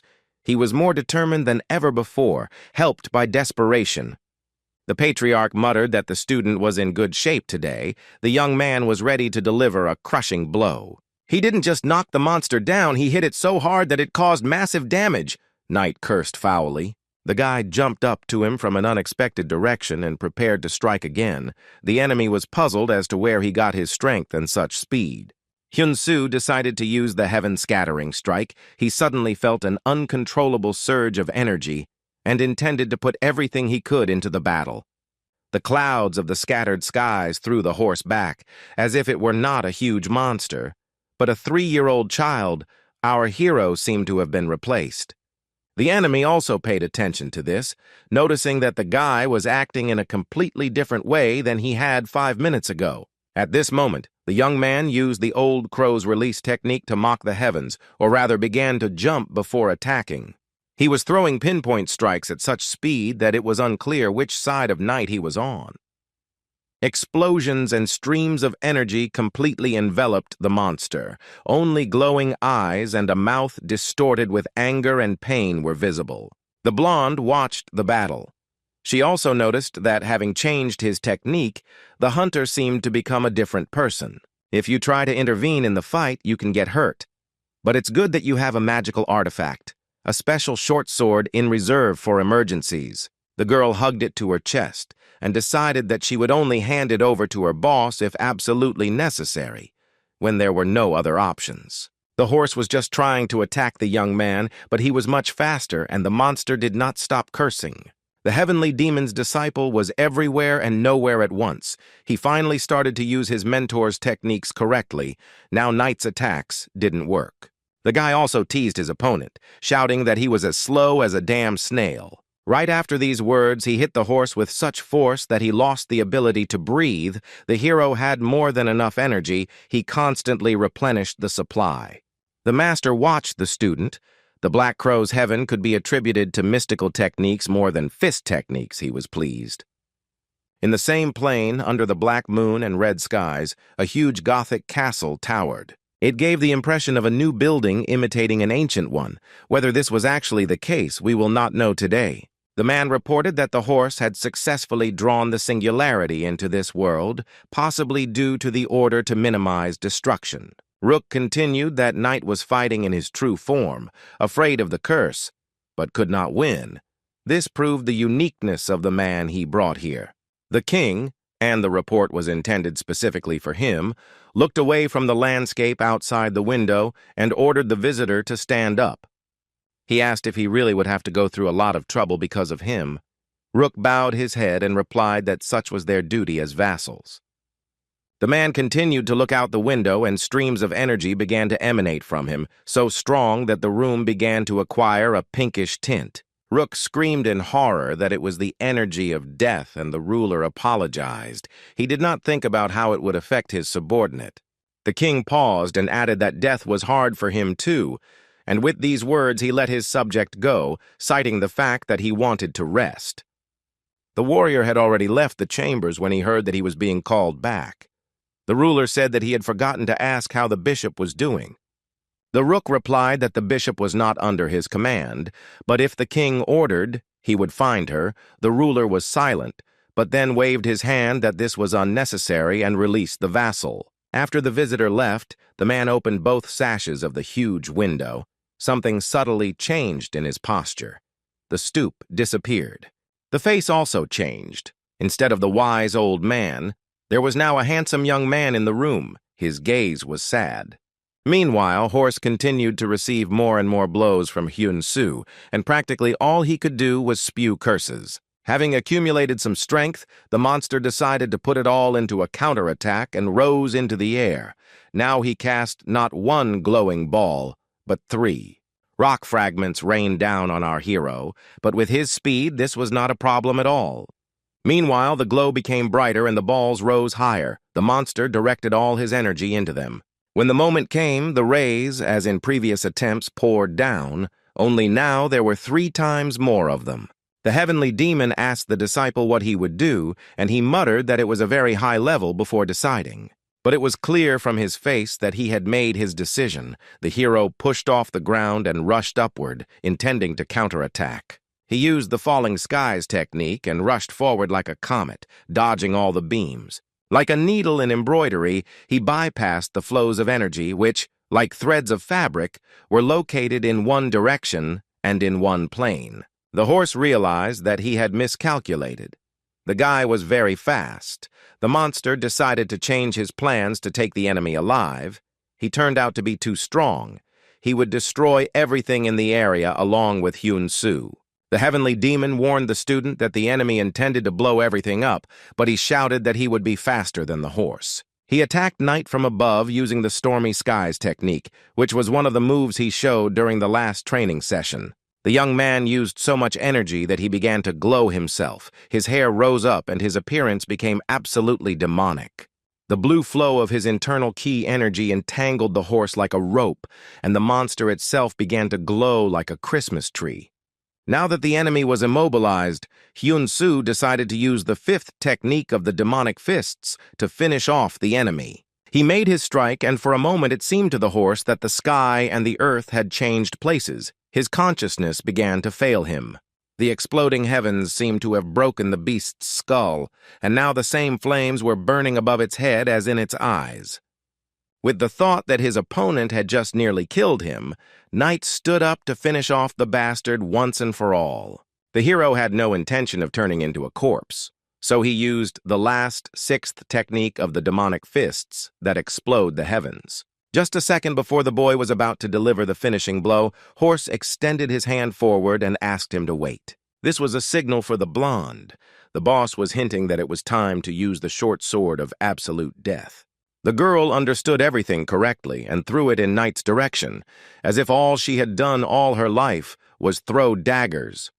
The sky demon caught himself on some new sensation. It was very strange and ominous. The horse and the blonde stood opposite each other.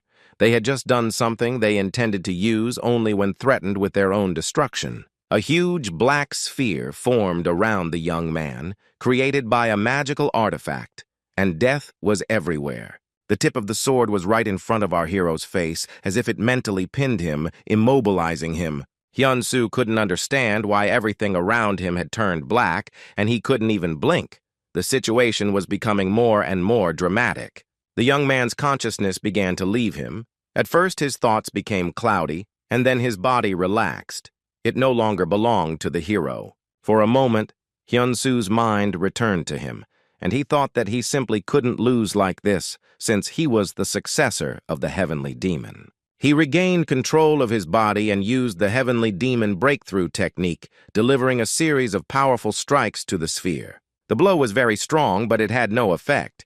The hero began to call for the heavenly demon, but the teacher was not nearby. The situation became stalemate. Hyun-soo found himself trapped in a black sphere that reeked of death, leaving no doubt about his fate.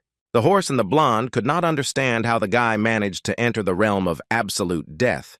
Even though he is a singularity, it is something above human resources. The heavenly demon began to knock on the ball, trying to get through to the student, but it was all useless. He did not see or hear him. Even after the old man performed one of his signature moves, he was unable to pass through the walls of the sphere. The young man at that moment was fighting for his life and his mind, and not with just anyone, but with death itself. The fact that there had already been many like him here was clear from the countless number of skulls below. The clothes had disappeared somewhere, and the guy, as if in a vacuum, was floating around the sphere, surrounded by the energy of the dead. Somehow he managed to regain control of his muscles and stand up. The surrounding area was strange. The last thing Hyun-soo remembered was a dagger flying towards him. He continued to move forward, but all his eyes saw were mountains of corpses, bones and skeletons, and a few streams of energy. Suddenly the young man saw that same short magic sword, bound with chains. It looked like it had been sealed. The hero looked up at him and decided that he should get his weapon. It would be calmer in such a gloomy place. Hyun-soo wanted to pull the chain, but he pulled his hand back as if he had been electrocuted or something like that. The boy tried again and heard a child's voice asking him not to touch the chain, with a boy standing behind him. The child explained that the short sword was his incarnation, so he asked not to touch it. Then he looked at the young man and asked how he managed to end up in this place alive. Usually only those who were killed by the dagger appear here. The child added that death was normal, and that only one person had ever come to him alive before. Hyun-soo asked how to get out of here. He was a little surprised that such a small child could be in such a situation. He tried to take the boy's hand, but he was again struck by a discharge of energy so strong that his head began to spin. Our hero felt that it was the child's consciousness that was resisting, and that it was beating against the bars, locked here as if in a prison. The boy remembered how he came here alive for the first time, and created this prison with the words that he would look after him. He cried that he didn't want to hurt people anymore, but the man replied that he was now his property, so he had to obey. The child begged not to be forced to kill, begged to be let out of here, but no one cared about his tears. The man said that he was born to be a demonic weapon and had no right to change his purpose. The man ordered the child, and along with him the dagger, to become his shadow and help him, after which he placed a curse seal. He put his hand on the boy's head and his whole body, like glass, began to crack. It was terrible. The next moment, the child shattered into pieces, and there was just a sea of despair and pain in his eyes. This is how that very magical artifact appeared, a deadly short sword or dagger. It was impossible to determine exactly. The sorcerer declared that everything had gone perfectly, that great power was hidden in great opportunity and would serve him. Then he conjured up chains and said that now the weapon could not escape from him. Let him accept this fact as a given. The first thing the boy tried to do was to free himself. The blade glowed, the chains swung, but nothing changed. Hyun-soo listened to this story. His heart was breaking from pain and resentment for the boy. The guy did not believe that someone could be so cruel. He looked down at the child and decided that he simply had to do something for him, at least try. The only logical solution was to break the chains. The boy asked in surprise what he had decided. The boy said that no one could break the seal because it was placed by the strongest man in the world. Our hero looked meaningfully at the child and reminded him that he too had come here alive, perhaps for a reason. The boy's eyes sparkled with hope and fear at the same time. He wanted freedom, but he was afraid that the stranger would do something even more terrible to him than the previous one. Hyun-soo added that he knew the strongest man in the world, and as long as he was here, the bastard who did this to him couldn't be called that.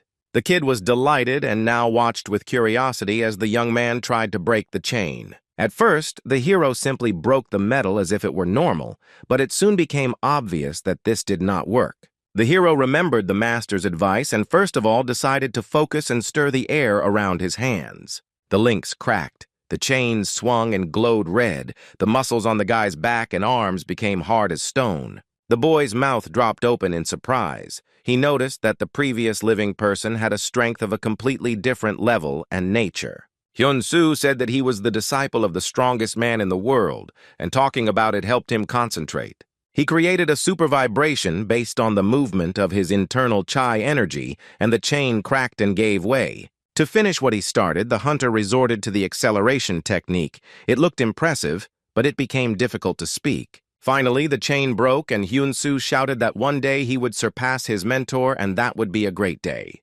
The links began to fall from under the hero's hand. He was beaming with happiness because deep down he doubted that he would succeed.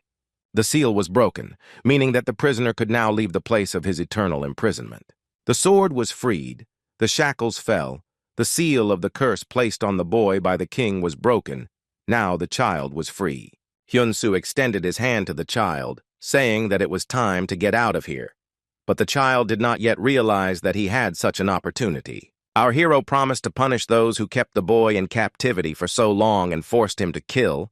He offered to join forces. At first the child doubted whether he could, but then with a joyful and confident face he shook the hand extended to him. Someone evil, apparently a demon, received mortal wounds and bared his teeth in a grimace of furious anger. Meanwhile, the heavenly demon continued to attack the sphere. He managed to get hold of the material body of that demon, but even this did not help to destroy the shell. The old man repeated his attempts to get inside over and over again, deciding that he could not lose his student so stupidly. The horse and the blonde watched our hero with the thought that he had managed to hold out for a surprisingly long time. This had never happened before. Suddenly, the master tragically shouted Hyun-Soo's name, his face looking shocked and full of grief. The ball exploded with a terrible sound, and a powerful and dense stream of pinkish-red energy burst out of it. The blonde clenched her teeth, as if she was not ready for such an ending. The horse solemnly announced that it was all over. Suddenly, a round ball of a bluish hue, the same as our hero's internal chi energy, appeared in the whirlpool of glow. He emerged from the clouds of smoke, proudly carrying on his hand a new ring, which the short sword of death had transformed into. The young man said that he had made it just in time. If he had hesitated even for a couple of seconds, he would have certainly died. The mentor immediately forgot how sincerely he wanted to save his student, attacking him with reproach for making him so worried. Hyun-Soo apologized to the teacher with a smile and said that he was indeed fine and had no serious injuries. The Sky Demon shouted that in that case he deserved a good spanking. He could somehow give a sign that everything was okay a little earlier. In fact, both understood that he could not. The horse and the blonde watched in surprise as Hyun-Soo apologized and bowed to someone invisible. They decided that the guy had gone crazy in the sphere. The degree of shock from what they saw was so high that they even forgot about their main goal, to obtain the singularity at any cost. Our hero looked in their direction and informed his mentor that there were a couple of scores to settle and he intended to punish the bastards. The horse rushed into the attack, saying that the young man would be muttering under his breath and talking to himself in the next world. The young man didn't think so. He had already mastered the acceleration technique perfectly and understood in which situations it works best. In addition, there was a surprising amount of mana in the air, which could also be used for one's own purposes. A message appeared that the hero had inhaled it. The next step was the tree strike attack. This time it was effective. The enemy flew back, so strong was Hyun-Soo's strike. The horse screamed in horror that our hero had become even stronger. He had absolutely no idea how to perceive the guy's constant self-improvement, but there was no time for these thoughts. With a terrifying explosion, the villain flew into the air, his figure dwarfed by the flames. It was the explosive power of mana that created the tree's explosive strike, a technique that Hyun-Soo had invented on his own. Now it was the blonde's turn. Shouting at him not to get cocky, she began casting her spell. Most likely the thorns would appear again. That's what happened. But the hero already knew her capabilities, so he flew into the air before the girl had time to attack. He jumped over obstacles as if playfully, heading towards the witch, looking completely relaxed and carefree. A moment later, he was already tête-à-tête with the blonde, informing her that this wish was mutual and that she shouldn't get too cocky. Hyun-Soo delivered a punch so powerful that his opponent flew high on her umbrella, like Mary Poppins, only the landing was not so soft.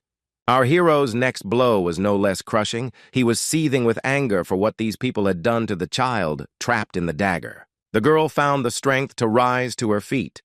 Now she watched the young man, realizing with horror that he was even faster than the horse. Just at that moment, the guy appeared behind her, asking if he was moving too slowly. The blonde looked back. She didn't notice at all how he ended up there. Fear was visible in her gaze.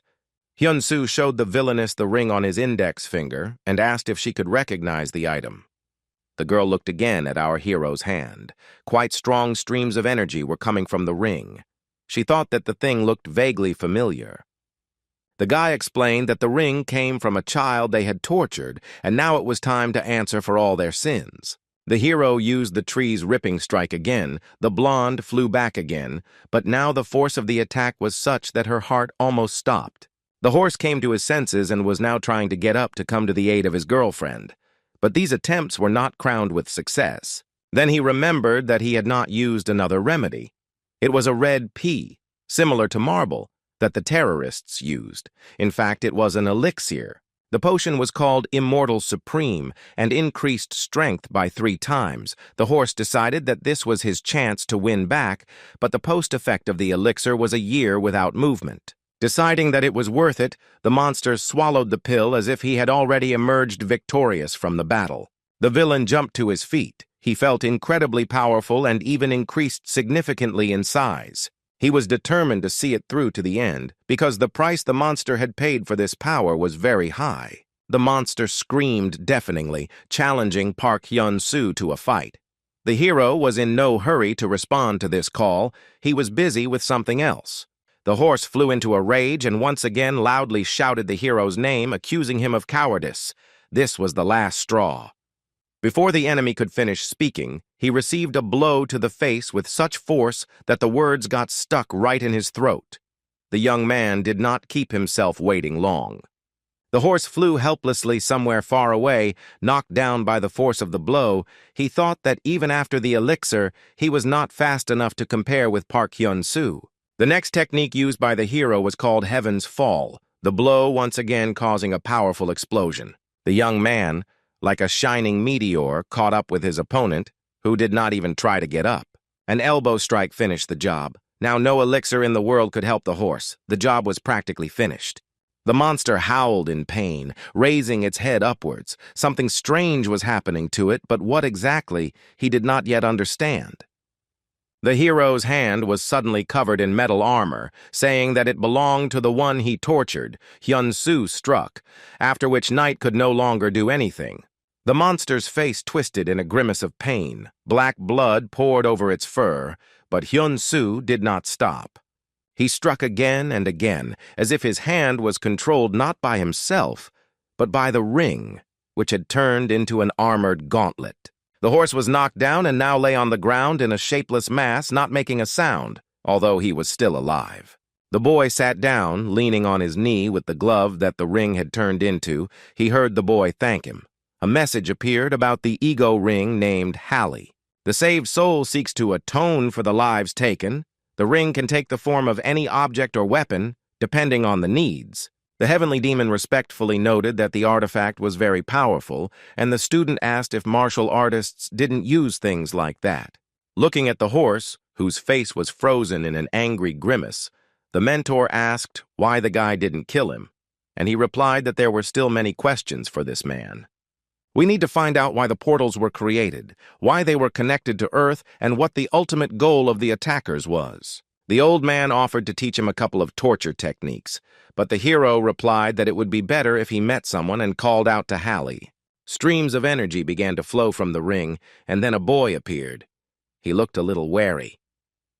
The master came right up to him and began to examine him carefully, his eyes turning white from the strain.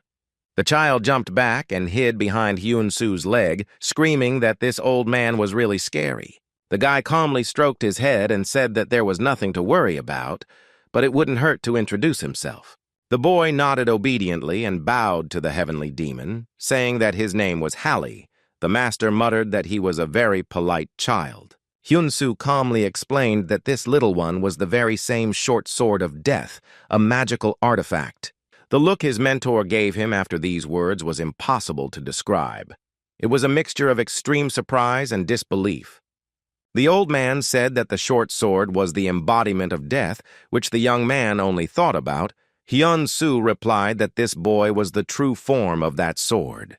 Hallie had killed against his will while sealed by a curse, and now that he was free, the master objected that they knew nothing of his true intentions. The young man put his arm around the boy's shoulders and repeated that he was just an unfortunate child who had been used by other people for their own purposes all his life. The patriarch closed his eyes, trying to accept the fact that the student had developed his own opinion that would have to be taken into account. Finally, the old man raised his eyelids and smiled, then waved at Hallie, beckoning him to come closer to him. Hyun-soo encouraged the boy, telling him that everything was fine. His teacher wasn't that scary, but the hero himself thought that sometimes the master was just scary. The child walked towards the heavenly demon, slouching and stumbling, yet he had boundless trust in the one who had freed him.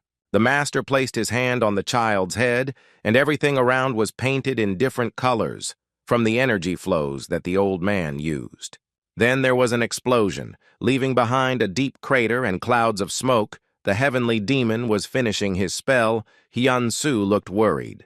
Finally, the patriarch's hand rose from the back of the boy's head, a whirlwind of the old man's remaining chi still swirling around his head.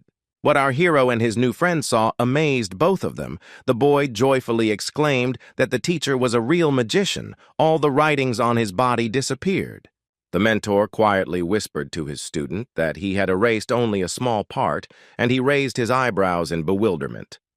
The master reported that this little body had destroyed as many lives as there are grains of sand in the desert. He had merely wiped the dirt from its skin, nothing more. Remembering the mountains of skulls he had seen in the black sphere of death, the young man understood what his teacher was talking about. Hyun-soo confidently stated that since this was just the beginning, he would help Hallie free herself completely. The heavenly demon replied that he had matured greatly in his judgment. Then the guy looked at the little boy and asked if he knew how they could all get out of this world. The child turned out to be smart and observant. He reminded her of the pink umbrella with which the blonde created portals. Armand continued to hover above the city streets, watching the portal. All countless attempts to pass through it failed. The hero was in mixed feelings. He didn't think that he would ever have to feel so pathetic and helpless. Meanwhile, Lee Mi-na returned to the association office and reported that everything was calm at the scene. But Hunter Park Hyun-soo had not returned yet. The CEO suggested waiting and not calling Armand away from the portal for now. Let him observe for a while longer. The decision turned out to be correct, as the hunter noticed that the gates began to vibrate and someone's bare feet appeared from them.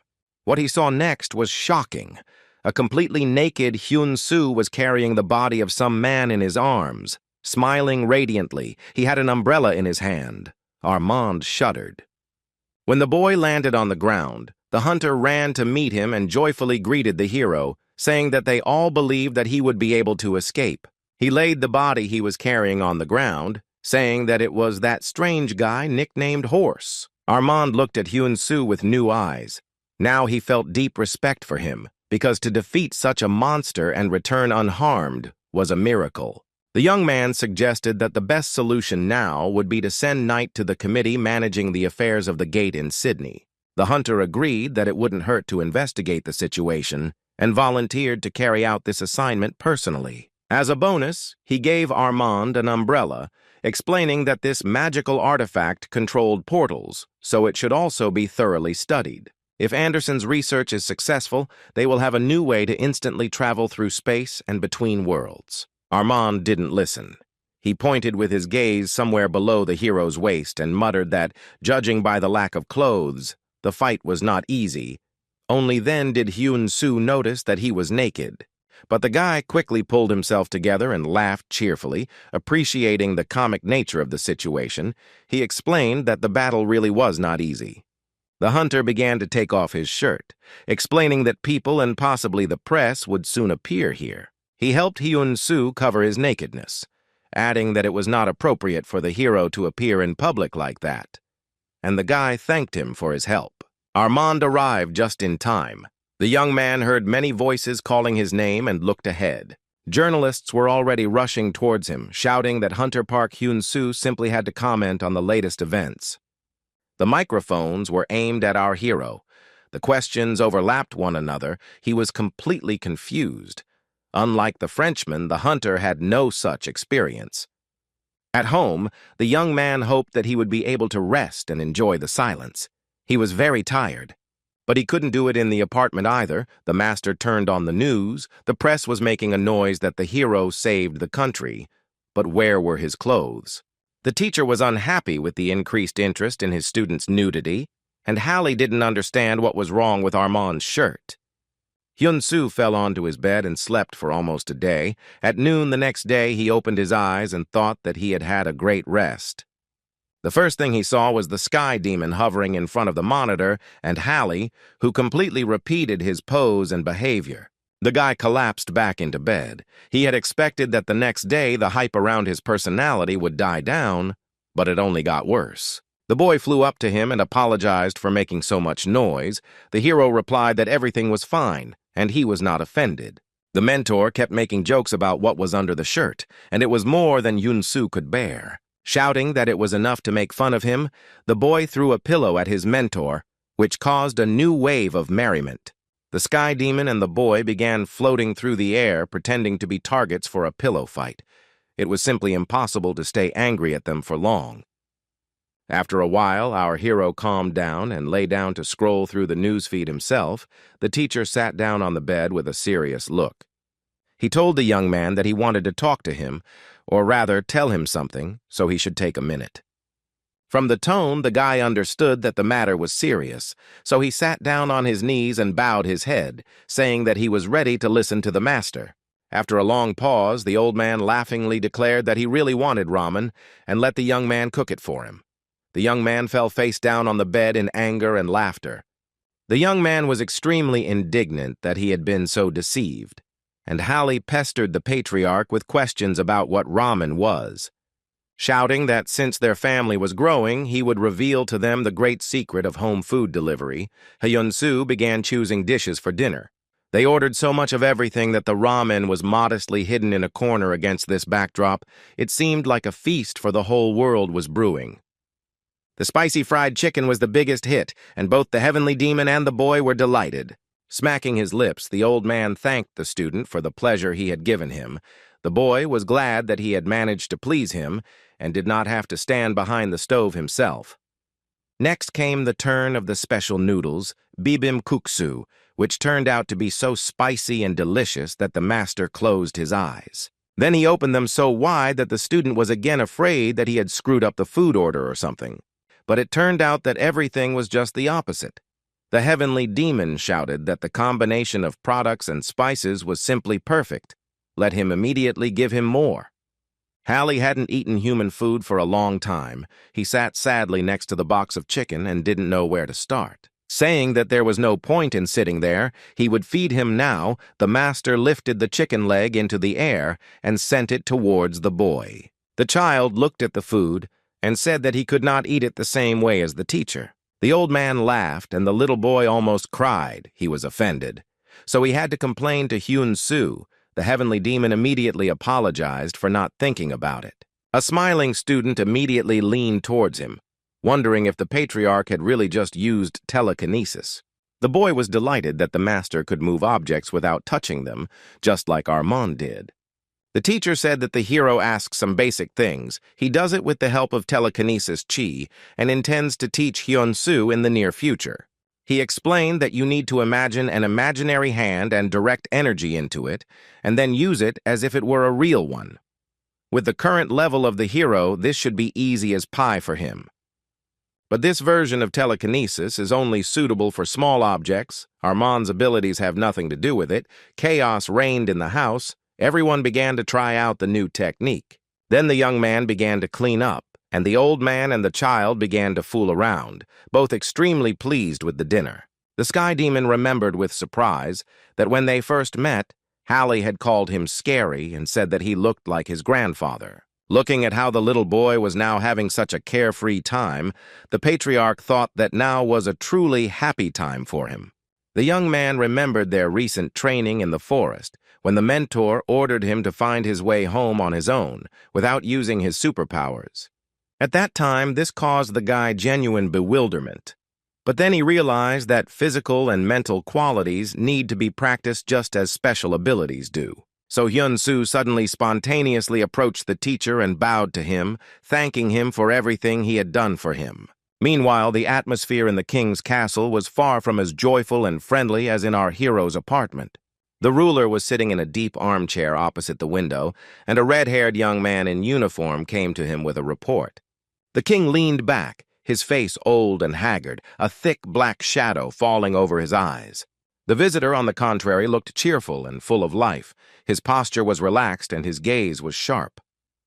He asked if the owner of the house had had a good nap, and he immediately jumped to his feet and asked why he had come.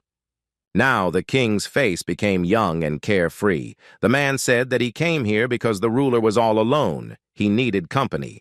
The man told the guest that he was surprised that someone could think of him in such a way. Something like this had never happened before. The redhead smiled and explained that Hallie, after all, was being stolen for the first time. It seemed that the singularity that was found had a mystical talent. The child was not supposed to even think about getting rid of the shackles and going free, and yet the boy ran away. The conversation then proceeded according to the standard small talk pattern, with the host and guest exchanging meaningless phrases while each was thinking about his own. Here, the king suddenly spoke out about the fact that the singularity did not kill the horse. The visitor asked if the boss wanted him to live. After all, if Knight opens his mouth, everything could become much more complicated. The Lord nodded. But then he explained that it is not so easy to make the horse talk.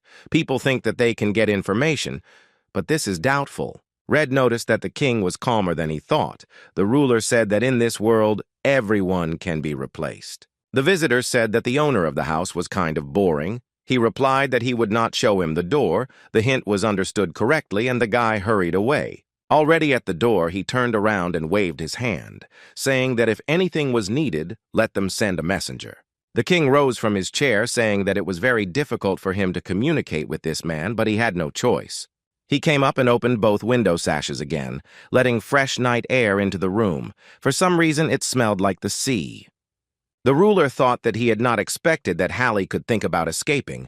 It seemed to him that he had completely suppressed the boy's will. So this is what Park Hyun-soo is capable of. The horse was in Sydney, and his stay at the Portal Affairs Committee was not pleasant, with people using special equipment to try to get information. The young man said that there was no need to be so stubborn. There was no point in it. His white sneakers were so clean as if they had never touched the ground. Knight didn't answer. It was obvious that he was barely alive, and perhaps had lost consciousness. The man's eyes were closed. Isaac poked some more buttons on the remote, and it became obvious that the horse was, at the very least, alive. He screamed. Well, then he offered the boy to make a deal with him, or at least just talk. Apparently the villain was tired of enduring the torment. The teenager leaned forward angrily and shouted that in his situation there should have been no strength left for conversation. The man gritted his teeth and began to promise Isaac that he would give him everything he could dream of, that he could get anything. In response, the guy said that he wanted one thing: to be the strongest man in the world, the horse answered easily. Then the guy asked if he would then be the king. Knight cursed. Isaac pressed the button again. This time, the flow of energy that hit the prisoner was even stronger than the previous one. The special device was designed to cause unbearable suffering to the nervous system, but not to kill. The horse screamed. He no longer had the moral strength to endure this execution in silence.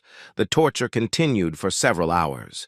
The guy explained that he wanted to become the strongest person in the world because he was unique. Knight asked if this impudent teenager was a singularity. The thought that people already had two singularities made the villain suddenly start laughing uncontrollably.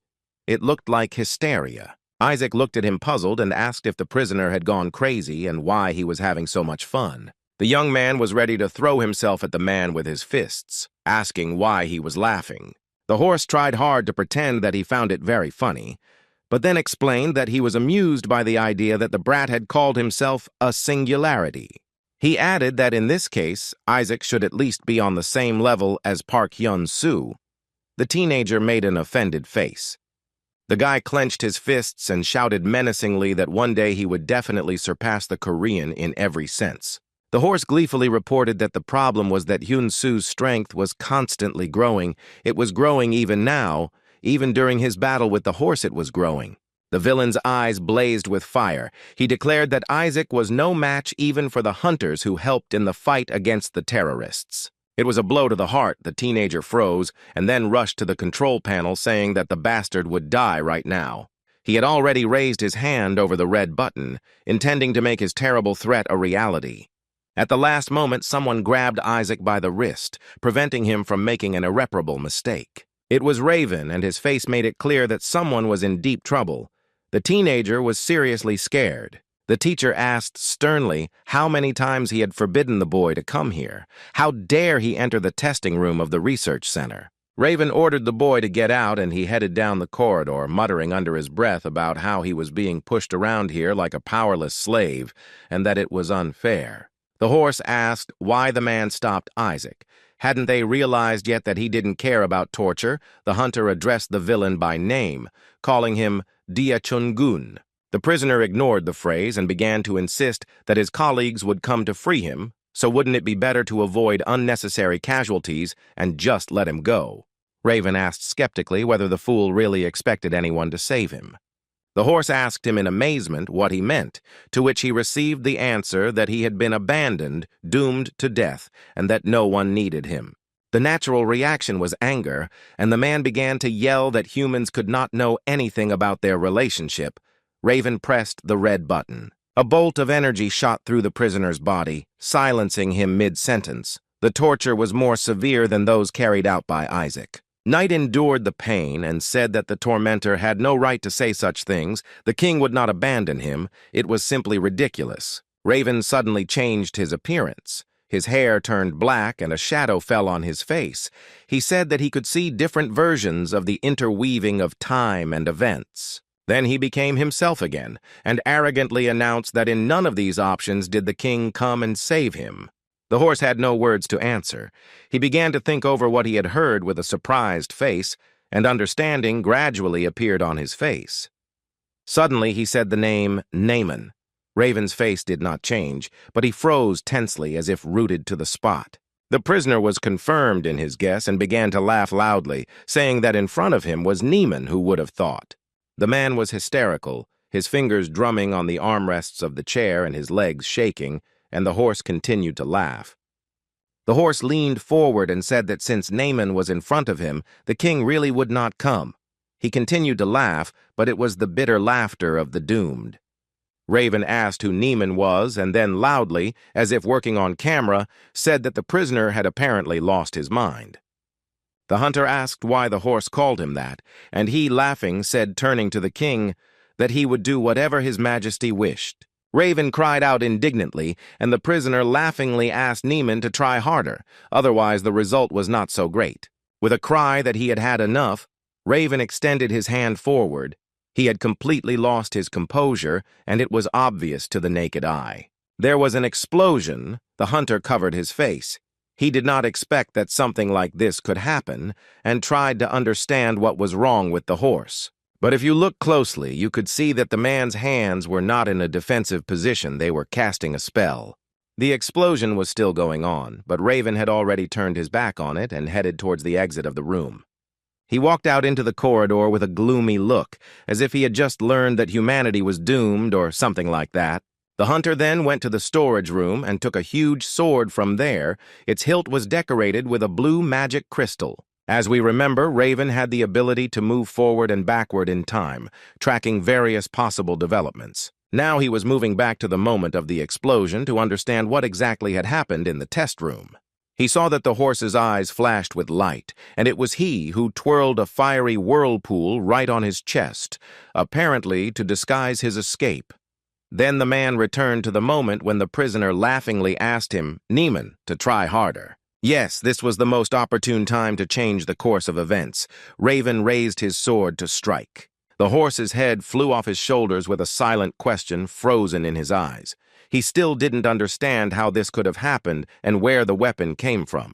With a farewell, horse, Raven kicked her straight down from the parapet as if she were ordinary trash. The hunter clutched his head and thought that he had never seen a future with a suicide bombing.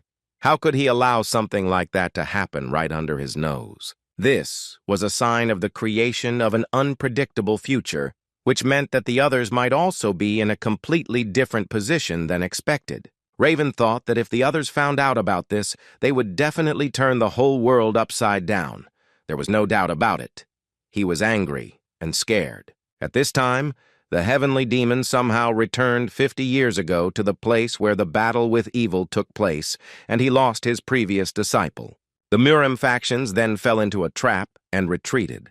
Suddenly, the student appeared right in front of him, alive and well. The patriarch asked Kang So-il how he managed to survive, but the man only bowed respectfully. Changma Kang So-il was the most valuable and talented of the 6 students. He grimly replied that he was already dead. But he came here to tell the teacher that they need to get out of here as soon as possible. There is little time. The heavenly demon, only 50 years younger, said that he would avenge the deaths of all his disciples, his eyes blazing with the fire of self-sacrifice. The heavenly demon, in the form of an old man, told the disciple that he had kept his word by tearing his killer apart with his bare hands. He bowed gratefully and said that they had absolutely no time now, so let him listen carefully and do what he asked. Kang So-il said that when that day comes, let the teacher have no doubts. The master shouted that he did not understand what he was talking about, but the student did not answer. He only said goodbye and went into the clouds, from which he emerged to warn his mentor. The old man looked at the swirling clouds and thought about what exactly his student was trying to say.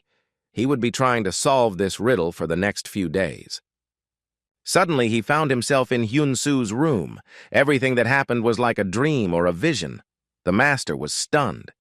He rose into the air and began to meditate, thinking that he had never slept or dreamed since the moment he separated from his body. He went over in his mind once more the words of the disciple that when that day came, he should never doubt what it meant. Watching Hyun-Soo and Hallie fooling around, the old man wondered what Kang So-il was trying to tell him. In China, the government dealt with portal-related issues directly, without intermediaries. In the building where state meetings were held, a meeting was taking place between a number of trusted persons and the president. One of his subordinates tried to explain to him that leaving the Black Dragon Society in the state it was in now was the right thing to do. The president asked what else they could do if neither the military nor the public safety structures had been able to cope. The vice president reminded that the world order is based on the balance of yin and yang, and it is in this matter that the Black Dragon can succeed. The secretary came in and said that a call had come in. The vice president waved his hand, saying that they should call back later. The president had a meeting. The girl said that it was Chinran from the Black Dragon Society, and the phone immediately ended up in the hands of the head of government. The man exclaimed where the information came from that the portal would soon be broken through. Everyone present fell silent and looked in his direction. The female voice on the phone continued that this would happen in Tibet. She called because she considered this information important. The girl in national dress added that she informed the president first, but asked to keep this information secret for now. Almost immediately after making this call, the hunter went to the Beijing airport. She walked around the terminal hall and tried to explain to the secretary that this unplanned trip to Korea was very important. The man asked if the boss was sure of her decision, and she replied that since they had already started, they couldn't stop. He reminded the huntress of the terrorist attack and the fragment of paradise, begging her to think before flying to this country. She was adamant in her intention.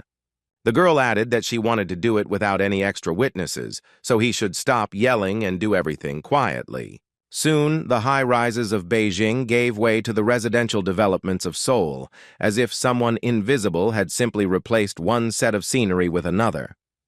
Our hero was in his home. Now we don't say apartment because he bought the entire building. It turned out to be very convenient. First of all, because of the portal, Hyun-Soo had a vision.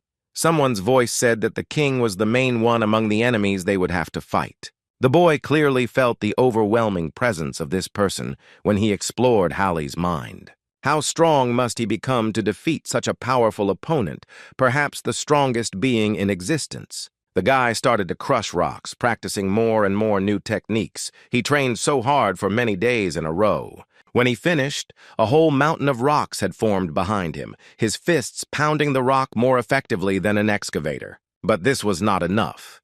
Hyun-Soo concentrated and started the circulation of chi to restore the resource, while the hero thought that he should become even stronger. Then the heavenly demon appeared and praised the disciple, saying that he had performed very well today. The young man made such a face that the teacher could not restrain himself and asked what he had said wrong. What kind of face was that?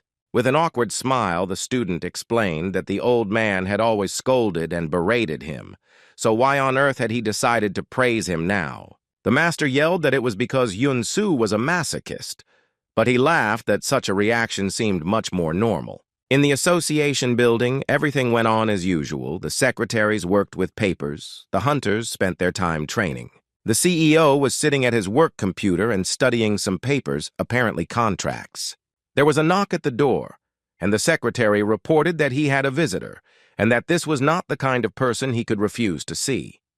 The head of the association clarified who exactly he was talking about, to which the girl noted that now everything would become clear. A huntress in a red dress from China appeared on the threshold. She entered the office with a joyful face without waiting for an invitation.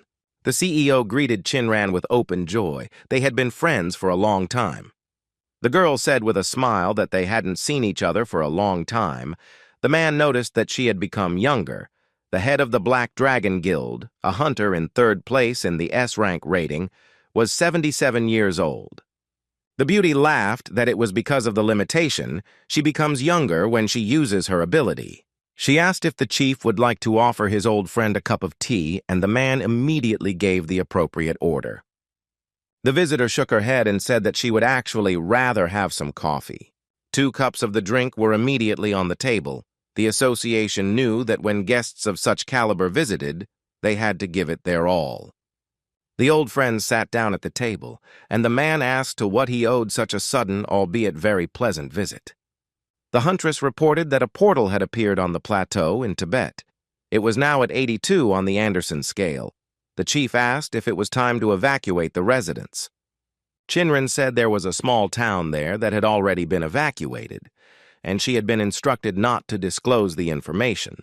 The association's director general suggested that since the government had even brought in the head of the Black Dragon, the situation was at a stalemate. The girl explained that, in fact, no, it's just that only one person and only a man can enter that portal. None of those who entered there returned.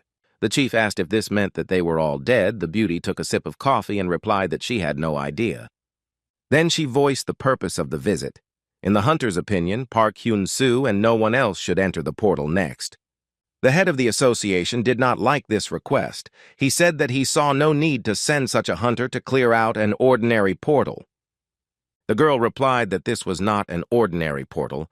It was classified as an S-rank. Hearing this, the man was stunned. Meanwhile, in China, the president and vice president were having a good time enjoying food. Taking another delicacy with his chopsticks, the head of government said that the situation was funny. His colleagues believe that nothing should be done regarding the Black Dragon Guild, and that this is dangerous. The servant brought tea and offered the gentleman to drink so as not to worry. It interferes with digestion. Then a man came up and started to move his chair to join the meal, and the president informed him that everyone was listening to Chinran like lapdogs. Chang, the king's subordinate, one of the pawns, folded his arms and explained that the huntress had just left for Korea. Meanwhile, our hero was called to the association office. It was evening, and he was surprised why they didn't schedule a meeting for the next morning. The CEO personally opened the door for the young man and invited him into the office. Something was clearly fishy here. As soon as they crossed the threshold, streams of flame and smoke rushed into the hero's face. It became so hot that it was impossible to breathe. The leader stood, engulfed in streams of flame, and looked at Chinran in surprise, not understanding what she had done. The man turned green. It became impossible for him to breathe.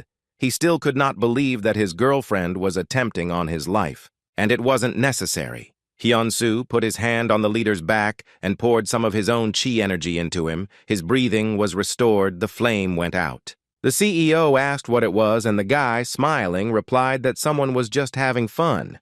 Chinran sat back on the sofa with a satisfied look and reported that the hero was simply incomparable, as befits an S rank. She invited the hunter to make himself comfortable. There was a serious and probably long conversation to be had. Hyun-soo sat up and asked the beauty if she thought the greeting was a bit too rude. The huntress laughed and explained that it was a test. The matter was so serious that it could not be trusted to just anyone. The girl said that her name was Chinran, and her position was called the chairman of the Black Dragon Hunter Society. The guy also gave his name. The girl added that the more she uses her power, the younger she becomes. Such a stupid limitation of her abilities. The hero was surprised. Chinran explained that this was the reason she looked so good now, and then apologized if the young man thought her behavior was rude. The chief and the huntress explained the essence of the question, and our hero replied that the task was perfectly clear to him. They waited for an answer, but the young man said nothing more. He was thinking about what he had just heard. Finally, with a slightly indignant look, Hyun-soo asked why they wanted to send him into the portal. At first, Chinran wanted to cheat by saying that the hero was currently the most popular hunter. Realizing that he had not fallen for the manipulation, the Black Dragon chief gave in and said that the reason was that the guy was a singularity. Humanity's last chance to fight the Dragon of Destruction, Hyun-soo liked this explanation more. The beauty finished by saying that she wanted to see him in action and see with her own eyes that the singularity could save them. This is an S-rank dungeon and only he can enter it. If he survives, he can count on her help and support in any matters. The young man agreed with the words that a portal of this level is a threat to all of humanity, so he will go. Besides, it was simply impossible to refuse Chinran. They shook hands, sealing their agreement. When the company left the meeting room, the guy asked the beauty what her schedule was, to which he received the answer that the girl was flying out that very day. When saying goodbye, she suggested that the hero visit his loved ones. Who knows if he will return here alive? Hyun-soo sighed. For some reason he hadn't thought about this. The leader said goodbye and wished the guest a successful flight. The heavenly demon decided to cheer up the student and said that as long as he was with him, there was no need to worry about such nonsense. The hero replied that he knew this, and besides, he was now much stronger than he had been just a couple of weeks ago. The palace in the world where the ancestral dragon lived, and where the king's minions now settled, was as beautiful as before.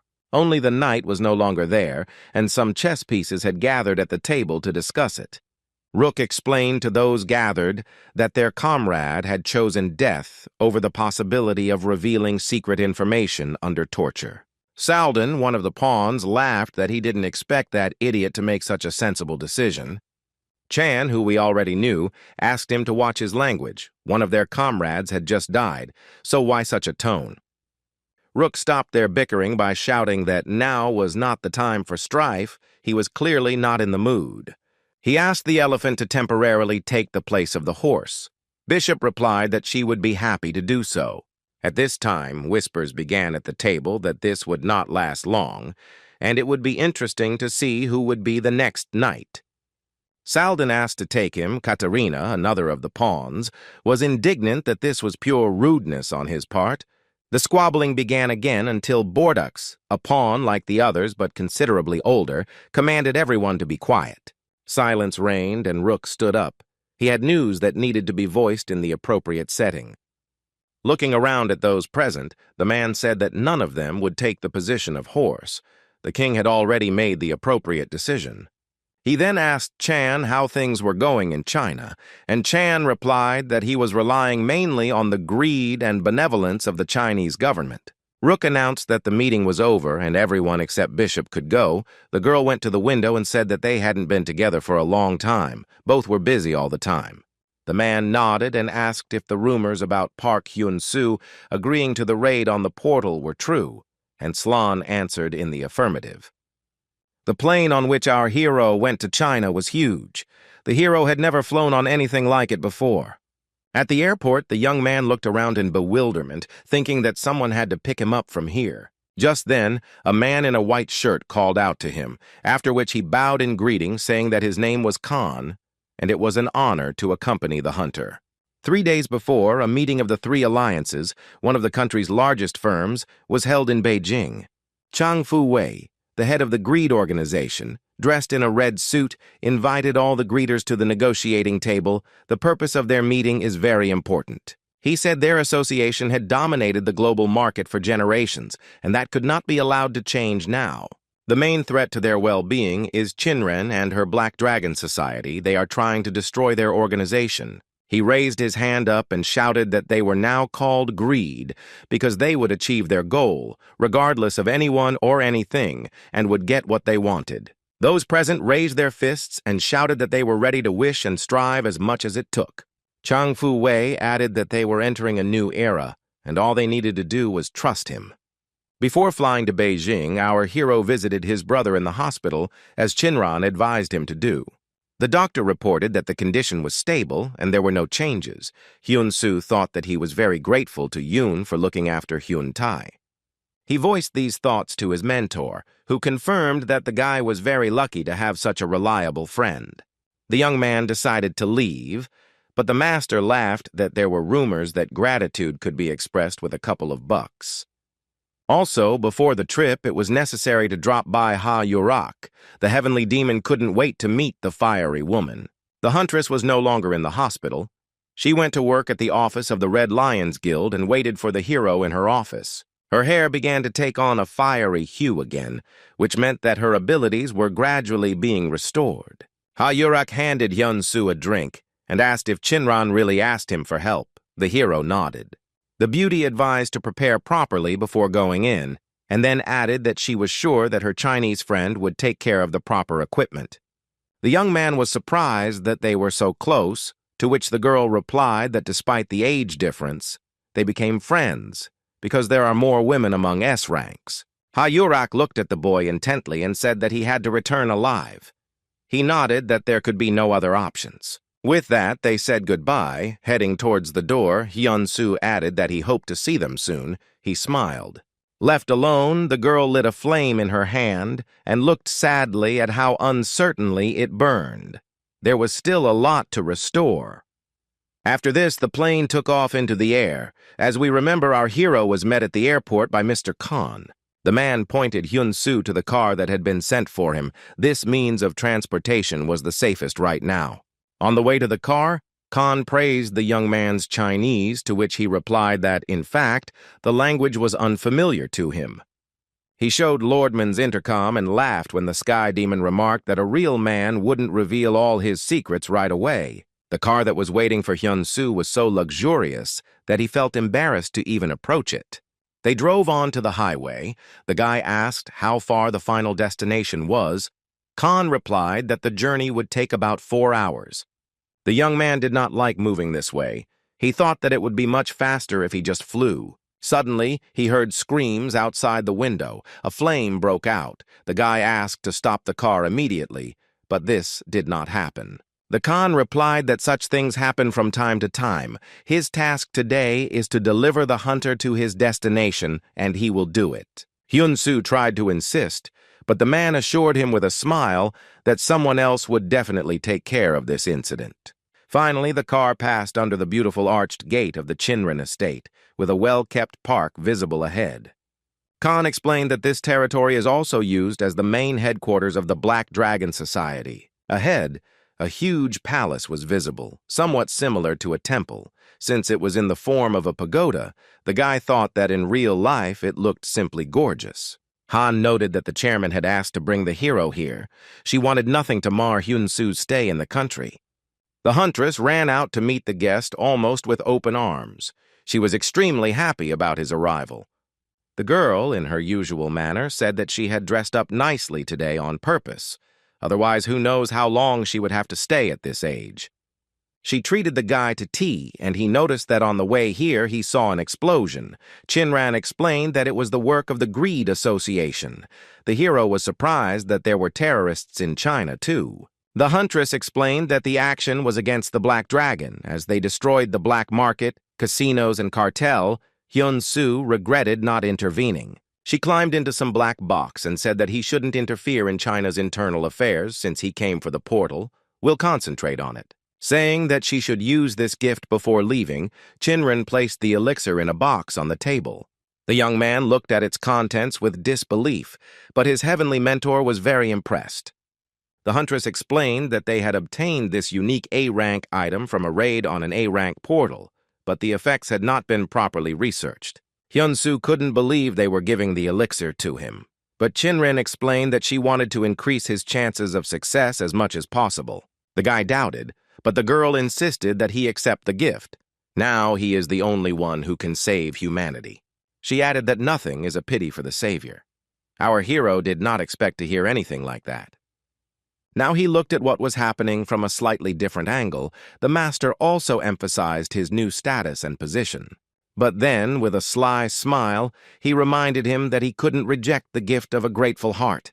Let him take the elixir finally. When they left the estate, Chinran ordered the Khan to take the guest to the chambers prepared for him. Here the girl's face changed. She looked a little stunned. It soon became clear that she was looking at a box with a gift. The hero preferred to use telekinesis. The young man explained that he thought it would be safer, with fewer jolts and less risk of falling. The heavenly demon was furious that the brat was showing off in front of a beauty who, by the way, was old enough to be his grandmother. Shinran was pleasantly impressed that he had already mastered such skills. It took the boy's arrogance down a bit. Before they said goodnight, the Black Dragon leader reminded them that they could contact her with any questions and at any time. Once they arrived at the apartment where they were offered to spend the night, Hyun-soo stopped in front of the door. The mentor demanded that they open the box immediately. He explained that an emergency situation had arisen, and someone had decided to activate the gift without permission. The elixir has the property of thinking. The master explained that he felt it as soon as it was activated. The guy replied that it felt like he now had two brains. The heavenly demon explained that this meant that his mental abilities were not that good. If he used thinking correctly, he would be able to reach a whole new level. Hyun-soo looked at the item and asked if his level of thinking would increase if he ate the elixir. The teacher replied that no, but it would become easier to maintain. The teacher said to eat faster. Thinking quickly absorbs internal energy, so you need to increase it as soon as possible. The boy put the object in his mouth and began to chew, his eyes widening as if atropine had been dropped into them. Then streams of energy poured out of the corner of his mouth, and sweat appeared on his forehead from the tension. It seemed that swallowing the elixir was not so easy. The Sky Demon cast a support spell, placing his hands on the hero's back, encouraging him as best he could. A message appeared that the yin and yang hero's body was reacting to the new yang energy. Hyun-soo grimaced. It was unpleasant. The imbalance caused considerable pain, and the mentor had to make efforts to alleviate the student's condition. The next message said that the celestial body was beginning to reject the new energy. The hero cowered. Hallie was very worried about his savior. All attempts to accept the new energy ended in failure. The body of the heavenly demon rejected it. The boy shouted to the old man to help Hyun-soo. The young man's eyes began to glow. He screamed in pain so much that the glass shook and objects fell from the shelves. After some time, Khan knocked on the door and said that he had brought the guy some food and that he should open it and have dinner. No one responded. The hunter listened and then tried to check the hero's energetic presence. Feeling nothing, he took out his weapon. The man threw open the doors and rushed inside, ready to shoot any enemy he found in the room. Seeing that it was in pieces, Khan reflexively fired twice, breaking through the window, then froze, hearing footsteps. Hyun-soo appeared and calmly greeted him, and the man asked in shock what had happened here. Without the slightest bit of embarrassment, the young man scratched the back of his head and simply reported that he had consumed the elixir that the chairwoman had given him, adding that it had been a bit tense. With the words that the stats needed to be checked, Hyun-soo read with satisfaction that the heavenly demon's internal energy had successfully absorbed the powerful yang energy. Due to the imbalance, the body of the heavenly demon awakened, mystical skills improved, and this body absorbed the hero's body. It was already too much. The master noted with satisfaction that they had barely managed it. The guy grimaced, remembering how difficult the process had been. He started to warm up and said that he felt great. Khan could not understand why the hero was talking to himself and generally behaving so strangely. The man asked if the guy wanted to move to another room. He shook his head. The secretary said that in that case he would leave the food and go. Before he could thank them, Hyun-soo stared impatiently at the dish that was brought, and some people were eager to open the lid. Inside was a Peking duck, and the old man, the boy, and the young man literally began to choke on their saliva from the delicious smell. The mentor commanded that he would try first, which caused a wave of indignation, but soon everyone calmed down and began eating. The duck tasted as good as it looked. The hero's mood immediately improved, and life took on new colors. In the morning they met with Shinran. She noticed that the hero had become a completely different person. Even if he had eaten the elixir, it would not have changed him so much.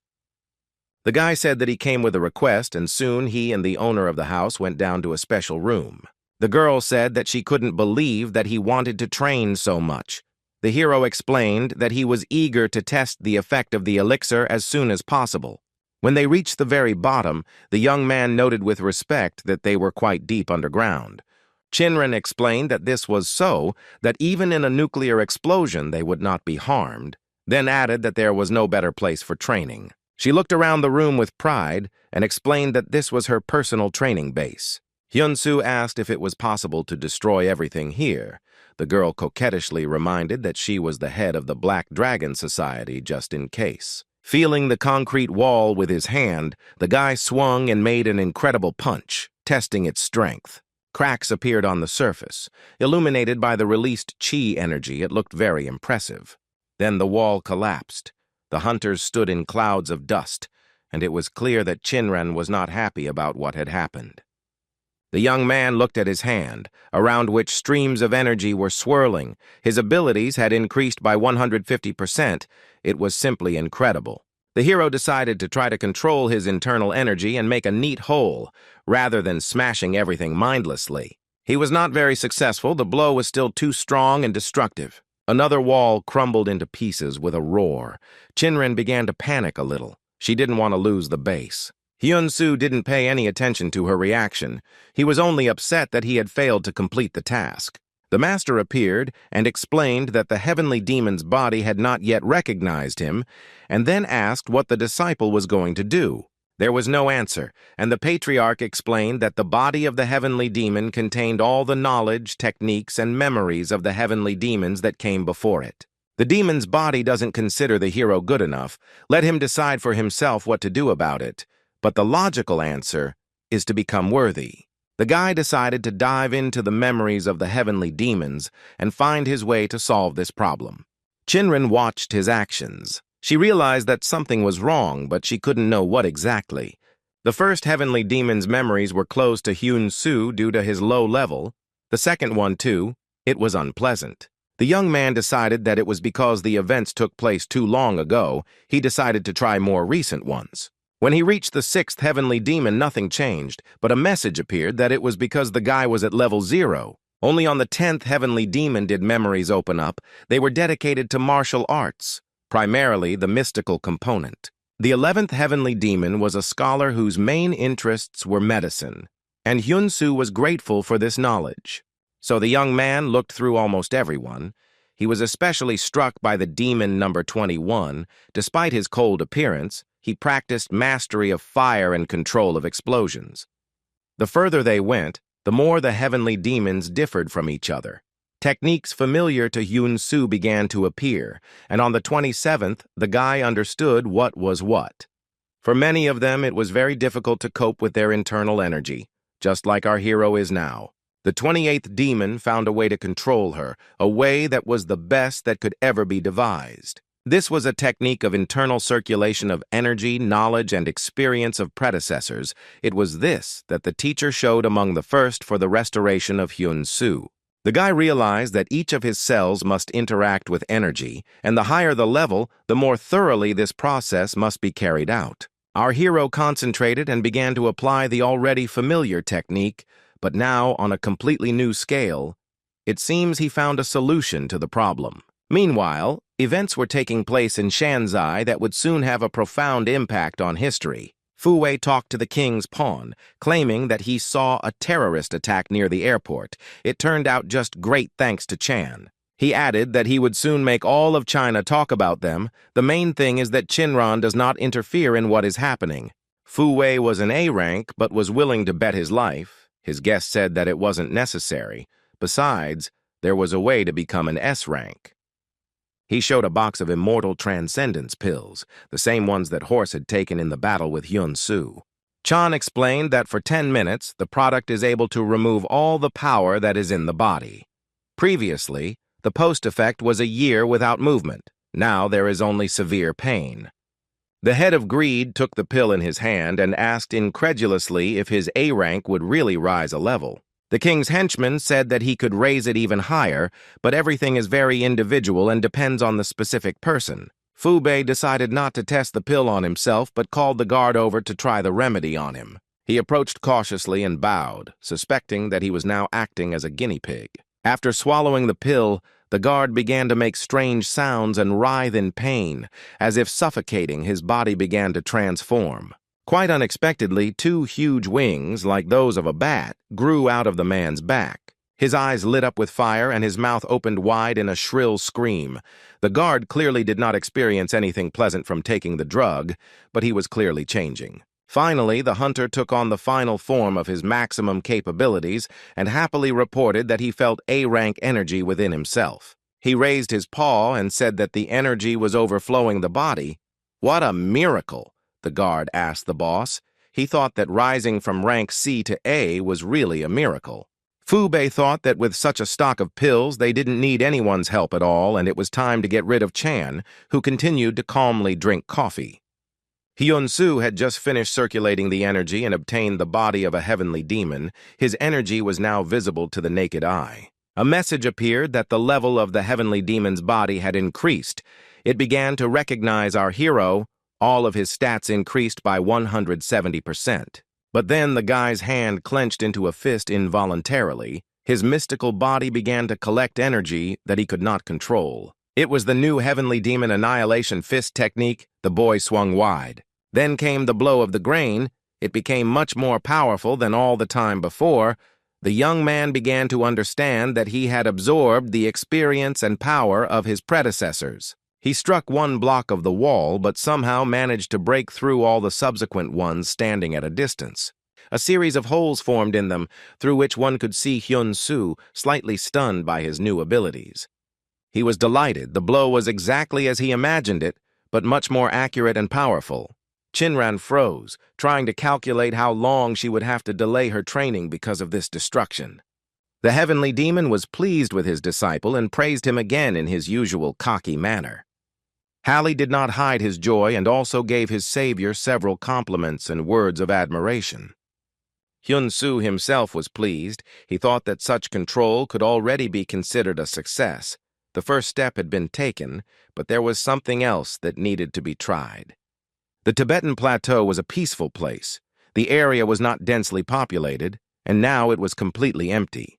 Near the portal that appeared there stood a bishop with some sheets of paper. She was checking the data.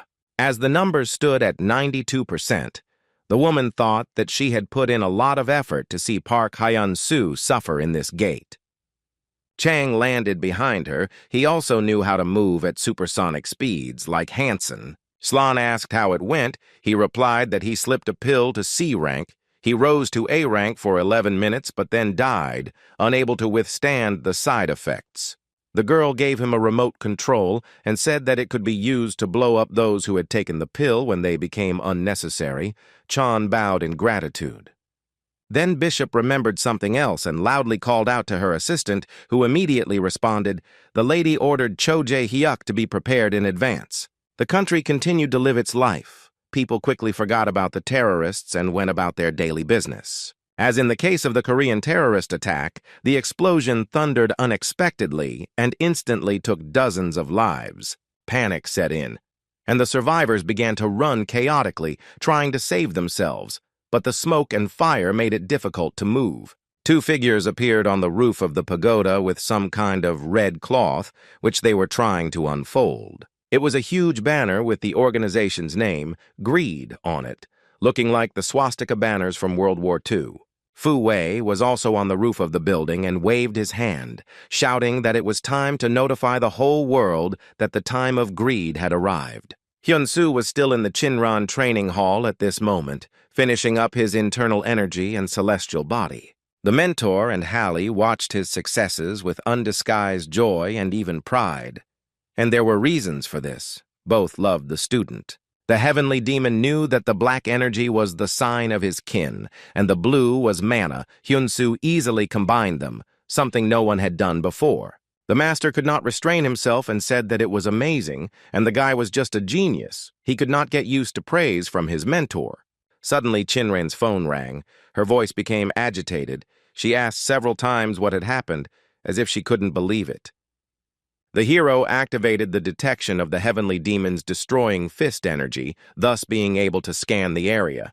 The territory of information discovery turned out to be quite vast, but what Hyun-soo wanted to know, he found out right away. When Chinran, with a worried face, said that she urgently needed to leave, the guy confidently declared that he would go with her. The Black Dragon chairman looked at him with surprise. The hero explained that he had guessed it was about the terrorists from Greed. let him not ask how. The young man said that he had to stop the enemies immediately before the number of civilian casualties increased even more. Saying that he simply couldn't stay away because he was a hunter, Hyun-soo warned that he would go first and abruptly took off at supersonic speed. Shinran looked at him with a smile and thought that this was really cool. It was a pity that not everyone shared the same opinion. Black smoke was pouring out from near the building, covered with a red banner with the word greed, and the area of the fires was growing. Masked terrorists with machine guns surrounded a group of civilians and shouted at them to sit still. Fu Wei called the Black Dragon hotline, introduced himself, and asked to pass on important information to Shinran. The huntress must transfer 30 billion yuan to his account within half an hour. If the conditions are not met, the hostages will die. Shouting that the Black Dragon Society had brainwashed the idiots, the terrorists fired a couple of bursts into the air. They shouted to the people that they had no chance of being saved, that they should prepare for death, that no one would survive today. Here one of the bandits noticed a dark silhouette in the clouds of smoke and asked his accomplice who could be there. Saying that whoever was there would die now, the terrorists began shooting in the direction of the stranger. The bullets hit the cloud of smoke, but nothing else could be seen. The silhouette had disappeared. The enemy should have been dead by now, but Hyun-soo caught the bullets with his bare hands, and the villains realized that they were dealing with a hunter. And he was very angry. No one has the right to just kill ordinary people, neither monsters nor other people. The heavenly demon said that if he had a material body, he would kill every single one of them, but let the disciples spare no one and punish them as severely as possible. The boy agreed with the teacher. The terrorists called him a damn lunatic who talks to himself. They started shooting again, then Hyun-soo caught the bullets and launched them back at the same speed they came out of the guns. The shooting was just what it should be, because the bandits were not only not prepared for the attack, but also could not imagine that such a thing was possible in principle. Watching from the rooftop, someone said that it seemed like the Black Dragon Society had sent someone. Fu Wei dialed the right number and gave the order to use what he gave them. Apparently it was about pills. The masked men immediately reached into their pockets and pulled out the magic potion, sending it into their mouths without a moment's hesitation. The men's appearance began to change rapidly. The transformation was fast, and now several monsters appeared before the people. They shouted that their strength had increased. Our hero looked at what was happening and realized that the terrorists used the same potion as the horse before. Apparently, they are also connected with the king. There were 7 monsters. The patriarch reported that in his world they also made similar drugs that revealed all the strongest flaws and worst sides of a person. The monsters were getting closer to Hyun-soo, but for some reason not too quickly and confidently. They had not yet gotten used to their new bodies. The hero didn't wait to be attacked. He jumped up and delivered several excellent kicks. Many of the terrorists fell to the ground, but one managed to sneak up on the guy from behind. He wished him death and prepared to attack. The young man used the same move from the heavenly demon's arsenal as in the Shinran basement. He struck once. But with this one blow, he destroyed all 7 monsters one after another. It was something never seen before. Fu Wei realized that there seemed to be another S-rank in the Black Dragon Society, and he had no other explanation for what was happening. Since it was impossible to leave things like that, the hunter decided to take the pill himself and become an S-rank to sort things out himself. Everything around was filled with light and a blue glow of energy, and someone else was watching what was happening in the sky. It was Chan who was keeping an eye on Hyun-soo. After the boy took down 7 A-rank hunters, the pawn realized that his level had already surpassed S. He planned an action to gather information, but something went wrong. A voice behind him asked if Chan was working for the king. Seeing Shinran, the man was truly horrified and couldn't hold back his scream. His glasses almost flew off his face. He asked the huntress what she was doing there, addressing her by name, and she happily informed him that since he recognized her, he should understand everything himself. Chan was thinking about how she had appeared behind him completely unnoticed, and the beauty was thinking about how he not only served the king, but also helped greed. What a coincidence. If so, then by catching it, you can get a ton of useful information that will affect a lot. Pawn muttered something about how if he got any younger, some problems would start, and the girl changed her mind about leaving him alive because of this insolence. Meanwhile, Fu Wei and his two bodyguards took the pills and the transformation process of their bodies began.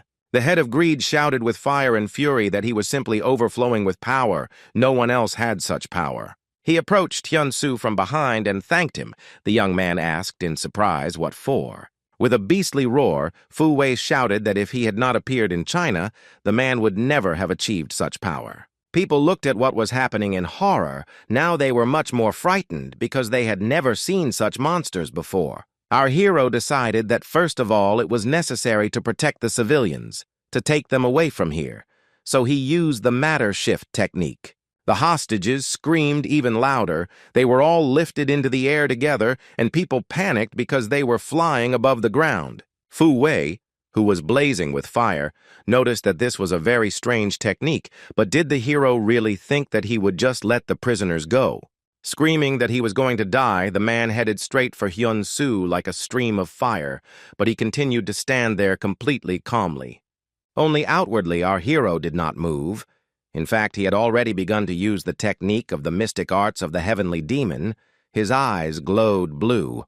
He used Skyfall, and his opponent, along with two bodyguards and two projectiles, felt the world shake. A second later, everything up to the building with the banner was engulfed in such a fire that nothing could be seen. Meanwhile, Chinren was fighting Chan, using entire vortices of energy.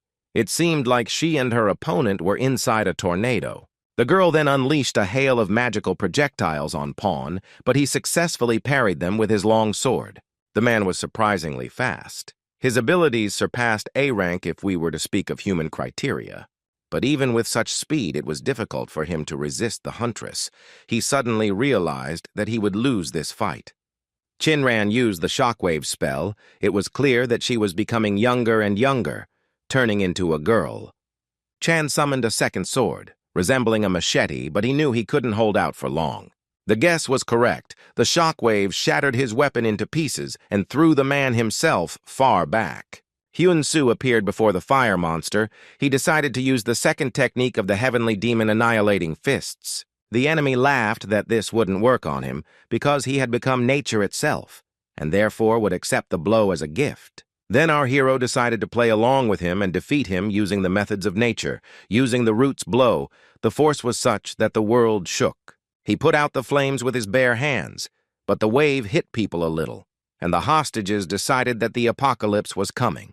Then the guy used his mystical arts again and used territorial movements to push the people a little further away. After that, he erected a barrier above them that would protect them from any possible side effects from the battle that he had already won.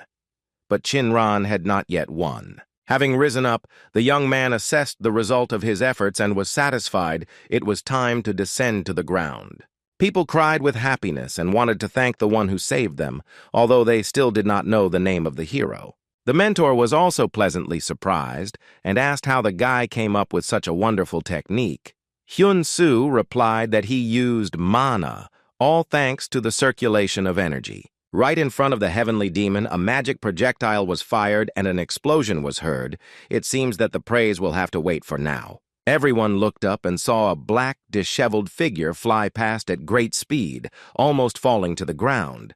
But at the last moment, it caught itself. Chan rolled over several times but still managed to right himself and headed towards Chinran, but he was thinking about something else. He realized that he couldn't feel the energy of the terrorists, and they were A rank. Had they all already lost, it was simply impossible.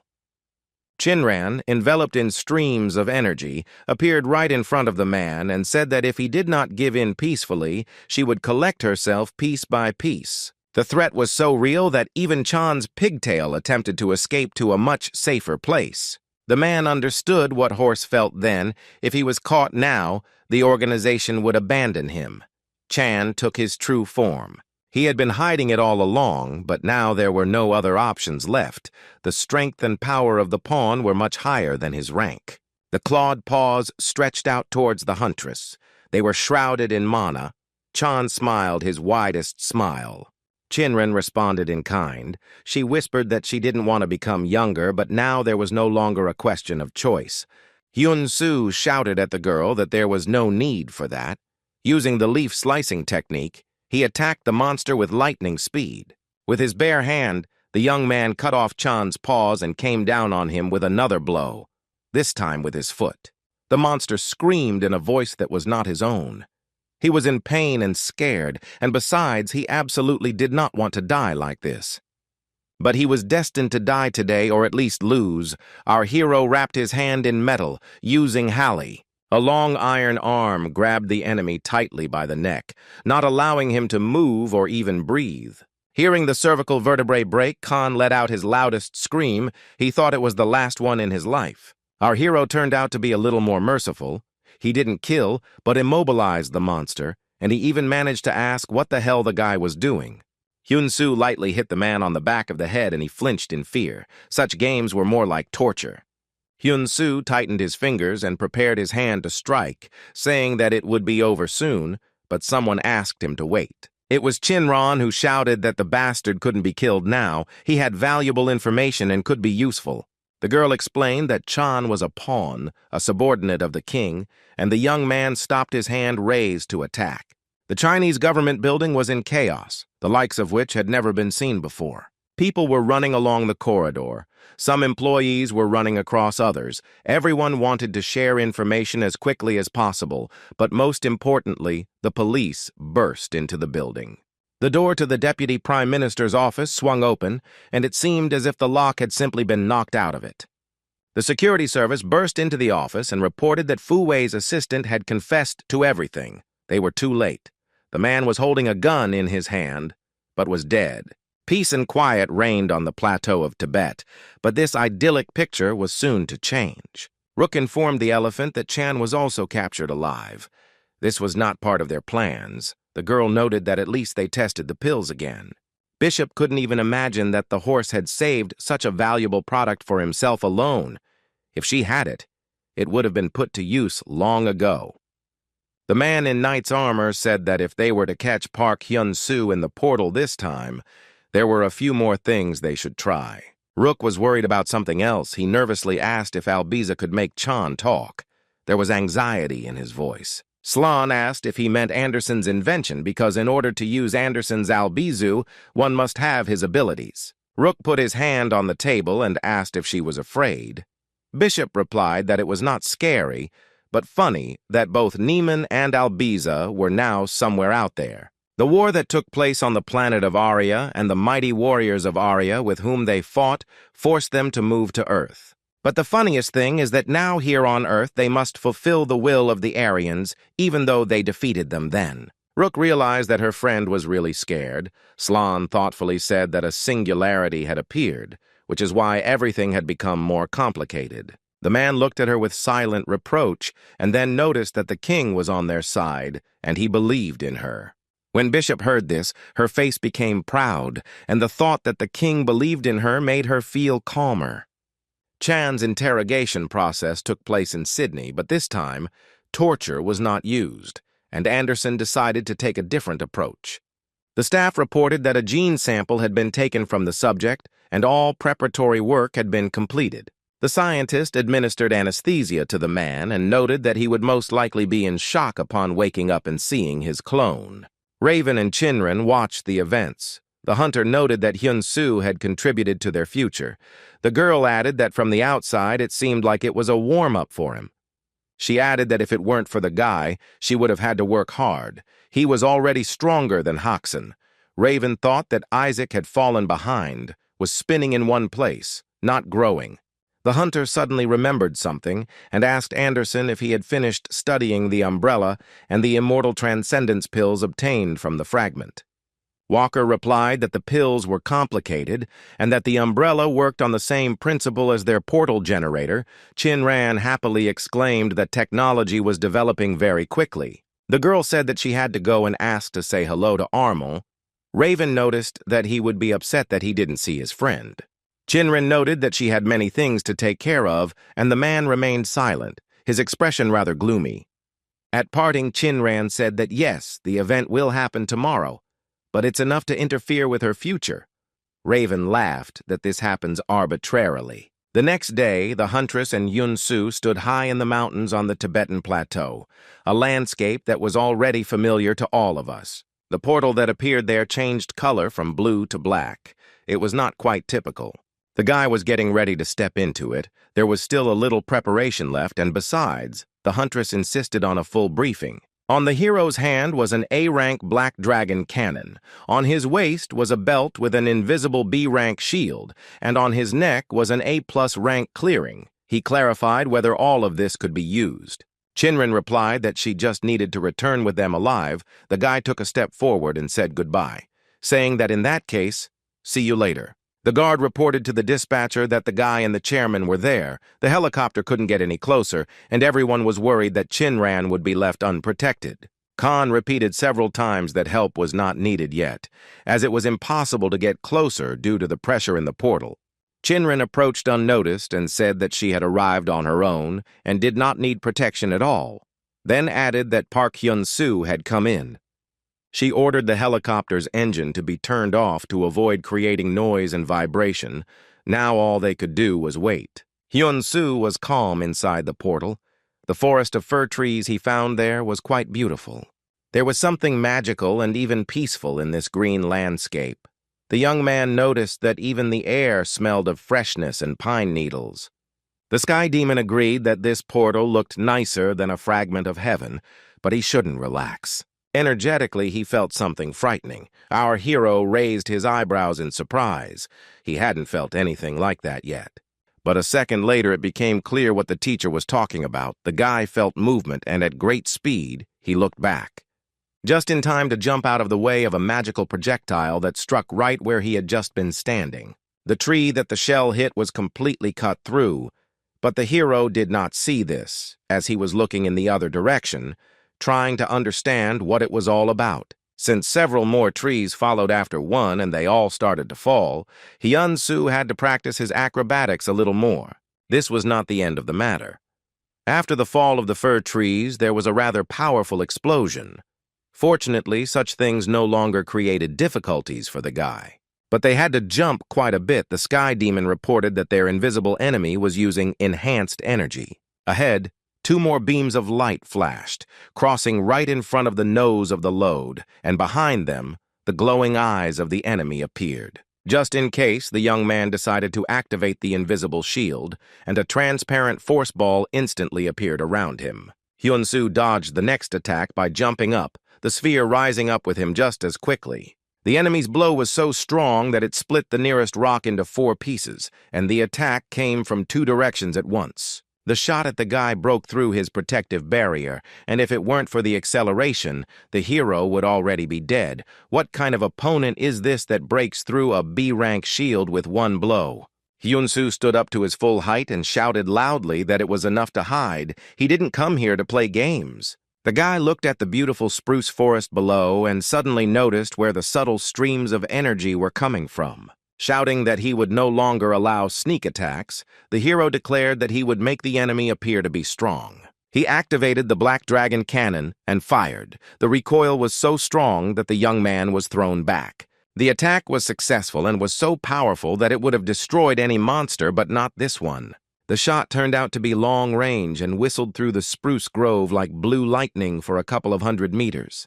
There was an explosion. Nothing was visible for some time, and there was no way to understand the situation with the enemy. Hyun-soo's face was sweating from the tension. Heavenly Demon respectfully stated that it was very powerful. Apparently, the power of the cannon depended on the level of the user.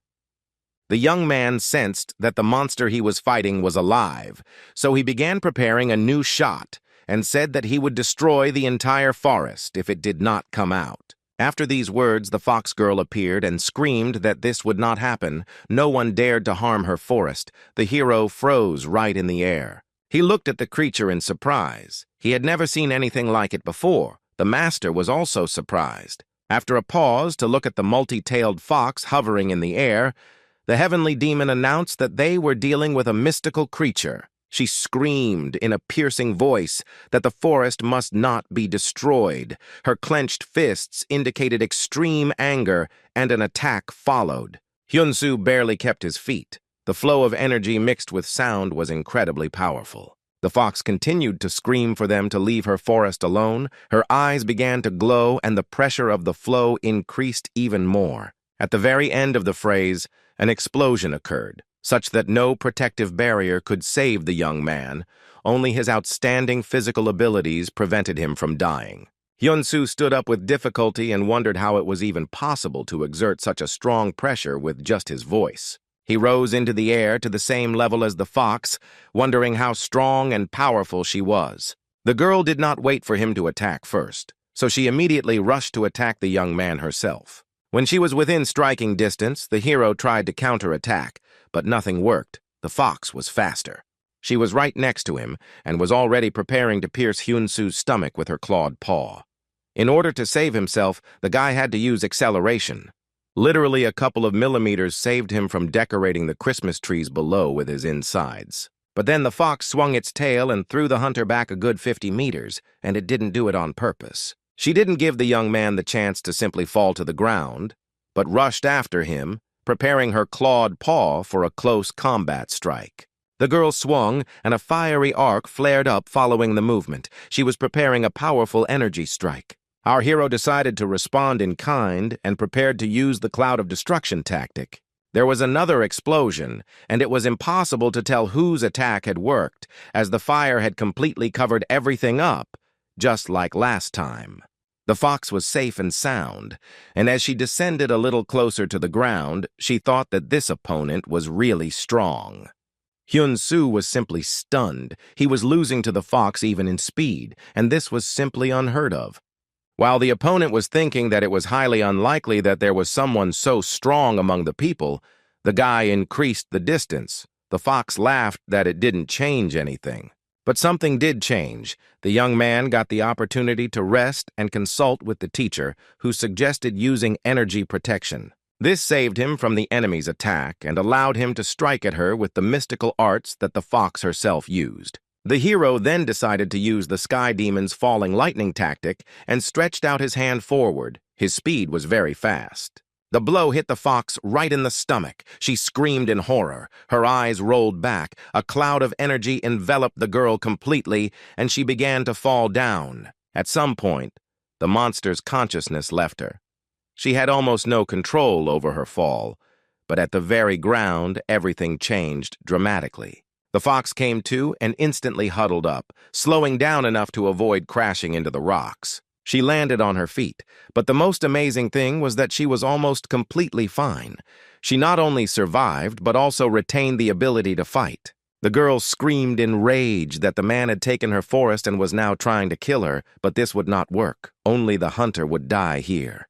The guy hesitated because he didn't understand how he had taken the forest. The enemy attacked, taking advantage of the moment, and Hyun-soo simply didn't have time to do anything. With a terrible explosion, he fell down, shocked and half dead. A small fire started, but the flames quickly died down.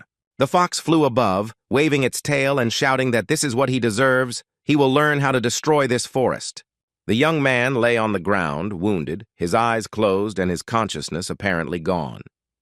The enemy dived down, screaming that it was time to say goodbye to life. The heavenly demon barely managed to make the student wake up. The hero didn't move, but he activated Hallie and used the damage reflection technique. His ring glowed slightly. The girl, screaming that he was going to die, swung her mana-shrouded clawed paw, but for some reason the attack failed. The force of the blow did not cover the enemy, but returned to her. A pillar of glow literally shot up to the sky. The fox rose into the air in a cloud of smoke, completely unable to comprehend how this could have happened or what had happened at all. At first she was surprised that the enemy had already woken up, but then she felt that something was wrong with her. The girl descended to the ground and by inertia hit it with her fist. But the crater from the previous explosion was completely empty and there was no new one. Hyun-soo called out to her from above, spreading his arms out to the sides in triumph. He was jubilant that he had managed to fully recover so quickly and come up with a new technique. He boastfully explained to the teacher that he had managed to return the damage that was intended for himself to the enemy, and his body had been completely restored. The fox guessed what had happened, but there was nothing she could do. Her eyes widened in surprise and fear. Then she began to cough up blood, screaming that the man had committed a huge stupidity that would cost him dearly. The girl grabbed her chest and began to make threats while something in her began to change subtly. Then there was a bright flash of light, and the space around the fox was filled with thick white smoke. It became more, and soon the entire land in the shade of the fir trees was tightly shrouded in this camouflage haze. Hyun-soo realized that a transformation was taking place in her clubs, and that his opponent had not only survived, but had also become stronger. Two yellow eyes flashed. Now a completely different-looking girl stood before him. The main color of her fur had become snow white. Her face was distorted by a grimace of anger. The hero asked where the red-haired little girl was. The blonde was surprised. How could she not recognize her? She is a mystical creature. The guy forced her to take this form himself, and now she will regret it. Swinging her 7 tails, the girl said that she could not maintain this form for long, but 5 seconds would be enough to destroy him. Hyun-soo muttered that his body was not obeying him, and the heavenly demon shouted at his disciple to stop reacting like that to close contact with girls. The young man woke up and moved to the side using the acceleration technique. The fox looked at him in surprise. She crossed her arms and said that in that case, the hunter would be destroyed by sheer force, without physical contact. At that very moment, the guy's body was entangled in glowing streams of energy, making him completely motionless in the air. The wounds were very severe. A message appeared that the technique reflect damage could only be used in 15 minutes. The hero began to fall down.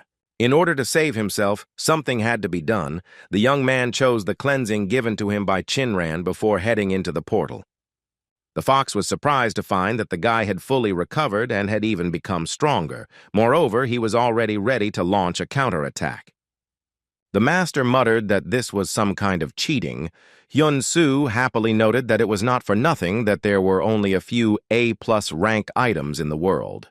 The heavenly demon said that he could speed up the activation process of the damage reflection technique. Let the guy just distract the enemy for now. The student thanked him. He used the heaven's fall technique, and the fox began to descend, surrounded by black projectiles of his energy. She waved her arms incredibly quickly, beating them off. It took a lot of time and effort, which simply drove the heroine crazy. That's why she decided to take action and simply blocked Skyfall, screaming that she wouldn't fall for those tricks twice. Hyun-soo thought that it was okay. It was just bait anyway. He intended to use the 6th technique of destructive strikes. A celestial body appeared, and several fiery rings of the hero's magic projectile flew at the fox. The speed was incredibly high, but the girl dealt with them instantly, shouting that she didn't like such games either. The guy fired a few more projectiles, using up the maximum amount of energy, and for some reason, the fox opened its mouth wide. She then blew towards Hyun-soo, and his own attack turned against the boy himself, increasing both its power and speed in flight. The hero blocked it, but he understood that the power of this blow was so great that it could destroy him. And so it turned out. The damage was serious, but fortunately not fatal. The blow fell on the shoulder. The young man began to fall down, but, as we know, he had the means to avoid crashing into the ground. Moreover, at the last moment, he managed to attack the fox. There was an explosion. The girl was completely unprepared for such a turn of events. She had never met such a powerful person. The girl was seriously wounded, but she was not going to stop.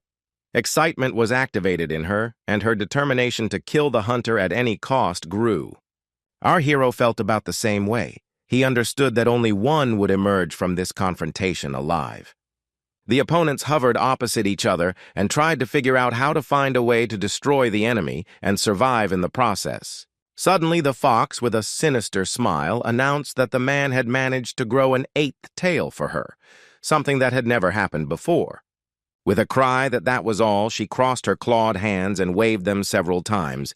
Beams of energy appeared. The young man waited for them to reach him and called upon Hallie, enveloping his hand in iron armor. He decided that since his spiritual body had not worked, he would use the teacher's technique, which was still unknown to him, but was still available twice a day. The master's heavenly spiritual body struck the fox with such force that it screamed, a cry that sounded like a death cry. But the young man did not stop there and approached her to inflict physical damage with the help of Hallie and finally finish her off. The fox couldn't withstand the attack and began to simply fall down like an ordinary dead body and not a formidable monster, her strength leaving her. The young man thought with satisfaction that she didn't stand a chance against the teacher's technique in metal armor. The heavenly demon explained with satisfaction that this was a matter of course, since he was simply magnificent. Looking at the fox lying on the ground who had assumed his true form, Hyun-soo thought that it seemed incredible that someone so strong even existed in this world. The mentor suggested not to take risks and finish off the enemy before she came to her senses. The hero replied that he intended to do so. He prepared to deliver a crushing blow with the glove that still wrapped around his hand. When the required amount of energy had already been prepared, the hero froze. The fox whispered that he should not take her forest. The girl muttered in a weak voice that this forest belonged to her and Raina, and she wanted to preserve it at the cost of her life. Sometime before these events, the fox and her dark-haired friend met with people who came to this world from the portal. They stood on a cliff and watched the explosions. Raina's eyes were full of horror. These terrible creatures from the portal were shamelessly destroying their native forest. She started crying and suggested that at this rate there would soon be absolutely nothing alive left here. The fox consoled her sister with the words that she would protect both them and this beautiful forest at any cost. For a while, everything was calm and they continued to live their lives. The fox went to pick mushrooms with the intention of making soup. Then someone shouted that he had found a fox, and the heroine was surrounded by men in hoods, armed with spears. The girl attacked them in the same way as Hyun-soo had initially, screaming and saying that she was the mistress of this forest. The hunters were blown to pieces. Their level was quite low, and no one was prepared for an attack of this kind. The fox was indignant and finished off the survivors. Her rage was simply boundless, and her anger was so strong that everything turned black. When it was all over, the girl hissed through her teeth that the damn people were clearly looking for something here. A voice from behind said that they were looking for her. Raina, to whose throat Slan held a knife, asked her friend to run. Now we know that her name was Iris. Hyun-soo felt sorry for the fox, realizing that she had no intention of destroying him personally, but was only protecting the forest, so he used cleansing and cured her. The artifact on her neck looked simply enormous. Iris's wounds gradually healed, and the girl began to come to her senses. The heavenly demon noted that after this, the magic item would become unusable, and the student confirmed that this was indeed the case. When the job was done, the fox sat up and began to look around in complete confusion and bewilderment. She asked in surprise if the hunter had really cured her, and the young man simply nodded in response. He then briefly told Iris why he was in the forest and why he came here through the portal. She breathed a sigh of relief and asked again whether he really had no intention of destroying or seizing the forest. Hyun-soo explained to her once again that this place is an artificially created world with an entrance through a portal, and she is as if imprisoned here. The fox's face looked stunned when he explained that this was just a simulation of the place she used to live in, and not the same forest at all. As soon as the moment comes, the portal will explode and everything that is here will be thrown out into the outside world, onto the earth with which it is connected. So people came here and tried to kill her. Iris wondered in horror if they really thought she was dangerous. The young man rose into the air a little to look around and said that since they were now communicating, it was not too much. Our hero suggested to the mistress of the forest to simply leave here, but she did not understand what exactly this meant. Then Hyun-soo used the mystical art of conceptualization. He used a scatter attack across the entire surrounding area to demonstrate that it was just a simulation. The fox began to panic and asked him to stop torturing her forest. She still doubted the hero's truthfulness. Then she asked him how he was going to get out of there, and the guy replied that he was just going to destroy the place. At first, she was indignant, but then she heard a sound and became scared. Hyun-soo asked if Iris was afraid of ghosts. She nodded in confusion. There are still many houses on the Tibetan plateau from which residents were evacuated due to the threat of a portal explosion. One of these houses was occupied by Slan and her servant. The man was surprised that Hyun-soo still hadn't come out. She explained that when the hero loses, everything there will be destroyed. But then she thought that it had been 20 days since he came in. Something was definitely wrong. Of course, time flows differently inside the portal, and only 2 hours passed there. But the S-rank battle takes 20 minutes at most. The woman rose decisively from the table and announced that it was time for her to go there and check. The man asked if there could be more than one person there, and Bishop replied that they were the exception. She instantly released a stream of energy from her hand, and a flaming portal window appeared in the wall. It looked very impressive. The girl shouted that Cho Jae-hyuk was going with her, and the man in knight's armor stood up. It was him. All three stood before the gate, intending to enter it. Elephant was in a great mood. Meanwhile, Hyun-soo asked Iris how long she could maintain the eight-tailed state, and she replied that it was currently around 7 to 8 minutes. The heavenly demon explained that there were different measures of time here, but that this should be quite sufficient for their purposes. The young man explained that he was going to use all his internal energy and mana to destroy this world through conceptualization and energy circulation. The mentor suggested that in this case it would be wiser to concentrate on one point rather than the entire area. The young man decided to enhance the effect of the blow with the help of Hallie, and this was also the right choice. The young man concentrated all his chi and mana energy in his hand with the glove.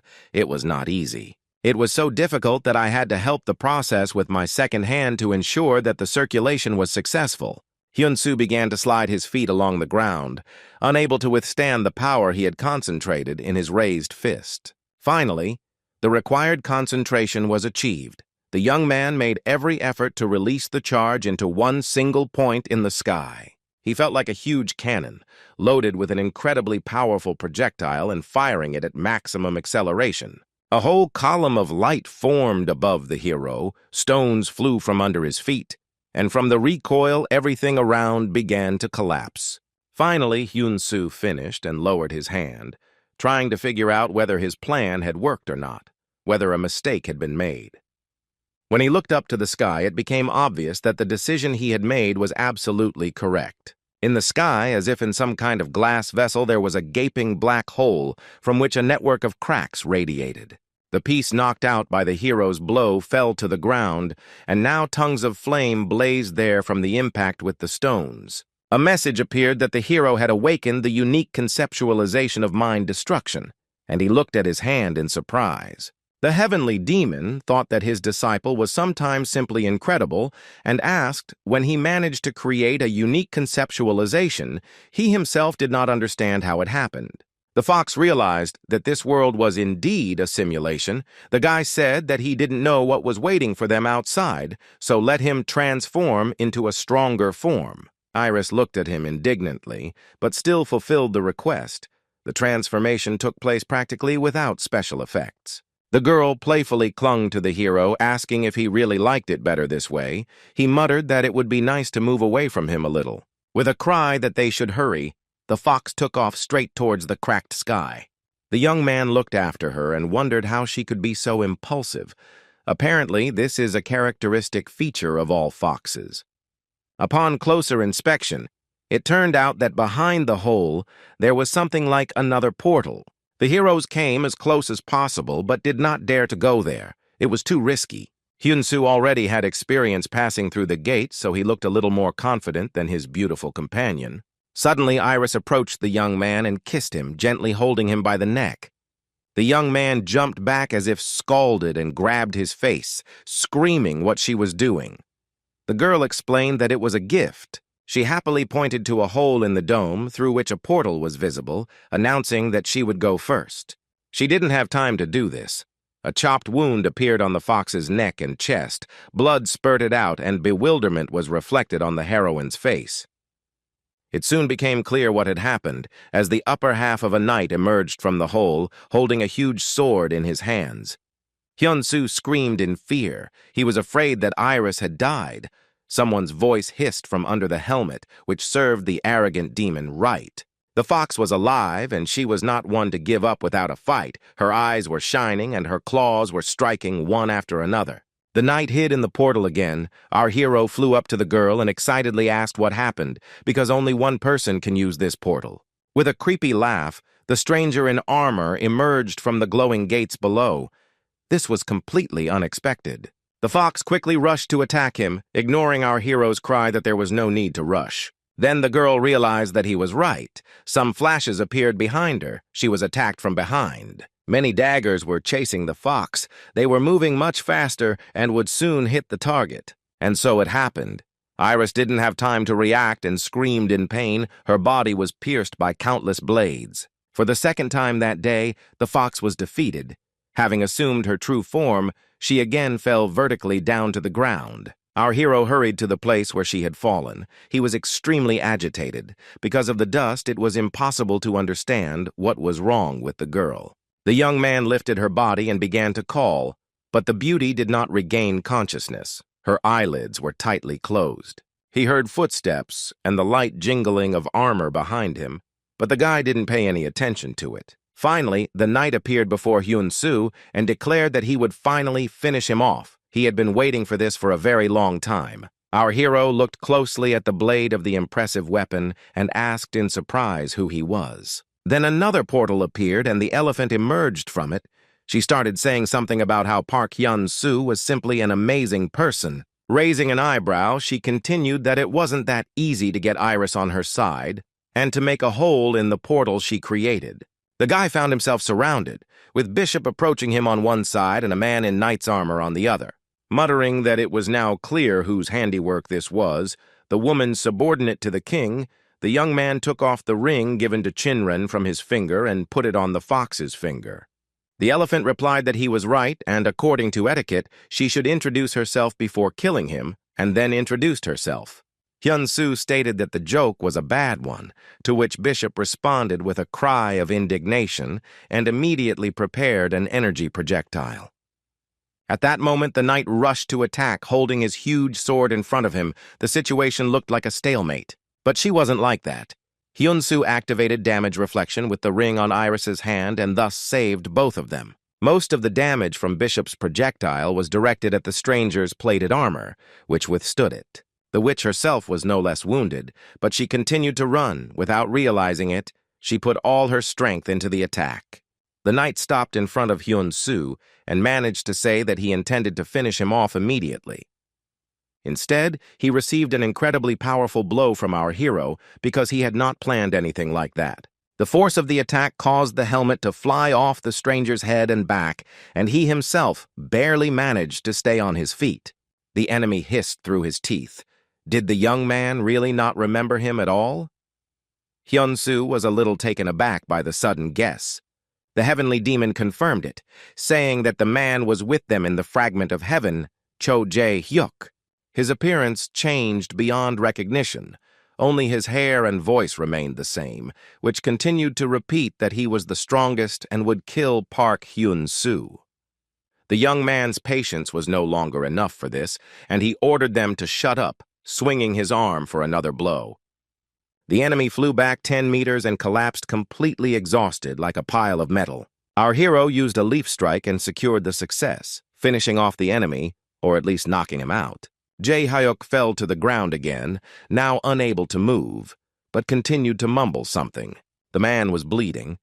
There was a gleam in his eyes, and if you listened closely, you could tell he was saying that it was simply impossible. Hyun-soo looked back to see how Iris was doing. She had already completely come to her senses and even managed to get up. The girl turned her head around in confusion, surprised to discover that our hero had healed her again. He said that they should hurry and help the fox rise into the air, holding her by the shoulders. Near the split in the dome, the guy explained that they needed to get out as quickly as possible before the enemies recovered, and she agreed.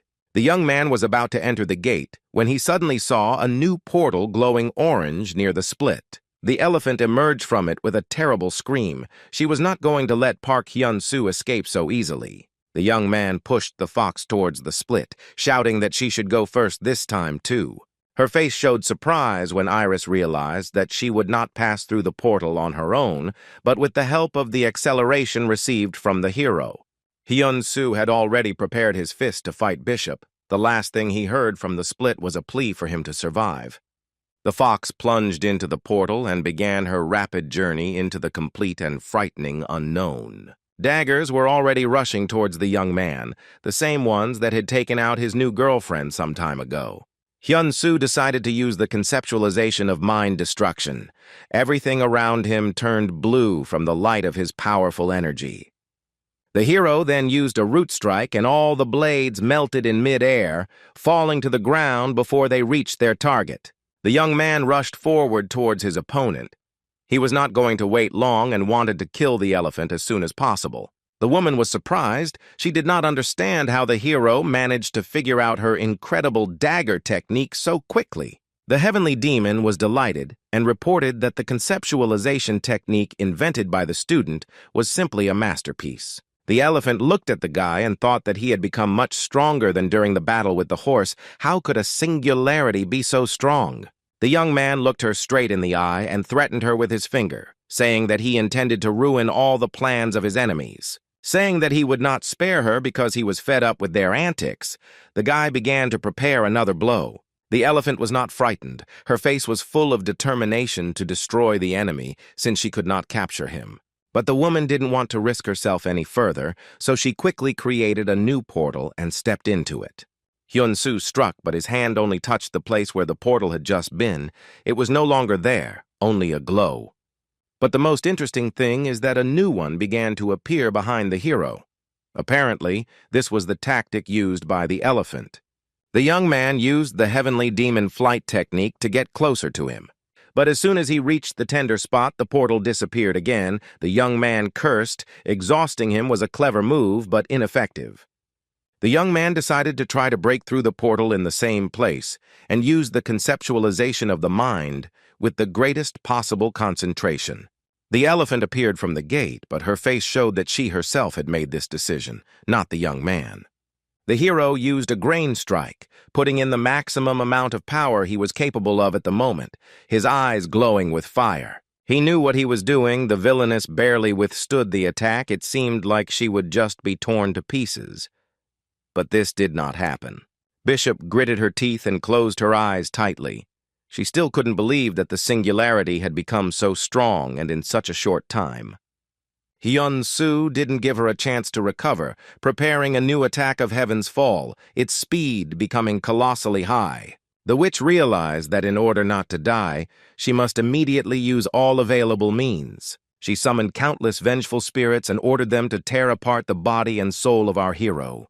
A horde of creatures rushed towards the target. The sorceress gathered all the vengeful spirits that had ever found their death in the portals. While Slan was screaming that the hero would not be able to resist the vengeful spirits of darkness, Hallie called out to the hero and said that he could deal with it. The monsters were already rushing towards the young man. He began to doubt a little that the boy could somehow help him.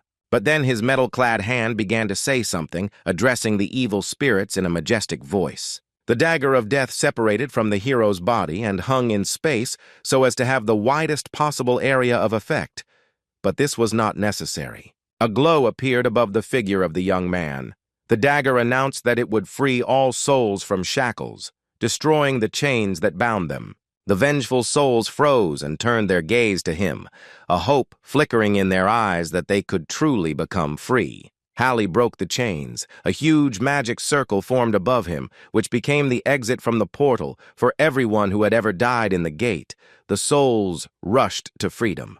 The most interesting thing is that all this was not noticeable to the naked eye. Hyun-soo still did not know that his problem had already been solved. Hallie on his hand took on a slightly more anthropomorphic form and reported that everything was done. The guy was surprised that it could happen so quickly. The heavenly demon was impressed by the boy's actions and admiringly reported that he was incredible. The child waved to the old man in greeting. Absolute death is the ego that was born from death. This force has absolute power over the dead. When Bishop realized this, she cursed dirty. Hyun-soo didn't delay his next attack and prepared to use the falling skies technique, black energy enveloping him. Almost instantly, this force rushed towards the elephant. The woman realized that she was in trouble. The space around her began to tremble. Then she tried to summon a shield to save herself. A pinkish glow appeared, but it was somehow weak and uncertain. It was no wonder that the protective sphere couldn't withstand the onslaught of the heavenly demon's black energy. Hyun-soo was surprised to notice that his opponent wasn't that strong, and if compared to Iris and Horse, she was actually weak. With these words, he used the heavenly lightning technique and pointed his hand towards Bishop. Against the backdrop of the brightest glow, the woman looked like a charred skeleton. Fortunately, she did not turn into a skeleton. The elephant lost consciousness and began to dive downwards, almost exactly like the fox after her attack. Almost halfway to the ground, she suddenly woke up and called for Ronbel, her assistant. He flew up from the ground with lightning speed and picked up the lady in his arms so that she not only wouldn't get hurt, but also wouldn't twitch again. However, they still descended to the ground at a fairly high speed, and the man used his own knees as shock absorption. The elephant began to come to her senses and asked in a weak voice why it was taking so long. It seemed she was just looking for something to find fault with. The woman screamed that since he was so damn obedient, he should get rid of Hyun-soo, and before she could finish speaking, Ronbel had already flown up. When he appeared in the sky opposite our hero, he asked in surprise who this new face was in their old play. Ronbel didn't answer, remaining silent, but there was no one else in the place where he had just been. The enemy appeared right in front of our hero suddenly, and just as suddenly attacked him, and the guy was so taken by surprise that he forgot to block the blow. But he had already dodged the next one, as befits a disciple of the heavenly demon, although the situation did not become any clearer. In order to catch his breath, Hyun-soo increased the distance. Apparently his opponent preferred the close combat type. Moreover, when he rushed at our hero again, a pink glow appeared, which meant that the attacker's magic was also fine. Meanwhile, Yoon walked down the hospital corridor with a bouquet. The girl was glad that the flowers smelled very nice. Perhaps Hyun-tae would smell the aroma and wake up. She opened the doors and said hello, heading straight to the vase, after which she said that today was her day off, so she was in a great mood. After finishing with the flowers, Yoon turned to go closer to the boy, but realized with horror that his bed was completely empty. Meanwhile, Iris was finishing her stay in the portal. It began to spin in some strange spiral. Time shifted a little. The girl couldn't understand where to move. Nothing was visible around her except a greenish-gray space with a bluish haze of mana. Then she heard a voice that said that she couldn't escape from them. It was Rook, who appeared as if from nowhere. She recognized him. The man declared that the fox would finally die in an hour. He extended his hand forward and cast the appropriate spell. The demon screamed that there was no way she would give in to them, after which she swung her claws, enveloped in energy. The blow passed through the man, and it became obvious that this was not his real body. The enemy was physically in another place. Shouting that it was useless to attack him, he attacked the fox from a completely different direction, moving as fast as a meteor. But the worst thing was that a circle of demon exorcism spell unfolded above Iris, almost pulling her inside. The girl's strength allowed her to cope with this problem, but now she was truly angry and ready to tear the enemy to shreds. The scoundrel realized that he would not be able to stand against her alive, so he went the other way, saying that her friend Raina was still alive and the fox froze in place. Rook said that they were keeping her under strict surveillance. Iris looked at him carefully, trying to guess if it was a bluff or the truth. The girl remembered how happy she and her sister Raina had been, and her heart sank. A spark of hope flared up in it. Rook asked what she would do now, and asked her to think carefully, pointing a huge magic sword at the heroine. But then he grabbed the weapon with his hand and added that while the fox was thinking, he would finish her off in a moment. An unfamiliar voice behind the man said only one word, and that was the word enough. A tall, thin guy, almost a boy, appeared behind him. His eyes were covered by long bangs and were not visible at all. The stranger extended his hand forward, and saying that the villain would now go back to where he came from, performed a forced teleportation. Rook began to dissolve into space. His face was literally stunned by the fact that someone would allow themselves such antics. The guy in the hospital pajamas made sure that the enemy was gone and went to Iris. She asked who he was. Maybe Hyun-soo. The smells were slightly different. The boy pointed in the direction with his hand and advised her to move towards the light, so she would get out of here to freedom. Lisa asked who was helping her, someone from Hyun-soo's family. Probably the guy answered that he was not. But the body he was currently using was. He advised her to go faster, and Iris rushed forward, to the place where she came from, to the place where Raina was waiting for her. As she was leaving, she shouted that she would definitely thank Hyun-soo someday for everything he had done for her. The hero himself was busy fighting with the elephant servant at this time. They went into hand-to-hand combat, once again almost falling to the ground. Somehow the enemy managed to avoid our hero's blows. Even Hansen couldn't boast of such a thing. Ronbel attacked with the same lightning speed, which was certainly not expected from someone in his position. When he kneed Hyun-soo in the groin, there was a bright flash of light, as if a spotlight had been turned on. Noticing that the man was preparing a left hook, the young man took a defensive stance to minimize damage. The blow missed, but it did not cool the ardor of the combatants. Ronbel immediately pulled off another one. This time he used his elbow, but Hyun-soo managed to put up a defense again. To be honest, he was already pretty tired of all this. The opponents exchanged blows without causing any significant damage to each other, and it seemed like this would go on forever. Receiving another elbow strike, the young man almost fell down. He decided that at this rate he would not have time to use any of his techniques. To change the course of events, he launched a mana bomb at Ronbel so that there would be time left for conceptualization. After the explosion, the enemy jumped to the side and ran away. Apparently, this was a diversionary maneuver. Down in the forest clearing, the elephant had already come to her senses and begun the regeneration process to join the fight. She was doing some kind of energy circulation to fully recover and fight on equal terms. The faster he regains his abilities, the faster he will deal with Hyun-soo, and then victory will be assured. Our hero looked around in search of the enemy, but then the master appeared and informed the student that he was chasing the wrong thing. When asked what he was talking about, he explained that Ronbel attacks the hero without the intent to kill, unlike his mistress. Hyun-soo extended his hand forward and said that in that case he had a surprise prepared for the elephant, and then began preparing the fallen heaven technique. This way, he would pay more attention to her while his subordinate dealt with the countless number of magic projectiles. The man realized that he would now have to work a little to save his life, and after all, he was just following orders. The explosions followed one after another, and the elephant's servant decided to simply run away before it was too late. He made an incredible jump, escaping from the explosion zone, and it seemed that his devotion to his mistress had completely evaporated. A moment later, Ronbel was already hovering high in the sky, moving at great speed and clearly not going to return.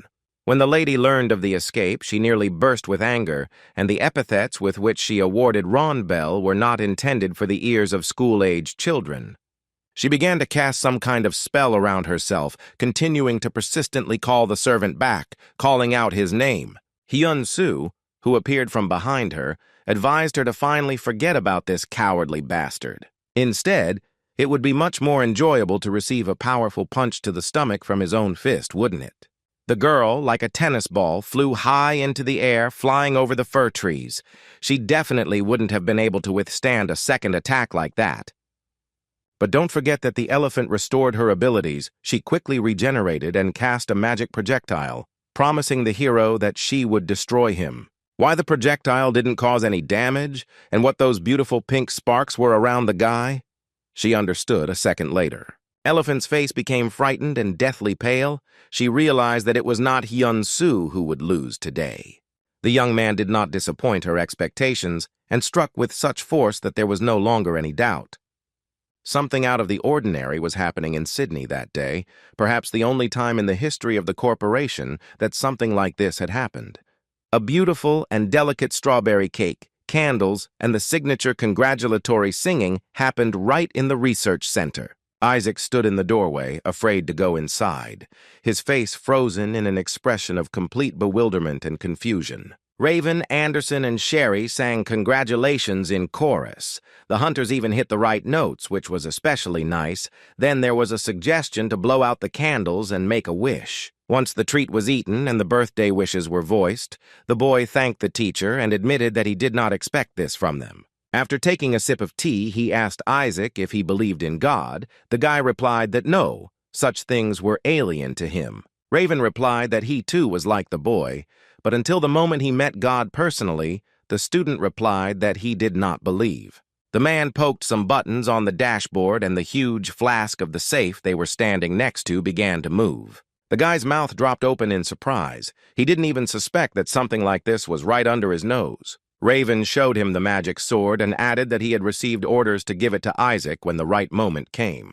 The man added that he believed the time had come, after which he took the weapon in his hand, pulling it out of the case. The boy looked at the sword that the teacher was holding out to him. He was confused and could not find the courage to accept the gift. In the portal, Hyun-soo was just observing all the beauty of nature, and Bishop, who was in the middle of this landscape, his mentor, was nearby. He commented that Ronbell probably didn't want to interfere in this fight, so he wouldn't come to the lady's aid.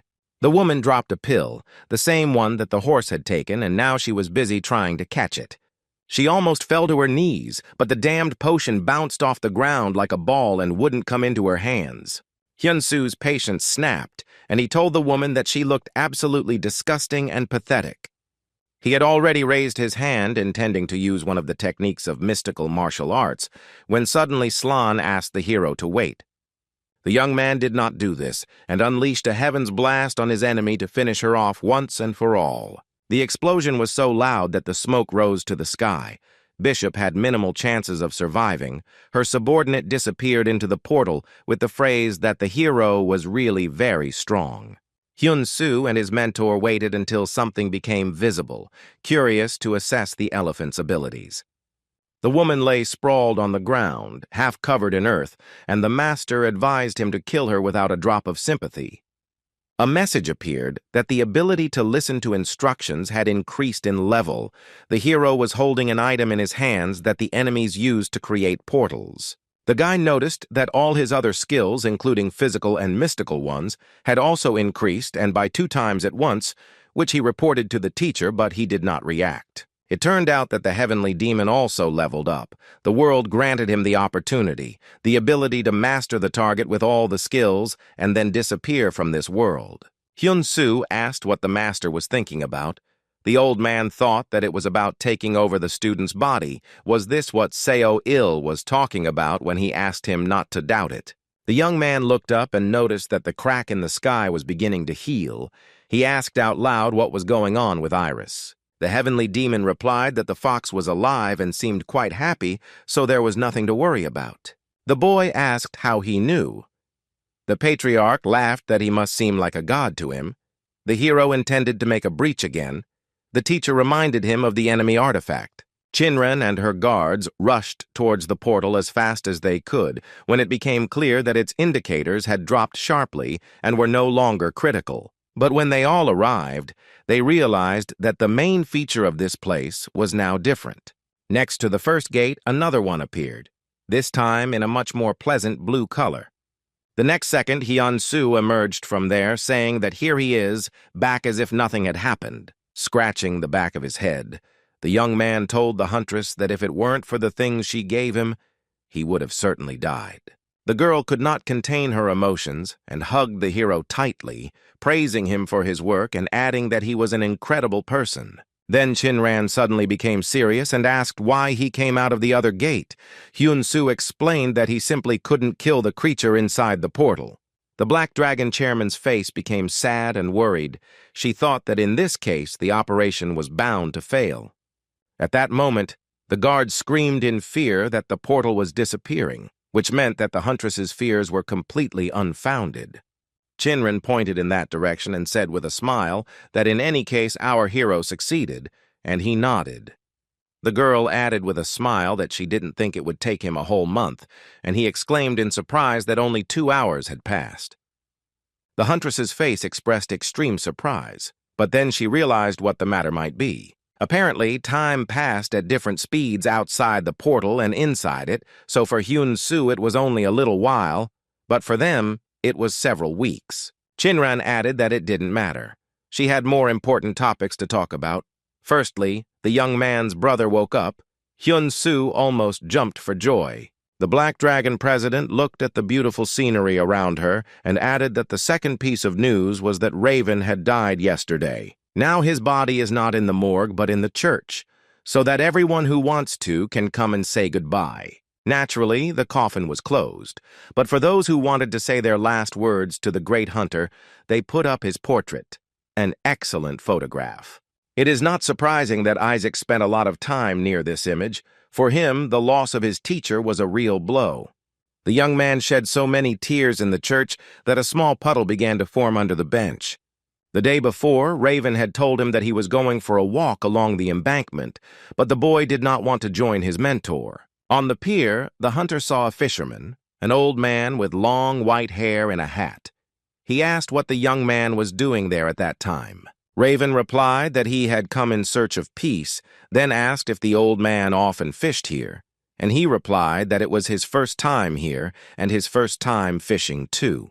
The hunter was very surprised by this, but he was even more surprised by the fisherman's question as to why he didn't ask his name.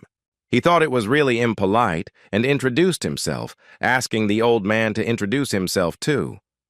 Instead of an answer, his appearance began to change. His beard fell off. His wrinkles began to smooth out.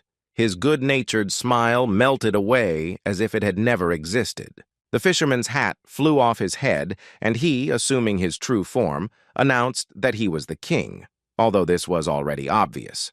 He raised his hand and added that today Neiman would die again from these very hands. Raven stood shocked.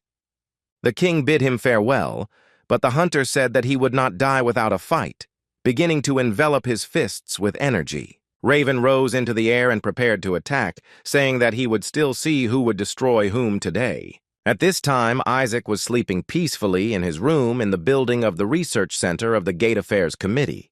He liked the teacher's gift so much that he did not part with it. He was awakened by Raven's voice, and the student sat up in bed, surprised that the hunter had come into the room.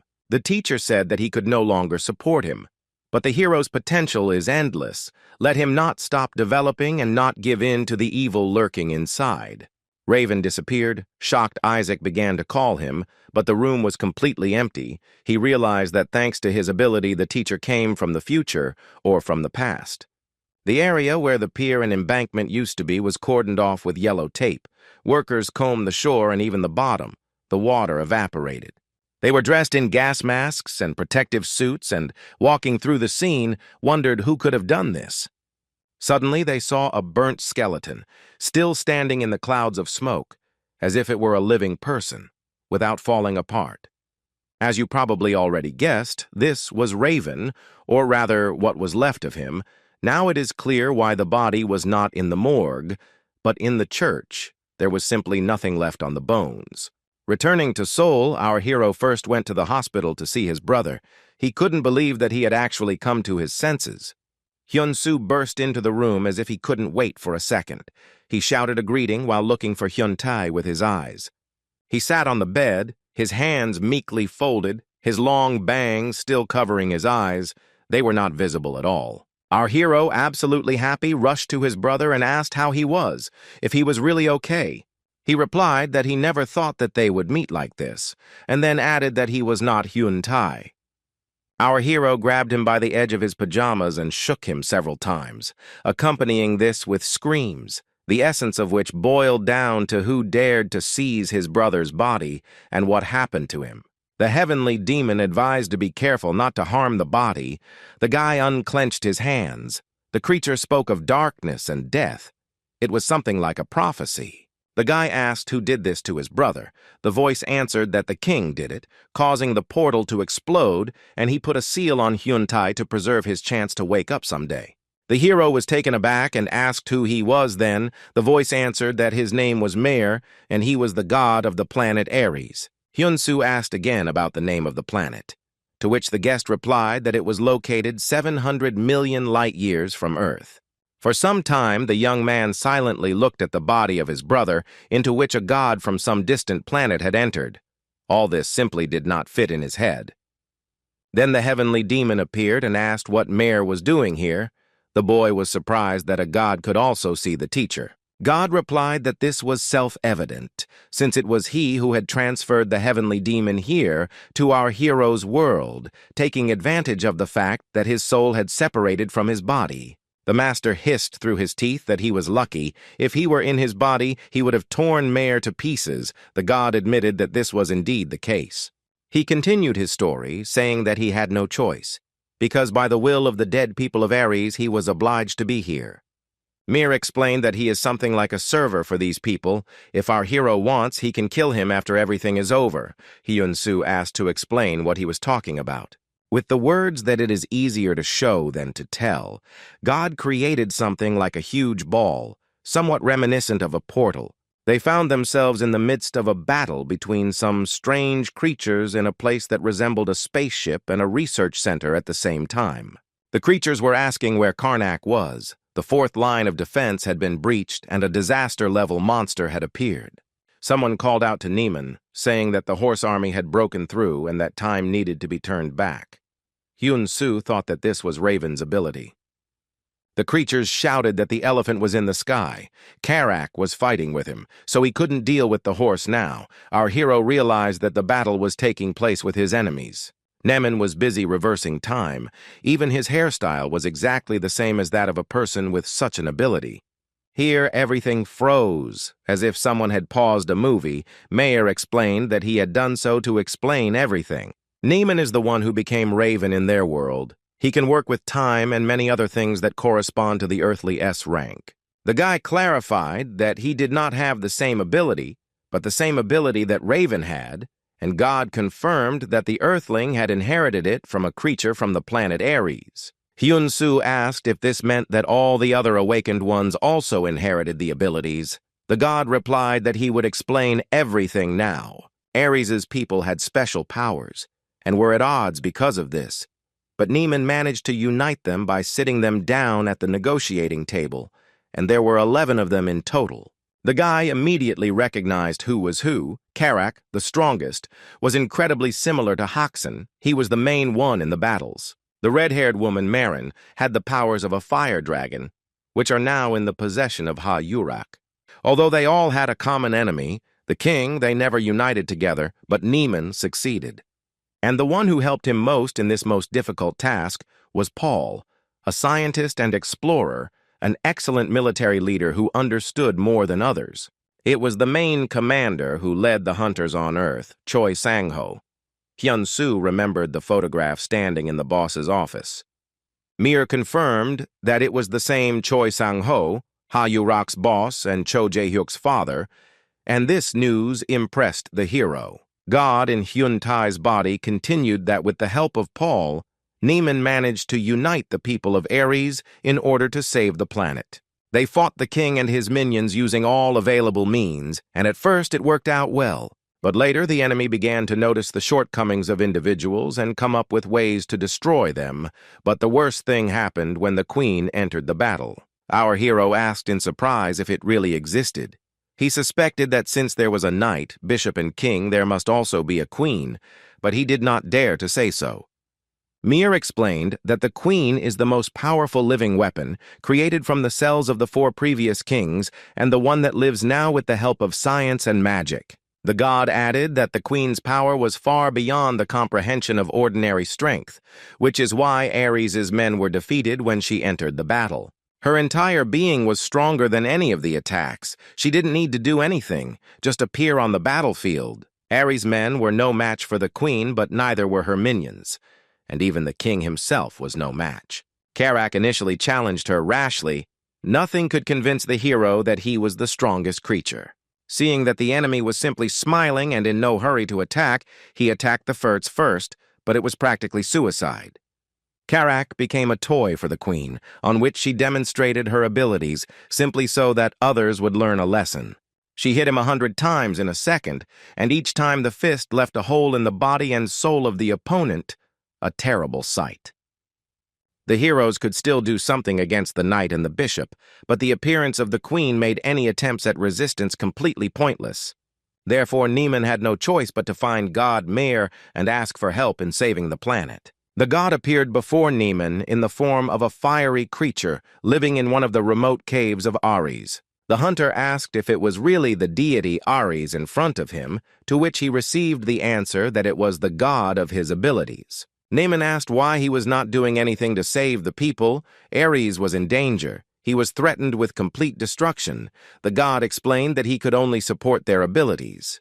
He can't help them and save the planet. It means that in any case the inhabitants will die. Niemann began to scream and curse the king, calling him the last words. The hero asked if Ares could exist, and Mir replied that only if he transferred their abilities to people from another planet. Niemann asked to do so. God warned that this would doom their souls to eternal suffering, but the hero replied that if the king was destroyed in this way, then so be it. At this point, Mir finished his story. Hyun-soo asked what about his teacher and who the singularities were. He explained that these were variables, a force the king did not know existed, and he asked if the young man knew that he was in this state because of them. God explained that he had traveled through countless dimensions to find his teacher, Cheongen. First of all, in order to pass the sword to Isaac, and soon this will probably happen, Hyun-soo replied that he had one last question. The young man asked with hope in his voice if the prophecy about singularities saving the world was true. Mayer replied that it was his wish. God explained that the hero had already killed the horse and the elephant, but on Ares this was impossible. They were too strong. He added that he felt sorry for the Earthlings who had received abilities that they did not need initially, but as long as the king was alive, the power would not harm them. The hero looked at his hand. Then he asked why Raven did not see their conversation, since he had the gift of looking into the future. Mayer answered that he was invisible to Neiman and Raven. The ability to see into the future is incredible, but does not work in the case of gods. As long as he exists, he resists any manifestation of abilities in relation to himself. The boy asked who this powerful friend was who was helping the king. The god mentioned him in passing. The master suggested that it was the one who had summoned him after talking with the ancestral dragon. God replied that they had hope of victory because they all had his desires, the will of Ares and the singularity.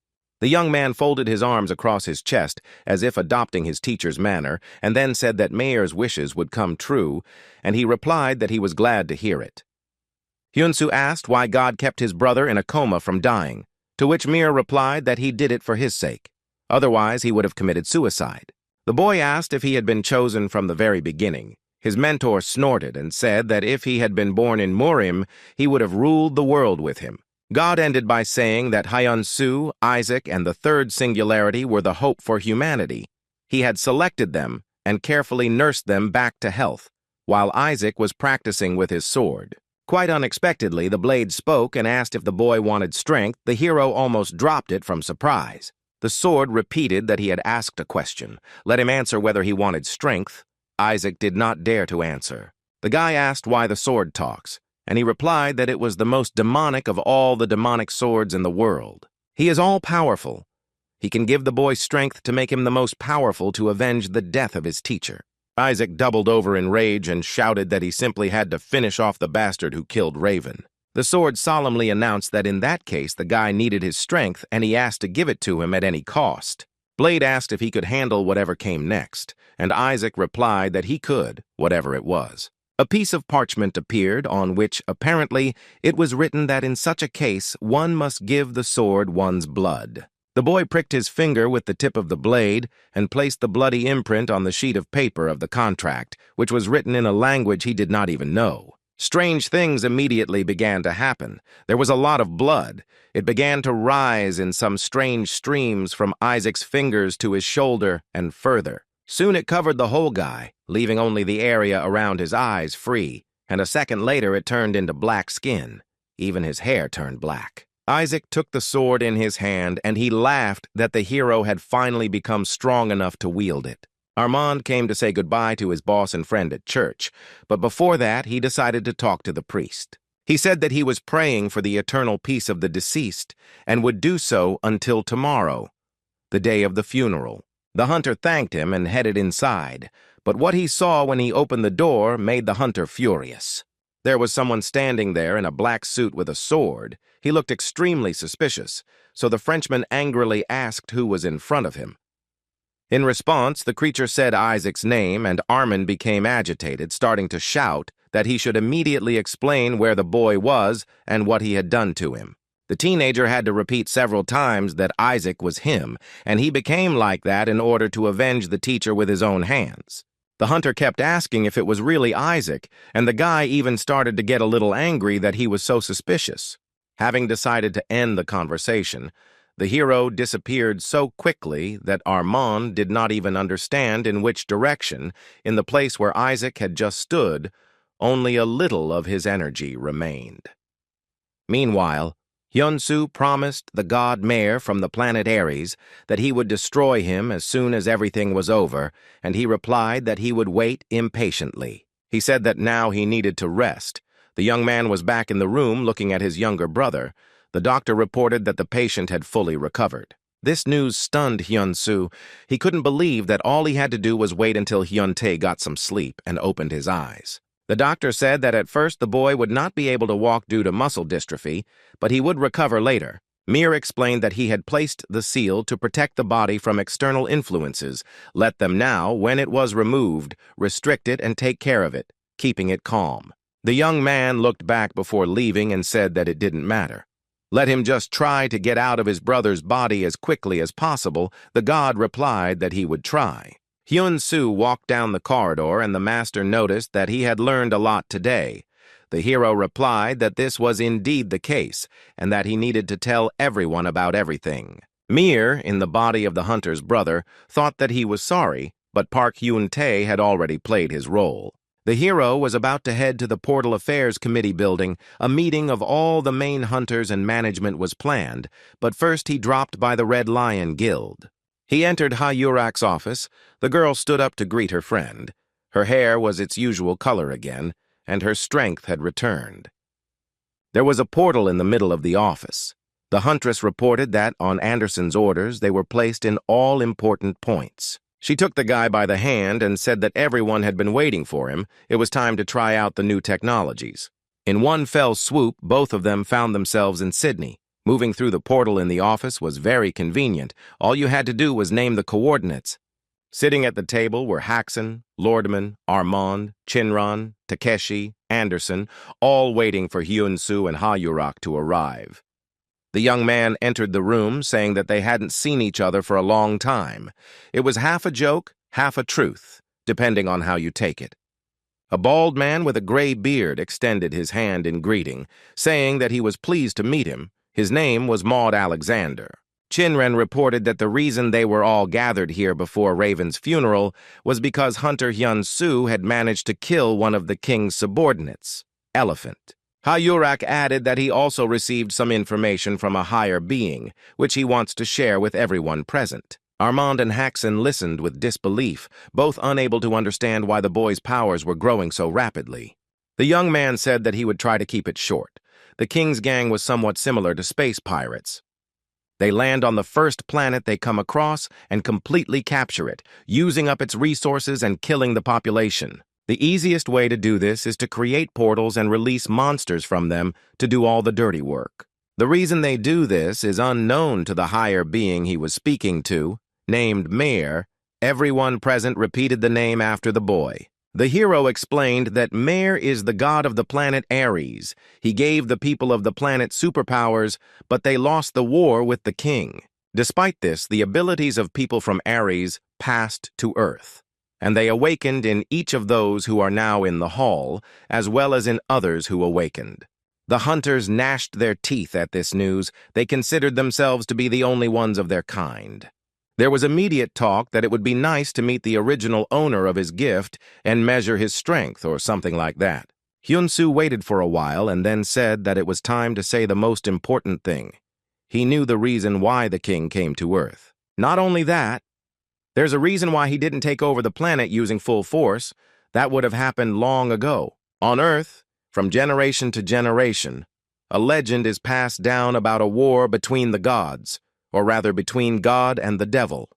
The latter lost and went into captivity in the depths of the earth, and the king came to our planet to awaken him, the devil, better known as the Dragon of Destruction.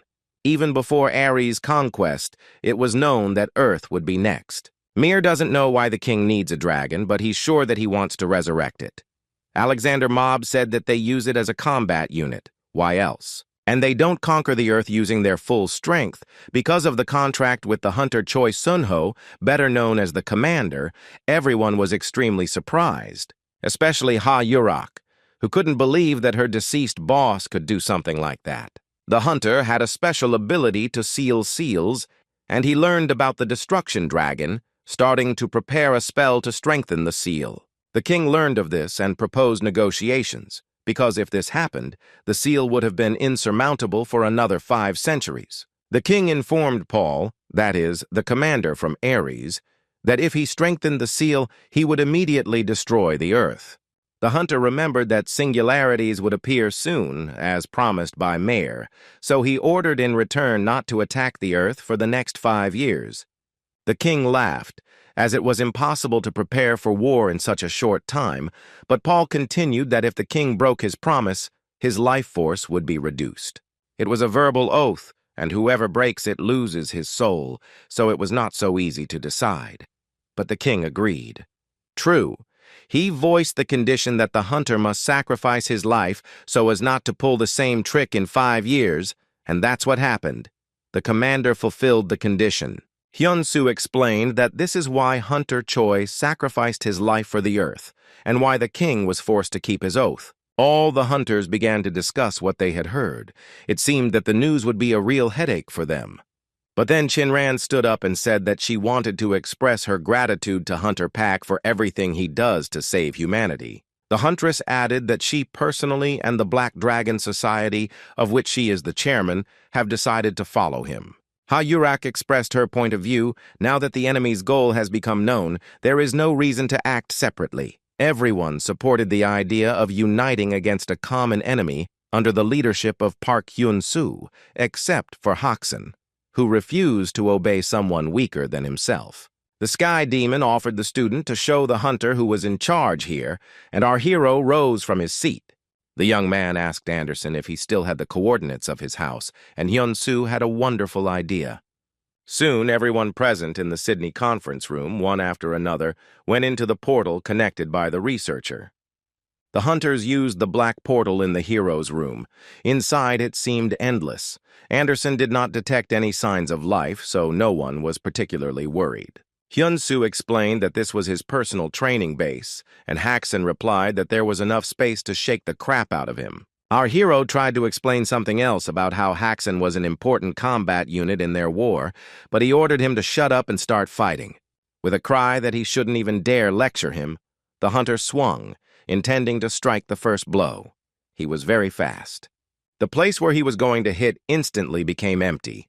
The young man shot into the sky with such speed that fire burst from under his feet. Now he looked down at his opponent and hoped that he might still change his mind about fighting. Haksun didn't change his mind. He rushed towards Hyun-soo again to attack him as quickly as possible. The guy used the crush of the sky and the crushing fists. This combination always worked perfectly. The icing on the cake was Zern's strike, into which Park Hyun-soo put all his energy. Let's not forget that he learned to restore its reserves very quickly. Haksun realized that he had been a bit stupid. There was no time to dodge, so he decided to put up a defensive block. It didn't help much. From the force of the blow, he literally flew back. If there had been buildings here, the hunter would have broken through several walls with the wall. Moreover, during the fall, Haksun noticed a hole in his hand, which his opponent had made with his fist. It looked like some kind of parallel reality. The man quickly recovered and cast the Silver Pulse spell, which we know from the previous battle between these hunters. Meanwhile, Hyun-soo used the Heaven's Fall technique, and many energy projectiles appeared around Haksun. After the explosion, the dark figure of the hunter remained in the air for some time, illuminated by the glow in the background. Before collapsing to the ground, the wounded Haksun noticed that this was a completely new technique that the hero did not possess last time. Hyun-soo snapped his fingers, dramatically launching an attack called Heavenly Lightning, which was now one of his favorite moves. An electric discharge of such force struck Haksun that he didn't even have time to catch his breath after the previous attack. Takeshi and Anderson were surprised to note that now the White Wolf is not at all our hero's equal. They are on different levels, and this is astonishing. The guy dropped to the ground and calmly watched as his opponent crawled, trying to get to his feet. Haksun was furious and hissed through his teeth that this was simply impossible because he was the strongest. Finally, he managed to stand up, and the hunter immediately enveloped his hand in energy, shouting that the enemy should not be so self-confident.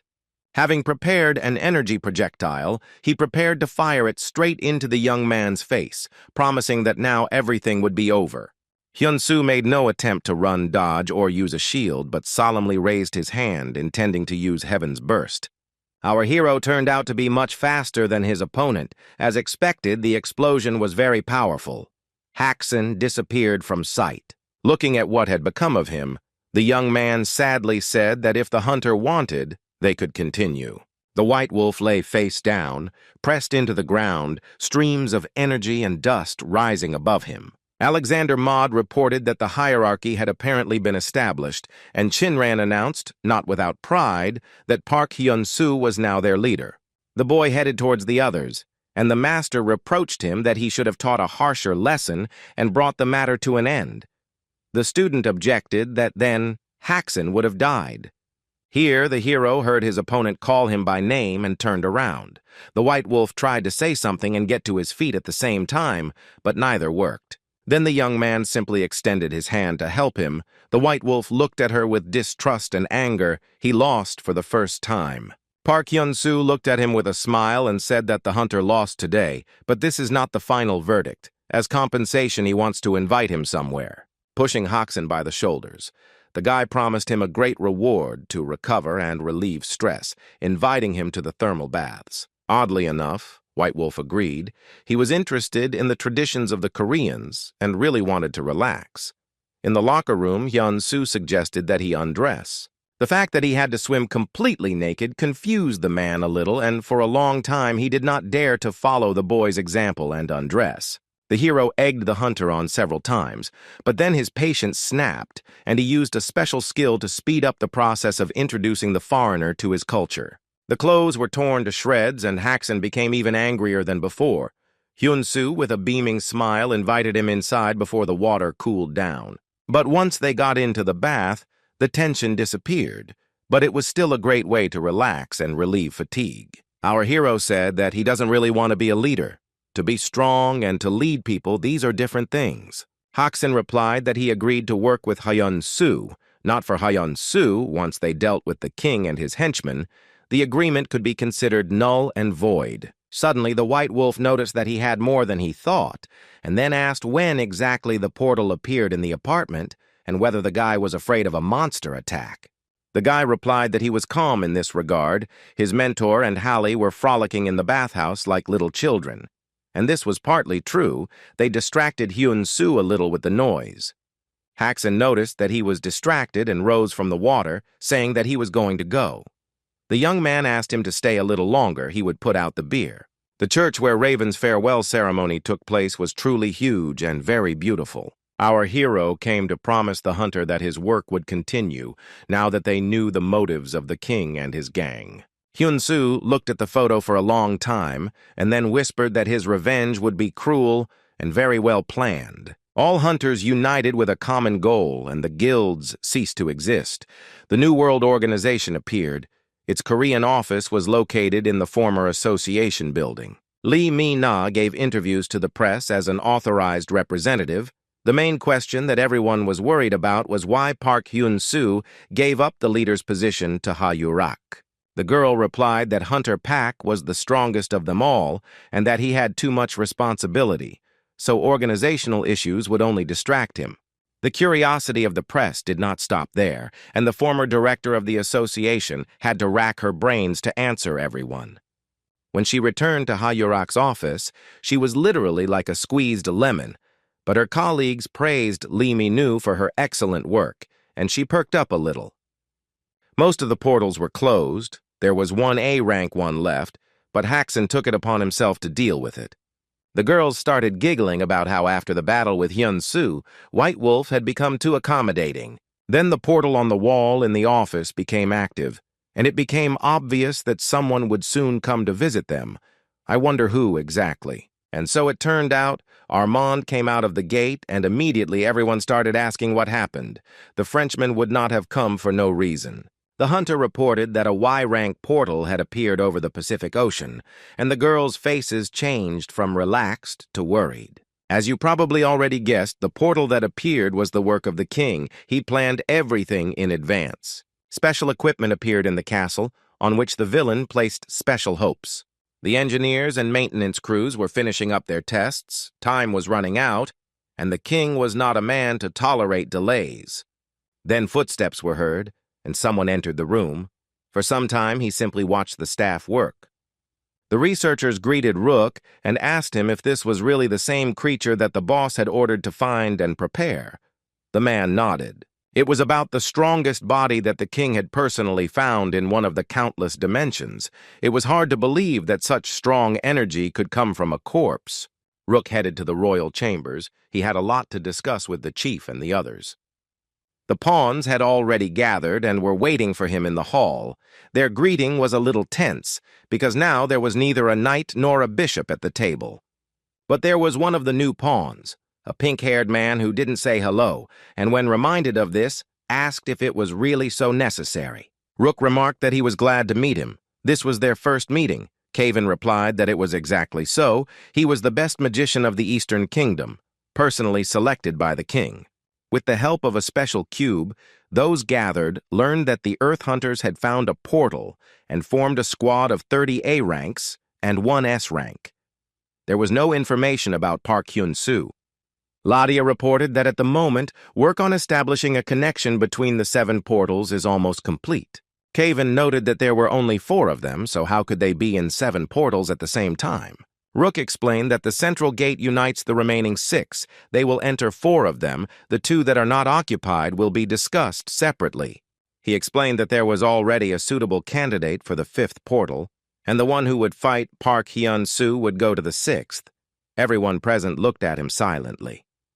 Rook added that permission was granted to fight in their true forms and at full strength.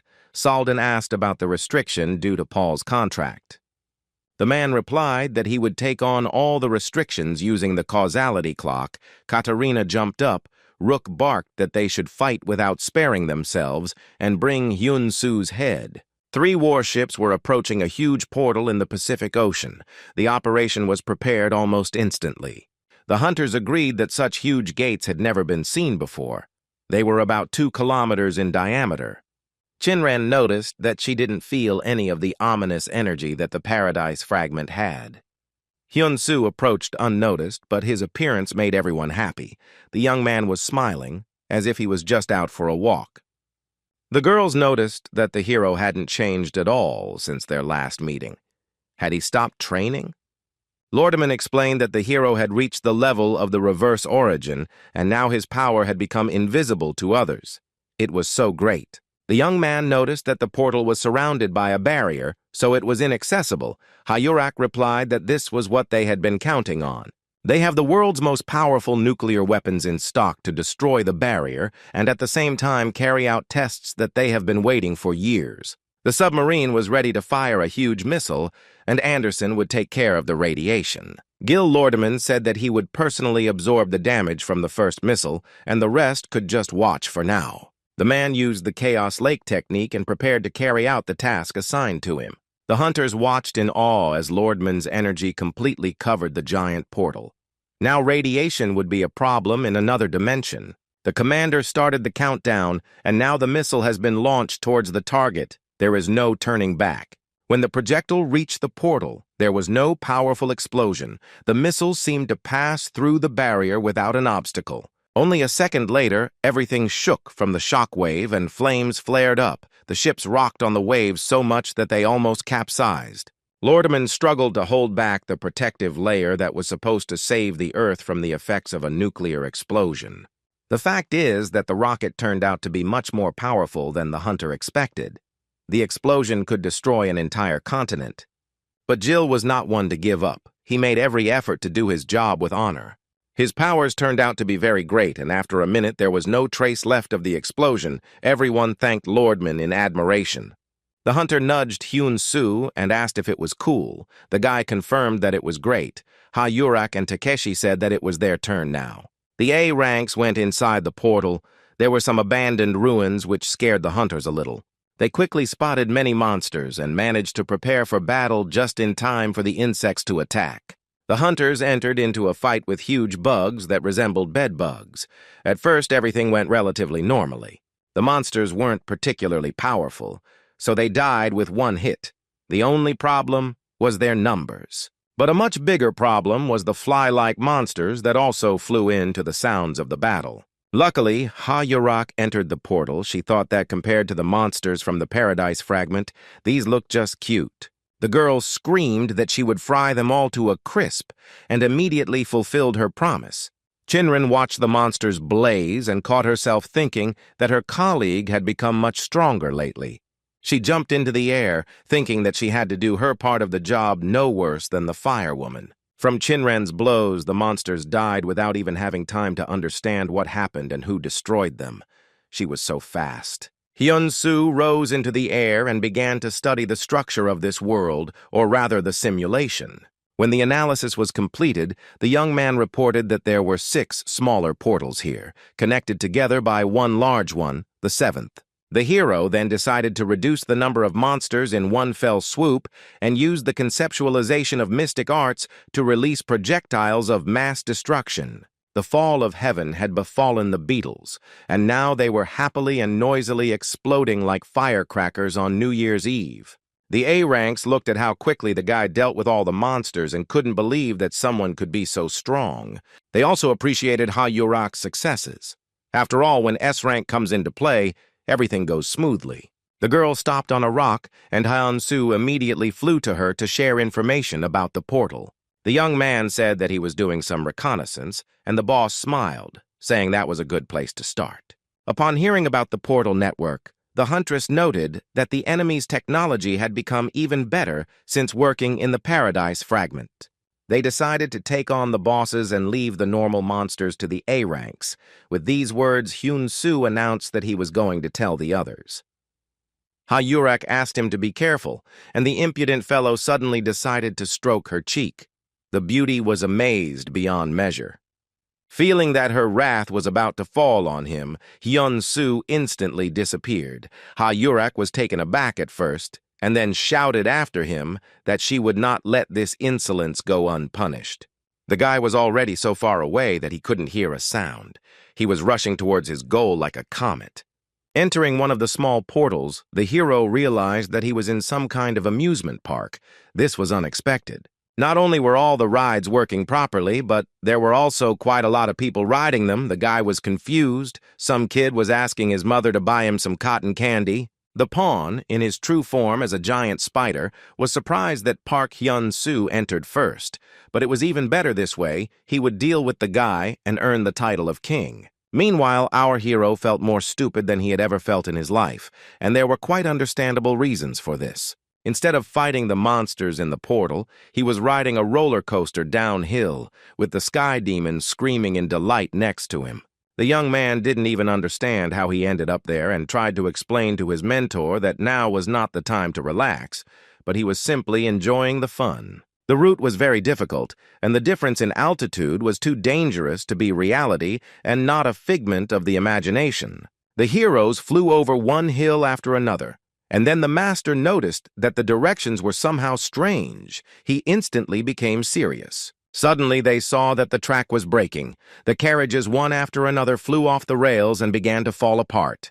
It was a disaster. People started falling from a great height, and there was no way to save them all, even for such a strong hunter as Hyun-soo. The guy dropped to the ground. For some reason, this seemed to him the only reasonable solution. He looked up and realized that the slides had exploded and the people on them had died. But for some reason, there were no signs of the incident around now. Here he heard a familiar voice asking his mother to buy him cotton candy. The boy glanced to the side and saw the same little boy. The circle was complete. The roller coaster cars went out on the route and everything was exactly the same as 5 minutes ago. Hyun-soo felt sick. The sky demon reported that they had entered a cycle. The boy nodded. He wondered what that could mean. He thought that time in the portal could be closed in the same way as in the realm of the ancestral dragon. Or there was another explanation for this. Suddenly, a voice from the loudspeaker announced that Hyun-soo had lost the first race, something the guy was definitely not prepared for. The young man yelled that there was no point in making such jokes. The voice explained that it did not like to fight, so it created spaces of different dimensions as soon as the hero entered here. The spider said that his name was Bordex, and that this was his ability, and that fighting Hyun-soo was scary because he had defeated the horse and the elephant. The young man noticed that for a coward, his opponent was too talkative. Something didn't add up here. The man noticed that he was no weaker than the elephant or the horse. He just wasn't acting head-on. The hero would definitely lose to him and get stuck here forever. The spider's terrifying smile could have been the worst nightmare in any child's life. Fortunately, not a single living soul saw it. Bordex announced that it was time for the second game, to which our hero remarked that he would not play his games. The spider objected that it was his territory, and he had to obey the rules, but Hyun-soo stated that he would not obey someone who was so weak that he was afraid to show his face. The hero added that this place was an illusion, and if so, he would destroy it easily and simply, after which he used the conceptualization of the mind. He immediately discovered the spider. It was actually tiny and practically defenseless in the face of the enemy. Hyun-soo used Zern's strike without even trying hard. It was obvious that it was enough. The explosion was for some reason very powerful, completely out of proportion to the force of the blow, but let's not forget that the hero was inside an illusion. The spider, whose eye was glowing, and Bordex, who was sticking out of the monster's belly, began to rapidly fall somewhere down. The web crumbled. The young man carefully approached the defeated enemy. The man asked how he managed to notice because the illusion was perfect. Hyun-soo extended his hand forward and explained that he noticed it because he had met a mage who was much stronger than Bordex. The guy didn't wait long and used Heaven's Blast. The next explosion was already as expected without special effects. Before his death, the sorcerer warned our hero that his main enemy, the king, was very strong. It seemed that the man did not hold a grudge against Hyun-soo. However, the guy did not spare the enemy. He felt disgust towards him, like an insect, although why how? The hero looked at the spider, which had significantly decreased in size, and muttered that everything had ended too quickly. The heavenly demon agreed with him. At that moment, a message appeared that the portal was cleared. It was necessary to go to the next one before it closed. A pillar of blue glow rose into the sky. The A-rank hunters who were finishing off the insects saw him and were glad that one part of the task was already completed. Meanwhile, in another portal, someone had to fight a boss. It was a huge underwater snake, and the lucky one who got the honor of defeating her was Takeshi.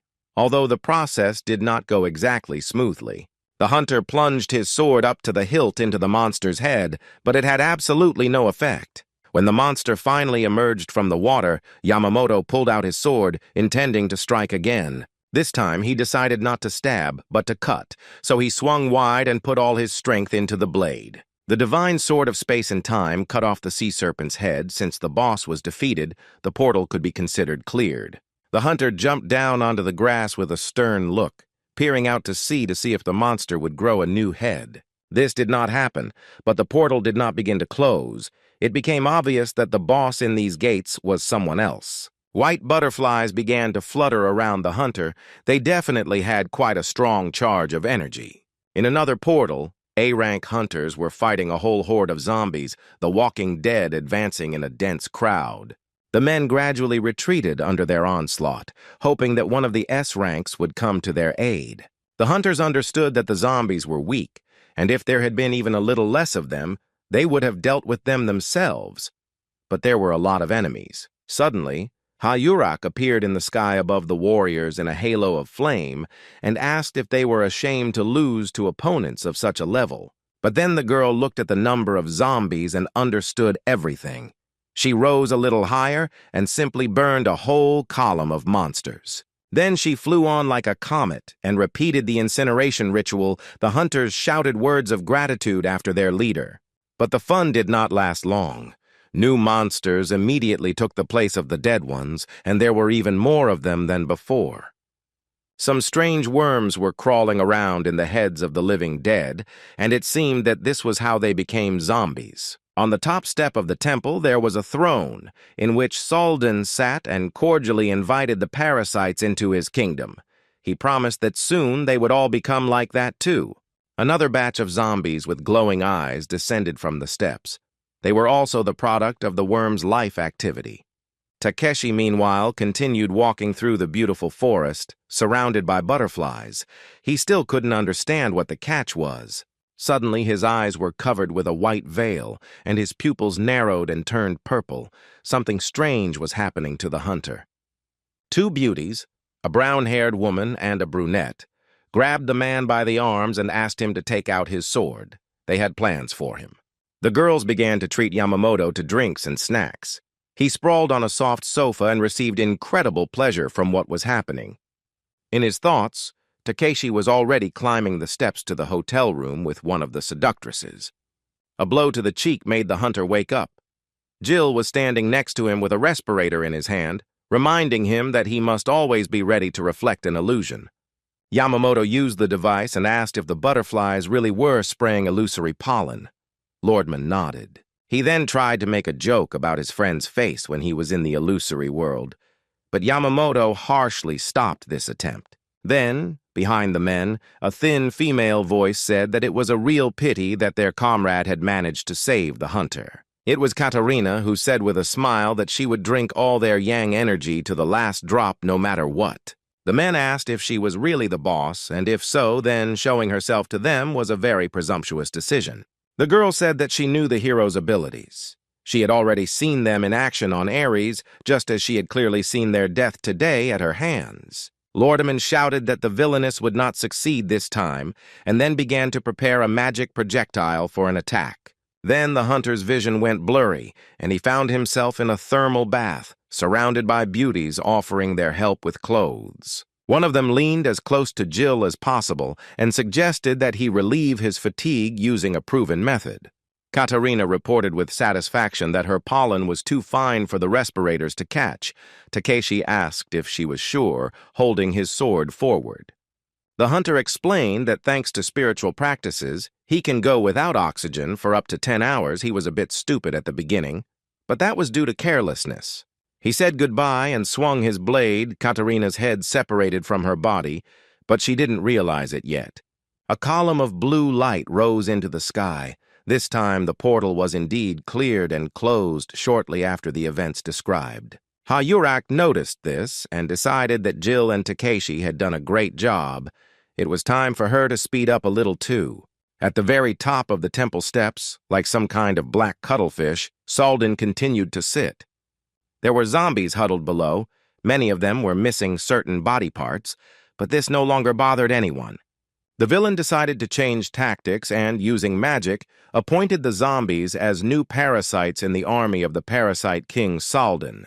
They instantly fell to the ground and began to make some strange crawling movements. The A-rank hunters noticed that even the monsters had shrunk a little in size, but they couldn't figure out what exactly was going on. Suddenly, the zombies disappeared, and instead, hordes of some kind of worms with strange heads appeared around the people. They began to vigorously crawl up the armor towards the people's heads, while some simply sank their teeth into their clothes. Some of the hunters began to choke. Worms tried to crawl into their mouths, noses, ears, and even eyes. Hayurak realized that something urgently needed to be done. At first, the girl tried to find out from the A-ranks what was going on, but they could no longer speak and only moaned. Then one of the hunters fired a projectile at Hayurak herself, and she realized that his brain had been taken over by a parasite. Another man immediately attacked the boss, and now she was in no mood for jokes. Hayurak tried to reach the people's consciousness by shouting, but it was useless, so she changed tactics. Since they were high-level A-ranks, they could very well survive the huntress's fire attack. The girl decided to simply burn all the worms at once. That was the only thing that came to her mind, and to carry the people out of the flames. The worms began to leave the bodies of their own mouths. Unable to withstand the high temperature, it looked terrifying. But people began to regain consciousness faster than Hayurak expected, and they began to thank the boss. The girl explained what had happened to her colleagues and added that she had already found the spellcaster, so the issue would soon be resolved. Salden continued to sit on his throne, seemingly not even noticing that Hayurak had figured out his plans and was ready to counterattack. The huntress left the A-ranks in a safe place, asking them to just stand there and not interfere with anything, and she rushed towards the enemy. The man noticed her from afar and squinted because the fiery glow blinded his eyes. He was not afraid. Salden knew that the firewoman would be a difficult opponent for him, but in any case, a battle could not be avoided. He is, after all, the king of parasites, after which he again took on his true form, ugly to the point of impossibility. While the vile worm was making plans on how to control her body with the help of the worm, Hayurak used the Night of Fire technique. The explosion was so powerful that the smoke from it hung in the air for a good 5 minutes. The huntress waited to make sure that she had not made a mistake with her choice. The worm, much larger than before, emerged as if from underground and screamed that her tricks weren't working on him. The huntress didn't answer. She simply summoned her prism sword and intended to put it to use as quickly as possible. It took literally 2 movements of the hand for the monster's head to fly down. Salden was destroyed, but the severed head said that it would not die so easily. Hayurak could not understand how this was even possible. Someone was playing games with time. Rook and his assistant were drinking coffee near a huge hourglass and asked if it seemed to him that they had just lost a pawn. The girl replied that he knew better. The boss ordered her to shut up. She obeyed, saying that she was an ordinary military slave. She remembered the horse's servant and sighed that Eisen was very lucky to be the first of them to leave. Rook asked if she was thinking about death. The servant replied that no, her brother would come and save her. He is the 12th king of Ares, the god of battles. Rook asked if she was talking too much. The girl replied that if he was threatening her with death, then it would be a great gift. She looked at the gentleman and added that given what was happening, they had all been stupidly abandoned here too. With words for her to shut her dirty mouth, the man extended his hand forward. It looked strange. At that very moment, a huge fist flew out of nowhere and crushed the servant, before she even had time to squeak. Rook declared that there was no need for a dog to bite its owner. The girl whispered her brother's name, Ronbel, and then died. Hyun-soo was floating in the air in front of his opponent, who said a meaningless phrase about them meeting again. But for him, it meant a lot. Ronbel was wearing the same suit as the last time they met. The elephant was gone now, but the king's orders were not so easily shaken off. He explained that he was the 12th king of Ares, Max, but was forced to betray his planet because his sister was in the hands of the king's gang. Our hero was surprised. The guy asked why he needed this information. Ronbel's eyes lit up and he replied that he would kill him and then go after his sister. The heavenly demon asked the disciple to be extremely careful. His opponent was very serious. Shouting that the boy had already killed one of his sisters, Ronbel charged at Hyun-soo, determined to get revenge. The hunter thought that the second sister was probably the blonde who was with the horse, but he was not sure. He would have received a strong blow to the jaw, but he put his elbow out. The opponent struck another 10 times, or rather tried to strike, because Hyun-soo was still faster. The hero said that he was sorry that Ronbel's sister died, but he would kill her again. If the situation repeated itself, the guy became furious, shouting that he didn't care about the thoughts of someone who was about to die himself. The servant rushed into the attack. Our hero blocked her too, but it was clear that each time he was more and more surprised by the attacker's strength. To cool his ardor, the young man used the cloud dispersal technique, and Ronbel was literally blown away. He flew and turned over, then flew and turned over again, and it seemed like this fall would never end. Rising to his feet, the man thought that he had not received any damage. But what kind of enormous power was this? Hyun-soo had been weaker before. The enemy shouted that he was putting his life on the line and would fight with full dedication, just like the last time. While the hunter was using the Lost Heavens, his enemy decided to split, or rather clone himself, creating an illusion. Hyun-soo was surrounded by about 10 Ronbels, and he was a little confused, trying to figure out how much weaker the clones were than the original. Without thinking twice, they all rushed to attack and turned out to be good enough for a simple illusion. Apparently there was some other magical trick involved, but the blows were no less powerful than those of the real Ronbel. The more of them there were, the more tired the guy became, so he simply didn't have time to block one of the attacks. 2 Ronbels grabbed him from behind and held him so tightly that there was no chance to even move. The third one started to hit Hyun-soo in the stomach, putting in maximum effort. Apparently, this opponent was the real one.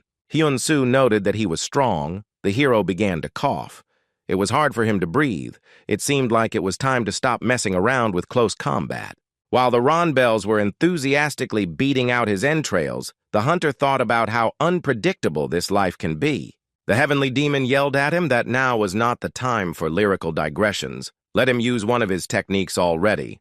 Otherwise, he would turn into a cutlet. The enemy was just flying towards him in some incredible attack. Our hero used the heavenly shield of the heavenly demon. The blow landed in an empty space. The young man slipped out of the tenacious embrace and finally began to behave as befits an S rank. The Ronbels surrounded him again, but this time the boy knew exactly what to do and used Skywalk and then Sky Burst. Every single clone was destroyed and the enemy himself was badly battered, thrown high into the air. As he lowered himself, he shouted at Hyun-soo that the boy shouldn't think that things would always be the way he wanted them to be. The techniques he uses are impressive, but the hero will be destroyed in any case, and with only his steel muscles. An even larger crowd of Ronbels than before surrounded the young man, each claiming to kill him. In another portal, a group of A-rank hunters were trying to fight a huge green monster, but were not very successful. He was so big that he would simply grab people with his hands and then throw them on the ground like an annoying toy. Shinran rushed to the aid of her subordinates, the girl holding a magic projectile in each hand. Their attack damage worked no worse than a sword. Literally in a second, the giant lost one upper limb. But in its place, some shoots appeared, and other shoots grew so quickly that they instantly reached Shinran and entangled her, immobilizing her. She tore them apart with ease, but the moment was still lost. The monster had already managed to recover and regroup. A huge fist, as if there hadn't been another one in its place just a minute ago, practically knocked the Black Dragon chairman off his feet. The blow sent her flying a good 100 meters, although she didn't receive much damage, but she needed to think through the attack better. Although it would have been nice to just stop at first, the girl flew, turning over her head and hitting the ground painfully. Finally, she just lay down on the grass and tried to catch her breath. The enemy was approaching. Fortunately, he was slow. It turned out that the boss of this portal was not the green big guy at all. A magician, Kavan, appeared in the clearing. He instantly cast some kind of tricky spell and the monster fell to its knees before its master. A new arm grew back in literally a second, and Shinran realized that there was a powerful sorcerer in front of her. The man from above had already shouted that she had done well. It was a taunt that caused the huntress to immediately attack him, sending several streams of energy towards the target at once. With a slight movement of his hand, Kevin unfurled another magic circle in front of him, its glow beautifully illuminating his face. It wasn't hard to guess that it was a magical shield that neutralized the attack, but Shinran was surprised at how easily and beautifully it was done. The girl, like a dragon, breathed a stream of flame in the direction of the enemy, but the sorcerer continued to calmly stand on the monster's palm. At the very last moment, he simply put his hand forward and dispersed the fire with his shield, saying that her attack was somehow weak. Kavan decided to show how to carry out an attack, and with a sinister grin began to cast a spell. However, he was in no hurry to use it. Shinran suddenly began to laugh, which confused her opponent. After a few minutes, the girl calmed down and with a soft smile explained that she had not expected to become even younger here. At this point, the huntress's eyes flashed with fire and she prepared to attack, shouting that nothing could be done about it. The more force the girl put into her future attack, the more childish her facial features became. The power of the impending attack was such that the heroine literally destroyed the ground under her feet. So high was the concentration. Finally, she transformed. The streams of black energy made Shinran look like a devil, and her gaze was corresponding. She ordered the enemy to grit his teeth. Meanwhile, Hyun-soo and Ronbel continued their competition in military skill. It was not for nothing that on Ares Max was the god of war. He was good. Moving quickly, he delivered pinpoint strikes with lightning speed. Our hero did not have time to block them or dodge them. After another push, the guy began to simply fall backwards under the pressure of the enemy's attack. It seemed like the final was near, and it wouldn't be pleasant for Hyun-soo, who would have thought that he would lose to the elephant servant. The Ronbels advanced in a tight circle, and one of them happily noted that he had overestimated the hunter. It was a mistake. The Sky Demon remembered who he was. The very first attack in the Heavenly Walk technique completely changed the balance of power in the battle. Hyun-soo increased the distance with one swing of his leg. The Ronbels flew back as a flock, disappearing into the clouds of dust raised by the young man's blow. The man and his clones tried to get up, but nothing worked. The hero used mind conceptualization. The icing on the cake was the Skyburst strike, which hit the real servant, who was not that difficult to figure out. He flew back as if he weighed a couple of kilograms, his hair flying, adding drama to the scene. Shinran looked up at the sky where her opponent was hovering high above, Kevon's robe fluttering, looking like a demon. The huntress lay on a pile of rubble after his attack, horrified to realize that even in her true state, she was no match for him, too weak. The mage approached and reported that she was not so hopeless, having even managed to protect her A-rank colleagues while fighting him. Shinran screamed that she didn't care about the scoundrel's compliments, but he suddenly declared that he urgently had to leave and instantly disappeared. But the most interesting thing is that at that moment a stream of blue glow shot up into the sky, signaling that the portal was cleared. Shinran's anger knew no bounds. Hyun-Soo's final attack made Ronbel change his mind about his opponent, and as he stood up, the man noticed that he was indeed strong. Adding that he really hoped that the hunter would cope, the enemy unexpectedly hit himself in the chest, as if tearing his body apart. The young man was taken aback and simply asked what the hell he was doing. It was obvious that something strange was happening. Ronbel pulled out his own core and explained that his second sister had just died. There was no point in carrying out the king's will now. He hoped that Hyun-Soo would destroy the villain. He handed the life vessel to the hero and asked him to try to ensure that his sacrifice would not be in vain. After this, the man wished Hyun-Soo good luck and began to dissolve into thin air, literally crumbling before our eyes. The heavenly demon informed the disciple that it was painful for his opponent to act as a slave to his enemy for the sake of the sisters' lives. The student looked at the gift he had received from his opponent and still could not believe that he had given him his life vessel. Then Hallie appeared, who had been sleeping for a long time, exhausted. The boy asked to give the vessel to him. Saying that he was very hungry after such a long sleep, the child simply took and ate the energy core, without even waiting for permission.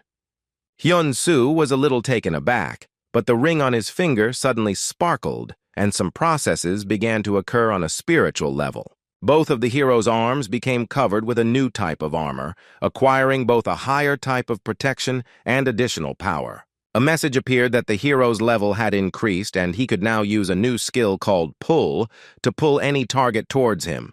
Happy that he had received a new skill, the hero watched as another portal closed in the distance. Apparently everything was fine on the other side too. So there was only one gate left. Hyun-Soo asked if Hallie was ready and then rushed straight there. After increasing the energy level, our hero had so much that he even increased his movement speed several times. At the same time as he disappeared, someone else burst into the gate, but it was still completely unclear who it was. We could guess that it was Kevon, but Hyun-Soo was not yet familiar with the magician, so he remained in the dark that he had just avoided an unpleasant encounter. Kevon looked around and realized that the hunter was not here. He looked a little disappointed because he was expecting to fight Park Hyun-Soo. The magician could not penetrate the last portal until the battle was over. All that was left was to watch how many forces of the singularity could be released. The hero was preparing to enter. He touched the pink barrier with his hand and thought that he couldn't just pass through. He had to do something. The technique of conceptualizing the mind helped, and soon the guy was already taking his first steps through the forest, noticing that it was somehow damp there. Suddenly his teacher appeared and said that the vegetation around him was suspiciously familiar. Then he said that he recognized this place. If they go straight, they will see a lake. This surprised Hyun-Soo. The guy went in the indicated direction and pushed aside the thickets. Ahead, there really was a large and beautiful lake with blue transparent water. Instead of joy, the heavenly demon felt furious. He began to curse and ask what kind of bastard came up with the idea to do such a thing. The old man could not restrain himself and shouted in anger that some bastard dared to copy his native land. At that moment, some movement appeared on the surface of the reservoir, as if a portal was about to open there. The tip of a huge spear was the first to emerge from the water. It glittered in the sun, and it became clear that passing through the portal would not be easy. Further out of the water, a man rose, his shoes and clothes reminiscent of those worn by the heavenly demon. The old man froze in place, his eyes wide and his mouth open. He hadn't expected to see anything like this here. Hyun-Soo froze, looking at the man with the spear. Judging by his appearance, he was dead, but with the help of some incredible force, he came back to life. The heavenly demon called out the name of the enemy, so ill, and our hero was surprised that the teacher knew him. The master explained that this was the best student, his favorite in the evil tiger squad, who gave his life for the teacher on this very spot by the lake in Murim. Hyun-soo didn't know how to react to what he heard, so he chose to remain silent and refrain from commenting. The patriarch, addressing himself, muttered that now it was clear why so ill came to him in his dreams. He cried out indignantly that he could not allow anyone to resurrect his disciple in such a state, whose courage and righteousness knew no bounds. Saying that he would not forgive the king, the master ordered Hyun-soo to defend the honor of his dead student and his own as if he were alive. Our hero enthusiastically promised to fulfill the teacher's will. This situation struck him to the depths of his soul. So-il climbed up to the ledge above the lake and clutched his spear tightly, trying to figure out who he would have to fight. His eye flashed red and the weapon rushed forward. The man screamed that he would kill everyone who appeared here, and he would do it for the sake of the heavenly demon. It sounded so surreal that I felt very sorry for all the participants in the events. The dead disciple used the dark mist spear technique, and everything around was covered in a bluish haze. The master explained that if the smoke touched the hero, he was dead. He had to dodge. The hero used fallen heaven and rushed upward. So-il shouted that no one dares to imitate the heavenly demon's techniques. The opponent will be severely punished for it. With a cry that he would now answer for this, the dead student rushed at the living one with such speed that he was dumbfounded. The teacher explained that So-il uses 3 main techniques: dark mist spear, heavenly wave, and heavenly black wind strike. He acted now in this order: first a dark wave, then fog, then an attacking dash. Once Hyun-soo received the instructions, he no longer feared that he would not be able to figure out the enemy's new attack. The sky demon shouted that he couldn't lose sight of the spear tip. He had to go straight towards it, then everything would be clearer. The hero used heavenly demon flight and rushed forward, his face full of determination, to defend the honor of his teacher, his student, and his own. The attack was made using Zern's strike, and So-il was taken aback. He didn't expect to see his mentor's technique again. The spear almost took off the young man's head. His opponent was very fast as he was. They rose into the sky and began to fight there, with only sparks from the blows and flames from the exploding shells flying down. So-il used Dark Mist's second spear strike Badger Hunt. It was his favorite strike. Hyun-soo didn't have time to dodge. The blow was so good that the guy lost consciousness and began to fall down. Fortunately, he came to his senses in flight and managed to take certain measures before falling into the thicket of the forest. The energy from his feet hitting the ground shot up like a splash of water.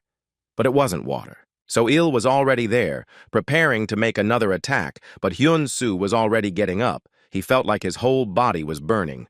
So-il demanded an answer to the question of how the enemy managed to learn his teacher's fighting techniques.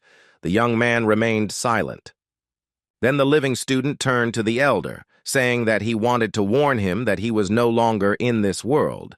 The king and his gang were using his body and soul for their own purposes, like a toy. The dead man screamed that he didn't believe a single word the scoundrel said. He had only one mission: to buy a little time for the teacher to recover. He used the third mist technique, Eagle Strike, soaring high above the ground like a bird of prey. Hyun-soo replied that his mission was to lay the dead student to rest with honor, which he would do immediately. The hero decided to use the demonic heaven-destroying fists, which was a close combat technique. And in order to shorten the distance, heavenly demon flight was the best choice, and the young man rushed upward. Realizing that it was the heavenly demon's body, So-il decided to respond with the explosive spear. He was beside himself with rage. 2 enormous forces collided, and the impact and explosion that followed were of incredible proportions. Hyun-soo survived, but was pretty battered and not thinking very well, as the explosion had stunned him. The dead disciple was in about the same condition, but his hands continued to confidently hold the spear. So-il repelled the hero's attack and shouted that the enemy was only imitating the mentor's techniques, and that he should immediately answer who he was. The young man answered honestly that he was a disciple of the heavenly demon, which caused a new wave of rage and another swift attack. The blow was repelled, The dead disciple shouted that the heavenly demon's mystical arts could only be passed on to heavenly demons. Let him tell the truth or die. Hyunsu replied that he didn't even expect that he could convince the enemy with his words. He would have to act. The teacher suggested that now was the time to use the new ability gained upon leveling up, attraction. If he manages to separate So-il from his weapon, he can be considered victorious. Without a spear, the enemy is weak. The young man replied that the idea was good, but the opponent was very strong. He did not see any gaps in his defense, so he would not be able to carry out his plan. Just at that moment, the dead student attacked. Our hero only miraculously managed to dodge the blow of his deadly spear. So-il noticed that the hero had something extra in his body, on his hands, so he decided to simply knock the item out. To prevent this, Hyunsu used the leaf strike technique, hoping to cut the spear shaft. Nothing worked. The enemy in turn repeated the eagle strike. He put almost all his strength into it. His attack also failed. Our hero looked at the dead student and thought that their capabilities were almost equal. The usual techniques did not work. Apparently, So-il thought the same thing. He used the sixth spear at the conceptualization level, the pinnacle of his martial art. The mentor told our hero that he should use the heavenly demon's spiritual shield to escape. It was not possible to do this. It turned out that So-il gradually immobilized the enemy so that he, carried away by the battle, did not even notice. The patriarch's eyes turned white, and he clenched his fists with a terrible cry, watching as the student was pierced by magical spears. Hyunsu fell down quickly and now lay sprawled across the bottom of the crater created by his fall. His arms spread out to the sides. The heavenly demon hovered above him. He realized that the moment had come when there was no need to doubt. He must take possession of the disciple's body. Hyunsu opened his eyes and smiled. He said that he had not yet had time to pay the teacher for his kindness. For everything he had done for him, the old man froze. He could not leave like that. Here. So-il came down to our hero and resolutely walked forward to finish the job. He listened to the young man talking to the master, but decided that the guy was simply delirious. At this point, Hyunsu stood up and said that they weren't done yet. He was trying to find a gap in the defense to get hold of the spear. He noticed that the enemy was now holding the spear with only one hand. This was a chance to try the attraction technique, as he had been advised. The hero extended his arm, covered in Hallie's armor, forward and spread his fingers. A glow appeared, and the technique began to work. The spear flew out of So-il's fingers and flew straight towards Hyunsu. The enemy was shocked by this fact. He looked at his empty fingers and cursed, his eyes beginning to cloud over with a black haze of uncontrollable anger. With a cry that the younger comrade would now teach the older one a lesson, Hyunsu pointed the weapon at its rightful owner. Meanwhile, Rook continued to sit near the huge hourglass. Now he was alone.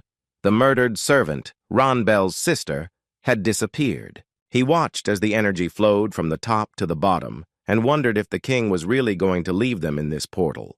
The clock of causality had already counted down, and now Rook had to accept the consequences of the past battle. There was an explosion. The man was thrown back, but he survived, and somehow even managed to get to his feet. Then a bolt of lightning struck him, and the villain screamed as if he was being torn apart, which is probably what happened. Then, enveloped in a glow, he fell lifelessly to the ground, raising a wave of dust with his fall. So-il stood with his hands down and looked at his spear. It was now pointed at him. Hyunsu looked straight into his eyes and thought that if he didn't want to lose his teacher, he had to finish off his dead student with one blow. The hero thrust his spear into the ground and summoned a power that permeated nature, then used the mind destruction technique. So-il gritted his teeth and tried to understand how his opponent had managed to reach such heights in his teacher's martial art. Our hero was sure that in a little while the victory would be his, so he tried to concentrate as much as possible on the process and put all his strength into it. Out of habit, the dead disciple wanted to summon the dark mist, but it turned out that without the spear he couldn't do anything at all. The young man meanwhile began to perform the heavenly spiritual body technique, rising high up, after which he fell upon the enemy. An explosion occurred. So-il started to disappear. How could the spear demon lose his spear? He asked the name of the one who defeated him. The boy replied that his name was Park Hyun-soo, and he was the 34th disciple of the heavenly demon Cheon-Jenny. Tears rolled down So-il's eyes as he could now see the master and asked for forgiveness for it only happening now. The patriarch closed his eyes and with a light heart wished the dead disciple to rest in peace. He truly loved him. Hyun-soo wanted to say something to his mentor about defending his elder's honor, but was suddenly attacked. The blow came from the sky. It was not very strong, but it happened at a completely inopportune moment. Now our hero was again lying in the crater formed in the ground by the impact, with his arms spread out to the sides. The young man's eyes were closed. He was trying to come to his senses, both from the surprise and from the blow itself. A pillar of bluish light rose up, meaning that the portal had been cleared. Who attacked Hyun-soo was anyone's guess. Ha-Yurak saw a glow in the sky and realized that the last of the remaining portals was closed. But she had not yet completed her task. Chinran sat on the ground and thought that it was probably over, but she never fought Kivan. The heavenly demon rushed towards the student lying on the ground with a scream and tried to heal him by placing his hand on the boy's chest. The master used all his efforts, but it was not enough. The internal organs were torn and burned, and suddenly a glow appeared. Where Hyun-soo had just been lying, there was now nothing, only weak streams of energy dissipating in the air. Kaven looked forward, putting his hand up to see better, and cursed. It seemed both opponents were dead. He descended closer to the ground and thought that since it was a draw, it could be considered that the king had won, which meant that Isaac was their last hope. With these words, the magician left the portal. It seemed that his role in what was happening was much more important than Rook thought. Rook lay motionless on the ground. It was unclear whether he was still alive or dead, but suddenly he coughed. The man attempted to rise, coughing out dust from the explosion that had gotten into his mouth and lungs. He sat up and laughed. It was incredible. He had endured something that would have surely killed him. Then a red-haired man in uniform appeared in front of him and said with a smile that this would be the end of it for him.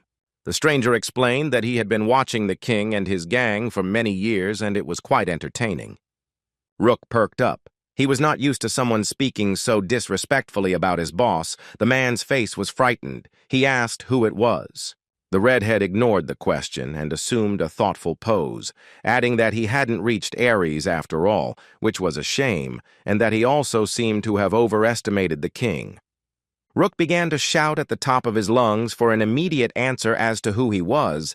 The stranger replied that he was the author or director. In some places he is called God, and in others, the devil.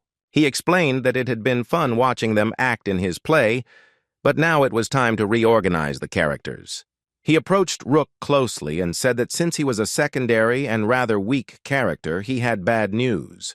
Having shouted that from that moment the Rook was erased, the author carried out his threat and destroyed it with one wave of his hand. The red-haired man stood in front of the huge portal and muttered that the king should have tried harder. He folded his hands behind his back and thought that now it would be impossible to change the king as the main character, even though he really wanted to. The director pulled his cap down over his eyes and thought that it was a pity, of course, for Park Hyun-soo, but he would take care of it himself from now on. Our hero was just in some kind of interdimensional space and was trying to understand where he was and whether he had died. Suddenly, a bright flash of warm, lamp-like light appeared ahead, and it grew larger and larger. The young man's dead parents appeared before him. They were neatly dressed and looked very good, and most importantly, they were smiling. Tears of happiness appeared on the hero's face. He couldn't believe that he was seeing his mom and dad again. Hyun-soo approached his parents and hugged them tightly, saying that he missed them madly. The hug was very warm. The father patted him on the cheek and noticed with a smile that his son had matured greatly. The man also cried with happiness. They were both smiling, and it was clear that his parents were incredibly proud of Hyun-soo. They said that they loved him so much that he simply had to always remember it. They began to slowly move away and said that the hero still had a lot to do for this world. They believed that he could handle it. The father added that his son's luck was as great as his talent. He had not yet reached his upper limit and would become much stronger. after which he disappeared, the boy crying like a child. In the place where his mom and dad had gone, a glow began to shine so brightly that it became obvious that the exit for our hero was there too. His body became powerless again and rose into the air, moving to another place where the heavenly demon was already waiting. The old man cursed and could not understand what was happening to his student's body and where they were at all. Suddenly, Hyun-soo opened his eyes. They were such a clear blue color, as if the hero had just been born again. The master was amazed and cried out in delight that he could not believe that his student had survived after everything that had happened. A message appeared that the level of listening to instructions had increased, and the celestial body was pleased with its progress. The master asked what he had managed to do again, and the young man sighed loudly and then smiled. The heavenly demon noticed that it had apparently become a habit for him to make the teacher worry. The hero asked him not to shout. He almost died. The hero noticed that his level of listening to instructions now does not require a trusted person. There is no need to follow instructions. You can simply develop your own skills. The boy began to look around. He still could not understand where he was. The teacher explained that his body moved here when it was covered in light in the portal.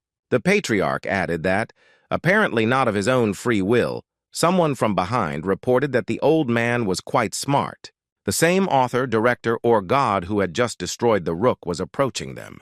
When he stopped in front of the hero, a rather strong wind arose, fluttering the clothes of the red-haired stranger.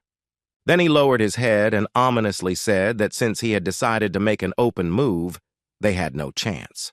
Hyun-soo suddenly realized with a frightened look that his body was no longer moving, and what's more, even his breathing had begun to slow down. The director remarked that it was a miracle that he could stand, and that with the king in the leading role, his play was excellent. But it was time to change everything. Because Hyun-soo ruins all his scripts by popping up in the foreground, despite all efforts to remove him from the game. The man added that he usually does not appear on stage in person, but this time they have a special occasion. The thing is that he decided to remove the character who had become inconvenient, and with these words he began to advance towards Hyun-soo. The heavenly demon shouted for the student to immediately move away from the director, but it was too late. The author's hand had already penetrated the hero's chest. The guy's eyes widened. It was noticeable that something had changed in them, but it was not yet clear what exactly. While the redhead was looking for his core, the hero was still standing on his feet, emitting dying sobs. But then he resolutely grabbed the director by the wrist and said that he would not remove him from the script so easily. Hyun-soo's eye flashed blue, as if he had completely regained his strength and multiplied it 100-fold. After which he asked again who he was going to remove. The author's face twisted. He looked absolutely confused. No character had ever allowed himself such liberties. He realized that the heavenly demon had used his disciple's body, and since his specialty was destroying gods, the director's life was in danger. The master smiled with satisfaction when he realized that God had figured out what exactly was in his plans for the near future. Hyun-soo's fist made a test strike on the god's body. He was quite material, so he could be physically killed, which was what needed to be proven. The next blow threw the red-haired man back a good 100 meters. He didn't even try to resist and apparently didn't know how to fight at all. I wonder how the author will feel after he falls to the ground the way he made most of his characters fall. God flew and turned over, he lost his cap, he got his clothes dirty, but the only thing he cared about was how dare Hyun-soo hit him. The man lay prostrate on the ground, arms outstretched and eyes closed as if that could change anything. He continued to think that such a thing was simply impossible. Folding his arms across his chest, the heavenly demon noted that the enemy would be at least a little stronger than the mediocrities he had encountered on his path before. The god stood up, his eyes burning with fire, and asked the annoying old man how he liked being in a young body again. The master said through the disciple's lips that if he wanted to talk to him, he should first kneel down, and then he used the heavenly demon's steps. The enemy flew back again, turning over several times and almost breaking his neck on the rocks. He actually landed on his knees and began to cough, not even realizing that he had just carried out an order. Shouting that this should not have happened, the author jumped to his feet with the intention of attacking the insolent man. He was not just furious, he was going crazy with anger. Hyun-soo stopped his punch mid-flight by simply holding his wrist with his own. It was simply incredible. Then he counterattacked with his foot, and the author's neck cracked as if it was already broken. Perhaps his jaw cracked too. The man flew back and thought that this was some kind of dream. Absolutely just a dream. The young man used one of the new techniques and accelerated, moving as quickly as possible to have time to strike again. Then he thought that it was not necessary to hit. You can just grab the enemy by the head. It is much more humiliating. The redhead rolled his eyes, trying to understand why the flight had stopped and what was going on at all. He looked downright stupid. Hyun-soo, or rather his teacher, raised his fist over the enemy and said that this was just some kind of mortal boredom. Then, shouting that he would not allow anyone to be so impudent, the heavenly demon struck. The author jumped back and replied that he would not lose like that. He simply didn't have time to finish speaking. Exactly half of his face disappeared after the blow, as if it had never existed at all. There was an explosion. A fire broke out, and stones began to rain down. Apparently, these were the obligatory special effects at the death of a god. However, it was too early to talk about death. The red-haired man materialized once again. In this world, he was in charge. Our hero stood in front of him and said that it was quite interesting. The heavenly demon inside this body was raging. He wanted to destroy the bastard as soon as possible, once and for all. His student, on the contrary, was absolutely calm. He understood that the teacher would undoubtedly get what he wanted. He reported that the author's end would be quick. He asked to shut up and rushed into the attack with such passion as if someone had promised ice cream cake as a reward. The opponents hit each other, and it became obvious that both put maximum effort into this blow. The blow from our hero's tree literally tore his enemy in two halves. I wonder if the god will die again. Red didn't die. He used liquefaction and merged his two parts into one without much effort. This did not dampen the heavenly demon's determination to deal with him once and for all in any form. After the phrase about how he was as tenacious as a cockroach, the author went into a real rage. It seemed like he was about to self-destruct from anger. The very moment everyone was waiting for arrived. The red-haired man accepted his true nature and shouted at the top of his voice that he was a god here. Hyun-soo had already extended his hand towards him, intending to clarify something. First of all, how powerful the god was. He squeezed the enemy's neck so hard that he returned to the form of a red-haired man and wheezed, dying from lack of air. The enemy said that he was glad to get rid of the enemy before he could stand in the way of his student. The author realized that the only chance to save himself was to escape, so he offered to make a deal. He said that he would not touch the earth, he would simply disappear, and besides, he knew how to return the heavenly demon back to Murim.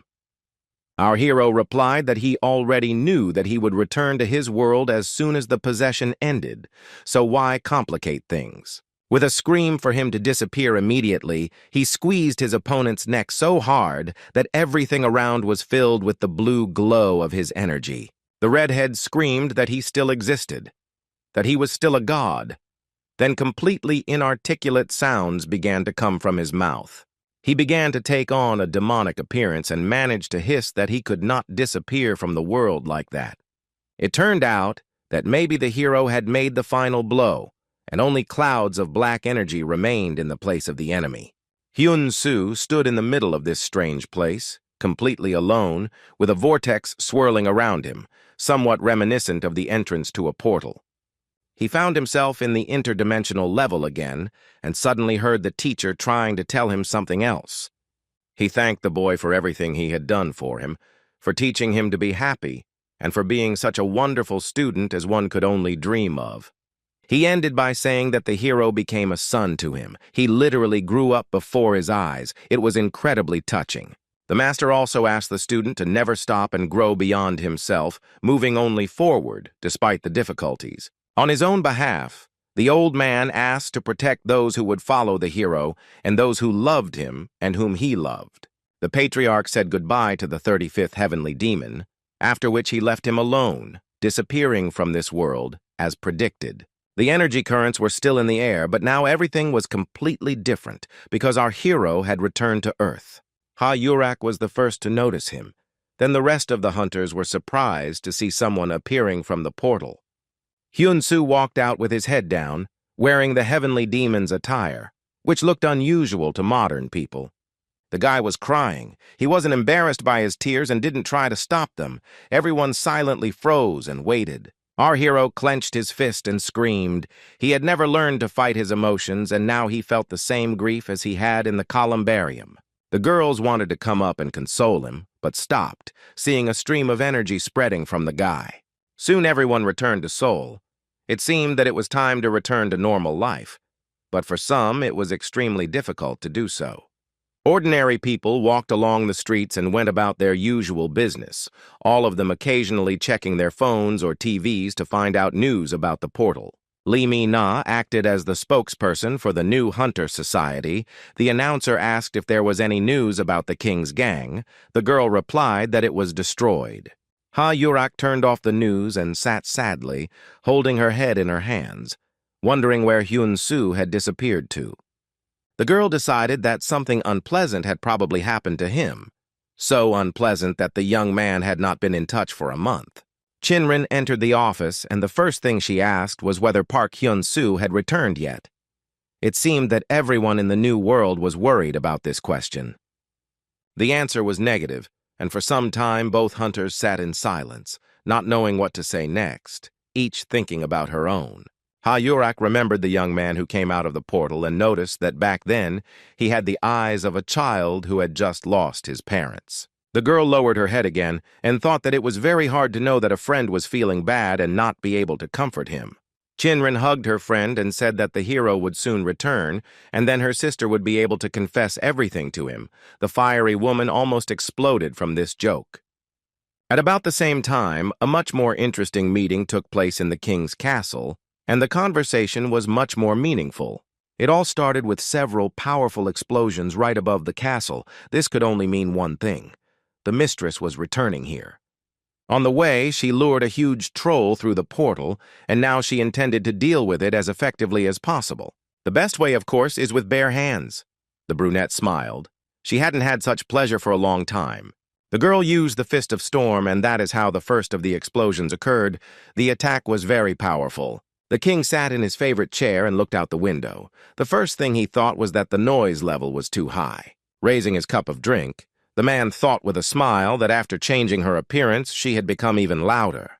The doors shook and then swung open. Illuminated by the flames of the fire, the brunette stood on the threshold. She came to this house again. She can again do whatever she wants, because she is the queen.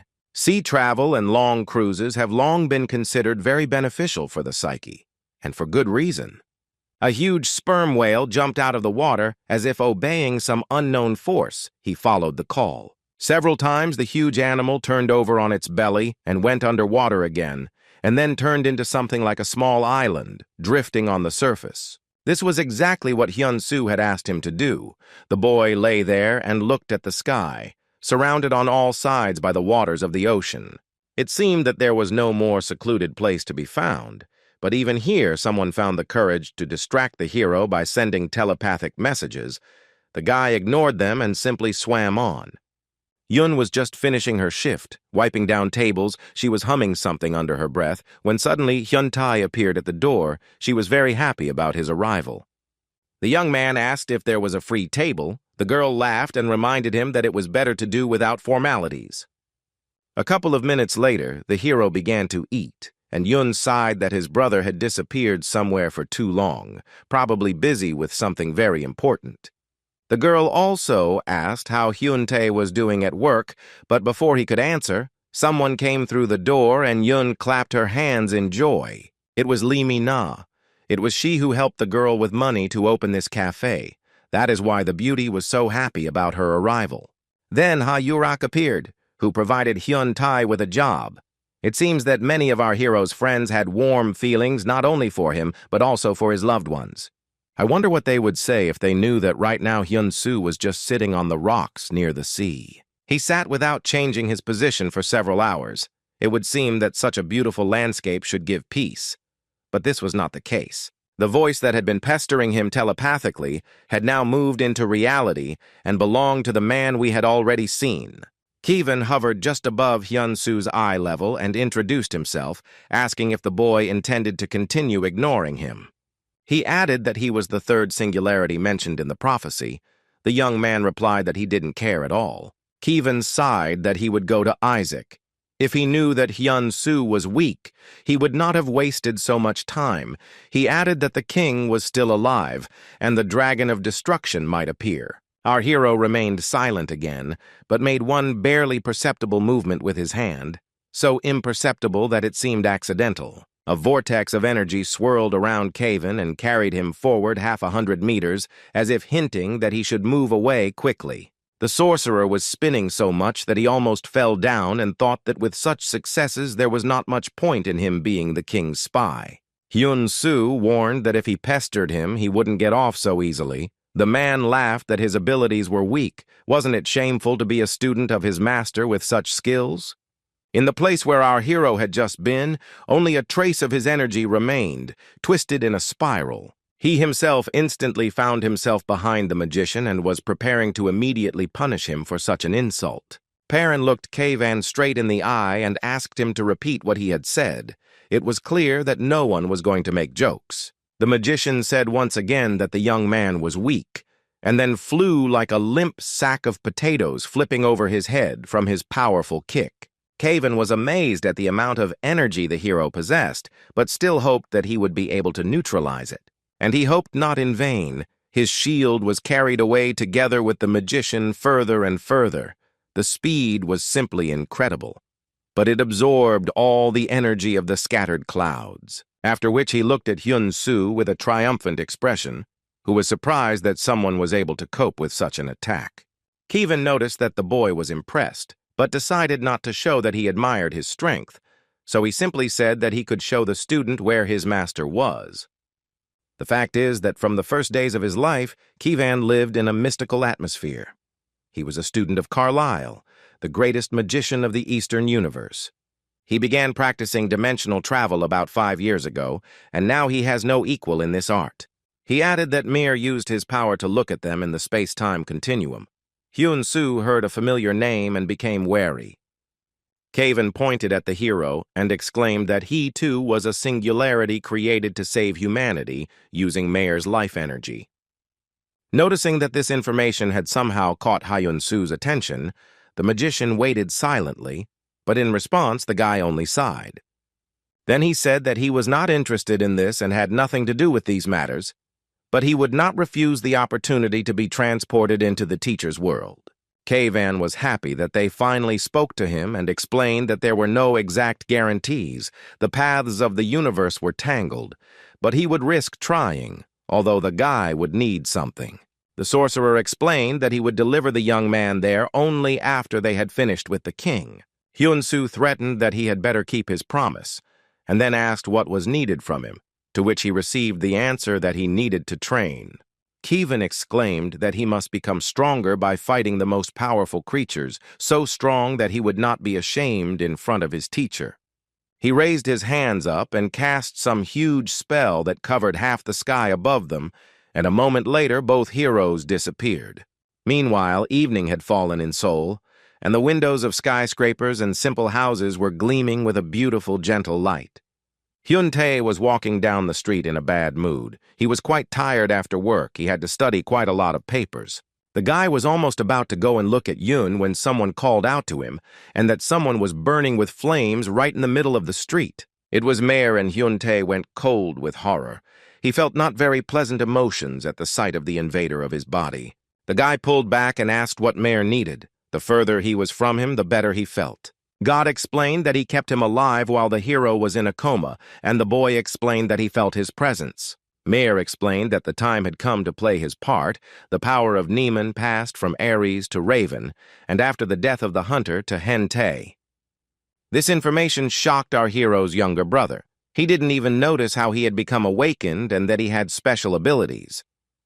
Mayor asked the boy to fight for peace with this power, and a glowing ball appeared in the hands of the god. With its help, he activated Hen-tae's gift, after which he disappeared, apparently having spent all his energy. The rays illuminated the surrounding buildings almost to the very roof. Let's return to the king's Gothic castle where, as we remember, something rather interesting happened. The queen entered his chambers and asked if the red soul stone was already here. It seemed they had prepared well for her arrival. She remembered that the king already had blue, now red appeared, which meant that all that was left was to get black. A shadow passed over the man's face. It seemed he understood that this task was difficult, and perhaps even impossible. The queen asked what about the portals. The king replied that in his current state he couldn't create new ones, but there were several that had been created earlier, and that the red-haired guy in the cap had been killed. The girl's eyes widened, and then she asked if the singularity was really strong enough to do such a thing. The king replied that no, not she, just an ignorant imbecile. But he would not bother them anymore, he was sure of it. The great parade of planets will be in 2 months. It is impossible to imagine a better moment for the awakening of the Dragon of Destruction. He explained that he had no intention of rushing, planning to eliminate the Earthlings as needed, but the situation had escalated a bit and gotten out of control. The queen gave him a sly look and said that she had noticed, in which case she was going to get the black stone right now. The girl turned around and went to the door. But then the king said that she shouldn't do this, not yet. Let her just play and have fun for her own pleasure, and when the time comes she will understand, until the right moment has come. Some European city was ablaze. The cathedral was burning, which in itself did not bode well. People ran away screaming in all directions. It looked like the portal had exploded and monsters had appeared in the settlement.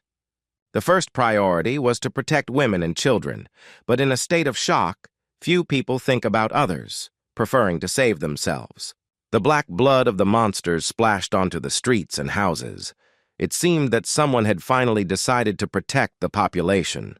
However, he was thinking first and foremost about himself. It was Isaac, and his sword endlessly demanded the blood of monsters. He had to work hard. Even in moments when the field of vision became clear, the blade greedily asked for more, and I had to scour around in search of a new victim. Well, then Isaac would attack quickly, like a whirlwind, and strike the monster down with one blow of his sword in order to move on to the next one. He cut them in half, one by one, so that the insatiable weapon would get its way. The guy did not even suspect that the purpose of the sword was to improve his military qualities. The guy improved endlessly, and now he could cut down several creatures at once in one attack. It was the same this time. 4 monsters turned into corpses in a couple of seconds. It was a virtuoso blow. But there were new monsters ahead. It looked like today's training was going to be a little longer, but that was for the best. The guy rose into the air to assess the situation. There were a lot of monsters, and they made a lot of noise. It was tiring. Isaac decided to use that same technique again. Demonoid slash. One more huge monster was left, but not in one blow. First, the limbs were separated from the body, then several blows to the torso followed. The enemy was too huge. The hero had to jump on his shoulder to finish the job. Only when the creature's head split in two right along the line of the sinister grin did there appear to be time for a short break. The top half of the skull hadn't even hit the ground yet, and Isaac was already dreaming of a cup of coffee or something like that. The monster's body fell right onto the parked cars, crushing a couple of them along with their passengers. Isaac stopped on some piece of stone. It looked like his sword had been slightly overused, at least it made characteristic sounds. The guy glanced around the area and thought that there were no strong opponents left in the city, and let others deal with the small trash. It was time for him to look for another place. In the building of the former Gateway Committee in Sydney, new experiments and research were carried out, and Anderson did not stop there. Armand read the news on his phone, and then asked his friend why, in his opinion, the king was inactive. The relative calm was pleasing, but looked somehow suspicious. The scientist replied that anything could happen after everyone was sent to the New World. The research center became completely quiet. Just at that moment, Chan brought coffee. The man had just announced that he was ready to serve Anderson for the rest of his life when the air began to shake, and someone shouted that it was time for those pathetic bastards to shut up. The wall of the room was blown to pieces by the explosion, and the queen flew into the room, spreading deadly streams of energy around her. The hunters jumped up. They did not understand who was in front of them, but they felt a huge threat that literally hung in the air. And the queen's very appearance indicated that she had come here not to drink coffee, but with completely different goals. Tu looked at Chan with narrowed red eyes and asked who this wonderful defector was. The Chinese man's lips trembled. He realized that the words were addressed to him and did not know what to do, because he had just confessed his loyalty to Anderson. The boy fell to his knees and bowed at the queen's feet, begging her to have mercy on him and not kill him. She swung her leg and, saying that he knew his place very well, delivered a powerful blow. Armand clenched his fists and was ready to rush into the attack. There was so much hatred in his gaze that it literally spilled out. The hunter didn't have time to strike. The counterattack threw him back with such force that the hunter's back broke through several walls. But let's not forget about his special ability to control objects. The fragments served the hero well. He aimed them all at the enemy. The queen was fast and very agile. She did not use a shield or a spell, but easily and simply dodged all the stones. For some strange reason, they started to explode, and for some time, nothing could be seen due to the flashes. The girl then rose into the air and took off, capturing the debris in a force field and carrying it along with her. She ducked to the floor as the rocks continued to fly, hitting the hunters and breaking equipment. Finally, the queen stopped right in front of Armand. She wanted to quickly feel the taste of victory. The man made a movement with his hand and tore a huge metal pipe from the wall to crush the enemy. But the queen was strong and grabbed it with both hands, intending to use it as her weapon. She tore off a huge chunk completely and began to spin it around like a lasso at incredible speed, regardless of its size. The attack ended with the edge of the pipe falling on Armand with incredible force, almost smashing him to the floor. The hunter did not die, but it was not so easy for him to get out from under the heavy debris, and besides, he did not see where the enemy was. The queen herself appeared before his eyes and informed Armand that he did not have to strain himself or waste his last strength in order to rise. After that, the girl delivered a kick of about the same force as the one that took the life of Chan, or his clone. We don't know which man was in the office then. Armand did not die, but the queen continued to kick him, inflicting new blows, noticing that the S-Rangs, due to their thick skin, make good punching bags. Then came a punch, and the hunter began his flight again to the other end of the room. And again he broke through the wall, collapsing it almost completely. Fortunately, he did not receive fatal injuries, but he could not fight either. The queen dropped to the ground and walked towards her opponent, intending to finish him off, or at least that was the impression she got. But Anderson was the first to reach his comrade. The scientist understood that fighting was pointless. It meant certain death.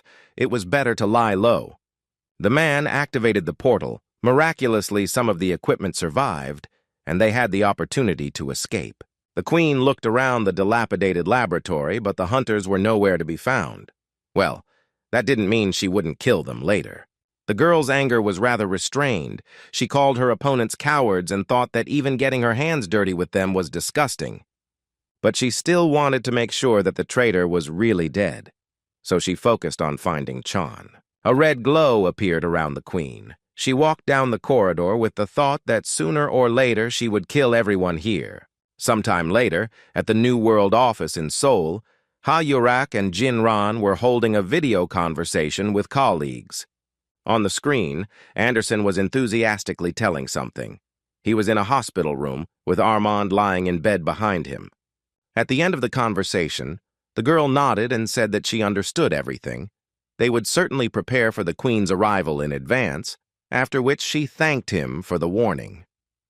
She immediately contacted the other hunters who were in the New World and asked them to move in pairs just in case. Gil Lordeman spread his hands and replied that they were already doing so, as if they had sensed the threat of attack. Alexander Maude said with a smile that he would be happy to kill the queen, so he was looking forward to her appearance. Everyone laughed, but then he heard footsteps behind him. With a smile, the girl suggested to the grandfather that he try to implement what he had just said. It would be interesting. Shouting that he would destroy her, Alexander, without a second thought, rushed to attack the enemy. At the last moment, the queen managed to jump back. The man broke through the floor where she had just stood. Not stopping there, Alexander grabbed a huge boulder to throw at his opponent. She reported that even a turtle could break a stone into pieces with a kick faster and without any effort. They stood opposite each other, and the queen replied that the hunter's fighting style was rather trivial, but overall not bad. After that, She rushed forward to attack the old man, not giving him time to think about what he had heard. The hunter activated his indestructible Alexander mode and shouted that she would not be able to harm him. The woman rushed towards him with passion in her eyes, and all that was answered was a request to be silent, followed by a blow. With one movement, the queen knocked the man off his feet. She didn't just cause damage, she caused injuries incompatible with life. The final touch to this dramatic picture was a kick that went straight to Alexander's heart. The queen stood over him, pleased with herself. She called her opponent a bug. She was surprised that he was so weak. Armand and Anderson looked at the screen in horror, where their common enemy had just destroyed his colleague. The Frenchman, forgetting about the pain, almost jumped out of bed when he realized that Rank was so inferior in strength to the queen. Here in the chamber, some streams of black and red energy appeared, twisting into a spiral. The hunters were very scared. But then Isaac appeared in front of them and asked in a calm voice what was wrong with that. She was the queen after all. Anderson had not yet seen the guy in his new guise, so he shouted that the stranger should immediately state his name. But Armand recognized the hero. Isaac showed his usual hunter face and slyly asked how the chief could forget about him so quickly. Both hunters exclaimed indignantly that they had not forgotten about the guy at all, but it was clear from their faces that he was absolutely right. They went to show the student the consequences of the enemy's attack. He stopped near the hole in the wall and asked if the queen did it. Anderson answered that it literally took a second. Isaac asked if she was as strong as Park Hyun-soo or not. Anderson replied that it was possible. The talking sword offered the hunter to fight her right now, and he literally dropped his jaw from such an offer from a weapon. The boy asked if he could use the gravity room and asked what settings the teacher used. Anderson replied 10 times. Isaac put on a special helmet and said that in this case, he would start by increasing gravity by 20 times. Anderson looked at his student's progress and couldn't believe his eyes. He had become many times stronger than he had been a month ago. Meanwhile, in Seoul, almost all of the New World hunters gathered to discuss the current situation. Hayurak leaned against the back of Chinran's chair and asked Armand if he was okay. The man replied that he had almost recovered. The girl asked where Anderson was, and the Frenchman replied that Walker was busy training Isaac. Hayurak suggested interrupting their training and calling them here. Everyone would be needed to fight the queen. Chinran supported the idea, but Armand objected that Anderson would not change his mind. He was too stubborn. Gil Lordeman couldn't understand where Haxon had disappeared to. He was the strongest of all those present. Someone objected that Park Hyun-soo was stronger. I wonder where he had disappeared to. Then Lee Mi-na entered the room, and everyone was very happy to see her. She explained that Hyun-soo was on a completely different level, but that was not the main thing now.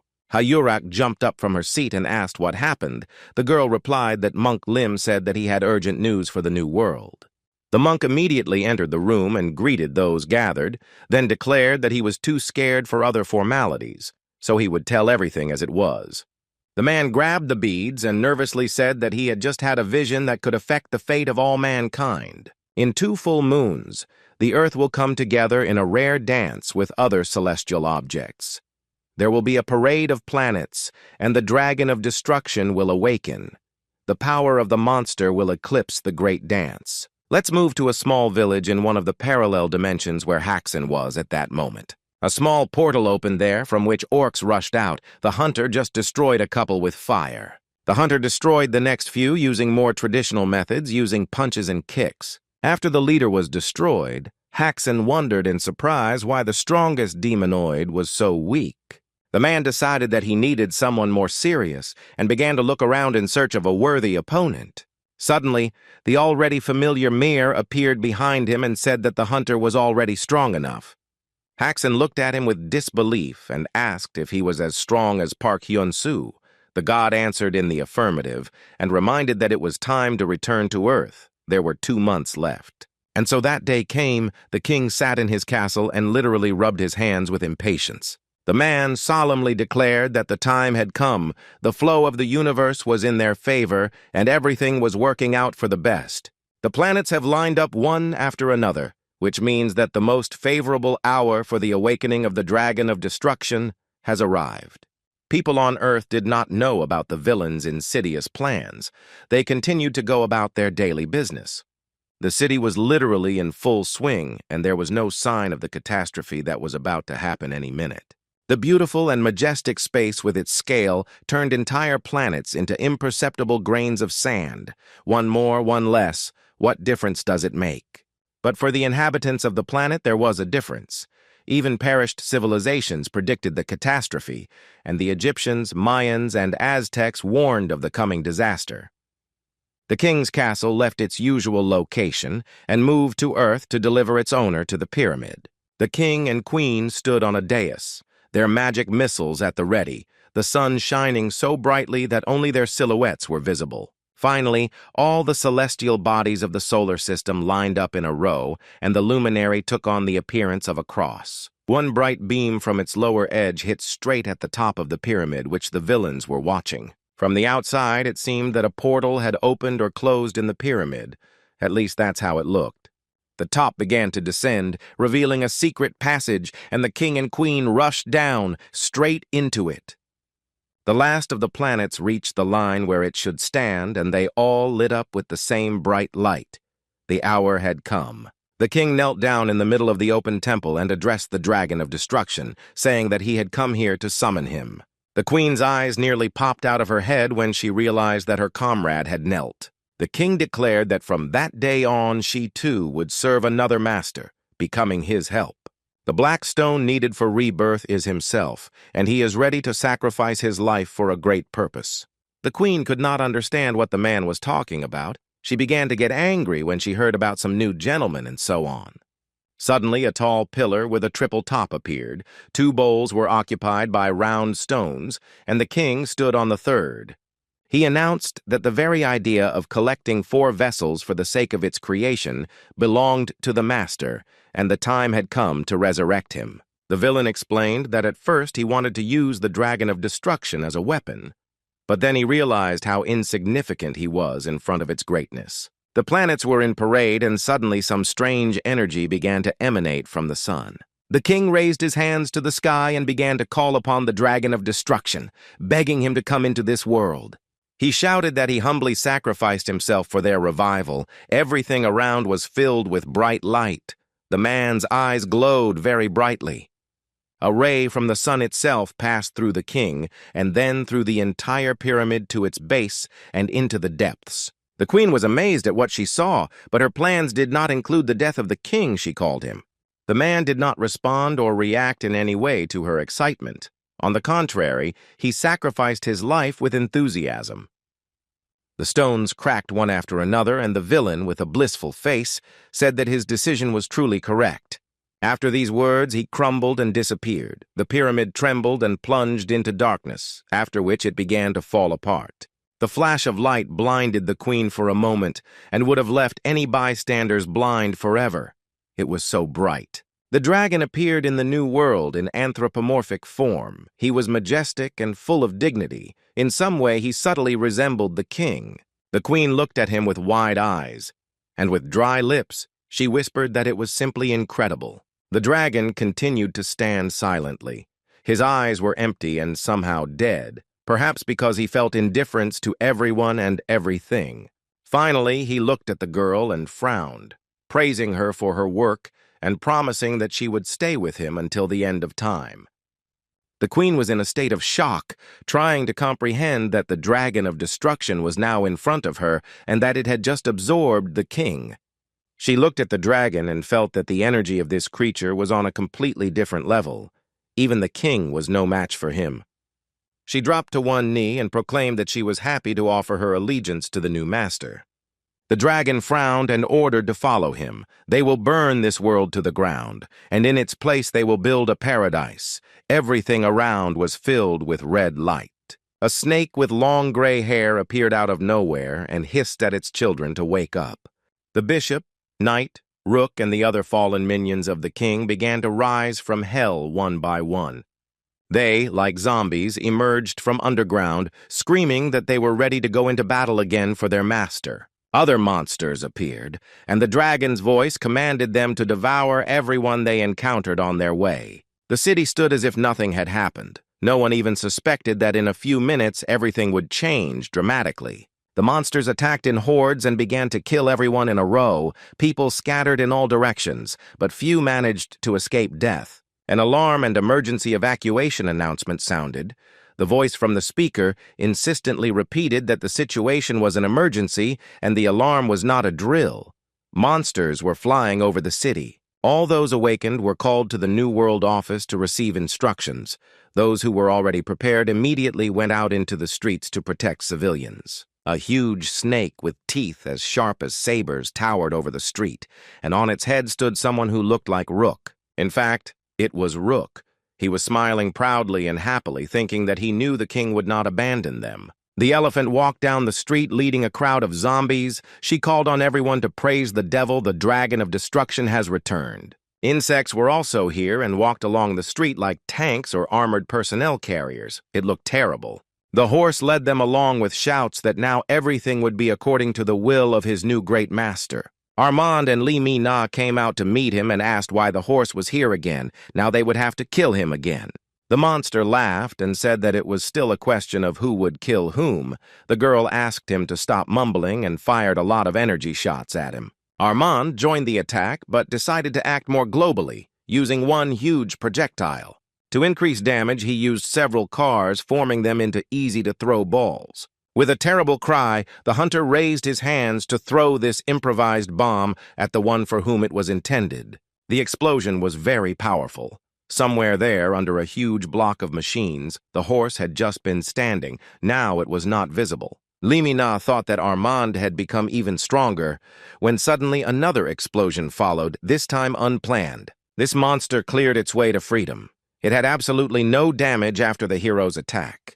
Saying that this hassle was already quite annoying, the horse headed towards Armand. The first thing he needed to do was deal with the man. He struck him with such force that the hunter's life could have been cut short if not for his enormous power of regeneration. The horse's next target was Li Mi Na, who rushed to Armand's aid. The girl barely managed to jump back. Hyun Tai created 2 glowing balls and thought that the target was fixed. It was strange for him to catch himself in such thoughts. The guy pointed one of the spheres at the horse and the huntress and began to use time reverse. The horse realized with horror that Neiman or his successor was somewhere here. With a loud cry, Hyun-Su's younger brother carried out his plan, and both spheres went to where they were supposed to. Li Mi Na was picked up by one, Khan by the second. The opponents began to rapidly move away from each other, frozen in one pose. Finally, the girl stopped in a safe place and came to her senses. There was pain under her ribs. She did not understand at all what had happened. The horse, on the contrary, understood everything perfectly, and his eyes lit up with the fire of rage, and his teeth gritted in a grin. At that moment, Takeshi attacked him with his sword at the ready. The hunter arrived just in time. A minute later, Gil Lordeman used the Lake of Chaos and finished what he started, his most powerful spell striking many enemies at once. It spread throughout the city, clearing the streets of monsters and protecting people from the threat of a new invasion. At one point, the portal collapsed, and everything became as it was before the appearance of the Dragon of Destruction. Yamamoto and Lordeman were very pleased with the work done. They approached Hyun Tai and thanked the guy because if it weren't for him, the hunters wouldn't have been able to do anything. Li Mi Na was surprised to ask if Hyun Tai had actually awakened Raven's powers, and then was indignant that she had not been told about it. The guy apologetically said that he simply didn't have time. It happened suddenly and quite recently. He explained that Takeshi and Jill were helping him train. At this time, Hayurak was rushing over the street at the other end of the city. It was full of zombies, wandering around uncontrollably. The girl flew and simply burned them in batches along her path, as if they were not walking dead but excellent firewood. But the most disgusting thing was that new ones immediately came to take the place of those who died. The huntress was already quite tired. Then, behind her back, she heard insulting words. It was the elephant who was approaching, spreading her arms as if for a warm embrace. But in reality, her intentions were the exact opposite. The villainess moved her hands together and directed a stream of zombies at Ha-Yurak with the order to absorb her completely. The huntress was not going to forgive the insults, so she replied that someone here had forgotten the taste of damp earth, so she would be happy to remind them. Shouting that the easiest way to burn everything here to the ground, the former head of the Red Lion Guild used the Inferno Night technique. The zombies burned instantly, as they were supposed to. But the most interesting thing is that they were not the only ones. The elephant also turned to ashes. She raised her hand in an indignant gesture and then crumbled to ashes. Ha-Yurak noticed that she had no time for such weaklings and thought that it would be nice if Park Hyun-soo returned to the city now. Another area suffered from an invasion of monsters, somewhat reminiscent of wolves, eagles, and other mythical creatures, with A-ranks selflessly fighting them. The battle was going with varying success, because the forces were approximately equal, but the monsters had a numerical superiority. On the other hand, Chinran was with the hunters. Although she had a special opponent, she just received another blow. Then the girl was lifted into the air and slammed against the wall as if she had no special abilities at all. Rook was pleased with the way he mocked her, calling her a pathetic nobody from time to time. However, the huntress did not stop trying to show him where all the king's minions were supposed to be. She rushed into the attack again. Rook cut her off with the same hand movement as Ronbel's sister, and a huge fist came down on Chinran and pinned the girl to the ground. She had serious injuries, but the worst thing was that there was now absolutely no way to free herself. The bastard raised his hands to cast a spell and promised that he would beat her up so badly that her own mother would not recognize him, when suddenly a whirlwind of black energy flew at him. A hand with a sword appeared out of thin air and slashed at Rook so hard that he almost split into two halves. If it weren't for his magical abilities, the enemy could have been considered defeated, but he was an excellent sorcerer. Isaac appeared with his sword right above the city in a victorious pose, his blade telling him that this blood was a delicacy, and he needed more. Rook summoned a huge underground worm and hid behind it to heal himself as quickly as possible. The idea seemed good. The monster pounced on the young man, but its attack was completely pointless. With a few blows of his sword, Isaac cut the monster into portioned steaks. Rook was a little discouraged. He thought it must be a singularity because he had never seen anything like it before. Deciding that it didn't matter much, the sorcerer summoned two huge fists to crush the hero. They hit each other with lightning speed, streams of black energy splashed in all directions. It all looked very impressive. Then a voice behind him condescendingly asked why the man was smiling so happily. Rook tensed up. Then a death cry burst from his chest. The young man did not wait for an answer. He was simply not interested. The villain began to fall apart again, just like the time the author came and simply erased him from the pages of his play. Chinran had almost completely recovered and was now looking at Isaac, trying to understand who was in front of her. Just then, Ha-Yurak arrived, first asking her friend if she was okay. Armand was also there. He greeted Isaac joyfully and said that it would be nice for him to show up a little earlier. Suddenly, a portal appeared and Anderson emerged from it. The researcher was also interested in whether everything was okay. Isaac, whose strength amazed everyone present, replied that only small henchmen remained, who would be cleaned out without their help. Then the sound of footsteps was heard and someone's voice said that they had played enough and it was time to stop with the nonsense. It was the Queen, who was already rubbing her hands in anticipation of getting rid of all the hunters at once. Ha-Yurek's face filled with anger, and she screamed that she would take revenge for what the scoundrel did to Alexander. The fireball flew straight at the Queen, but she suddenly found herself very far away from the huntress. The firewoman wasn't going to give up so easily and summoned her plasma sword. Her intentions were more than clear. Ha-Yurek's blow was very strong, but was blurred as the Queen dodged and struck back. The huntress realized that she was far behind her opponent in hand-to-hand combat in terms of speed, and that she was inferior in general, but she continued to burn her with her fire without even noticing it. Then the Queen, screaming that she was hot, kicked Ha-Yurak with her foot so hard that she was blown away as if by a hurricane. The girl was slammed into a skyscraper, an explosion thundered, and for a while it was possible to forget about the attacks of the fiery woman. Anderson took advantage of his ability to appear behind his opponent and unexpectedly grabbed the villainess under both arms. He shouted for Takeshi to attack immediately while the Queen was immobilized. The Japanese man hesitated. If he struck with his sword, Walker would die too. Anderson shouted that it didn't matter. Let him do it immediately, but he forgot about the one he was trying to stop. The queen grabbed the man by the hair so suddenly that he didn't even notice, continuing to order Yamamoto to attack.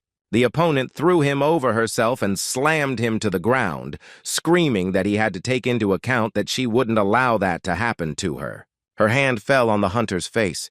His glasses crunched, the bridge of his nose with them. Anderson didn't scream, but he really wanted to. Then the queen lifted him from the ground, again by his hair. His body was relaxed. It seemed like the man had lost consciousness from the pain. That was not the case.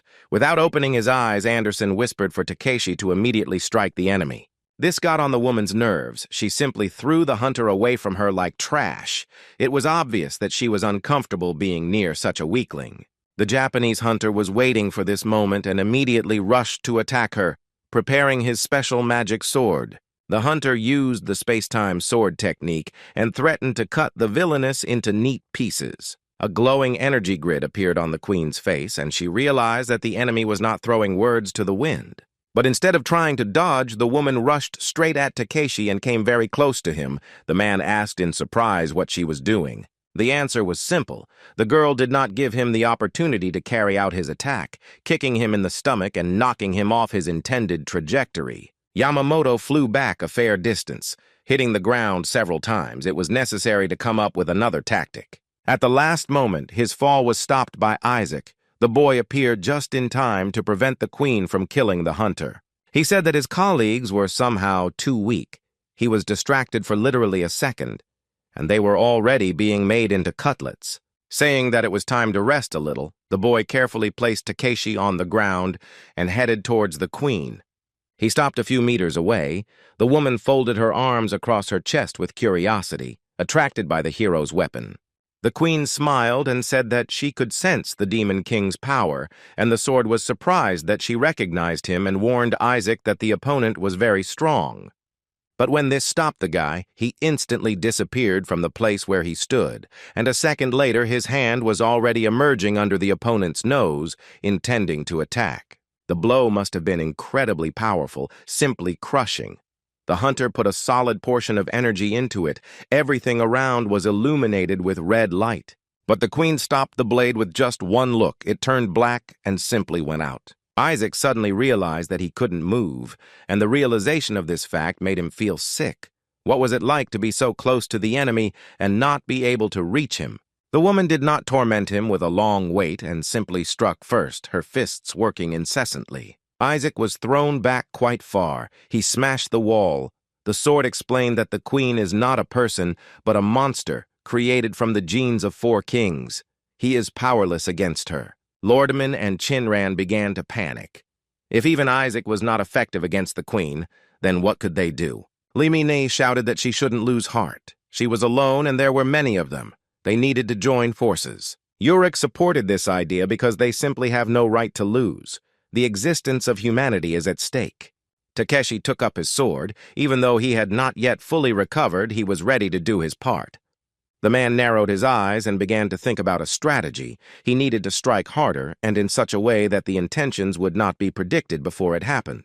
Armand and Limina volunteered to go first to distract the queen and give the others time to think about their actions. The queen walked towards them, destroying all the buildings she came across. She shouted that the vile animals should not mutter under their breath, let them speak loudly. Armand realized that this was a great chance to hit her with the rocks that the villainess had just broken and used the tornado technique. Limi lifted all the debris into the air. It was not easy, but the girl coped with this task. It was necessary to select the heaviest boulders weighing several hundred kilograms each. This was no longer just dragging a cast-iron weight around with you. Now, inside the tornado, like through a pipe, stones were flying at the enemy, creating something like a huge pneumatic gun. The queen fought off the attack with just her fists, shouting that all this was just childish babble in relation to her. But Armand and Limina didn't stop. Their combined attack grew stronger with each passing second. Then the Frenchman came up with an idea that he decided to immediately implement. He twisted his arms in the opposite direction and spun a reverse tornado. The whirlwind began to suck everything in and, like a huge vacuum cleaner, captured the queen in its pipe. Now it became much more difficult to block the blows of the stones because she herself was simply spinning in a spiral. This was starting to get tiresome, and the woman thought it was time to deal with these annoying idiots once and for all. But she didn't have time to do this, because Takeshi had been preparing his final blow for a long time and finally gathered the determination to deliver it. The queen noticed the attack, but inside the tornado she had little opportunity to do anything to counter it. The woman felt an energy grid on herself and tried to put up a block. She was so scared that it seemed to everyone that the queen reflexively closed her eyes. In fact, she was simply accumulating energy, and when the right moment came, she released it all with a deafening scream. The stones flew in all directions. The tornado disappeared. Takeshi, too, and the woman took a few steps forward with a smile. Suddenly, Yamamoto laughed and, lying on the ground, reported that the attack had gone as expected. The woman looked at him in bewilderment. And then she was hit with a blow of such force that no one else could have survived.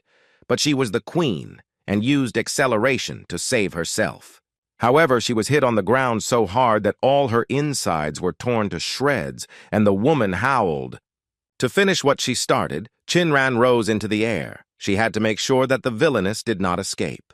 The huntress grew wings like a butterfly and screamed that she would stop the queen even at the cost of her own life.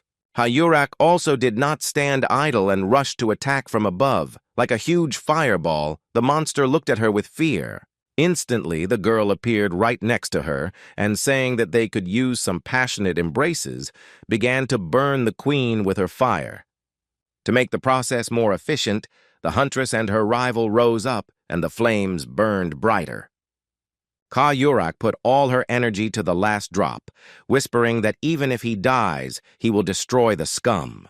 The queen declared that this would not happen and hit her with all her might simply on the head. This was enough for the fiery woman's hands to unclench. The queen rejoiced that even with their combined forces, the hunters were no match for her.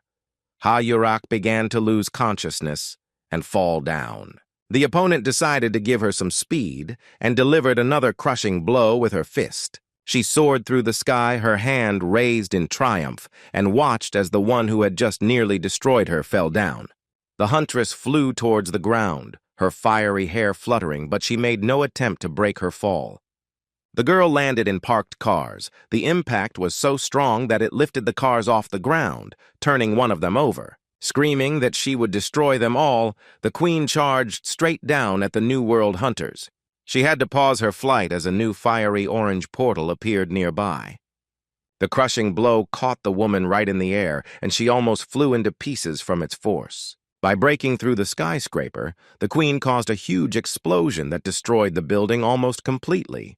But she was alive, albeit mortally angry, and with a cry of who it was this time, the villainess rushed at the enemy. It was Haxon, ready to repel her attack. The man noticed that she was weaker than he had assumed. Saying that he wanted to see what she was worth, the hunter struck again. He was so fast that the blow instantly reached its target. The queen fell to the ground, knocked off balance by the White Wolf's blow. During his absence, he had indeed gained unprecedented power. The hunter proudly said that he was the strongest here, so from that moment on, his body was at her complete disposal for battles. Colleagues from the ground joyfully greeted their friend. They almost jumped for joy. Now there was hope for success. Suddenly, a spiral of black and red energy began to spin behind the man. Someone seemed to disagree with his plan. It was Isaac who said that the title of the strongest here was reserved for him, so he shouldn't get too cocky.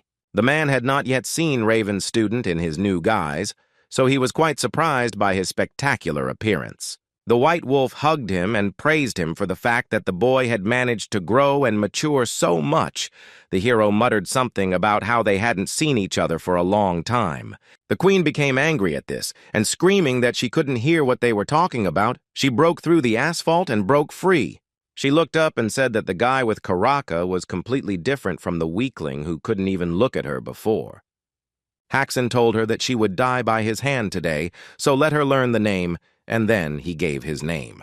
With a demonic laugh, the queen rushed to attack him and asked him not to play such dangerous games. Her blow was aimed straight at the man's body, but for some reason he couldn't decide whether to block it or dodge it. At the last moment, the White Wolf simply reached forward and grabbed the woman by the fist. It was something incredible. With a trembling voice, the opponent asked how he had caught her, and there was fear in her eyes. Haxon, with a beaming face, replied that he would not repeat it a second time, that he was the strongest here. It was obvious anyway. The hunter used the lightning knuckles technique and battered his opponent so much that she almost fell down. Then came another blow, and it happened after all. The queen fell, gritting her teeth in silent rage. Haxon prepared a magic projectile to make her fall more energetic and fun, and most importantly, faster.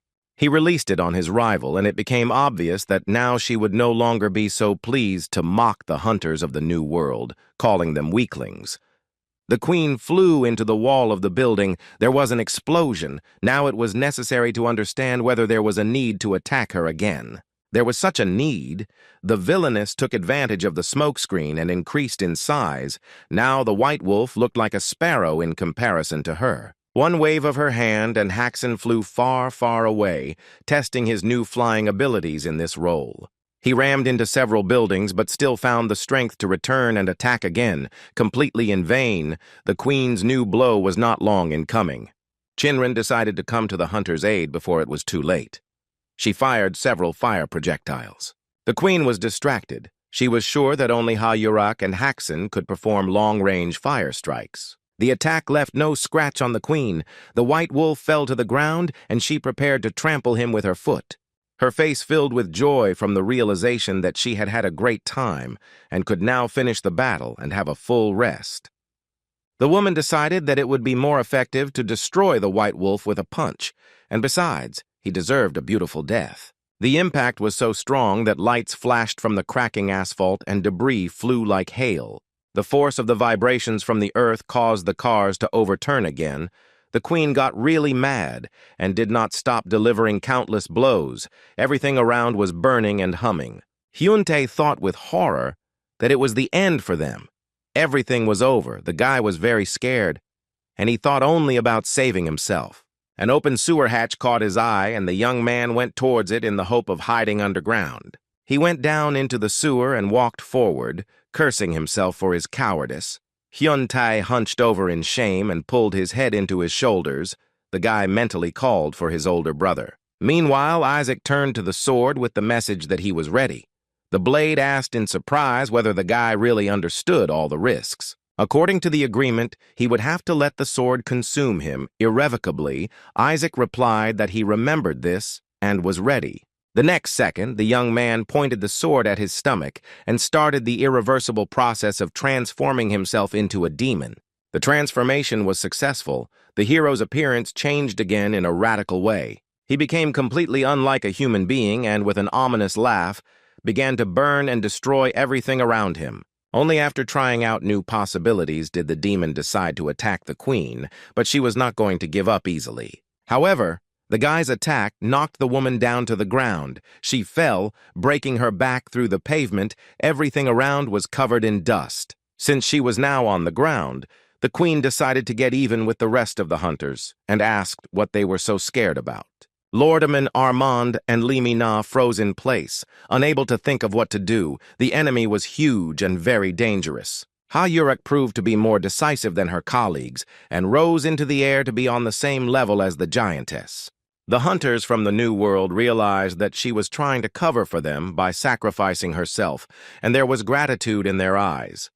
Ha-Yurak reminded them that if they lost, humanity would come to an end, since they would die anyway, so let them at least give it their all before that. The queen laughed that it was very sweet of him to gather all his last strength to entertain her one last time. The firewoman became enraged and rushed into the attack. There was no point in wasting time, and she understood it. As if the comet Ha-Yurak was approaching the villainess, she did not even think of doing anything to defend herself, confident in her superiority. She clenched her fist and assumed an attacking stance, saying that it was time to stop being so selfless. It had never brought anyone any good. Suddenly, a ring of black and red energy cut off the monster's arm, and the counterattack on Ha-Yurak did not take place. The woman looked down in horror at where her limb had fallen. She couldn't understand how this could have happened. It was Isaac, or rather his new incarnation, and it was clear from his appearance that he was intent on having some fun. The demon's eyes and mouth were ablaze with fire, and every muscle was playing, anticipating the next attack on the enemy. The queen looked at him, clutching her stump and thinking that she was experiencing a new, disgusting feeling of fear. She looked at the joyfully smiling demon above her and realized that she couldn't do without the help of the dragon of destruction, or rather, the devil. The hunters looked in the same direction. They noticed that Isaac had changed again, but now his appearance was truly terrifying. The demon turned his face in their direction and said that Isaac was no longer here. This body was starved for blood. After these words, he rushed into a swift attack on the queen. It seemed that there was no force in the world that could stop him. The queen reattached her arm and revealed that this body had inherited the power of 4 ancient kings. She had no intention of denying herself the pleasure of fighting someone truly worthy and powerful. The demon screamed that it was a fake and brought his blow straight into the queen's forehead. It seemed that someone really had overestimated the strength of the kings. Ha-Yurak and Chinran were initially taken aback by how the villainess had grown her arm back, and now by how fast the former Isaac turned out to be. Blood spurted from her cut eyebrow. The monster almost lost an eye. She was in a real rage. The demon thought that the blood of 4 kings should be treated with respect after all, so he decided to give her the opportunity to rise to her feet. After that, I marked everything with an energy grid and decided to make it so that the queen would have nothing to restore next time. The attack was surprisingly successful, with a series of blows cutting the woman to pieces, causing her to let out a heart-rending scream. She fell to the ground, breaking through the asphalt once again, and flames burst out around her, adding drama to the scene. The queen lay flat on the ground and thought that she was doing some kind of nonsense. But the situation had a logical and simple ending. Taking advantage of her helplessness, the hunters from the New World decided to attack all together to finish off the enemy. Former Isaac blocked their path, reminding them that this was his sacrifice, and if they did not want to lose their lives, they should not interfere. Hearing this, the queen smiled, saying that he had entered into a battle which he could never win. The demon smiled that it was not worth saying this, but at that very moment some uncontrollable force struck him and swept him aside. Former Isaac rammed the skyscraper, leaving behind a long pink trail of energy. The one who hit him had immeasurable power.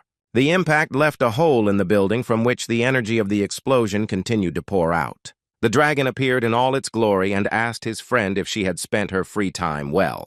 The queen apologized for calling him so rudely, to which the devil laughed that everything was fine and ordered her to get up. She was not weak enough to do it on her own, and the dragon helped her carry out the order by making a characteristic movement with his hand. The woman's body rose into the air with outstretched arms. Her eyes were burning with fire, and everything around was filled with a dazzling pink glow. The speed of movement below caused another explosion. It seemed the villains didn't skimp on special effects.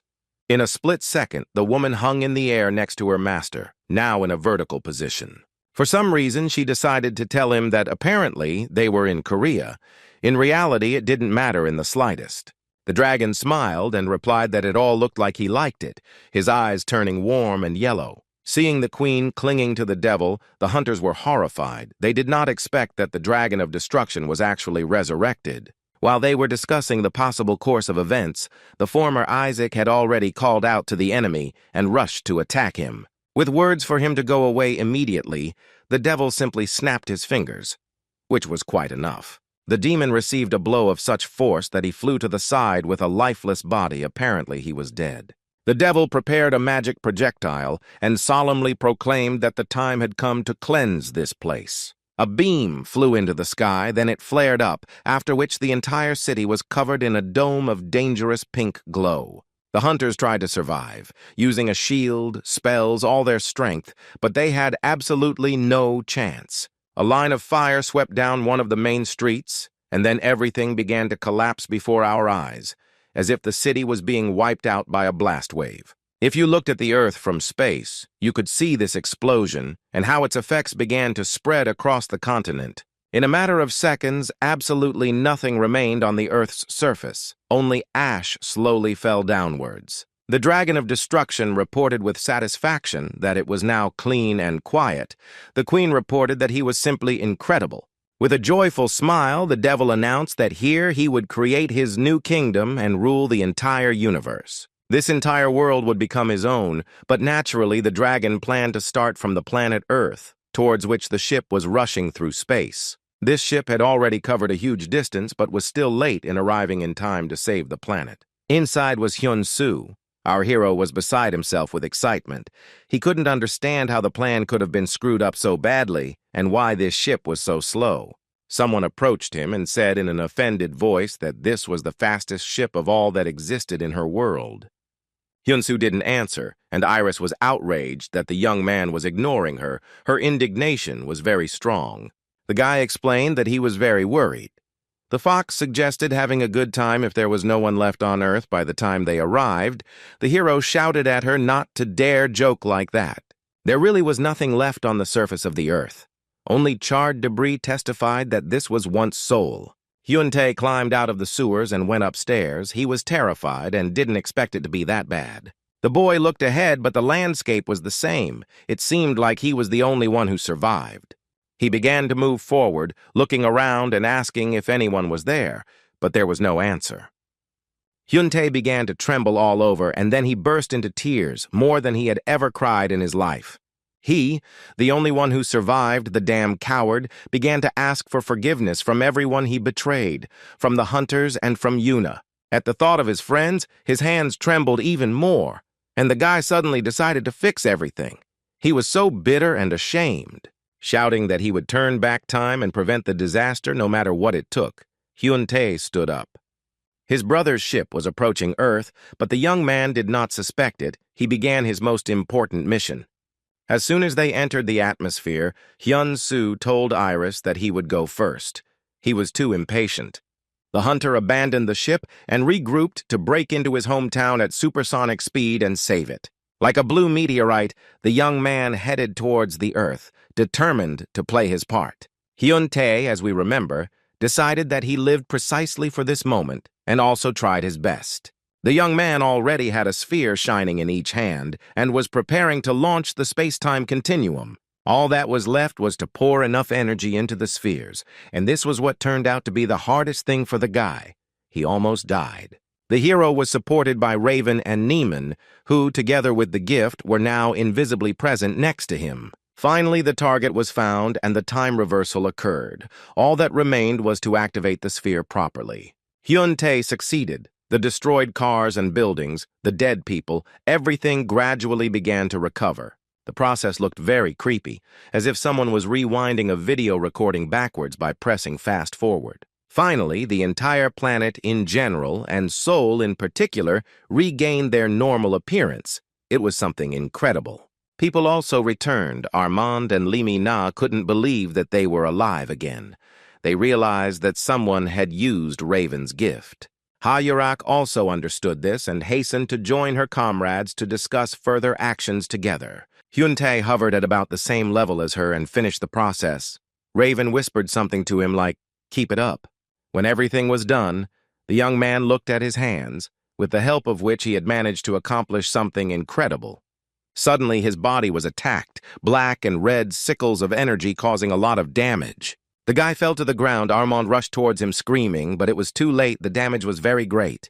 Hyun-tae lay unconscious in the hunter's arms, who tried to console him by telling him that he had surpassed Raven in skill. Then, right above them, an ominous laugh was heard. Lee Mi-na, Jill, and Armand looked up. What they saw was not pleasing. The queen declared in a pompous voice that it was simply a miracle that such talent had appeared among the midges, and the hunters felt uneasy. The dragon added that the hero had to work hard to create a time loop, but here's the problem. It would take him less than a second to wipe them off the face of the Earth again. He began to gather energy, using the Earth's core as a source of resource, his hair rising up from the flow of power. Suddenly everything became quiet and the devil stopped. He said that this time he decided to kill the hunters one by one to prolong the pleasure, saying that now each of them would have to experience hellish torment. The dragon began to approach Hyun-tae. He was huge, bigger than the queen, so he simply lifted the boy into the air, holding him in his fist. The young man tried to use Raven's gift again, but when the enemy noticed, he simply grabbed his hands, destroying the magical time spheres. He promised to tear off the limbs and pulled sharply to the sides, after which he joyfully asked the hero how much pain it was. Instead of answering, Hyun-tae asked why his brother hadn't shown up for so long. Dragon turned around, and Hyun-soo was behind him. The young man thought that he was very glad to see his brother, but the joy of the meeting was a little overshadowed by the presence of the devil. He unclenched his hands and released our hero's younger brother, who fell to the ground. Only later it became clear that the dragon did this to attack Hyun-soo. The hunters rushed forward shouting that they would take care of the boy and that the hero should pay a little attention to their main problem. Ha-yurik asked in a somewhat dissatisfied tone where the guy had been all this time. It was clear that she was worried. Hyun-soo apologized and explained that he needed to become stronger. He was training with a new comrade, the third singularity. Lee Min-na, who had just come over and hadn't heard the beginning, asked again if the hero had really found the third singularity. Armand suggested leaving the conversation for later and first dealing with whoever was watching them from behind. The young man replied that he understood and rushed forward, saying that as soon as he killed this bastard, he would tell him everything in more detail. Meanwhile, the queen fought furiously with the one who used to be Isaac. The forces were approximately equal.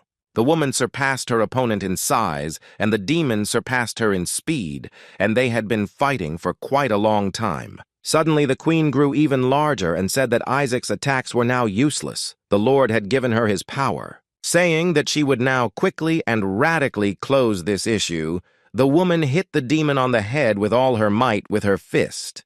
Hyun-soo rose into the air and stood in front of the enemy, declaring to him that the demonic heaven-smashing blows were created just for this occasion. The Dragon of Destruction laughed and suggested that the hero start having fun right now, without any long preludes. The young man did not allow himself to be asked twice and began to prepare to use the grain strike tactic. The blow.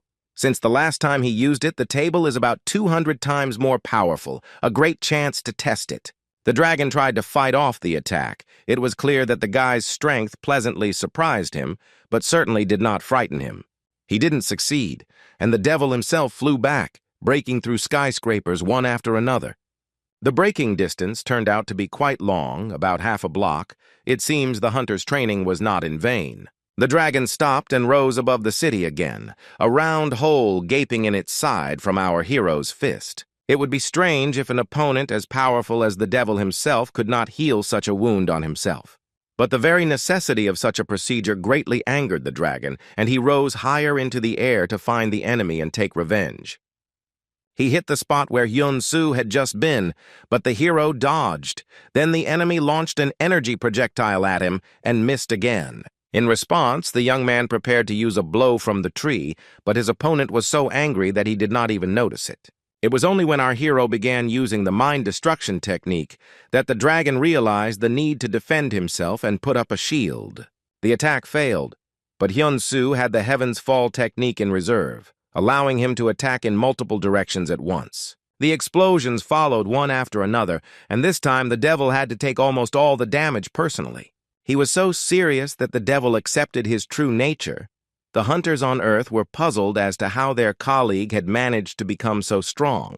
The young man thought that he still lacked the energy to finally destroy the dragon, and the dragon thought that before him was the strongest opponent he had ever met. He told the guy that his skills were at least at the level of a demon. It was commendable that the hero was able to reach such a level while being an ordinary mortal. The devil swung his fist as if testing how powerful the blow could be, and then smiled. The smile turned into a sinister laugh, and he announced that it was his turn to attack, and it was clear that this inspired him. Hyun-soo was folded in half by the blow. His whole body was flooded with the blinding fire of the explosion. It seemed that there was simply no chance of surviving something like that. The young man began to fall rapidly downwards. Somewhere there a school and even a stadium could be seen. The devil decided that during the fall he would have time to attack the boy a couple more times, so that he would be guaranteed to emerge victorious from this attack. Hyun-soo was flying down and the enemy was diving after him, which made the hero feel a little uneasy. The first time the dragon struck with his fist, putting maximum energy into the attack, his eyes lit up with a dangerous fire of excitement. Our hero fell to the ground, traditionally breaking through the asphalt and destroying a small building. When he fell, he hit several skyscrapers, and now they didn't collapse only because they were leaning on each other. The devil struck again right where the hero had fallen to put a bold end to the whole battle. To his surprise, there was no one under the fist. The dragon of destruction was unable to destroy the person and now looked around with a stupid look. A voice from behind said that this technique was invented specifically for such situations, and it was called the Heavenly Demon Walk. And then the appearance of the Heavenly Demon, our hero added and prepared to kick the enemy. The blow was not too strong, but the dragon rose and assumed a fighting stance. It looked like it would now come down to hand-to-hand combat.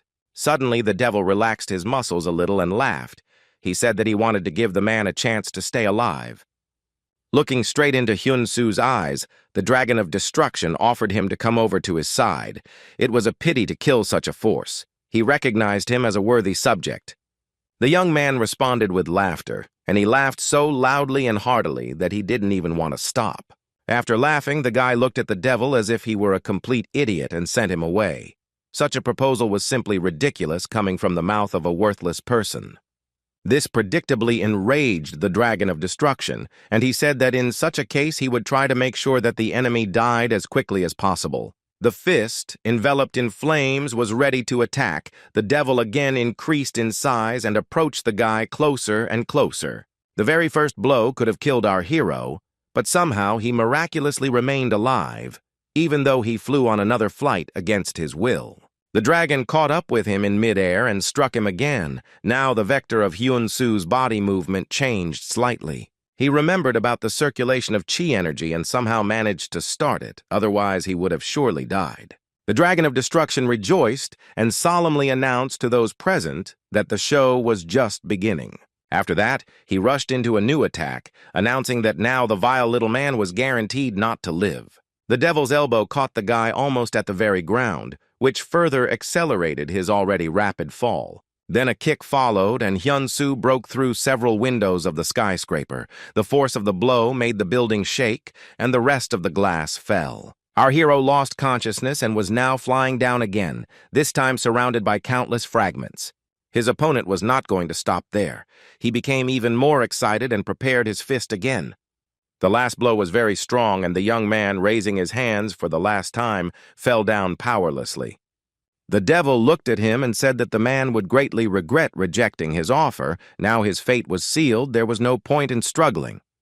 To his great surprise, our hero rose to his feet and assumed a fighting stance, preparing to attack. He was strong not only in body but also in spirit. Saying that fate had already chosen him as the winner, the dragon soared into the air and rushed to attack from above. He had prepared several projectiles with enough power to blow away half the city, but now they were flying straight at Hyun-Soo's head. An explosion thundered, and columns of flame reached 30 floors, leaving virtually no windows in nearby skyscrapers. The hunters from the New World watched what was happening. It was an incredible battle, and they understood that they had absolutely nothing to do in it. Armand looked thoughtfully in the direction where Hyun-Soo had fallen and asked if there was any way they could help him. Anderson replied that they could transfer their energy to Hyun-Tae so that he could recover and use the gift again. The hunters got down to business. The idea was good, but it was still unclear whether it would be possible to implement it. Suddenly, a rather impressive spaceship hovered in the sky above the area where the battle was taking place. Limine and Armand stopped working with energy and looked up in amazement. This was something extraordinary. The queen also stopped beating the one who had recently been Isaac and looked at the flying object. Someone was coming out of it. Well, after leaving, he quickly rushed down on the enemies. It was the fox, Iris, who was going to intervene in the duel. She screamed that no one dared touch her Hyun-Soo and pushed off from the side to get down as quickly as possible. The girl enveloped her clawed paw in a huge amount of energy and made her first strike. He was supposed to tear the dragon to shreds. Several streams of light from the claws flashed past the enemy. The lacerated cut wounds must have divided his body into several fairly large fragments. The impact was simply incredible. And yet, the devil recovered faster than the fox fell to the ground. All the damage instantly healed. The girl jumped up again to assess the attack and realized with horror that there was not a single scratch on the enemy. Just then he counterattacked, and Iris was thrown back so far that it was hard to even see if she was okay. But this was not necessary. The queen was already rushing towards her, and she did not like the fact that someone was distracting her master from his main task. The fox saw a threat in her rival and prepared to repel the attack, her face distorted with anger and resentment. The girl repeated the same technique she had used on the devil, hoping that the effect would be better on his servant. The queen managed to dodge, but lost most of her hair. It was offensive. Changing her hairstyle was not in the plans. The counterattack was very powerful and sudden, and the fox only miraculously escaped from under the enemy's claws. But the queen's next blow still reached its target, and the girl, engulfed in flames, began to fall down. She reached the ground, having managed to group herself, but still did not manage to rise to her feet in time. This was a mistake. Hyun-soo was also trying to get up at this time to continue the fight. He told his opponent that he recognized his strength. Yes, he was stronger than any other devil the hero had ever encountered in the universe, but they all fell under the blow of his demonic fists. The young man used the heavenly demon appearance technique and headed straight towards his enemy. He was amazed that there could be so much strength and energy in the body of an ordinary person.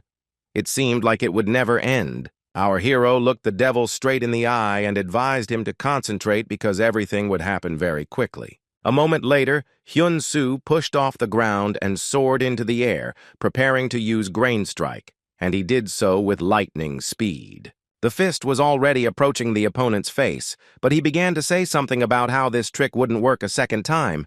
He was already familiar with this technique. The dragon dodged, and an explosion occurred behind him. The villain was very pleased that he did not fall for the trick. The guy calmly said that it was a trap, but he would now demonstrate what exactly it was intended for. It was a combination blow from the tree and one of the mystical techniques.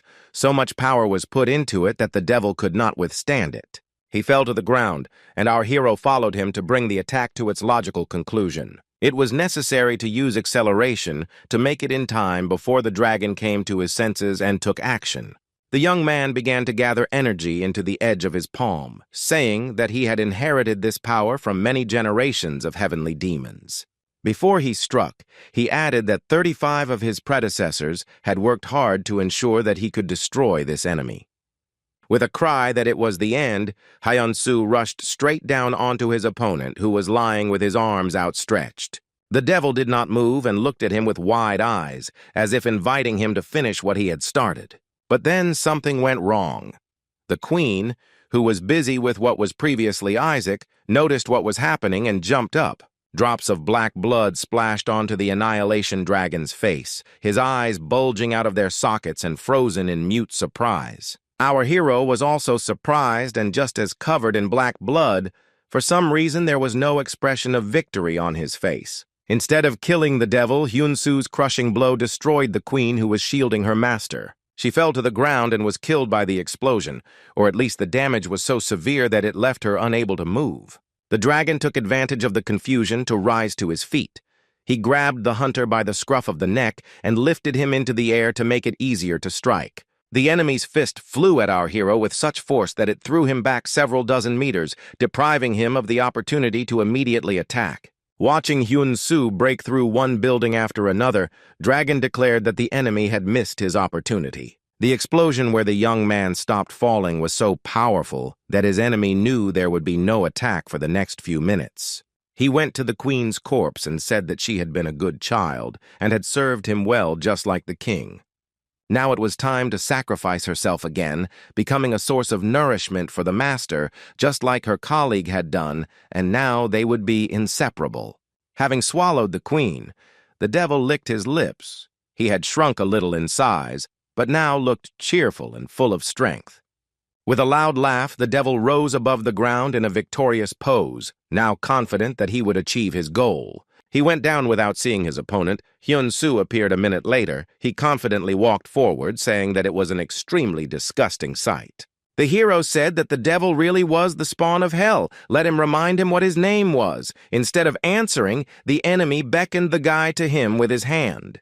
The young man rushed to attack. He was very fast, but the one to whom the blow was intended behaved too calmly. The hero realized that there was a catch, but he could not figure out what exactly his enemy had planned, and it was too late to stop. The hero struck with all his might, but his fist missed the target. The dragon of destruction moved to the side literally at the last moment. The hero launched falling skies at him, but not a single explosion caused damage to the enemy, who only smiled that the man was too slow and weak. The counterblow came instantly, and our hero was unable to dodge it. He was thrown back. An energy projectile flew after him, and the guy thought that his opponent had become many times faster and stronger. When the blow reached Hyun-soo, it almost made a hole in him. Fortunately, the circulation of energy helped the hero not to die instantly. Despite the fact that he remained alive, the guy was guaranteed not to be able to fight for some time. He fell to the ground, trying to maintain consciousness. The dragon descended, intending to kill the young man with his own hands, and to do this he had to come closer. Hyun-soo fell, causing a burst of flames, just like the previous times, breaking through the asphalt and scattering rocks as he fell. Iris saw this epic flight and screamed that she would not allow anyone to do this to her. Hyun-soo, the fox, was determined. She, without thinking, rushed into the attack on the dragon to give the guy time to recover while he was busy fighting her. The fox jumped up and prepared to hit the enemy with a blast of energy to stun and stop him. The attack in the form of a glowing ring surprised the devil. He thought it looked like cheating, but it did not pose much of a threat to him. The dragon parried the projectile with his hand and shouted that it was too rough and too weak, senseless in a word. Iris replied that she would use any methods to achieve her goal. Let him accept it. The enemy did not waste time on conversations. He counterattacked so quickly that the fox only managed to soften the blow a little with her tails. It was thrown far back, and there was one building less again. Well, at least part of it. It looks like the area will soon disappear altogether. While the fox was trying to get out of the crater in the wall of the skyscraper that appeared as a result of her fall, the enemy enjoyed his power. Iris managed to get out and get down to earth, but the most important thing is that she managed to start the process of transformation.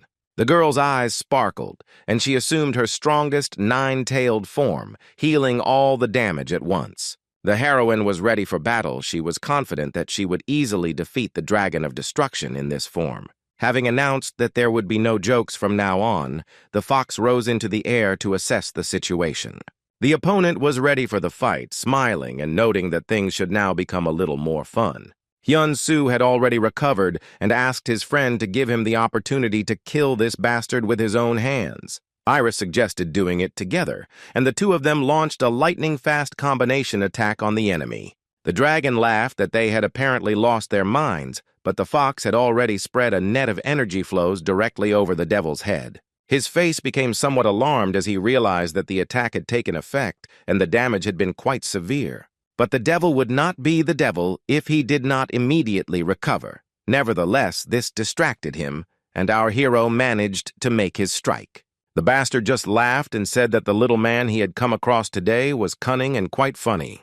And if so, then he will not hold back and will also take on his true form. The transformation began.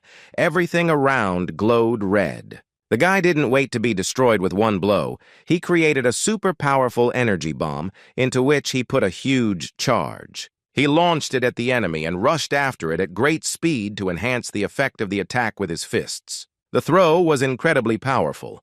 Such a combined technique should have given an excellent result. Everything would have been fine if the dragon had not managed to disappear from the place where the attack was directed, and the projectile also disappeared, as if it had never been there. Appearing like a ghost behind Hyun-soo, the devil swung his arm to strike back at the hero. He turned out to be so strong that the boy arched his back in pain.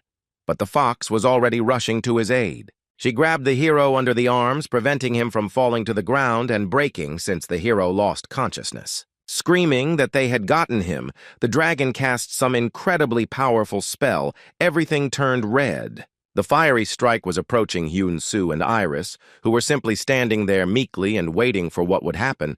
There was simply no chance to escape. Suddenly, the red glow changed to blue. It seemed as if some additional side had intervened in the battle. The young man and the fox survived. Some benefactor deployed a protective dome over them, and it was so powerful that it completely neutralized the blow. It was Kevin, who was now incredibly happy that he had arrived just in time. Very just in time. He laughingly shouted that the main character always arrives at the last moment, and Hyun-soo smilingly called him a pretentious idiot. Moreover, Kevin did not arrive alone. Near the portal to Earth stood the one who was destined to end this battle. A moment later, he stepped into it and appeared on the other side. As we had already guessed, it was none other than the heavenly demon. The young man's face was so surprised that he couldn't even show how happy he was that the teacher had appeared. He came out saying that he even missed this monstrously dirty air a little. That's why Kevin stayed. He was looking for the old man. Hyun-soo called out to the teacher several times, but he still couldn't believe that this wasn't an optical illusion, a mirage, or a dream. The master looked at his student with a calm and kind gaze, after which he thoughtfully said that he had become stronger. The hero rushed towards the teacher, but the dragon of destruction suddenly appeared between them, blocking the way. The heavenly demon asked how he dared to interrupt the reunion between the teacher and his disciple. The devil looked at him with malice and slight fear, asking if he really had taught that idiot. He swung his fist, enveloping it in force, and declared that in that case he wanted to get rid of the old man as soon as possible. The sky demon was not one to let himself be hit, and the dragon soon found that out. But the patriarch's response was not long in coming and was much more effective and clever. The devil grew in size and tried to absorb the energy attack, but the type of energy turned out to be incompatible with his essence. Everything around flashed with a clear blue light. This was the heavenly demon beginning to demonstrate his greatness and power. The devil was still holding on, but was quite scared. Hyun-soo thought that the mentor had become even stronger, probably because he had regained his body. After the attack, the master said that he used a technique that he had invented specifically for such cases. Since the enemy survived, it was not for nothing that he was called a monster. The devil grew in size many times, turning into a huge black shadow with glowing eyes. He screamed that now no one could stop him. Just at that moment, Hyun-soo's blow flew at him. The guy thought that it would be especially fun to beat up the enemy with 4 hands. The fist, like last time, left a round hole in the enemy's body. The teacher appreciated the technique of performing the move.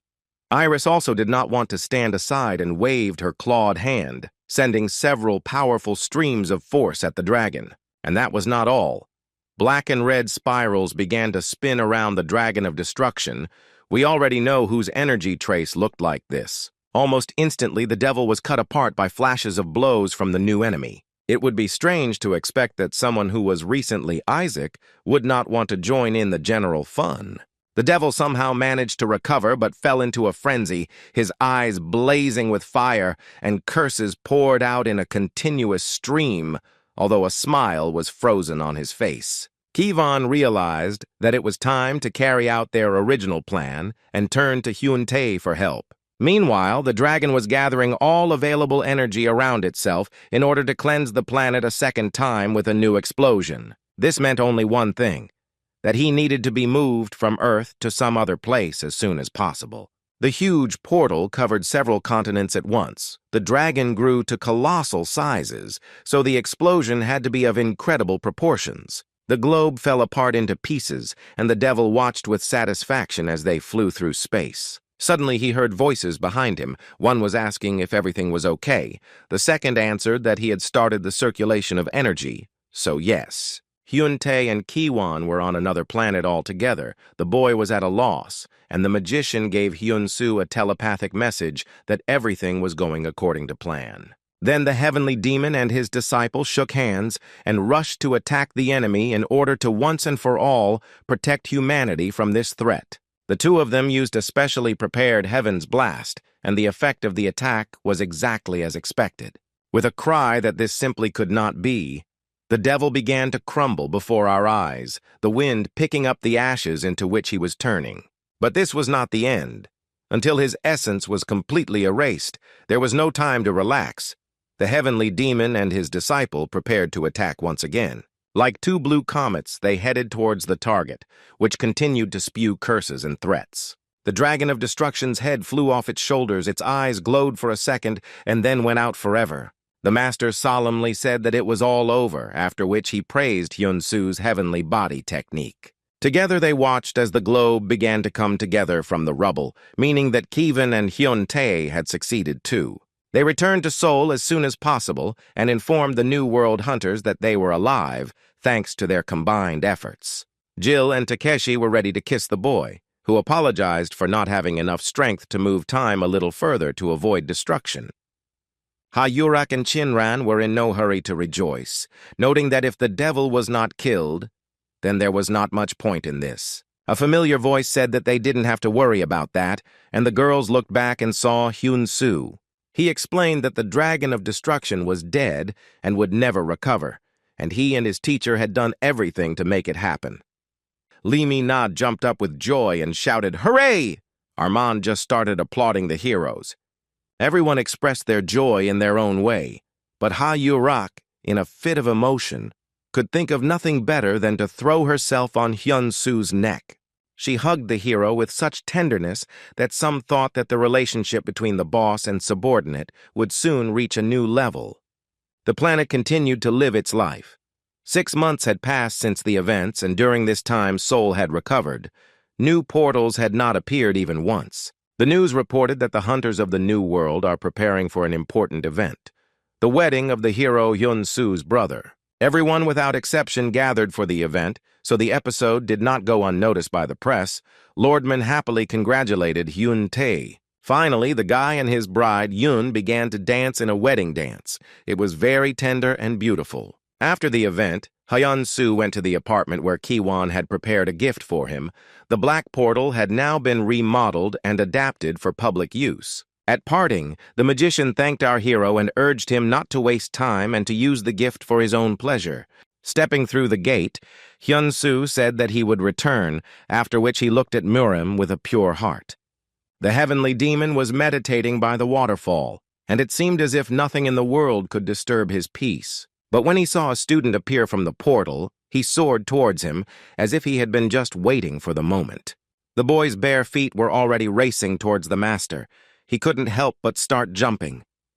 Instead of greeting, the teacher and Hyun-soo started fighting, although without any malice. This was how they expressed their joy at meeting. Having received a huge bump on his forehead, the young man shouted that he was not the same as before, and therefore offered to fight at full strength. Soon, flashes of blows and screams finally disturbed the entire peacefulness of the landscape of this plan. After the battle, the hero lay down on the grass. He seemed somehow small and helpless. The heavenly demon, on the contrary, increased in size. He said that there was no point in lying around. Together they went to the monastery, where the mentor promised a meeting with famous masters, noting that his student, in truth, was already stronger than them all.